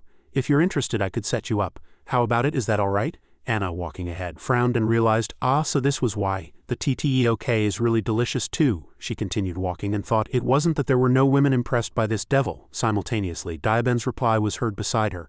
"Thank you, but I'm not very interested," he said firmly with his eyes closed, and the remaining two looked at him in surprise. "I belong to Lady Anna.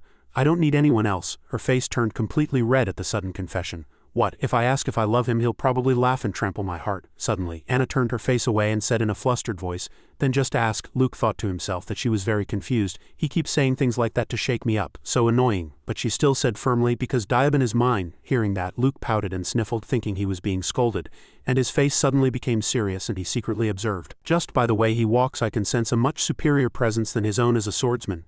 Lady Anna said she was in danger, so if someone like Diaben protects her, I'd feel truly relieved. Recalling this, Luke subtly glanced at his calm expression. He narrowed his eyes slightly and said inwardly, "Moreover, he's far more devoted to Lady Anna than I thought." And Luke put both hands in his pockets and looked up at the sky. "Indeed." Suddenly, he patted Diaben's shoulder. "What you just said was really cool." Luke smiled brightly, put his arm around his shoulder and praised him. "It's truly reassuring that someone like you protects her." After saying that, he quickly went to Anna and asked, "Was it good at TTEOK?" She also tilted her head and laughed. "Yes, I was really surprised about that TTEOK." Meanwhile, Diaben behind them subtly licked his lips and glared at Luke without a word. He really hasn't changed. A moment later, Dia saw a sign and someone suddenly exclaimed, "Ah, a tailor shop." The shop owner, seeing customers enter, quickly approached to greet them. "My goodness, isn't that Lord Luke? I'm so surprised. You came all the way here yourself. You usually have ordinary shirts delivered home and said it was too troublesome to come yourself."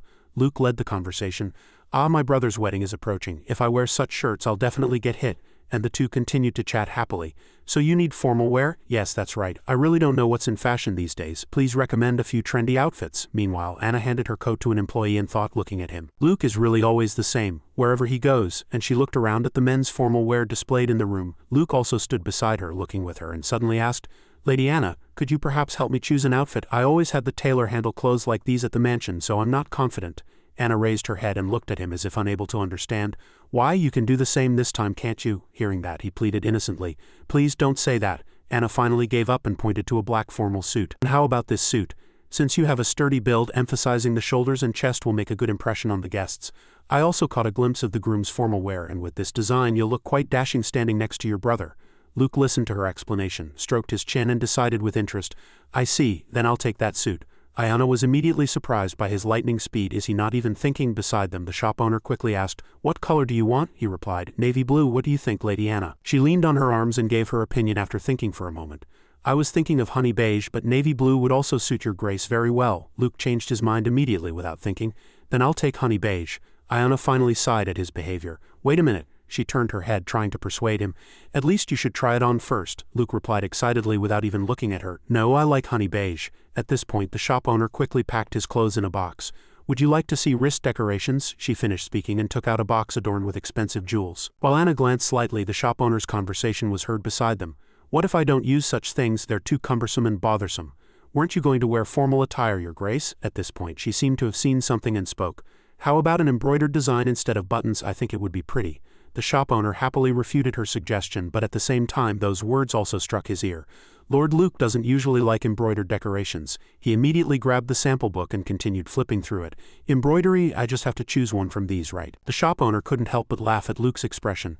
"My goodness, how surprising." Without caring what the shop owner was thinking, he asked in a soft voice, "Lady Anna, which design do you think is pretty?" She held a handkerchief in one hand and playfully pointed. "This small and cute flower embroidery is charming." But Luke immediately grabbed the handkerchief and decided to choose this design. Before he had even finished speaking, Anna powerlessly cried out, "It's a joke, put it down, I'll choose something else for you." Only then did he give up. "Really?" After choosing a design for a long time, the shop owner finally waved his hand and took the item. "Please wait a moment." Anna laughed and teased, "Were you really going to choose that cute embroidered design?" Hearing that, Luke calmly confirmed, "I'll like anything Lady Anna chooses. She's unusually interested in flowers and butterflies today." Saying this, he laughed heartily. "This is special clothing for a special day, so I thought I should be special too. Above all, I need to look dashing in Lady Anna's eyes." She sat beside him and laughed, listening to him tease. "That's a bit much. Don't you think so? If you keep doing that, I feel like you'd drink poison even if someone offered it to you." Luke replied without any hesitation, "Honestly, I'm a bit thirsty." Anna quickly stopped him. "No, you can't." She glanced at him and said teasingly, "I'm starting to worry you might be deceived someday, your grace." Luke leaned back comfortably and denied it. "It's all right." He leaned over to her and smiled trustingly. "I have my most trustworthy colleague in the world right next to me, don't I?" Anna rested her chin in her hand and said softly, "Now I'm invincible." Just then an employee approached with clothes. "Lord Luke will start taking your measurements now." He immediately stood up, leaned in and asked, "Lady Anna, I'll be right back." "Oh, that's right, you said there was something you wanted to see, didn't you? As a thank you for your help, I'll buy it for you." "Please feel free to say." Anna smiled gently and declined. "No, I'd prefer to buy that myself. Take your time." She turned her head and called Diaban. Hearing that, he happily replied, "Yes, me?" Only then did she ask again, "Could you call one more staff member? Let's look at some wedding veils together." And they headed to the veil display. Anna looked at the beautiful veils and said in a soft voice, "For my sister Cecilia's wedding, she'll use mother's veil, slightly altered. Though old, the craftsmanship is excellent, so it's still very beautiful. But if there's something more extravagant, we could consider that too." The shop owner, standing beside them, quickly encouraged, "You can touch it or even try it on yourself, my lady." Ayana reached out and idly touched a veil, saying inwardly, "Soft and thin. New and luxurious. My sister will also enter the ceremony wearing something like this soon." Thinking of that, she raised her hand and felt the light, fleeting touch, and Anna fell into thought, "If mother were alive, she would be happy watching my sister." The image of a woman very much like herself came to mind. "I wish I could share this joy I feel with mother," but she slowly took her hand off the veil. "No, I have to stop here," she repeated inwardly. "I need to carefully restore the veil mother wore." Just then the shop owner asked, slightly flustered, "My lady, would you like to try it on?" Trying it on and just looking at it feel very different. But Anna still refused. "No, Suddenly she stopped speaking and said no more. "I don't think bridal clothes like this suit me." Just then Diaban's voice was heard from behind. "My lady, just try it on once." He smiled and leaned his head, encouraging her. "You might accidentally discover something perfect for Lady Cecilia, you know." Anna lowered her head and blushed, and after a moment slowly agreed. "Right, I'll give it a try." Under the warm sunlight, the delicate veil fluttered lightly in the air. Anna's eyes widened in surprise as the veil draped over her head. Its touch was incredibly soft. Woven seemingly from morning dew and first snow, the veil looked fit for an angel. She unconsciously sighed, thinking it no longer mattered whether it suited her. This veil was a symbol of joy, future and promise, but a person like herself, bound by hatred and the past, could only look like a stranger mimicking another's role. "Before turning back time, I had a husband and a child. I had never even worn a wedding dress, yet there was a time I wished to be the most beautiful bride in the world. In my young and naive days, before Anna Laff made a contract with a devil, before I knew everything, on the morning of June 30th when I was 18, A tragic scene painted in red unfolded and sorrowful gut-wrenching screams echoed. Lady Anna's eyes welled with tears and she struggled to open her mouth, but no words came out before her. Bly lay barely breathing, struggling to reach out to her. "Sister, run!" Just then Dee wrapped his arms around her waist, pulling her away. He struggled with all his might, pleading loudly, "My lady, you must leave this place at once." The moment Dee scooped her up and fled, someone shouted, "The traitor's daughter is escaping, don't let her get away." Soon after, outside turned pitch black and an eerie darkness enveloped the old forest. Anna lay still, as if her soul had left her, staring at the sky. Her fingers twitched subtly, as if trying to feel something.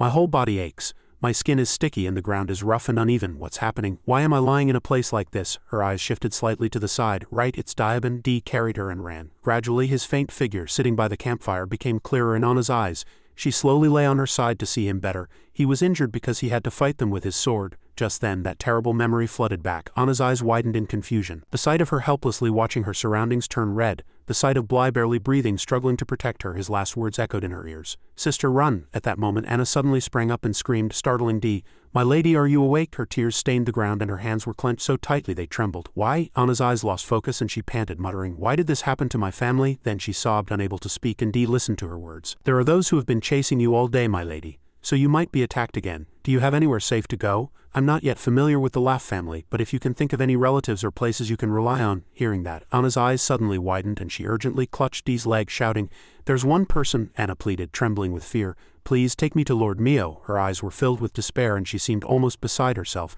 "There's no one left but my fiancé, the one I promised a future to, surely. My fiancé, the one I promised a future to, will surely accept me." The next day, warm sunlight shone on a luxurious mansion. Inside the room, a butler called out to Mio, who was enjoying fine wine alone, "Young master, Lady Laugh is requesting re-entry to the mansion." He shouted furiously the moment he heard her name. "That woman is still here?" Mio's face paled as he recalled Anna standing alone outside the mansion gates.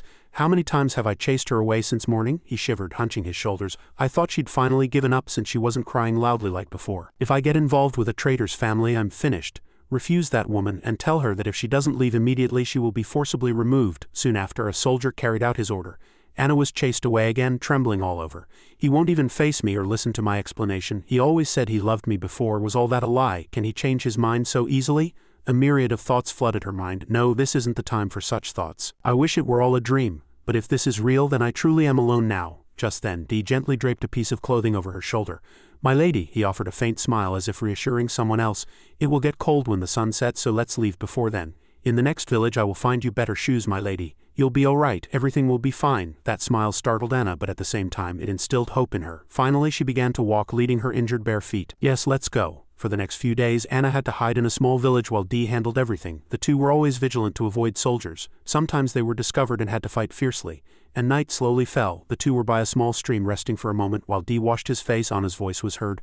"They've been chasing us all week." He raised his head, hearing those words. "You are right, my lady." Anna said no more, quietly chewing the hard bread in her hand. "Call me the traitor's daughter. But isn't it strange that they're chasing me so fiercely like hunting dogs? If father were alive I could ask him." Tears unknowingly fell from her eyes. "For some reason I have a feeling they'll come here." Dee saw her expression, smiled and comforted her. "Don't worry, I will protect you, my lady." Anna replied softly, hearing those words. "You really do look like a knight." Dee scratched his head, smiling awkwardly. "Do I?" Then he cast his eyes down sadly, lost in thought. "Roy told me that loyalty deserves protection in return, and that even a master should protect their knight." Thinking this far, she pressed her lips together tightly. "But I have no way to protect Diabin." After a moment she looked up at Dee. "Dia, you have to leave me. You have to find someone else, someone worthy of a knight like you, someone who deserves you." The moment she finished speaking, a sudden gust of wind made the space even quieter. After the surprise faded, Dee slowly spoke. "If I leave, my lady will not survive." Anna of course realized this fact. "I know, but it's all right." Her words confused him. Lady Anna then subtly curled the corners of her lips again, explaining in a quiet voice, "You've done too much for me. You are a good knight, but if you stay by my side you will die too." The last bewildered image of her family came to her mind. My strong and reliable father, my kind older sister, my brave older brother, talkative Bly. The more names she spoke, the more her hands trembled uncontrollably. Len, Sophie, Edward. Anna could no longer bear it and buried her face between her knees. "I don't want to see my precious loved ones leave anymore. That fear is greater than losing my own life." Dee was also greatly surprised by her words. He was silent for a moment, then his lips twitched. "I don't usually say this, but my lady, my family also passed away a very long time ago." Hearing that, she looked up in surprise. "I didn't know." He hesitated and interrupted before she could finish speaking. Diabin then knelt down as if to talk to her and proposed, "How about we think of each other as family? How about we run away together to a place where they can't chase us and live like commoners?" His words deeply moved Anna. Just then dawn was breaking. Their two hands clasped tightly like a promise. The thought of becoming family felt awkward at first. Sweet memories with Mio from before suddenly came to mind. Loving each other and getting married, that's how we become family. To me that was always a given. But between nobles and commoners it was forbidden. However, the days of hardship with Dia made her think differently. Nevertheless, Daiban and I became family and we didn't even get married. And yet something like this could really happen. To this day, the nightmare of that day haunts me every night. The relentless pursuers are still after us. Our situation has not improved at all. Yet strangely my heart felt full. The screams of my lost family will probably never fade from my ears. But if we can someday live without being chased, that alone will be enough. And if, by some miracle, that day truly comes, even if my marriage holds no meaning, I hope I can be the bride of the person I love most. But those hopeful thoughts vanished the moment Daiban collapsed. Dia night slowly fell, and Anna was seeing off a woman in front of a small log cabin. "Thank you so much for letting us use your barn." She turned around and replied kindly. "You're welcome. When the field work is done, come back and help like before. I'll be sure to pay you then too." After saying goodbye, Anna closed the door with her hand. She quietly approached the person lying on the mat bandaged. Today we were attacked by pursuers again, but the only injury he sustained was a small scratch on his hand. Anna gently stroked Daiban's feverish hair as he lay unconscious. "He must be exhausted. He has protected me day and night for months." Anna's face suddenly darkened and her lips pressed together tightly as she wondered, who are they to chase me so persistently? Thinking this far, she looked at the sick man lying beside her. Even someone as strong as D is ultimately human. If this continues, suddenly, a loud noise from outside startled her. Soon after, a man roughly pushed the door open and entered. Anna, already holding her sword, shouted vigilantly, "I knew you'd come. Have you come to take my life? Do as you wish. But do not lay a hand on my knight." The Baron coldly observed their situation, uttering contemptuous words. "HMPH, you're no different from a filthy rat. Perhaps if you cleaned up a bit you might look half decent." Anna stared blankly at the unfamiliar man and asked, "Who are you?" He, leading two knights, looked down at her with malicious eyes. "I am Baron Pasito. I have no connection to Marquis Rosal. I am the one who massacred your family." Anna's face paled as she thought to herself, "You killed my family." She couldn't contain herself and shouted, "The Rosal family." At this, the Baron took another step closer. Anna laughed, "Daughter of a traitor. Your death is theoretically deserved, however. Due to certain circumstances, I have come to protect you from the Rosal family, and there is one condition. You must marry my son and bear a male heir." Anna's face grew increasingly ashen and her eyes widened in disbelief as she asked, "What are you talking about?" She recalled what she had heard about his only son. How cruel and mad he was, that he beat a maid to death and that he wants me to marry him. Thinking this far, her hand holding the sword trembled uncontrollably. "But if I don't do that, how will Dia live?" The Baron didn't wait for her answer and coldly turned and walked out. "You can say I came here to bargain with you. It doesn't matter what you say. You have no choice in this matter." And in her life, marriage was never about love but another transaction. Another name for the hell I must endure while alive. Inside the dark small log cabin, a sword fell to the ground, mercilessly trampled along with it. A sorrowful, gut-wrenching cry of helplessness burst out. "Don't touch Daiban. I'll go quietly. So please." And Anna's life plunged into hell. The abusive words of a violent man. "Shut up, shut up, shut up, you're my bride. I'll do as I please." The hateful whispers of servants and the sound of chains. "The master told me to lock her in the bedroom. This is better. If she wanders around and something happens to the child, we'll get beaten." The cries of the child she bore and the indifferent conversations. "Our young master, are you hungry? Your crying is so loud." That birth was one of the worst we've ever seen. She was at death's door for days. Even unrelated people secretly whispered, "The master of this house is too cold." He said to save the child even if the mother died. He didn't hesitate for a moment. "I think he's desperate. His only heir is that half-mad son. Better to die than live like this." At this, Anna fell into a hallucination as if there was no light in her eyes. Bly's eerie voice echoed in her ears. "Sister, run," she muttered to herself. "My young brother, at that moment you must have been in more pain than I could ever imagine." Anna lay in bed with a pale face, her tired eyes slightly tilted in one direction. "In the end, I dreamed of giving birth again. And then I heard Bly's voice screaming that his foolish sister would never get her revenge, even after knowing the enemy's name, my poor younger brother. My fingers barely moved at the edge of the blanket. My body wouldn't move. Did I faint again yesterday? I just have to endure it. I have to. After all this time, Rosal still won't let me go. I was destined to be trapped here from the beginning." As Anna was lost in thought, a sudden sound from outside caught her attention. But even in this miserable life, the familiar figure she hadn't seen in a long time entered her sight. Daiban knelt by her bedside, sobbing, "My lady, I can't bear this anymore." Dia gritted his teeth and declared firmly, "Let's run away together. I'll find you a better life. I will protect you with my life. This life is worth enduring, even if it means risking everything." Anna heard his words and smiled faintly. "Don't be foolish. Didn't I tell you that losing you is what I fear most? Hurry." She tilted her head to look at him, and her eyes seemed to rekindle with light. "If we run away again, we'll just be chased again. I'll stay here. After all, we're family. I won't let you die. Even if we can't run far away and live like ordinary people, even if I'm too broken to dream sweet dreams anymore." Anna emerged from her miserable reminiscence and saw herself in the mirror wearing the veil. "If he stands by me, I will." But she suddenly recalled the reason Dia stated when they made the contract. "Because I just like it. Your lady's life is quite interesting, and the effort of escaping is worth it." At those words she smiled slightly. Even after hearing those words, hope remained. This kind of thing doesn't suit me at all. Suddenly she glanced at someone standing in the distance. Foolish Daiban, why are you standing there so still? Just then he suddenly took a step forward. Dia looked at Anna in surprise, then frowned slightly. The two looked at each other for a long time. As they faced each other, the space suddenly fell silent. A thought flashed through Dia's mind as he looked at Anna's current appearance. Truly beautiful, but he was a person who carried darkness on his back, and my heart feels like it's burning with misery and hatred.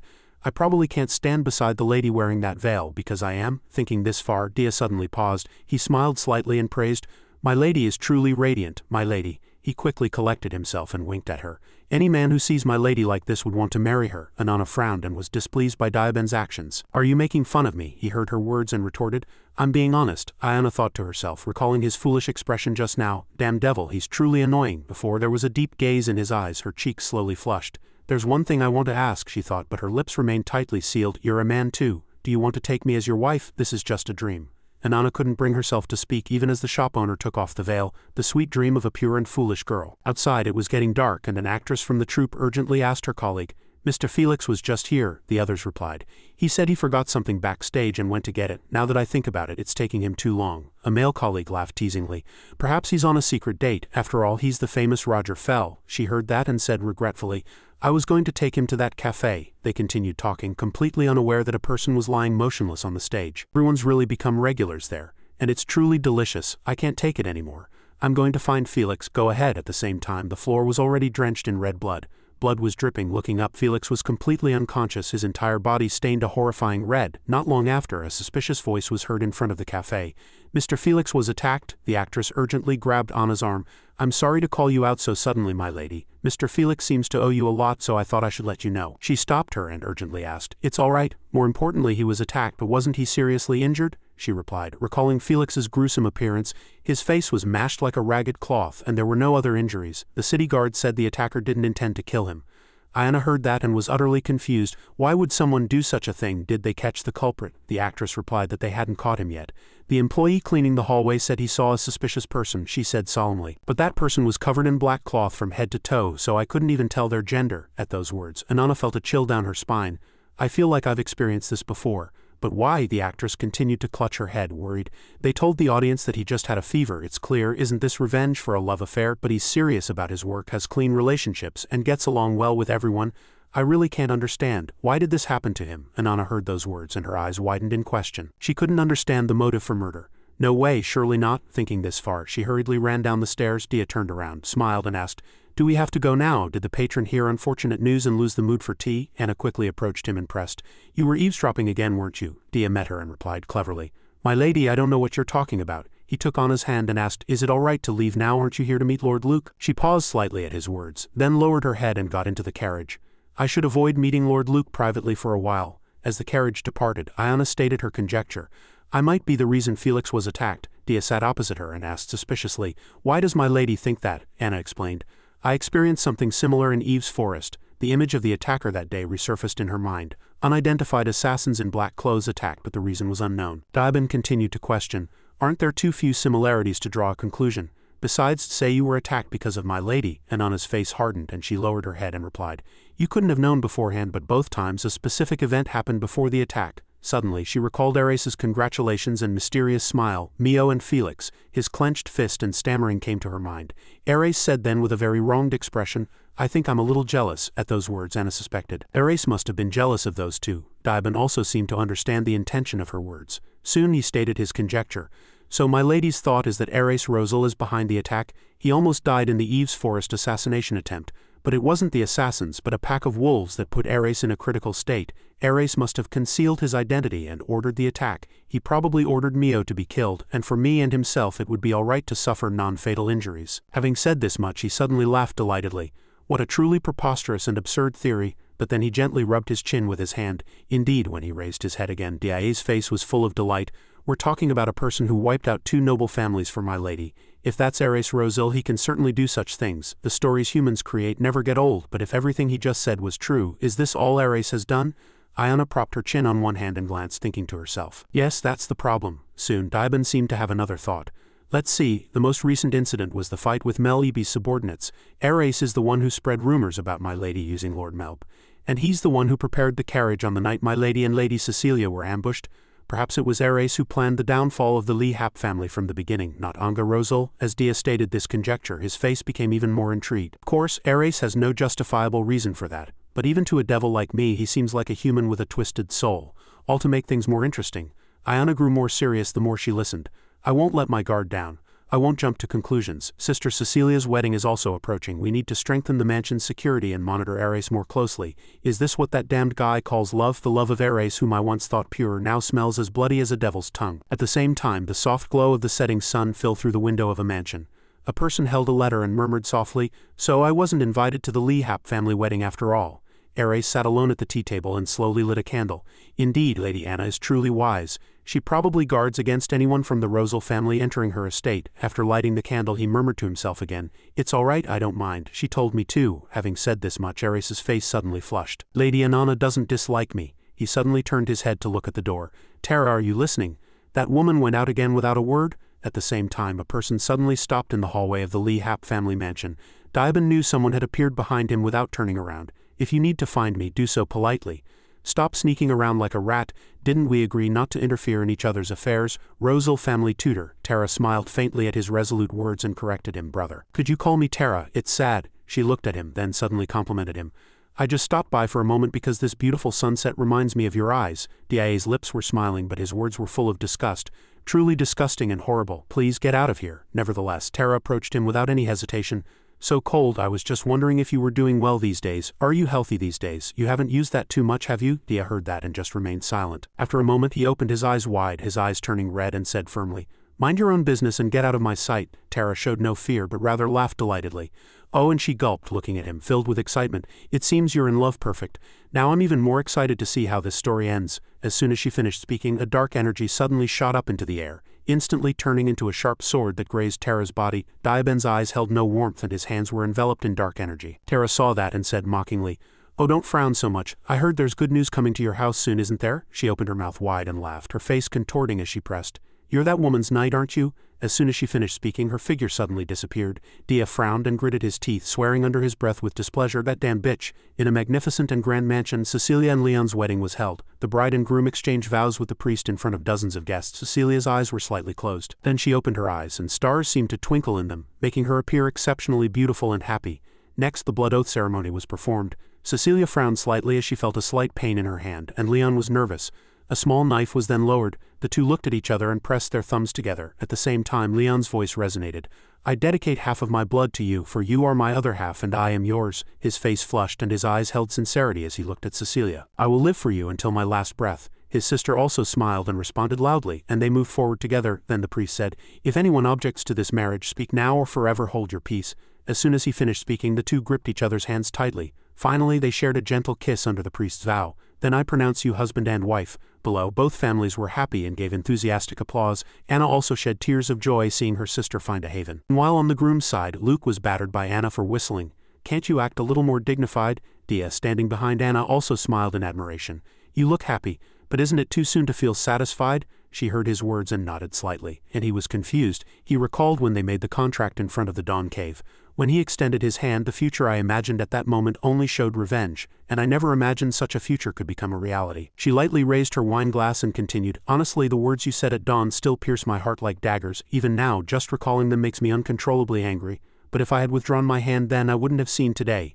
And Anna looked directly into Dia's eyes. "That's right, it's still too early to feel satisfied, but today I'll lower my guard a little." With that, she smiled beautifully and raised the wine glass in her hand. "Thank you." Dia, embarrassed by her gaze, looked away. "Since my lady says so, I can't complain anymore." Anna no longer argued and headed towards Bly and Margaret, who were talking. "Now if you'll excuse me, I must greet Lady Margaret." Bly, in the middle of speaking, suddenly looked up happily. Margaret also turned to her. "Lady Anna." She turned completely and offered her thanks. "Thank you for inviting me."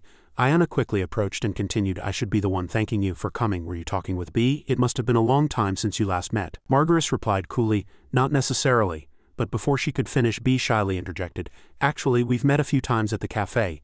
Many academy gatherings are held there." Ayana was surprised by that. "Really? Sister didn't know at all." Bly smiled broadly and continued, "It's always a pleasure talking with Lady Margaret's sister." Margaret also praised him. "And the academy stories young Master Bly told me. I even wanted to go there myself," Anana replied. "But unfortunately, only noble young masters can attend the academy." She sadly agreed. That's right, I'm still learning from several private tutors. At this point, Bly suddenly pointed to a man and said, my tutor happens to be over there, why don't you go talk to him? Margaret immediately looked where he was pointing. That's an excellent idea. After that, the two quickly left. Sister, see you later. Goodbye then, see you next time. Diabin, who hadn't said a word until now, was startled and looked at the two. Lady Meyer invests quite a bit in her studies. Ayana agreed with him. I was also very surprised, and I thought she was someone who could keep up with B's academic enthusiasm. Suddenly, Dee noticed Wyndham waving to them from the door. My lady, look this way, Lord Wyndham is calling. A moment later the large doors closed again. Outside was quiet and the three conversed. Wyndham asked, so what do you think? Ayana, hands on her hips, replied thoughtfully. No one acted suspiciously, though it's possible Anga or Ares sent someone to hide. He heard that and rubbed his chin, muttering, only invited guests have come so far. The guards are stationed not only in the hall but throughout the mansion, so we'll be fine no matter what happens. The food has also been checked for poison. Father keeps praying that we pass today without any incident. That actor we talked about before, he was attacked, right? Father trusts your instincts. Ares is a dangerous person. You haven't met him since that day, have you? Anna glanced to the side and replied in a low voice, no, we've only exchanged letters. I'm glad I used the excuse of being busy with wedding preparations. But her heart was a little heavy. His letters were still polite and courteous. She could imagine Ares writing the letters. There was no trace of jealousy or envy, just calm, composed handwriting. All she could feel was his earnest desire to see her again as soon as possible. Even though she had already told him the reason, he didn't ask why he wasn't invited to the wedding. Anana was lost in thought, her head bowed like that, and didn't notice the sounds from behind.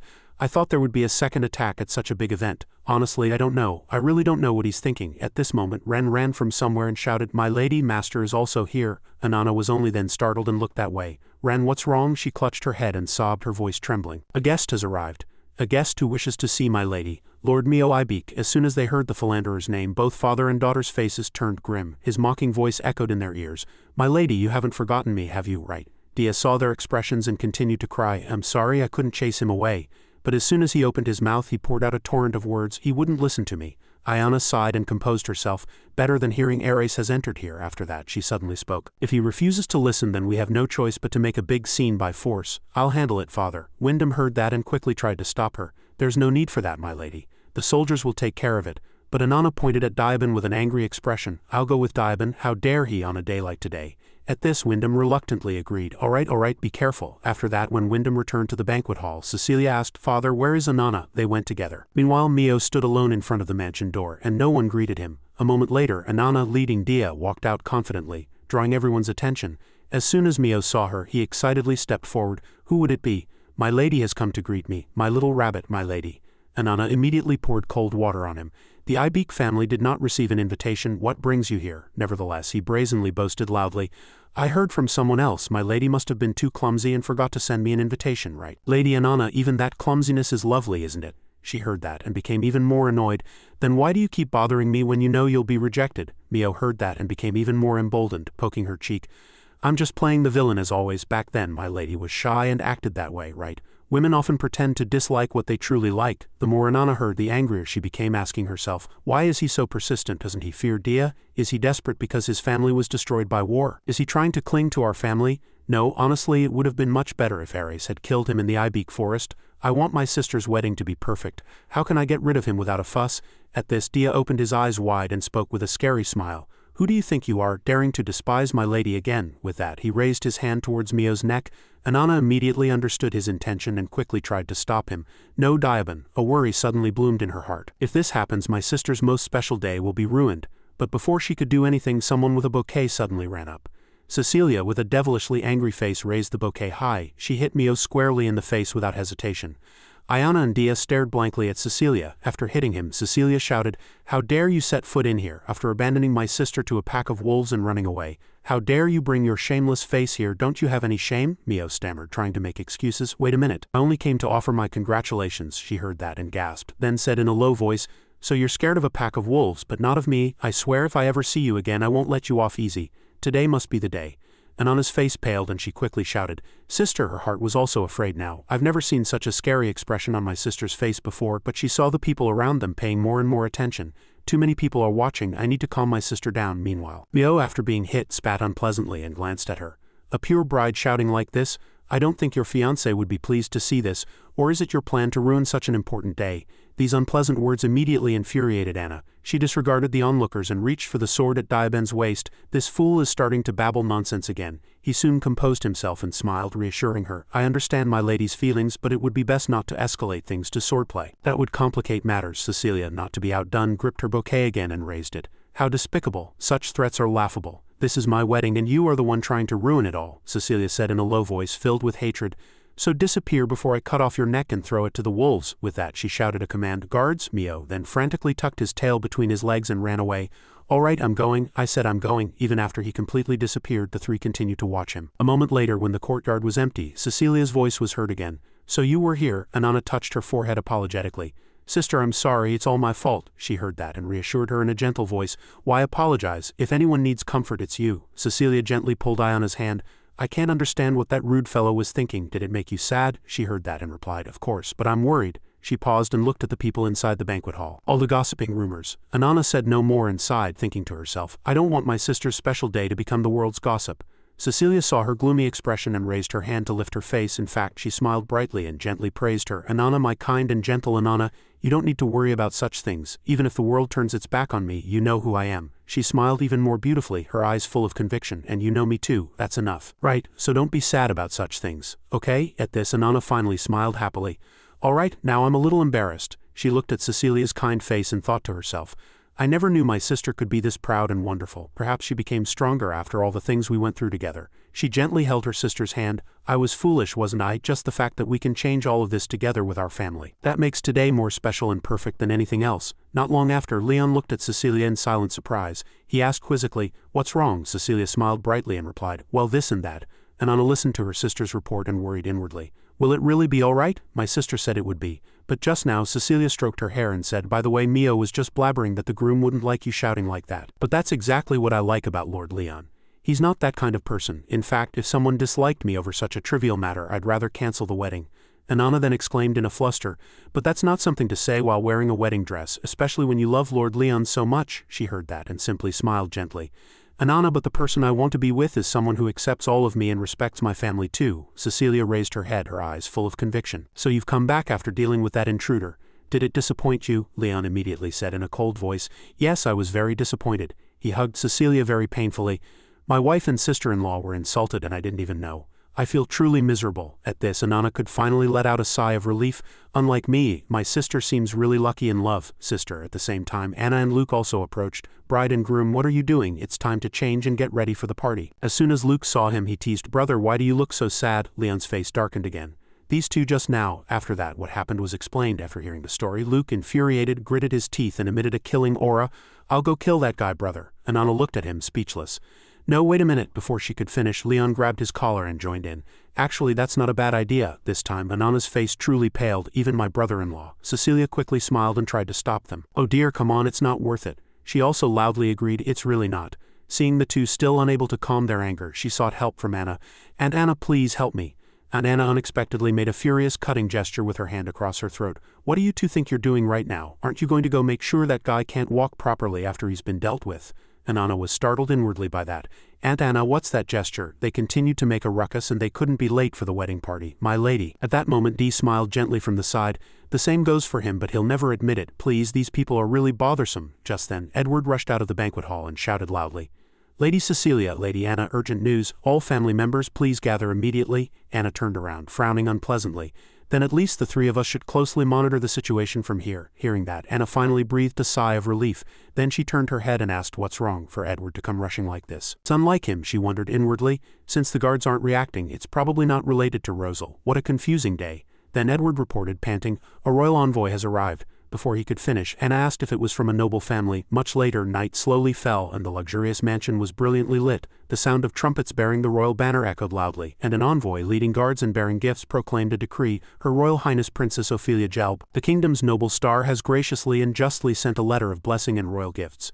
Cecilia and Leon, as the hosts of the banquet, knelt respectfully and listened. The royal family congratulates the union of the two families, and Her Royal Highness Princess Ophelia has declared that she will guarantee this marriage. Although Her Highness could not attend in person, all present should know that the kingdom's noble star is with us spiritually and with the royal chalice. After that, the envoy called her name.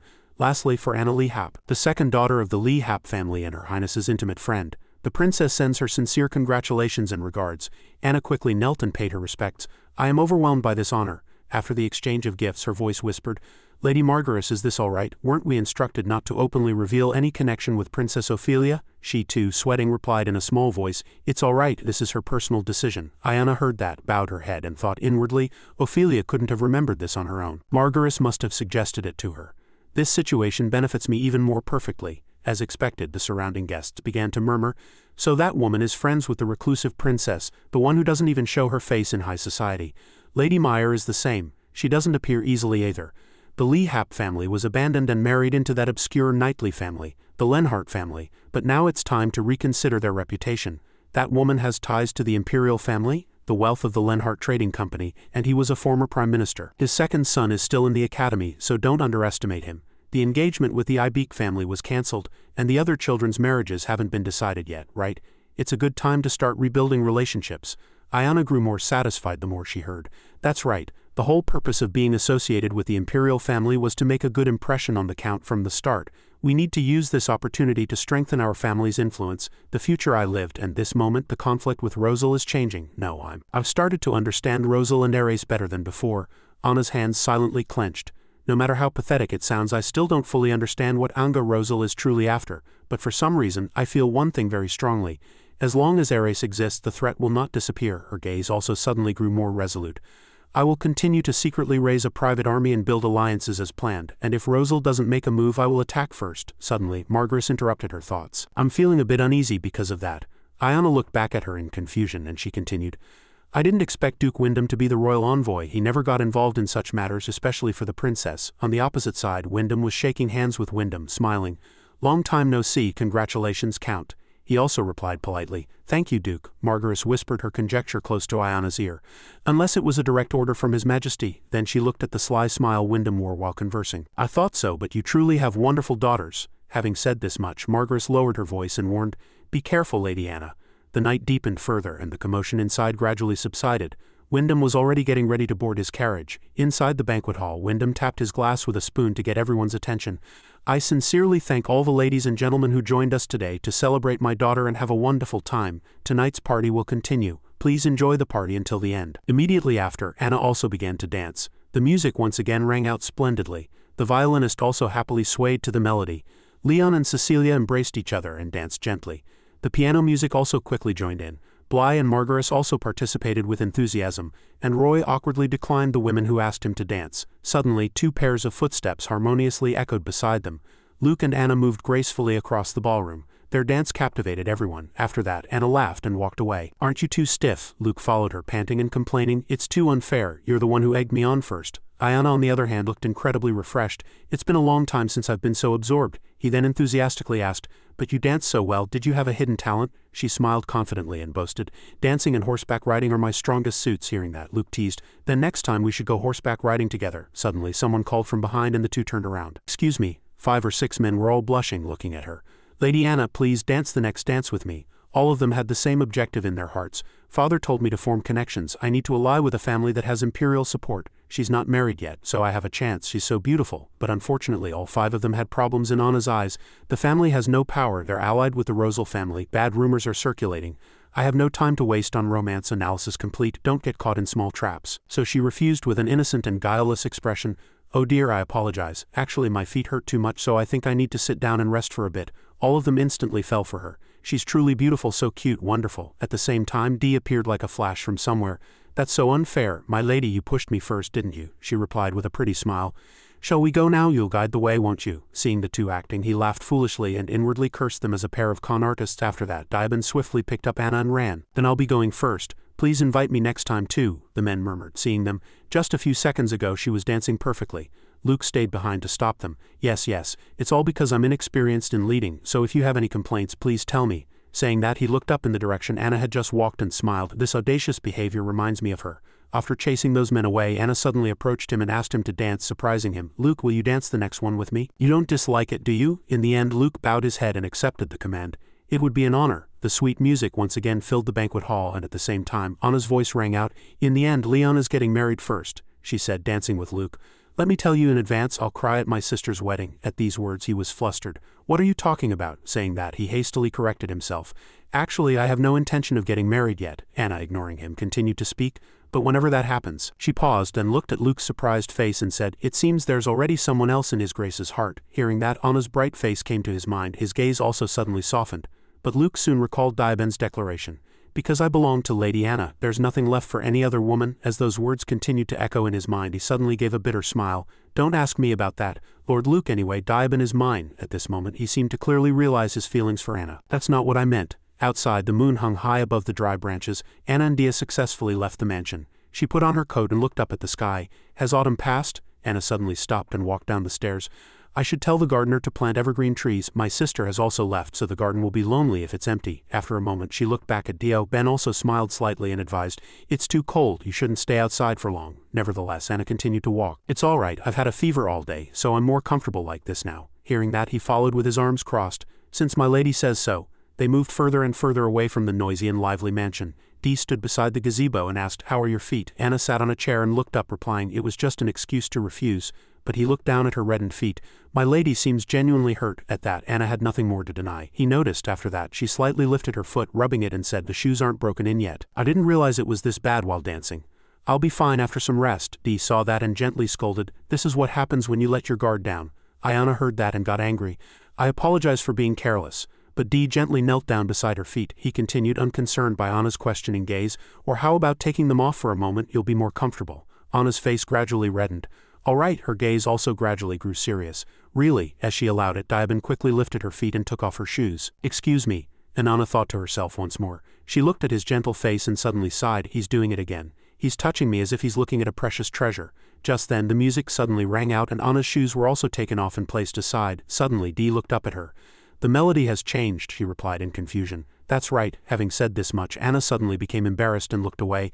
"I haven't danced much, so I'm a bit ashamed. It's been a long time since I attended a party like this." Hearing that, Dee slightly raised his heel. He quietly moved his lips slightly. "Then, my lady," Anna looked at him with questioning eyes. "What's wrong?" Dee didn't answer her, but looked elsewhere, and he suddenly stood up and took off his clothes, surprising her. "Why are you taking off your clothes? Are you perhaps hot?" Unexpectedly, Dee laid the coat on the lawn and even took off his shoes. Dee stood upright, extended one arm and smiled at Anna, inviting her to dance. "My lady, will you dance with me?" Anna was stunned by his actions. "What?" Dee didn't stop but approached her even closer. "You don't need to put your shoes back on, just step on my feet." Hearing that, Anna hesitated, swallowed hard and looked at his outstretched hand. In the end, she decided to stand on her tiptoes and step on Diaben's feet. What am I doing?" But being unfamiliar, Anna stumbled into his arms. Honestly, the ground would be more comfortable than this. Dee wrapped his arms around her and gently replied, "I won't let Lady Anna's feet get dirty." After that, he tightly embraced her waist and bowed his head, smiling. "Then shall we dance?" And so the two danced one step at a time to the melody heard from afar. The scene was very romantic, but Anna was embarrassed and uncomfortable. "This isn't dancing, it's just clinging to someone." Dee, on the other hand, seemed very happy, glancing at her, and something was infused in his eyes. Dee looked at their clasped hands and thought inwardly, "The music seems to be fading." Ayana leaned on his shoulder, closed her eyes, and murmured, "You know the steps. They said you were also from a fallen noble family." Hearing that, Dee asked back, "Then you still remember that human's foolish past by the name of Diana?" As she recalled that, a thought as if mocking herself flashed through her mind. Dancing with a devil is still just a foolish woman who doesn't know the truth. Under the round moonlight instead of chandelier lights, her heart pounded. Suddenly she remembered another thought. If Ares saw this scene, he would definitely try to eliminate him. Yae's voice rang out indifferently. "Then is the price for becoming Lady Anna's dance partner my life? I think it's not a bad deal." The more she spoke, the more Anna cried uncontrollably. "I should pretend not to notice. The music has stopped. I've been deceived again." Just the thought that this made her so happy, she cried, made her truly a desperate woman. Diaben pretended not to know, just hugged her tightly, smiled slightly, and looked up at the sky. After a moment he cautiously asked, "Then, my lady, would you like to dance once more?" Although stepping on his feet was very uncomfortable, she replied very happily, "Gladly. Shall we dance one more time?" Anna's heart was filled with regret. The happiness was too fragile to last through the night, so she constantly replayed it in her mind. Her love would never be blessed, and only despair would accompany it. One morning, snow lay piled on the bare branches. Roy stood with his hands in his pockets looking around and up. "It snowed so much yesterday. Winter will come early this year. It's cold." Anna exhaled a white breath beside him. "Indeed, I just hope the carriage doesn't overturn." He suddenly shivered. Perhaps because winter was coming, the mansion seemed much colder. Anna laughed and asked back, "Isn't it because Sister Cecilia isn't here anymore?" Then she sighed sadly. "It's already been 3 weeks since she left the mansion. I can't believe she's no longer Cecilia Len, but Cecilia Lenhart." Roy yawned and replied as if bothered, "Honestly, I thought I wouldn't care when she left. A look of disappointment crossed his face, but he was lonelier than he expected. Father and brother feel a void and have been drinking all day. Saying this, he looked at her with pitiful eyes. You'll get married soon too, won't you, Anna? She denied it, flustered. No, I have no plans for now, I'm busy with other things. Then the two continued walking towards the door. Since the wedding, invitations from other families to my brothers have been non-stop. We've been so busy receiving invitations that we've lost track of time. It's the same for me. Sometimes I envy Bly at the academy, but this is an opportunity for families to strengthen relationships. We must continue to strive. Roy laughed loudly and proudly upon hearing that. Just like my sister, I should work hard and follow your example. Actually, I wanted to go with you today. She immediately smiled, understanding. But your schedule for inspecting the estate clashed with Father's, didn't it? As she said this, Roy looked at Anna seriously. Speaking of which, is something going on with Ares? She looked up and explained. We were supposed to meet last week, but he said his younger brother caught a cold and they wouldn't be able to meet for a while. Since then there's been no news. He smiled slightly upon hearing that. He's been bedridden for a week. It must be a bad cold. Anyway, if anything happens, tell our family. We'll all be with you. Give my regards to Cecilia too, Anna replied with a happy smile. Yes, I understand. Her heart also felt very warm. Honestly, I'm quite relieved not to meet Ares here. Then, thinking that, she got into the carriage and left. I'm not intentionally avoiding problems, but I simply cannot predict his alternatives. If I leave everything alone for a while, it will be fine. The scout confirmed that Ares had a very bad cold. Now we must continue to monitor Ares and delay our plans to find a solution. At the same time, the shadow of a frail person was cast on the wall of the Rosal family mansion. He was coughing violently, covering his mouth. Ares was drenched in sweat, gasping, his face pale and sickly. Just then, a voice caught his attention. My goodness, young master, are you awake? How are you feeling? Tara approached the bedside and looked at him. He was too weak to reply. Ah, poor thing. This was an opportunity to meet Anna. Ares leaned his head back, exhausted. It's better than infecting her with my cold. She looked disappointed upon hearing that. How truly disappointing. Isn't there someone like that there too? The man who danced with the lady at the wedding, I mean. Then she handed Ares a glass of water. I wonder how you'll deal with them this time. He took the glass and replied. I won't do that. Ares slowly drank the water to wet his throat. Unless one of them catches her eye, that is. Tara scoffed upon hearing that. Like that actor. Ares, you're jealous, she said, leaning against the bedside. Hey Ares, why don't you accept my proposal? Wouldn't that persuade Anna to be yours? Ares's eyes immediately darkened. I refuse because the gain isn't significant. Repeating the same thing is a waste of too much time. The hand holding the water glass trembled slightly. I will prove myself. I am the one who will make her smile, who will bring her joy. He paused and smiled enchantingly. Then Anna will love me. I want to give her everything because there is no one else like her in this world. It's a worthy sacrifice for a great love. Tara shrugged nonchalantly. Really, if you've decided that, I won't interfere anymore. But her eyes suddenly sharpened. Then, seeing the red spots on the back of his neck, she said something meaningful. Don't blame me if you regret it later. Not long after, Luke greeted her with a bright smile at the Lenhart mansion. Welcome, Lady Anna, you've gone through a lot in this cold weather. Anna also replied with a polite smile. Long time no see, Lord Luke. Is everyone doing well? He shed tears upon hearing that. Unfortunately, I'm not doing so well. Brother and sister-in-law display their sickening affection every day, making me feel like I don't exist here. She laughed upon hearing that. Then your grace is doing well. That's a relief. Luke stopped pretending to be pitiful and turned to go inside. Hello, Diaban. They'll be back before dinner, Iona replied. Yes, I heard they went to a couple's gathering. The letter said they received an invitation. Then the two walked together, chatting. My brother is really terrible at socializing, so he comes home with a gloomy expression every day. She smiled upon hearing that. I can somewhat imagine. How about you, Lord Luke? It seems there's been a big incident in the coffee market. Dia closed the door. Someone's voice was heard softly. I heard countless coffee shops have sprung up like mushrooms. We tried to find a solution to prevent information leakage, but in the end we couldn't do anything. Luke lowered his voice, seeing her speak seriously. My lady also expected this to happen soon, didn't you? Since we thoroughly control the distribution process of coffee beans, prices can be maintained for a while. Anne asked again, are customers being drawn to other shops? He sat in a chair with his hands in his pockets and explained. Honestly, no, rather the market has expanded. Just then a servant returned. I've brought tea. While the maid poured the tea, Luke remained silent.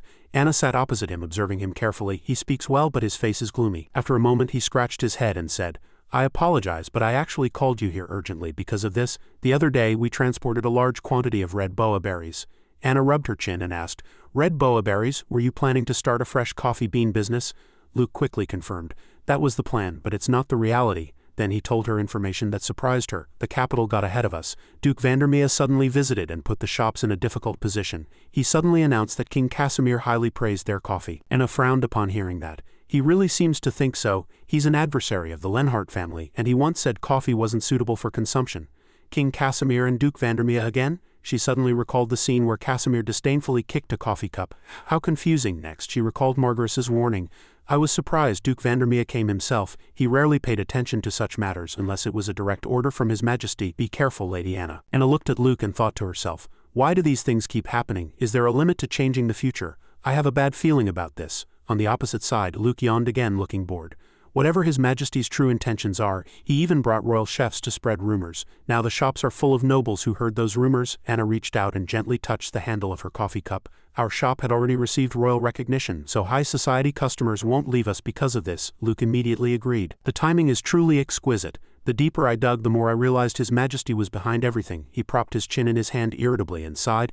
This incident gave me goosebumps all over. Perhaps I should go find Mio Ibik and punch him. Anna asked back. Really? As she said this, his eyes lit up like lamps, half serious, half joking, but my brother seems completely serious about this. Seeing that, she immediately returned to the old topic. First, let's talk about business, otherwise your brother will blow things out of proportion. Time flew by and night deepened. Inside, a fireplace crackled. Cecilia, still wearing her coat, ran and hugged her tightly. Anna also happily hugged her sister. Sister Cecilia, how have you been? She replied excitedly. Of course, I missed you so much. The two sisters hugged each other tenderly in the middle of the house. It's been so long, I was so lonely. Me too, our family also sends their regards to you. Luke sat on a chair and interjected, welcome back, sister-in-law. Leon entered from outside, extending his hand. Darling, your coat. Cecilia only then noticed him. Dear, where was my mind? I must have been too rushed. Anna also saw Leon now. Brother-in-law, it's been a long time. You don't look well. Are you all right? He rubbed his chin upon hearing that and said, I'm sorry to worry you. I just caught a bit of a cold from the chill. Luke immediately leaned in and accused, that's because you've been doing bad things, brother. I told you to rest. That social club isn't an order given to a knight. Leon's face darkened when he was caught by him and he shouted, you don't need to say that. Cecilia worriedly persuaded him. You really should rest. I'm worried I might lose my husband. Leon instantly closed his eyes and hugged her like a lover. Nonsense, I'm so ashamed to have worried you. I only wanted to be a source of strength for you. I love you, Luke complained, seeing their sickening display of affection for no reason. Here we go again, let's leave them there and go eat, Anna. Then he stood up and waved to Diabin. How about you? Sit here and eat like at the cafe. It's not like mother's here today anyway. He turned his head and smiled politely. What kind of joke is that? If you think I intend to stop people from eating, give up. I won't set foot in that pink zone. Luke scoffed upon hearing that and asked, hey, don't you think you're getting ruder to me day by day? Dia replied with his eyes closed as if completely unfazed. Really? People often say that one's actions reflect the others like a mirror. Reaching the dining table, Luke spoke again. Anyway, I'm still surprised to see brother so weak. It's not the first time he's gotten this sick from not seeing his bride for 2 days, is it? Anna covered her mouth and laughed upon hearing that. What, severely ill? Leon's face flushed at his younger brother's words and he shouted, Luke? Cecilia's face was full of worry. My husband was healthy, so I'm worried now that he's suddenly ill. Leon grew even more flustered. I'll be fine soon. Luke closed his eyes, nodded, and interjected. If you're thinking of transferring assets to sister-in-law, you need to get well quickly, he replied. Understood. Then everyone began to eat. Dia suddenly heard something. He looked up towards the sound, and Cecilia and Anna's worried voices were also heard. Darling, are you all right, brother-in-law? Have some water. Dia quickly drew the curtain and entered. Just then, Leon opened his mouth with difficulty. I'm fine. Anna, holding the teapot, looked to one side in surprise. She was confused by his surprised expression. Dia coughed even more severely at this point. Cecilia worried hastily. No, brother, quickly go upstairs and rest. But Luke also rushed over and persuaded him. Don't overdo it. Go and rest quickly. Only Anna noticed Diabin's expression. Why does he look so shocked? What did he see? But before she could even ask herself, she opened her eyes wide in surprise. What caught her eye were the red spots on the back of Leon's neck and behind his ear. Crimson fever. 7 years from now, a severe plague called crimson fever would spread across the nation. Symptoms included coughing, high fever, organ failure, and blood red spots appearing all over the body before a cure was found. This plague claimed the lives of 30 of the kingdom's population with a mortality rate of 70. Weeks before doctors named this plague, countless lives were sacrificed, including her husband. At the Pasito family's in-laws, Anna watched Leon being supported by Luke and Cecilia. They all also died from crimson fever. As night fell on the Lee Hap family mansion, a maid greeted them with a bright smile. My lady, you're back early. Is Lady Cecilia still doing well? But Anna and Dia quickly brushed past her. Sorry, I'll talk to you later. Then the door swung open. Entering the room, Dia closed the door with his hand and spoke, truly surprising. I didn't expect crimson fever to start spreading this quickly. Anna also hastily opened a drawer and took out a small box. I knew it would happen, but I didn't think it would be as soon as next spring at the very least. Dia looked at her and asked urgently, Are you thinking of sending that to Leon? Luke will worry if he finds out. Anna immediately replied, That's not important. I need to write and send a letter right now, so don't talk to me. Although her words were firm, her hand holding the pen was trembling uncontrollably. My hand is shaking because I'm so worried. This is not the time to hesitate. She looked at the box containing the small round pills, thinking there was no time to delay. If it's too late, I will. Anna quickly lit a candle, reassuring herself that it wasn't too late. Seeing her unable to hold the pen, Diabin approached. I'll write it for you. I'll help the princess. Night deepened and the lights of the mansion went out. During that time a letter was dispatched. This is urgent delivery. Please send it to Lord Leon Len by tonight. Having finished everything, Diabin tilted his head and smiled slightly. He clasped his hands behind his back and approached Anna step by step. Unfortunately, the princess's family members have long passed away. If they saw the princess worrying like this, they would become suspicious. Why are you like this, Princess Anana? It's not like you. She stood by the window and replied quietly, It's nothing. Dia sighed again and asked, The princess isn't having strange thoughts, is she? When he paused and continued, she shivered. As if you think it's your fault that the crimson fever broke out early, Diabin guessed, seeing her sulky expression. I hit the nail on the head, didn't I? He stopped as he approached her from behind. She hadn't expected this to happen. Ayana didn't even turn around. Yes, I can't be sure, but at least I should take responsibility. She covered her face with her hands uncomfortably and said, This is an exaggerated reaction, but it's still a cheap excuse. It's all my fault. Ayana looked at the forest shaking violently in the wind. It was like the turmoil in her heart right now. Crimson fever broke out early.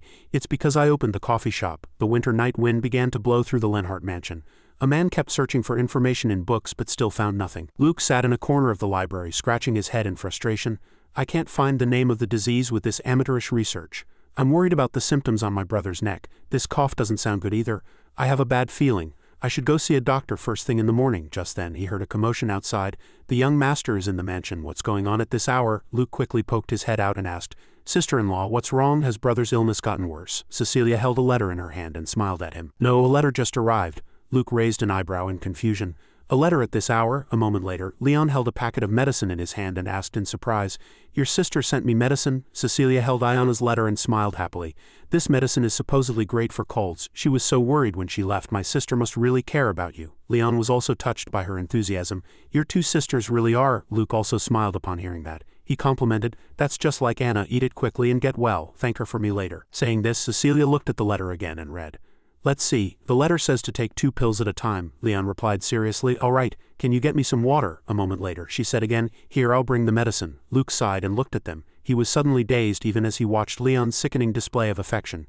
Thank you. At this, he saw the medicine in Cecilia's hand. That. Luke remembered Anana holding that medicine box. Thank you, Lord Luke, truly, he thought to himself. Wasn't it made at Anana's request? Returning to Anna's dark room, a voice echoed. Crimson fever originated on a distant continent. She still stood by the window, covering her face and muttering. After that, it spread at an alarming rate through merchant ships. I can't pinpoint which country or item caused the disease, but I remember what happened on that continent. In the future, about a year after crimson fever broke out, coffee became popular nationwide. To meet the surging customer demand, merchants were more active than ever. Anna's eyes suddenly darkened. And because I knew that, I decided to get a head start for my revenge. Someone might have died from crimson fever. Dia still shook his head nonchalantly. Perhaps, but are you really blaming yourself? How truly boring. You're still as fragile as before. Hearing that, Ayana turned violently and said, Fragile where? Is admitting guilt a very weak action by a devil's standards? He heard that and explained indifferently. Even without me, crimson fever would spread nationwide, coffee would become popular, merchants would spread it, and people would die as you saw in the future. So where is the sin? You even prepared countermeasures. Ayana clenched her fist tighter the more she listened. Yes, I prepared. She recalled Luke's confused expression when he saw the medicine she sent. I learned in the future that if you prepare the right medicine, crimson fever is nothing. I have Luke. You don't know anything. He emptied the entire warehouse. Nevertheless, Diabin didn't agree with her. Then what's the problem? Thanks to Lady Anana, time has reversed. You successfully saved Leon from death. Anana could no longer bear it and shouted. But I didn't tell anyone. She slowly held out both hands. I couldn't find a way to warn everyone without being suspected. I didn't know how to make medicine to cure a disease that people thought was just a cold. Then she slowly raised both hands again. If I had seen a chance to discard the medicine like a madman, I would have done it long ago. But what if my words turn out to be true? If they find out I made a contract with the devil, will the investigation stop? What will happen to my family? Anana could no longer bear it and covered her face in pain. I have time and I have medicine. I'm the one who brought the plague, so I have to take responsibility. Yet I'm still looking for a way to save myself. Her sobs echoed with lament in the darkness of the night. Damn devil, I'm truly powerless. As Anna was lost in despair, a finger gently lifted her chin.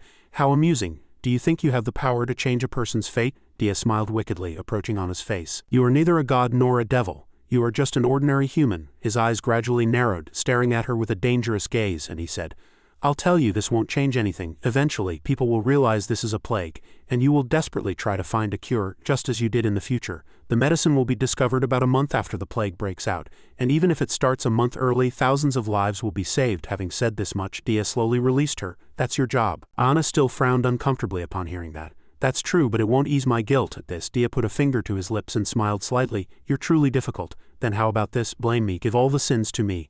Ayana asked in confusion. Why are you explaining with such open arms? I knew your plan and didn't object. I knew people would die, but I enjoyed imagining it. He became more excited as he spoke. I knew you would feel guilty, but I didn't warn you. Because I always prioritize pure entertainment. What could be worse than this? Dia's eyes were already red, and his face was full of an alluring smile. So how about it? Instead of blaming yourself, blame me, curse me, hate me. He looked at Anna, who was standing blankly, and his demonic shadow standing behind her, and asked, Do you understand? Whatever your sin or whatever level of hell you tread, I will go with you, as an accomplice. Hearing that, Anana laughed again. She stepped forward and gently leaned against Dia's chest. Truly unbelievable. On the opposite side, the candle was almost burned out. Ayana muttered with a cold face, Diaban, crimson fever has started spreading. I'm worried about this. He heard that and immediately understood. Is she talking about Ares Rosal? He had been severely ill for a whole week. She immediately confirmed, Yes, he's probably infected with crimson fever too. Dia raised an eyebrow and stroked his chin, lost in thought. The symptoms have been showing for several days, so he must have been ill for about 10 days. If this is truly crimson fever, he'll die around next week. Anna was silent for a moment, then moved her lips. I swore I would kill him with my own hands, but what's happening now doesn't satisfy her at all. Can Ares die now? By fate, not by her hands. She raised her head, her eyes declaring resolutely. If he dies of illness, I must witness the scene myself. Ares Rosal's final moments. The sky outside began to brighten. Inside the mansion, a man's voice echoed, Yes, my lady, there is currently no possibility of Ares Rosal recovering. The frequently visiting doctor has been replaced by a priest. It seems today will be his last day. Ayana asked in a low voice, Yes, what about the others? The man continued to reply. Anga is still working in the territory, and Preta has been praying in the cathedral from early morning until late at night due to the after-effects of the infection. She was quite satisfied to hear that. So that means only Glenn Rosal will remain in the mansion tonight. Well done, keep an eye on Anga, the man replied. Yes, I'll take my leave then. When Anna was alone in the room, Diaban appeared out of thin air. The scout team that my lady specially trained is doing its job well, she replied nonchalantly. They've been training for a month, so of course their skills would improve. Saying that, she looked at the rising sun outside the window. Everything was returning to its place. Anna's eyes narrowed slightly. Today, let's bid Ares farewell. After that, she turned and walked away. Dia called out from behind. Ares exits the stage like this. He avoided crimson fever in his previous life, but he wasn't so lucky this time. Hearing that, Anna also replied coldly, Who knows, his body hasn't fully matured yet, so he's probably more susceptible to disease. At this, Diaban was also surprised by her. She has the antidote. Is she thinking of saving Ares? Anna was taking out a few pills and putting them in a small bottle. I told you before, didn't I? I have to kill him with my own hands. As he looked at her surprised expression, Anna tied her hair nonchalantly without caring. I thought you would at least mock me. Dia forced a laugh. I also want to meet him. It would be quite enjoyable to see Ares in despair, suffering. As time passed, a sound of carriage wheels creaked over the snow, and Anna stood carefully in front of the Rosal mansion. I apologize for the sudden visit. I heard Lord Ares was gravely ill and came out of concern. Glenn and the servants came out to greet her. No, Lord Ares wanted to see my lady, Glenn asked with an awkward smile. Did you come alone, my lady? And Anna replied nonchalantly. Yes. I thought it would be impolite to bring escort, so I told them to wait in the carriage. On the other hand, everything was clear in her mind. Glenn Rosal, those eyes haven't changed at all. A moment later, Glenn led her to the room. Honestly, Ares's condition isn't good, but if he's conscious, he can still speak a little. Ayana had a scarf wrapped around her face, but she thought to herself, the incense smell is too strong. Nevertheless, she entered without any change. There was nothing but the smell of medicine and bottles, the smell of death. Meanwhile, Glenn quickly closed the door. Talk as much as you want. After that, he approached the bed, which was draped with tightly drawn curtains. Ares, are you awake? It's me, Anna. Saying that, she held a lamp and drew back the curtains and was immediately startled by the sight inside. Ares was breathing heavily, his entire body covered in wounds. The disease had spread throughout his body, and it seemed he wouldn't make it through the night. As soon as he heard her voice, he slightly opened his eyes. As soon as he saw her, his eyes immediately regained vitality and were filled with light. Lady Anana. She looked at Ares and her eyes widened in surprise. As soon as he saw me, his face regained its color. A few minutes ago he looked like a corpse, but then at his words, the medicine bottle in her hand was clutched tightly. Is this an illusion or is it reality? Anana placed the lamp on the bedside table and sat on a chair asking, Ares, I came to see you just like before. It pains me to see you so ill. He smiled very happily upon hearing that. The pain seems to be disappearing. Because Lady Anana came to visit me. I am truly happy. Her eyes involuntarily lowered, and she muttered in a low voice, What are you talking about? You should get healthier. A slight sense of rejection rose in her heart. I came to see you before, didn't I? Back then you abandoned me to a pack of wolves and I almost died. Since that day I've kept questioning whether your actions were sincere or false. Just then Ares's weak voice was heard again. Lady Anana, will you hold my hand? Hearing that, Anana lightly took his hand. If you wish. But as she felt his body temperature, she was startled. It's too hot. Your fever is too high. Nevertheless, she outwardly showed no reaction. Your hands have grown bigger, Ares spoke weakly and with difficulty. It seems my body grows bigger every time I'm ill. Perhaps next time I wake up I'll be big enough to embrace my lady. Even now, no matter how much pain I'm in, I'm interested in Lady Inanna. Did Lady Cecilia's wedding go well? I'm sure the wedding dress was beautiful. Anna, a moment later. Ares wept, a sweet smile lingering on his lips. How happy I would have been if I could have been by her side then. Ayana raised her hand and gently caressed his eyes. Don't cry. Ares closed his eyes as if trying to feel her touch. Upon hearing that I'm crying, it's as if he doesn't want to leave. His heart felt like it was in the middle of a beautiful and mysterious flower garden. Meeting her, he learned what warmth was. Every day, every moment, he loved her with this heart, even if he couldn't feel emotions like regret. His words deeply confused Anna. In the end, I never fully understood him. With a rotting heart, I cannot comprehend the desire to live. Ares couldn't suppress his emotions at this moment. His breathing became increasingly labored, and the pain of his illness consumed him. But I wish for the lady to be happy for as long as possible. Those heartfelt words left Ayana's mind in turmoil. While everything else is chaotic, evil, twisted, and cruel, why is it that only he gives me such natural feelings? It blurred the line between good and evil, but the feelings he gave me, I truly believe all those emotions are real. He gave me so much affection, devotion, kindness, life, love. He gave me his whole heart. Just then Ares' voice was heard. Lady Anna, his hand trembled on the bed. This is the last time, will you kiss me? For some reason I was very afraid. Hearing this, Inanna raised her hand and slowly touched the veil tied around her ear. Finally, I was able to make a decision against those emotions. She placed the veil on her lap, then quietly leaned forward. The dangerous boy of the Rosal family, an unpredictable and unstable child. A child who could become an angel or a devil. A child who would threaten my family. And she gently bent down. My beloved enemy. Seeing Ares' eyes widen in surprise, Ayana kissed the back of her own hand. In her heart, she already had an answer for herself. I've decided to let him go. He gave me everything, but I was so blinded by revenge that I couldn't give anything back. Inanna slowly pulled back and whispered softly, I'm sorry and truly grateful. Saying this, Inanna gently stroked Ares' dry lips with her thumb. She lowered her eyes coldly and delivered her final words. Goodbye. Ares was still dazed, but his face was already soaked with tears, and he quietly watched Anna leave the room. Ares' cracked lips were still open. His heart was filled with regret.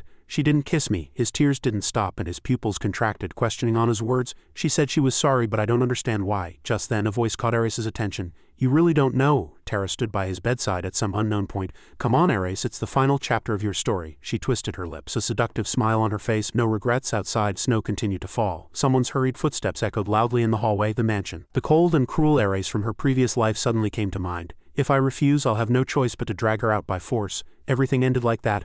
Anna covered her face with one hand, tears streaming down, and rushed forward. I'm crying again. The man's faint breathing was heard. But suddenly a man blocked her path. Finished with your goodbyes? She was startled to see the man before her, leading knights. Glen Rosal. He twisted his lips in a sneer, then waved his hand and said, How foolish of you to throw yourself at me. Anna's voice was filled with confusion. What's going on? The servants behind them looked at the crowd before them, not understanding. Oh my, what's happening? Soon after, Glen explained. So you really don't know anything? It must be, otherwise you wouldn't have come into this mansion alone. He rushed forward with a cruel expression and grabbed her by the hair. You foolish girl, you are now my hostage. Inanna cringed and asked in fear, Why are you doing this to me? Glen pushed her against the wall and snarled, Shut up, I hate you too. He gritted his teeth and his face was veined with blood. You think you're special. You spread rumors and they reached Ares Rosal's ears, Glen thought to himself, recalling the past. Ares satisfyingly waving his hand. He started a fight with Ibek and depleted the family's resources. I admit I planned all of this. Back then he was tied up and interrogated by Ares. Because you touched Anna, I had to give up my pain reliever too, but I heard you were the one who spread the rumors. He coldly swung his sword, striking the table in front of Glen. Father told me not to kill you, so I had no choice but to agree. At that moment, hatred seethed in Glen's heart. Surely you didn't consider the price. The blade severed 3 of Glen's fingers. How dare you do this to me? He grabbed Anna's hair and muttered madly. Father is the same. Even after the eldest son became like this, he still remains silent. But if Ares dies outside, Father will pay attention to me. Saying this, Glen's eyes lost all reason and stared at Anna. She's also captured and she's come all this way. Shall I play with you before I inform Father? I'll make the woman. Ares couldn't have my toy. As soon as his words ended, a loud sound echoed. Glen grabbed Anna's slender arm and shouted. But later, it's more important to inform Father. Come here. She writhed in pain, fiercely resisting. Let go, but she couldn't resist and he forcibly dragged her into the room. You mean I'm a hostage? Glen sneered contemptuously at her words. Fool, are you still so naive? After that, he violently threw her onto the sofa. As she barely picked herself up, her face wet with tears, a blade touched her neck. I will threaten your life and easily sweep away the Lee Hap family, Glen said, sitting calmly on the opposite sofa. Afraid you should be. You didn't know who I was. I should have done this from the beginning. Inanna's voice trembled as she pleaded. Please, why are you doing this? What did our family do? The more he heard, the more interested he became. Rosal and Len always did. They tried to assassinate each other in the summer. Didn't you hear? Useless. Why didn't anyone tell you? Ayana's entire body began to tremble. Attack? I didn't know why. Glenn frowned, and his lips twisted eerily. He was drenched in sweat. There's something they're looking for. Wyndham also tried to kill them at the same time. If you intend to kill them, sweeping them away will make the future less complicated. The more Ayana listened, the more her tear-filled eyes sank. So in other words, our lives are just trivial. Her voice suddenly turned cold. All right, Glenn, still unable to grasp Anna's expression, brandished an artificial hand with 3 fingers and shouted, yes, but I want to marry you and postpone killing them. Just then a knock interrupted his words. The knights cautiously asked, who is it? Get out immediately. But to their surprise, the terrified Anana calmly commanded, come in. Before Glenn could even comprehend what was happening, one of his knights was sent flying. What? His entire body stained red, lifted his leg. Oh my, I made a mistake. He narrowed his eyes with a cold gaze and a faint smile on his lips. If I had known there would be so many people in the room, I would have brought more swords. As soon as these words ended, the knight holding a sword behind Anna fell, struck by a dagger. In the meantime, she calmly lifted her skirt and wiped her tears. The room was instantly plunged into chaos, with screams and the sounds of bodies being struck echoing incessantly. This damned bastard. At this moment, D was like a professional dancer, gracefully moving among the knights. In an instant he drew his sword and easily killed everyone. Just then, a knight desperately charged at Anna.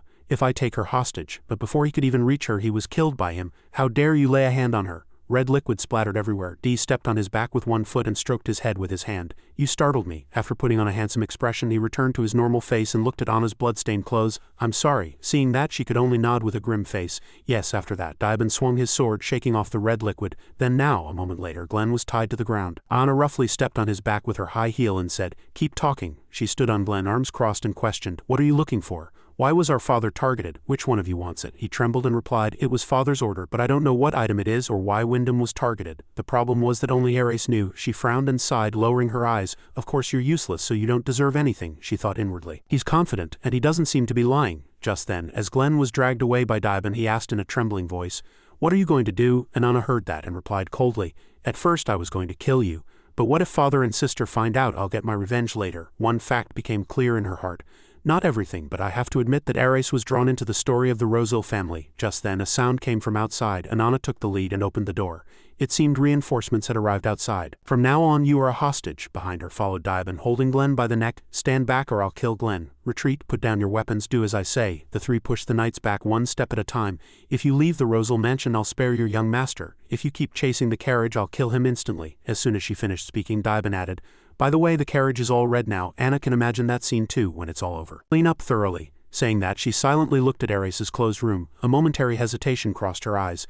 Ares, whatever you do from now on, I don't care. After that, she turned her head decisively. This is our final farewell. She thought so and commanded, let's go. Dia, holding Glenn to his chest, turned his head and laughed delightedly. Honestly, I was very entertained, but didn't the lady give the signal too late? I even warned of the danger beforehand, but my words didn't seem important. Anna frowned slightly and replied firmly, stop with the useless talk. Why? Glenn kept blabbering nonsense and I was curious. Hearing that, he squeezed Glenn even tighter and Glenn, startled, squirmed. So he was the problem? She closed her eyes and sighed. Don't worry, I have you and you're an excellent bodyguard. At the same time, behind the empty black door, Anna's words clearly echoed, causing Ares immense pain. Always protect me. Tara sat by the bed, adding fuel to the fire. How embarrassing. You lost your place next to Anna. No, maybe that place was never mine to begin with. The more Ares listened, the more his breath quickened. And his tears did not stop. She rested her chin on her hand and continued to utter seductive words. I am not connected to life. You told me that. I never imagined your story would end like this. Even after his story ended, Anna's story continued. Will that man continue to stay by her side, bring her happiness and see her smile? Whether he wants to stay by her side or not, will he not get angry and lose himself? Hearing this, Ares could no longer endure it and softly called out, Tara, but she continued, but now you can't do anything, your life is over. His faint voice echoed again. Tara, she covered her mouth with her hand and chuckled. I'm sorry, but I can't continue our contract anymore. My life is being taken from me. I can't do anything, but in the end, I'm very entertained. When you die, I'll place a bouquet of roses there. As soon as she finished her mocking words, Ares's words suddenly flared up like a wick igniting a flame. Stay here. If this is what she wants, her expression changed instantly. Both eyes reddened, and she smiled as she heard him call Tara. Although the image of her reflected in his eyes at this moment was that of a devil, he had already decided to make the contract. Immediately, Tara held out her hand in front of Ares's lips. All right, then kiss the back of my hand. Just 1 second later, a lightning-like surge of intense energy shot up, making Ares scream in pain. Tara stood by, lightly touching her lips, a deliberate smile on her face. This price won't make you strong, but... She looked at the seal of the contract that appeared on his waist and asked, satisfied? The electricity grew stronger and stronger, forcing him to cower and endure the pain. In Ares's warm home, a fireplace crackled. In a room adorned with large paintings, a voice was heard. I'm glad father and brother returned on time. We have something to discuss as a family. It would be good if the whole family were together, but Bly is at the academy, so I'll contact him later. After that, another questioning voice was heard. Why is Sister Cecilia so late? Is it because of the snow? Sister should have arrived early. I hear the carriage. I'll go meet her. As soon as she finished speaking, the door quickly opened. Anana stood blankly by the door looking out. She was surprised to see Luke and Cecilia together. Lord Luke, you came with my sister. You should have let us know if you were coming together. He laughed cheerfully, brushing off the snow from his head, and replied, My brother insisted on going with me even though he was in bed, so I was busy persuading him. Hello. The two looked tired, stuck together. Anana heard that and turned to Cecilia asking, How is my brother-in-law? Is he better than when I visited last time? Come in. She laughed cheerfully and said, My husband still had a slight fever, but he was better this morning. Come inside. After entering the house, Cecilia approached Anana again and said proudly, His cough has completely gone, so he'll probably recover soon. My husband said to thank you as your medicine worked wonders for him. Luke heard that and muttered in surprise. Medicine? Anana then finally noticed him and spoke. Lord Luke, having a family meeting. Would you mind waiting outside? He smiled subtly and replied, It's fine. I'll wait in the drawing room. Suddenly, Anna's gaze softened slightly. He'll be very curious about that medicine. I'm hiding too much from Luke. Perhaps today is the right time to confess everything. A moment later, her voice resonated again in the room. She recounted what had happened yesterday. These things happened at the Rosal mansion. Afterwards we escaped in a carriage and I dropped Glenn off at the estate border. A night passed, but there was no movement from the Rosal family. Cecilia listened to her story and exclaimed in indignation, Glenn Rosal, I can never forgive what he did to you. Roy, sitting beside her, also agreed angrily. Brother agrees, we can't just let it go. At this, Wyndham agreed, saying, That's right, Anna escaped safely, but the past facts haven't changed. We are discussing how to handle everything. From now on we will bring the Rosals to trial. Roy was very surprised to hear that. A formal trial instead of a duel, so father will also address the June attack and other Rosal crimes. Cecilia rubbed her chin, analyzing, but we've long been known as Rosal's rivals. On the other hand, they didn't know we knew everything. Now that the plan has been exposed, that family will probably be quite anxious. They might plan another attack. Anna nodded slightly to her sister, agreeing, We should prepare too, but for now it's probably best to wait for Rosal's next move. Just then, hurried footsteps echoed. After that, Dia opened the door and entered. Master, urgent report from the scout team. He held a long list and reread it. The doctors and priests have all left the Rosal mansion. Praetor Rosal is also home instead of going out. This is highly unusual. The scout team asked one of the priests leaving the mansion and he said he quickly disappeared after presiding over a funeral. Hearing this much, Anna suddenly sighed inwardly. After that, she casually spoke, Ares Rosal is no more. A beautiful purple bouquet of flowers came to her mind. I'll never see Ares again. I'll never see that child smile, surrounded by the scent of daffodils again. Nevertheless, she continued calmly. Anyway, the Rosals will be on high alert for a while. They'll be conscious of our interactions with the imperial family. But Cecilia noticed her change in expression. Anna, your voice sounds a bit softer, or am I mistaken? Having finished his report, Diabin smiled and quietly rolled up the letter. Wyndham clasped his hands and solemnly analyzed the situation. That's right, if they're still rational, they'll also be conscious of public opinion. And everyone will know who was in the wrong. Even if they want to get ahead, they'll have no more excuses. Anana also agreed with this statement. That's right. This is the exact opposite of the future where Rosal framed our family for treason. We've finally reached this stage. Thinking so, she spoke resolutely. Now we need to focus on exposing their crimes in court. We must declare victory to those who bowed to Rosal. Roy immediately volunteered to take on the task. Leave that to father and me. Just then, Cecilia suddenly raised her hand. So the meeting is over? I have something to say to Mr. Diabin. Then she turned to him and gently expressed her gratitude. Thank you so much for saving my sister several times. We will repay your kindness at any cost. It's nothing. I merely did what I had to do. Wyndham also smiled hearing that and praised him. You deserve such praise. So much has happened since you arrived. The incident in Eve's Forest, Rosal's attack, and now the duel trial. It was probably a blessing from heaven that we met you at the right time. Anna's face darkened and she sneered inwardly. A blessing from heaven? He's just a devil. She thought all these words she was uttering were still unbelievable stories. Her gaze suddenly softened. That's right, a devil making a contract with a devil would sound preposterous to anyone. Nevertheless, I have to speak. As if having made up her mind, she slowly rose from her chair. Then if you'll excuse me, I have something to say to Lord Luke. Wyndham looked at her, smiling. All right, let's have lunch together when you're done. Anna replied gently, yes. As soon as she left, Wyndham's face darkened and he quietly asked Roy, what's the relationship between Luke and Anna? I've been curious for a long time. Roy also looked back in the direction she had left and replied softly, they just say they're friends. At least that's what they say. This made him suspicious. Strange. Meanwhile, Dia also said, then if you'll excuse me, and left. But he was stopped by Cecilia. Dia, just a moment, I have something to say. She gently took his hand. There's something I want to ask of you. Cecilia looked him straight in the eye with trust. Please stay by her side. Stay by Anana's side. At her words, Diabin unconsciously blushed. After that, he smiled very gently and agreed. Yes, I will be by her side until my last breath. Anna, going down the stairs, heard that and blushed, glancing back. Then she turned her face away in embarrassment, thinking inwardly, HMPH, he always says things that sound good. Outside, snow lay white on the pine branches. Inside, Luke was still quietly looking out the window. Just then, a voice echoed behind him. "Lord Luke?" Anna hurried towards him, apologizing for making him wait. Luke immediately turned cheerfully and laughed. "Oh, what kind of relationship do we have that you'd say that? It's all right. It's good to spend time with family." After that, Anna suddenly became serious. "If I treated you unfairly, my conscience wouldn't allow it. Besides, I have something to tell you." Luke heard that and tilted his head. "Really? Should I ask for more tea?" She immediately refused. "No, let's go to my room. This isn't a story for anyone else to hear." Upon arriving at her room, Luke sat awkwardly on the sofa, thinking inwardly, "This might be the first woman's room I've ever been in." Nevertheless, he pretended to be calm and asked, "So what do you have to tell me?" At this, Anna suddenly pulled out a small medicine box and placed it on the table. "I think you have many questions for me, Your Grace. For example, about this medicine." She placed both hands on her knees and calmly looked him straight in the eye. Behind her stood Diabin with a cold expression. "If you allow me, I will answer everything." Luke suddenly scratched his head nervously. "The atmosphere is a bit heavy." Seeing this, he tried to refuse. "I have many questions, but I won't force you if you don't want to." But seeing her resolute gaze, he was speechless. Luke also knew very well inwardly. Those eyes are the same as when we first met. If Anna has made up her mind, I shouldn't disappoint her. I don't know what's going on, but thinking so, he immediately became serious. "Then, since my lady has allowed it, I will ask without hesitation." After that, he began to speak. "As my lady knows, winter is very harsh, isn't it? Several of my servants caught severe colds, and no matter how much medicine they took, they didn't get better. Then I suddenly remembered the abnormal effectiveness of the medicine my lady gave my brother. I had a lot of stock in the warehouse, so I secretly took a few and gave them to the sick people. Immediately, they came to me to express their gratitude, saying their symptoms had miraculously disappeared. But what worries me is that everyone who took that medicine developed red spots on the back of their necks. I asked a doctor I know, but he said he'd never seen such symptoms. Lady Anna, do you happen to know what that illness is?" Hearing Luke's question, Anna's hands on her knees twitched.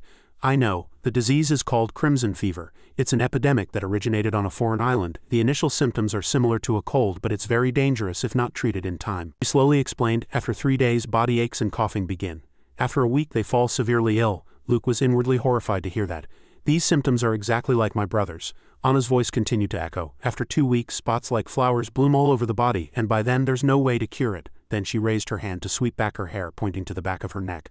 "General cold medicines or antipyretics are ineffective, and once infected, they don't fully recover. The unique feature of these symptoms is the red flower-like spots behind the neck and ears." The more Luke heard, the more flustered he became, covering his mouth with his hand. "In other words, this is an incurable disease? Then my brother also has that disease. If there's no cure, even if he looks fine now, he'll soon—" Before he could finish speaking, Anna opened the medicine box and interrupted him. "Lord Leon is fine now. It can't be cured with ordinary medicine, but there's another way." She took out a few pills and held them out to Luke.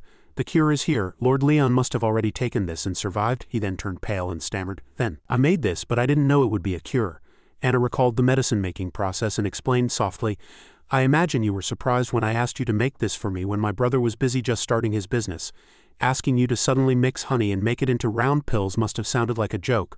But that mud had medicinal properties and was used as medicine only in certain areas." She gently shook the hand holding the medicine, adding inwardly, "In the future, when crimson fever swept the nation, only one small village escaped the epidemic thanks to this mud." Anna smiled slightly with satisfaction, thinking inwardly, "Fortunately, he agreed without a single complaint. Since when did we build such trust? To repay this sincerity, I must treat him as a friend. I must guide him on the right path." Meanwhile, Luke was still flustered, rubbing his forehead. "Good heavens, I don't know what to say. Like the coffee situation, my lady is talking about a disease that doctors don't even know about. Not just the cure, but even the source of the medicine." He looked up at her and asked, "How do you know all this, my lady?" "Something no one in the world knows." Thanks to that trust, hope welled up in Anna's heart. "Even if he finds out I made a contract with a devil, he still has the right to choose whether or not to stay with me." At the same time, Dia was also quietly watching the two. Anna recalled Dia telling her not to reveal anything about devils unless it was to someone who had made a contract with a devil or was a devil themselves. Whether this is true or not, Luke is too precious to me to test him, even if it means losing this only friend, so she nervously opened her mouth. "Actually, you see,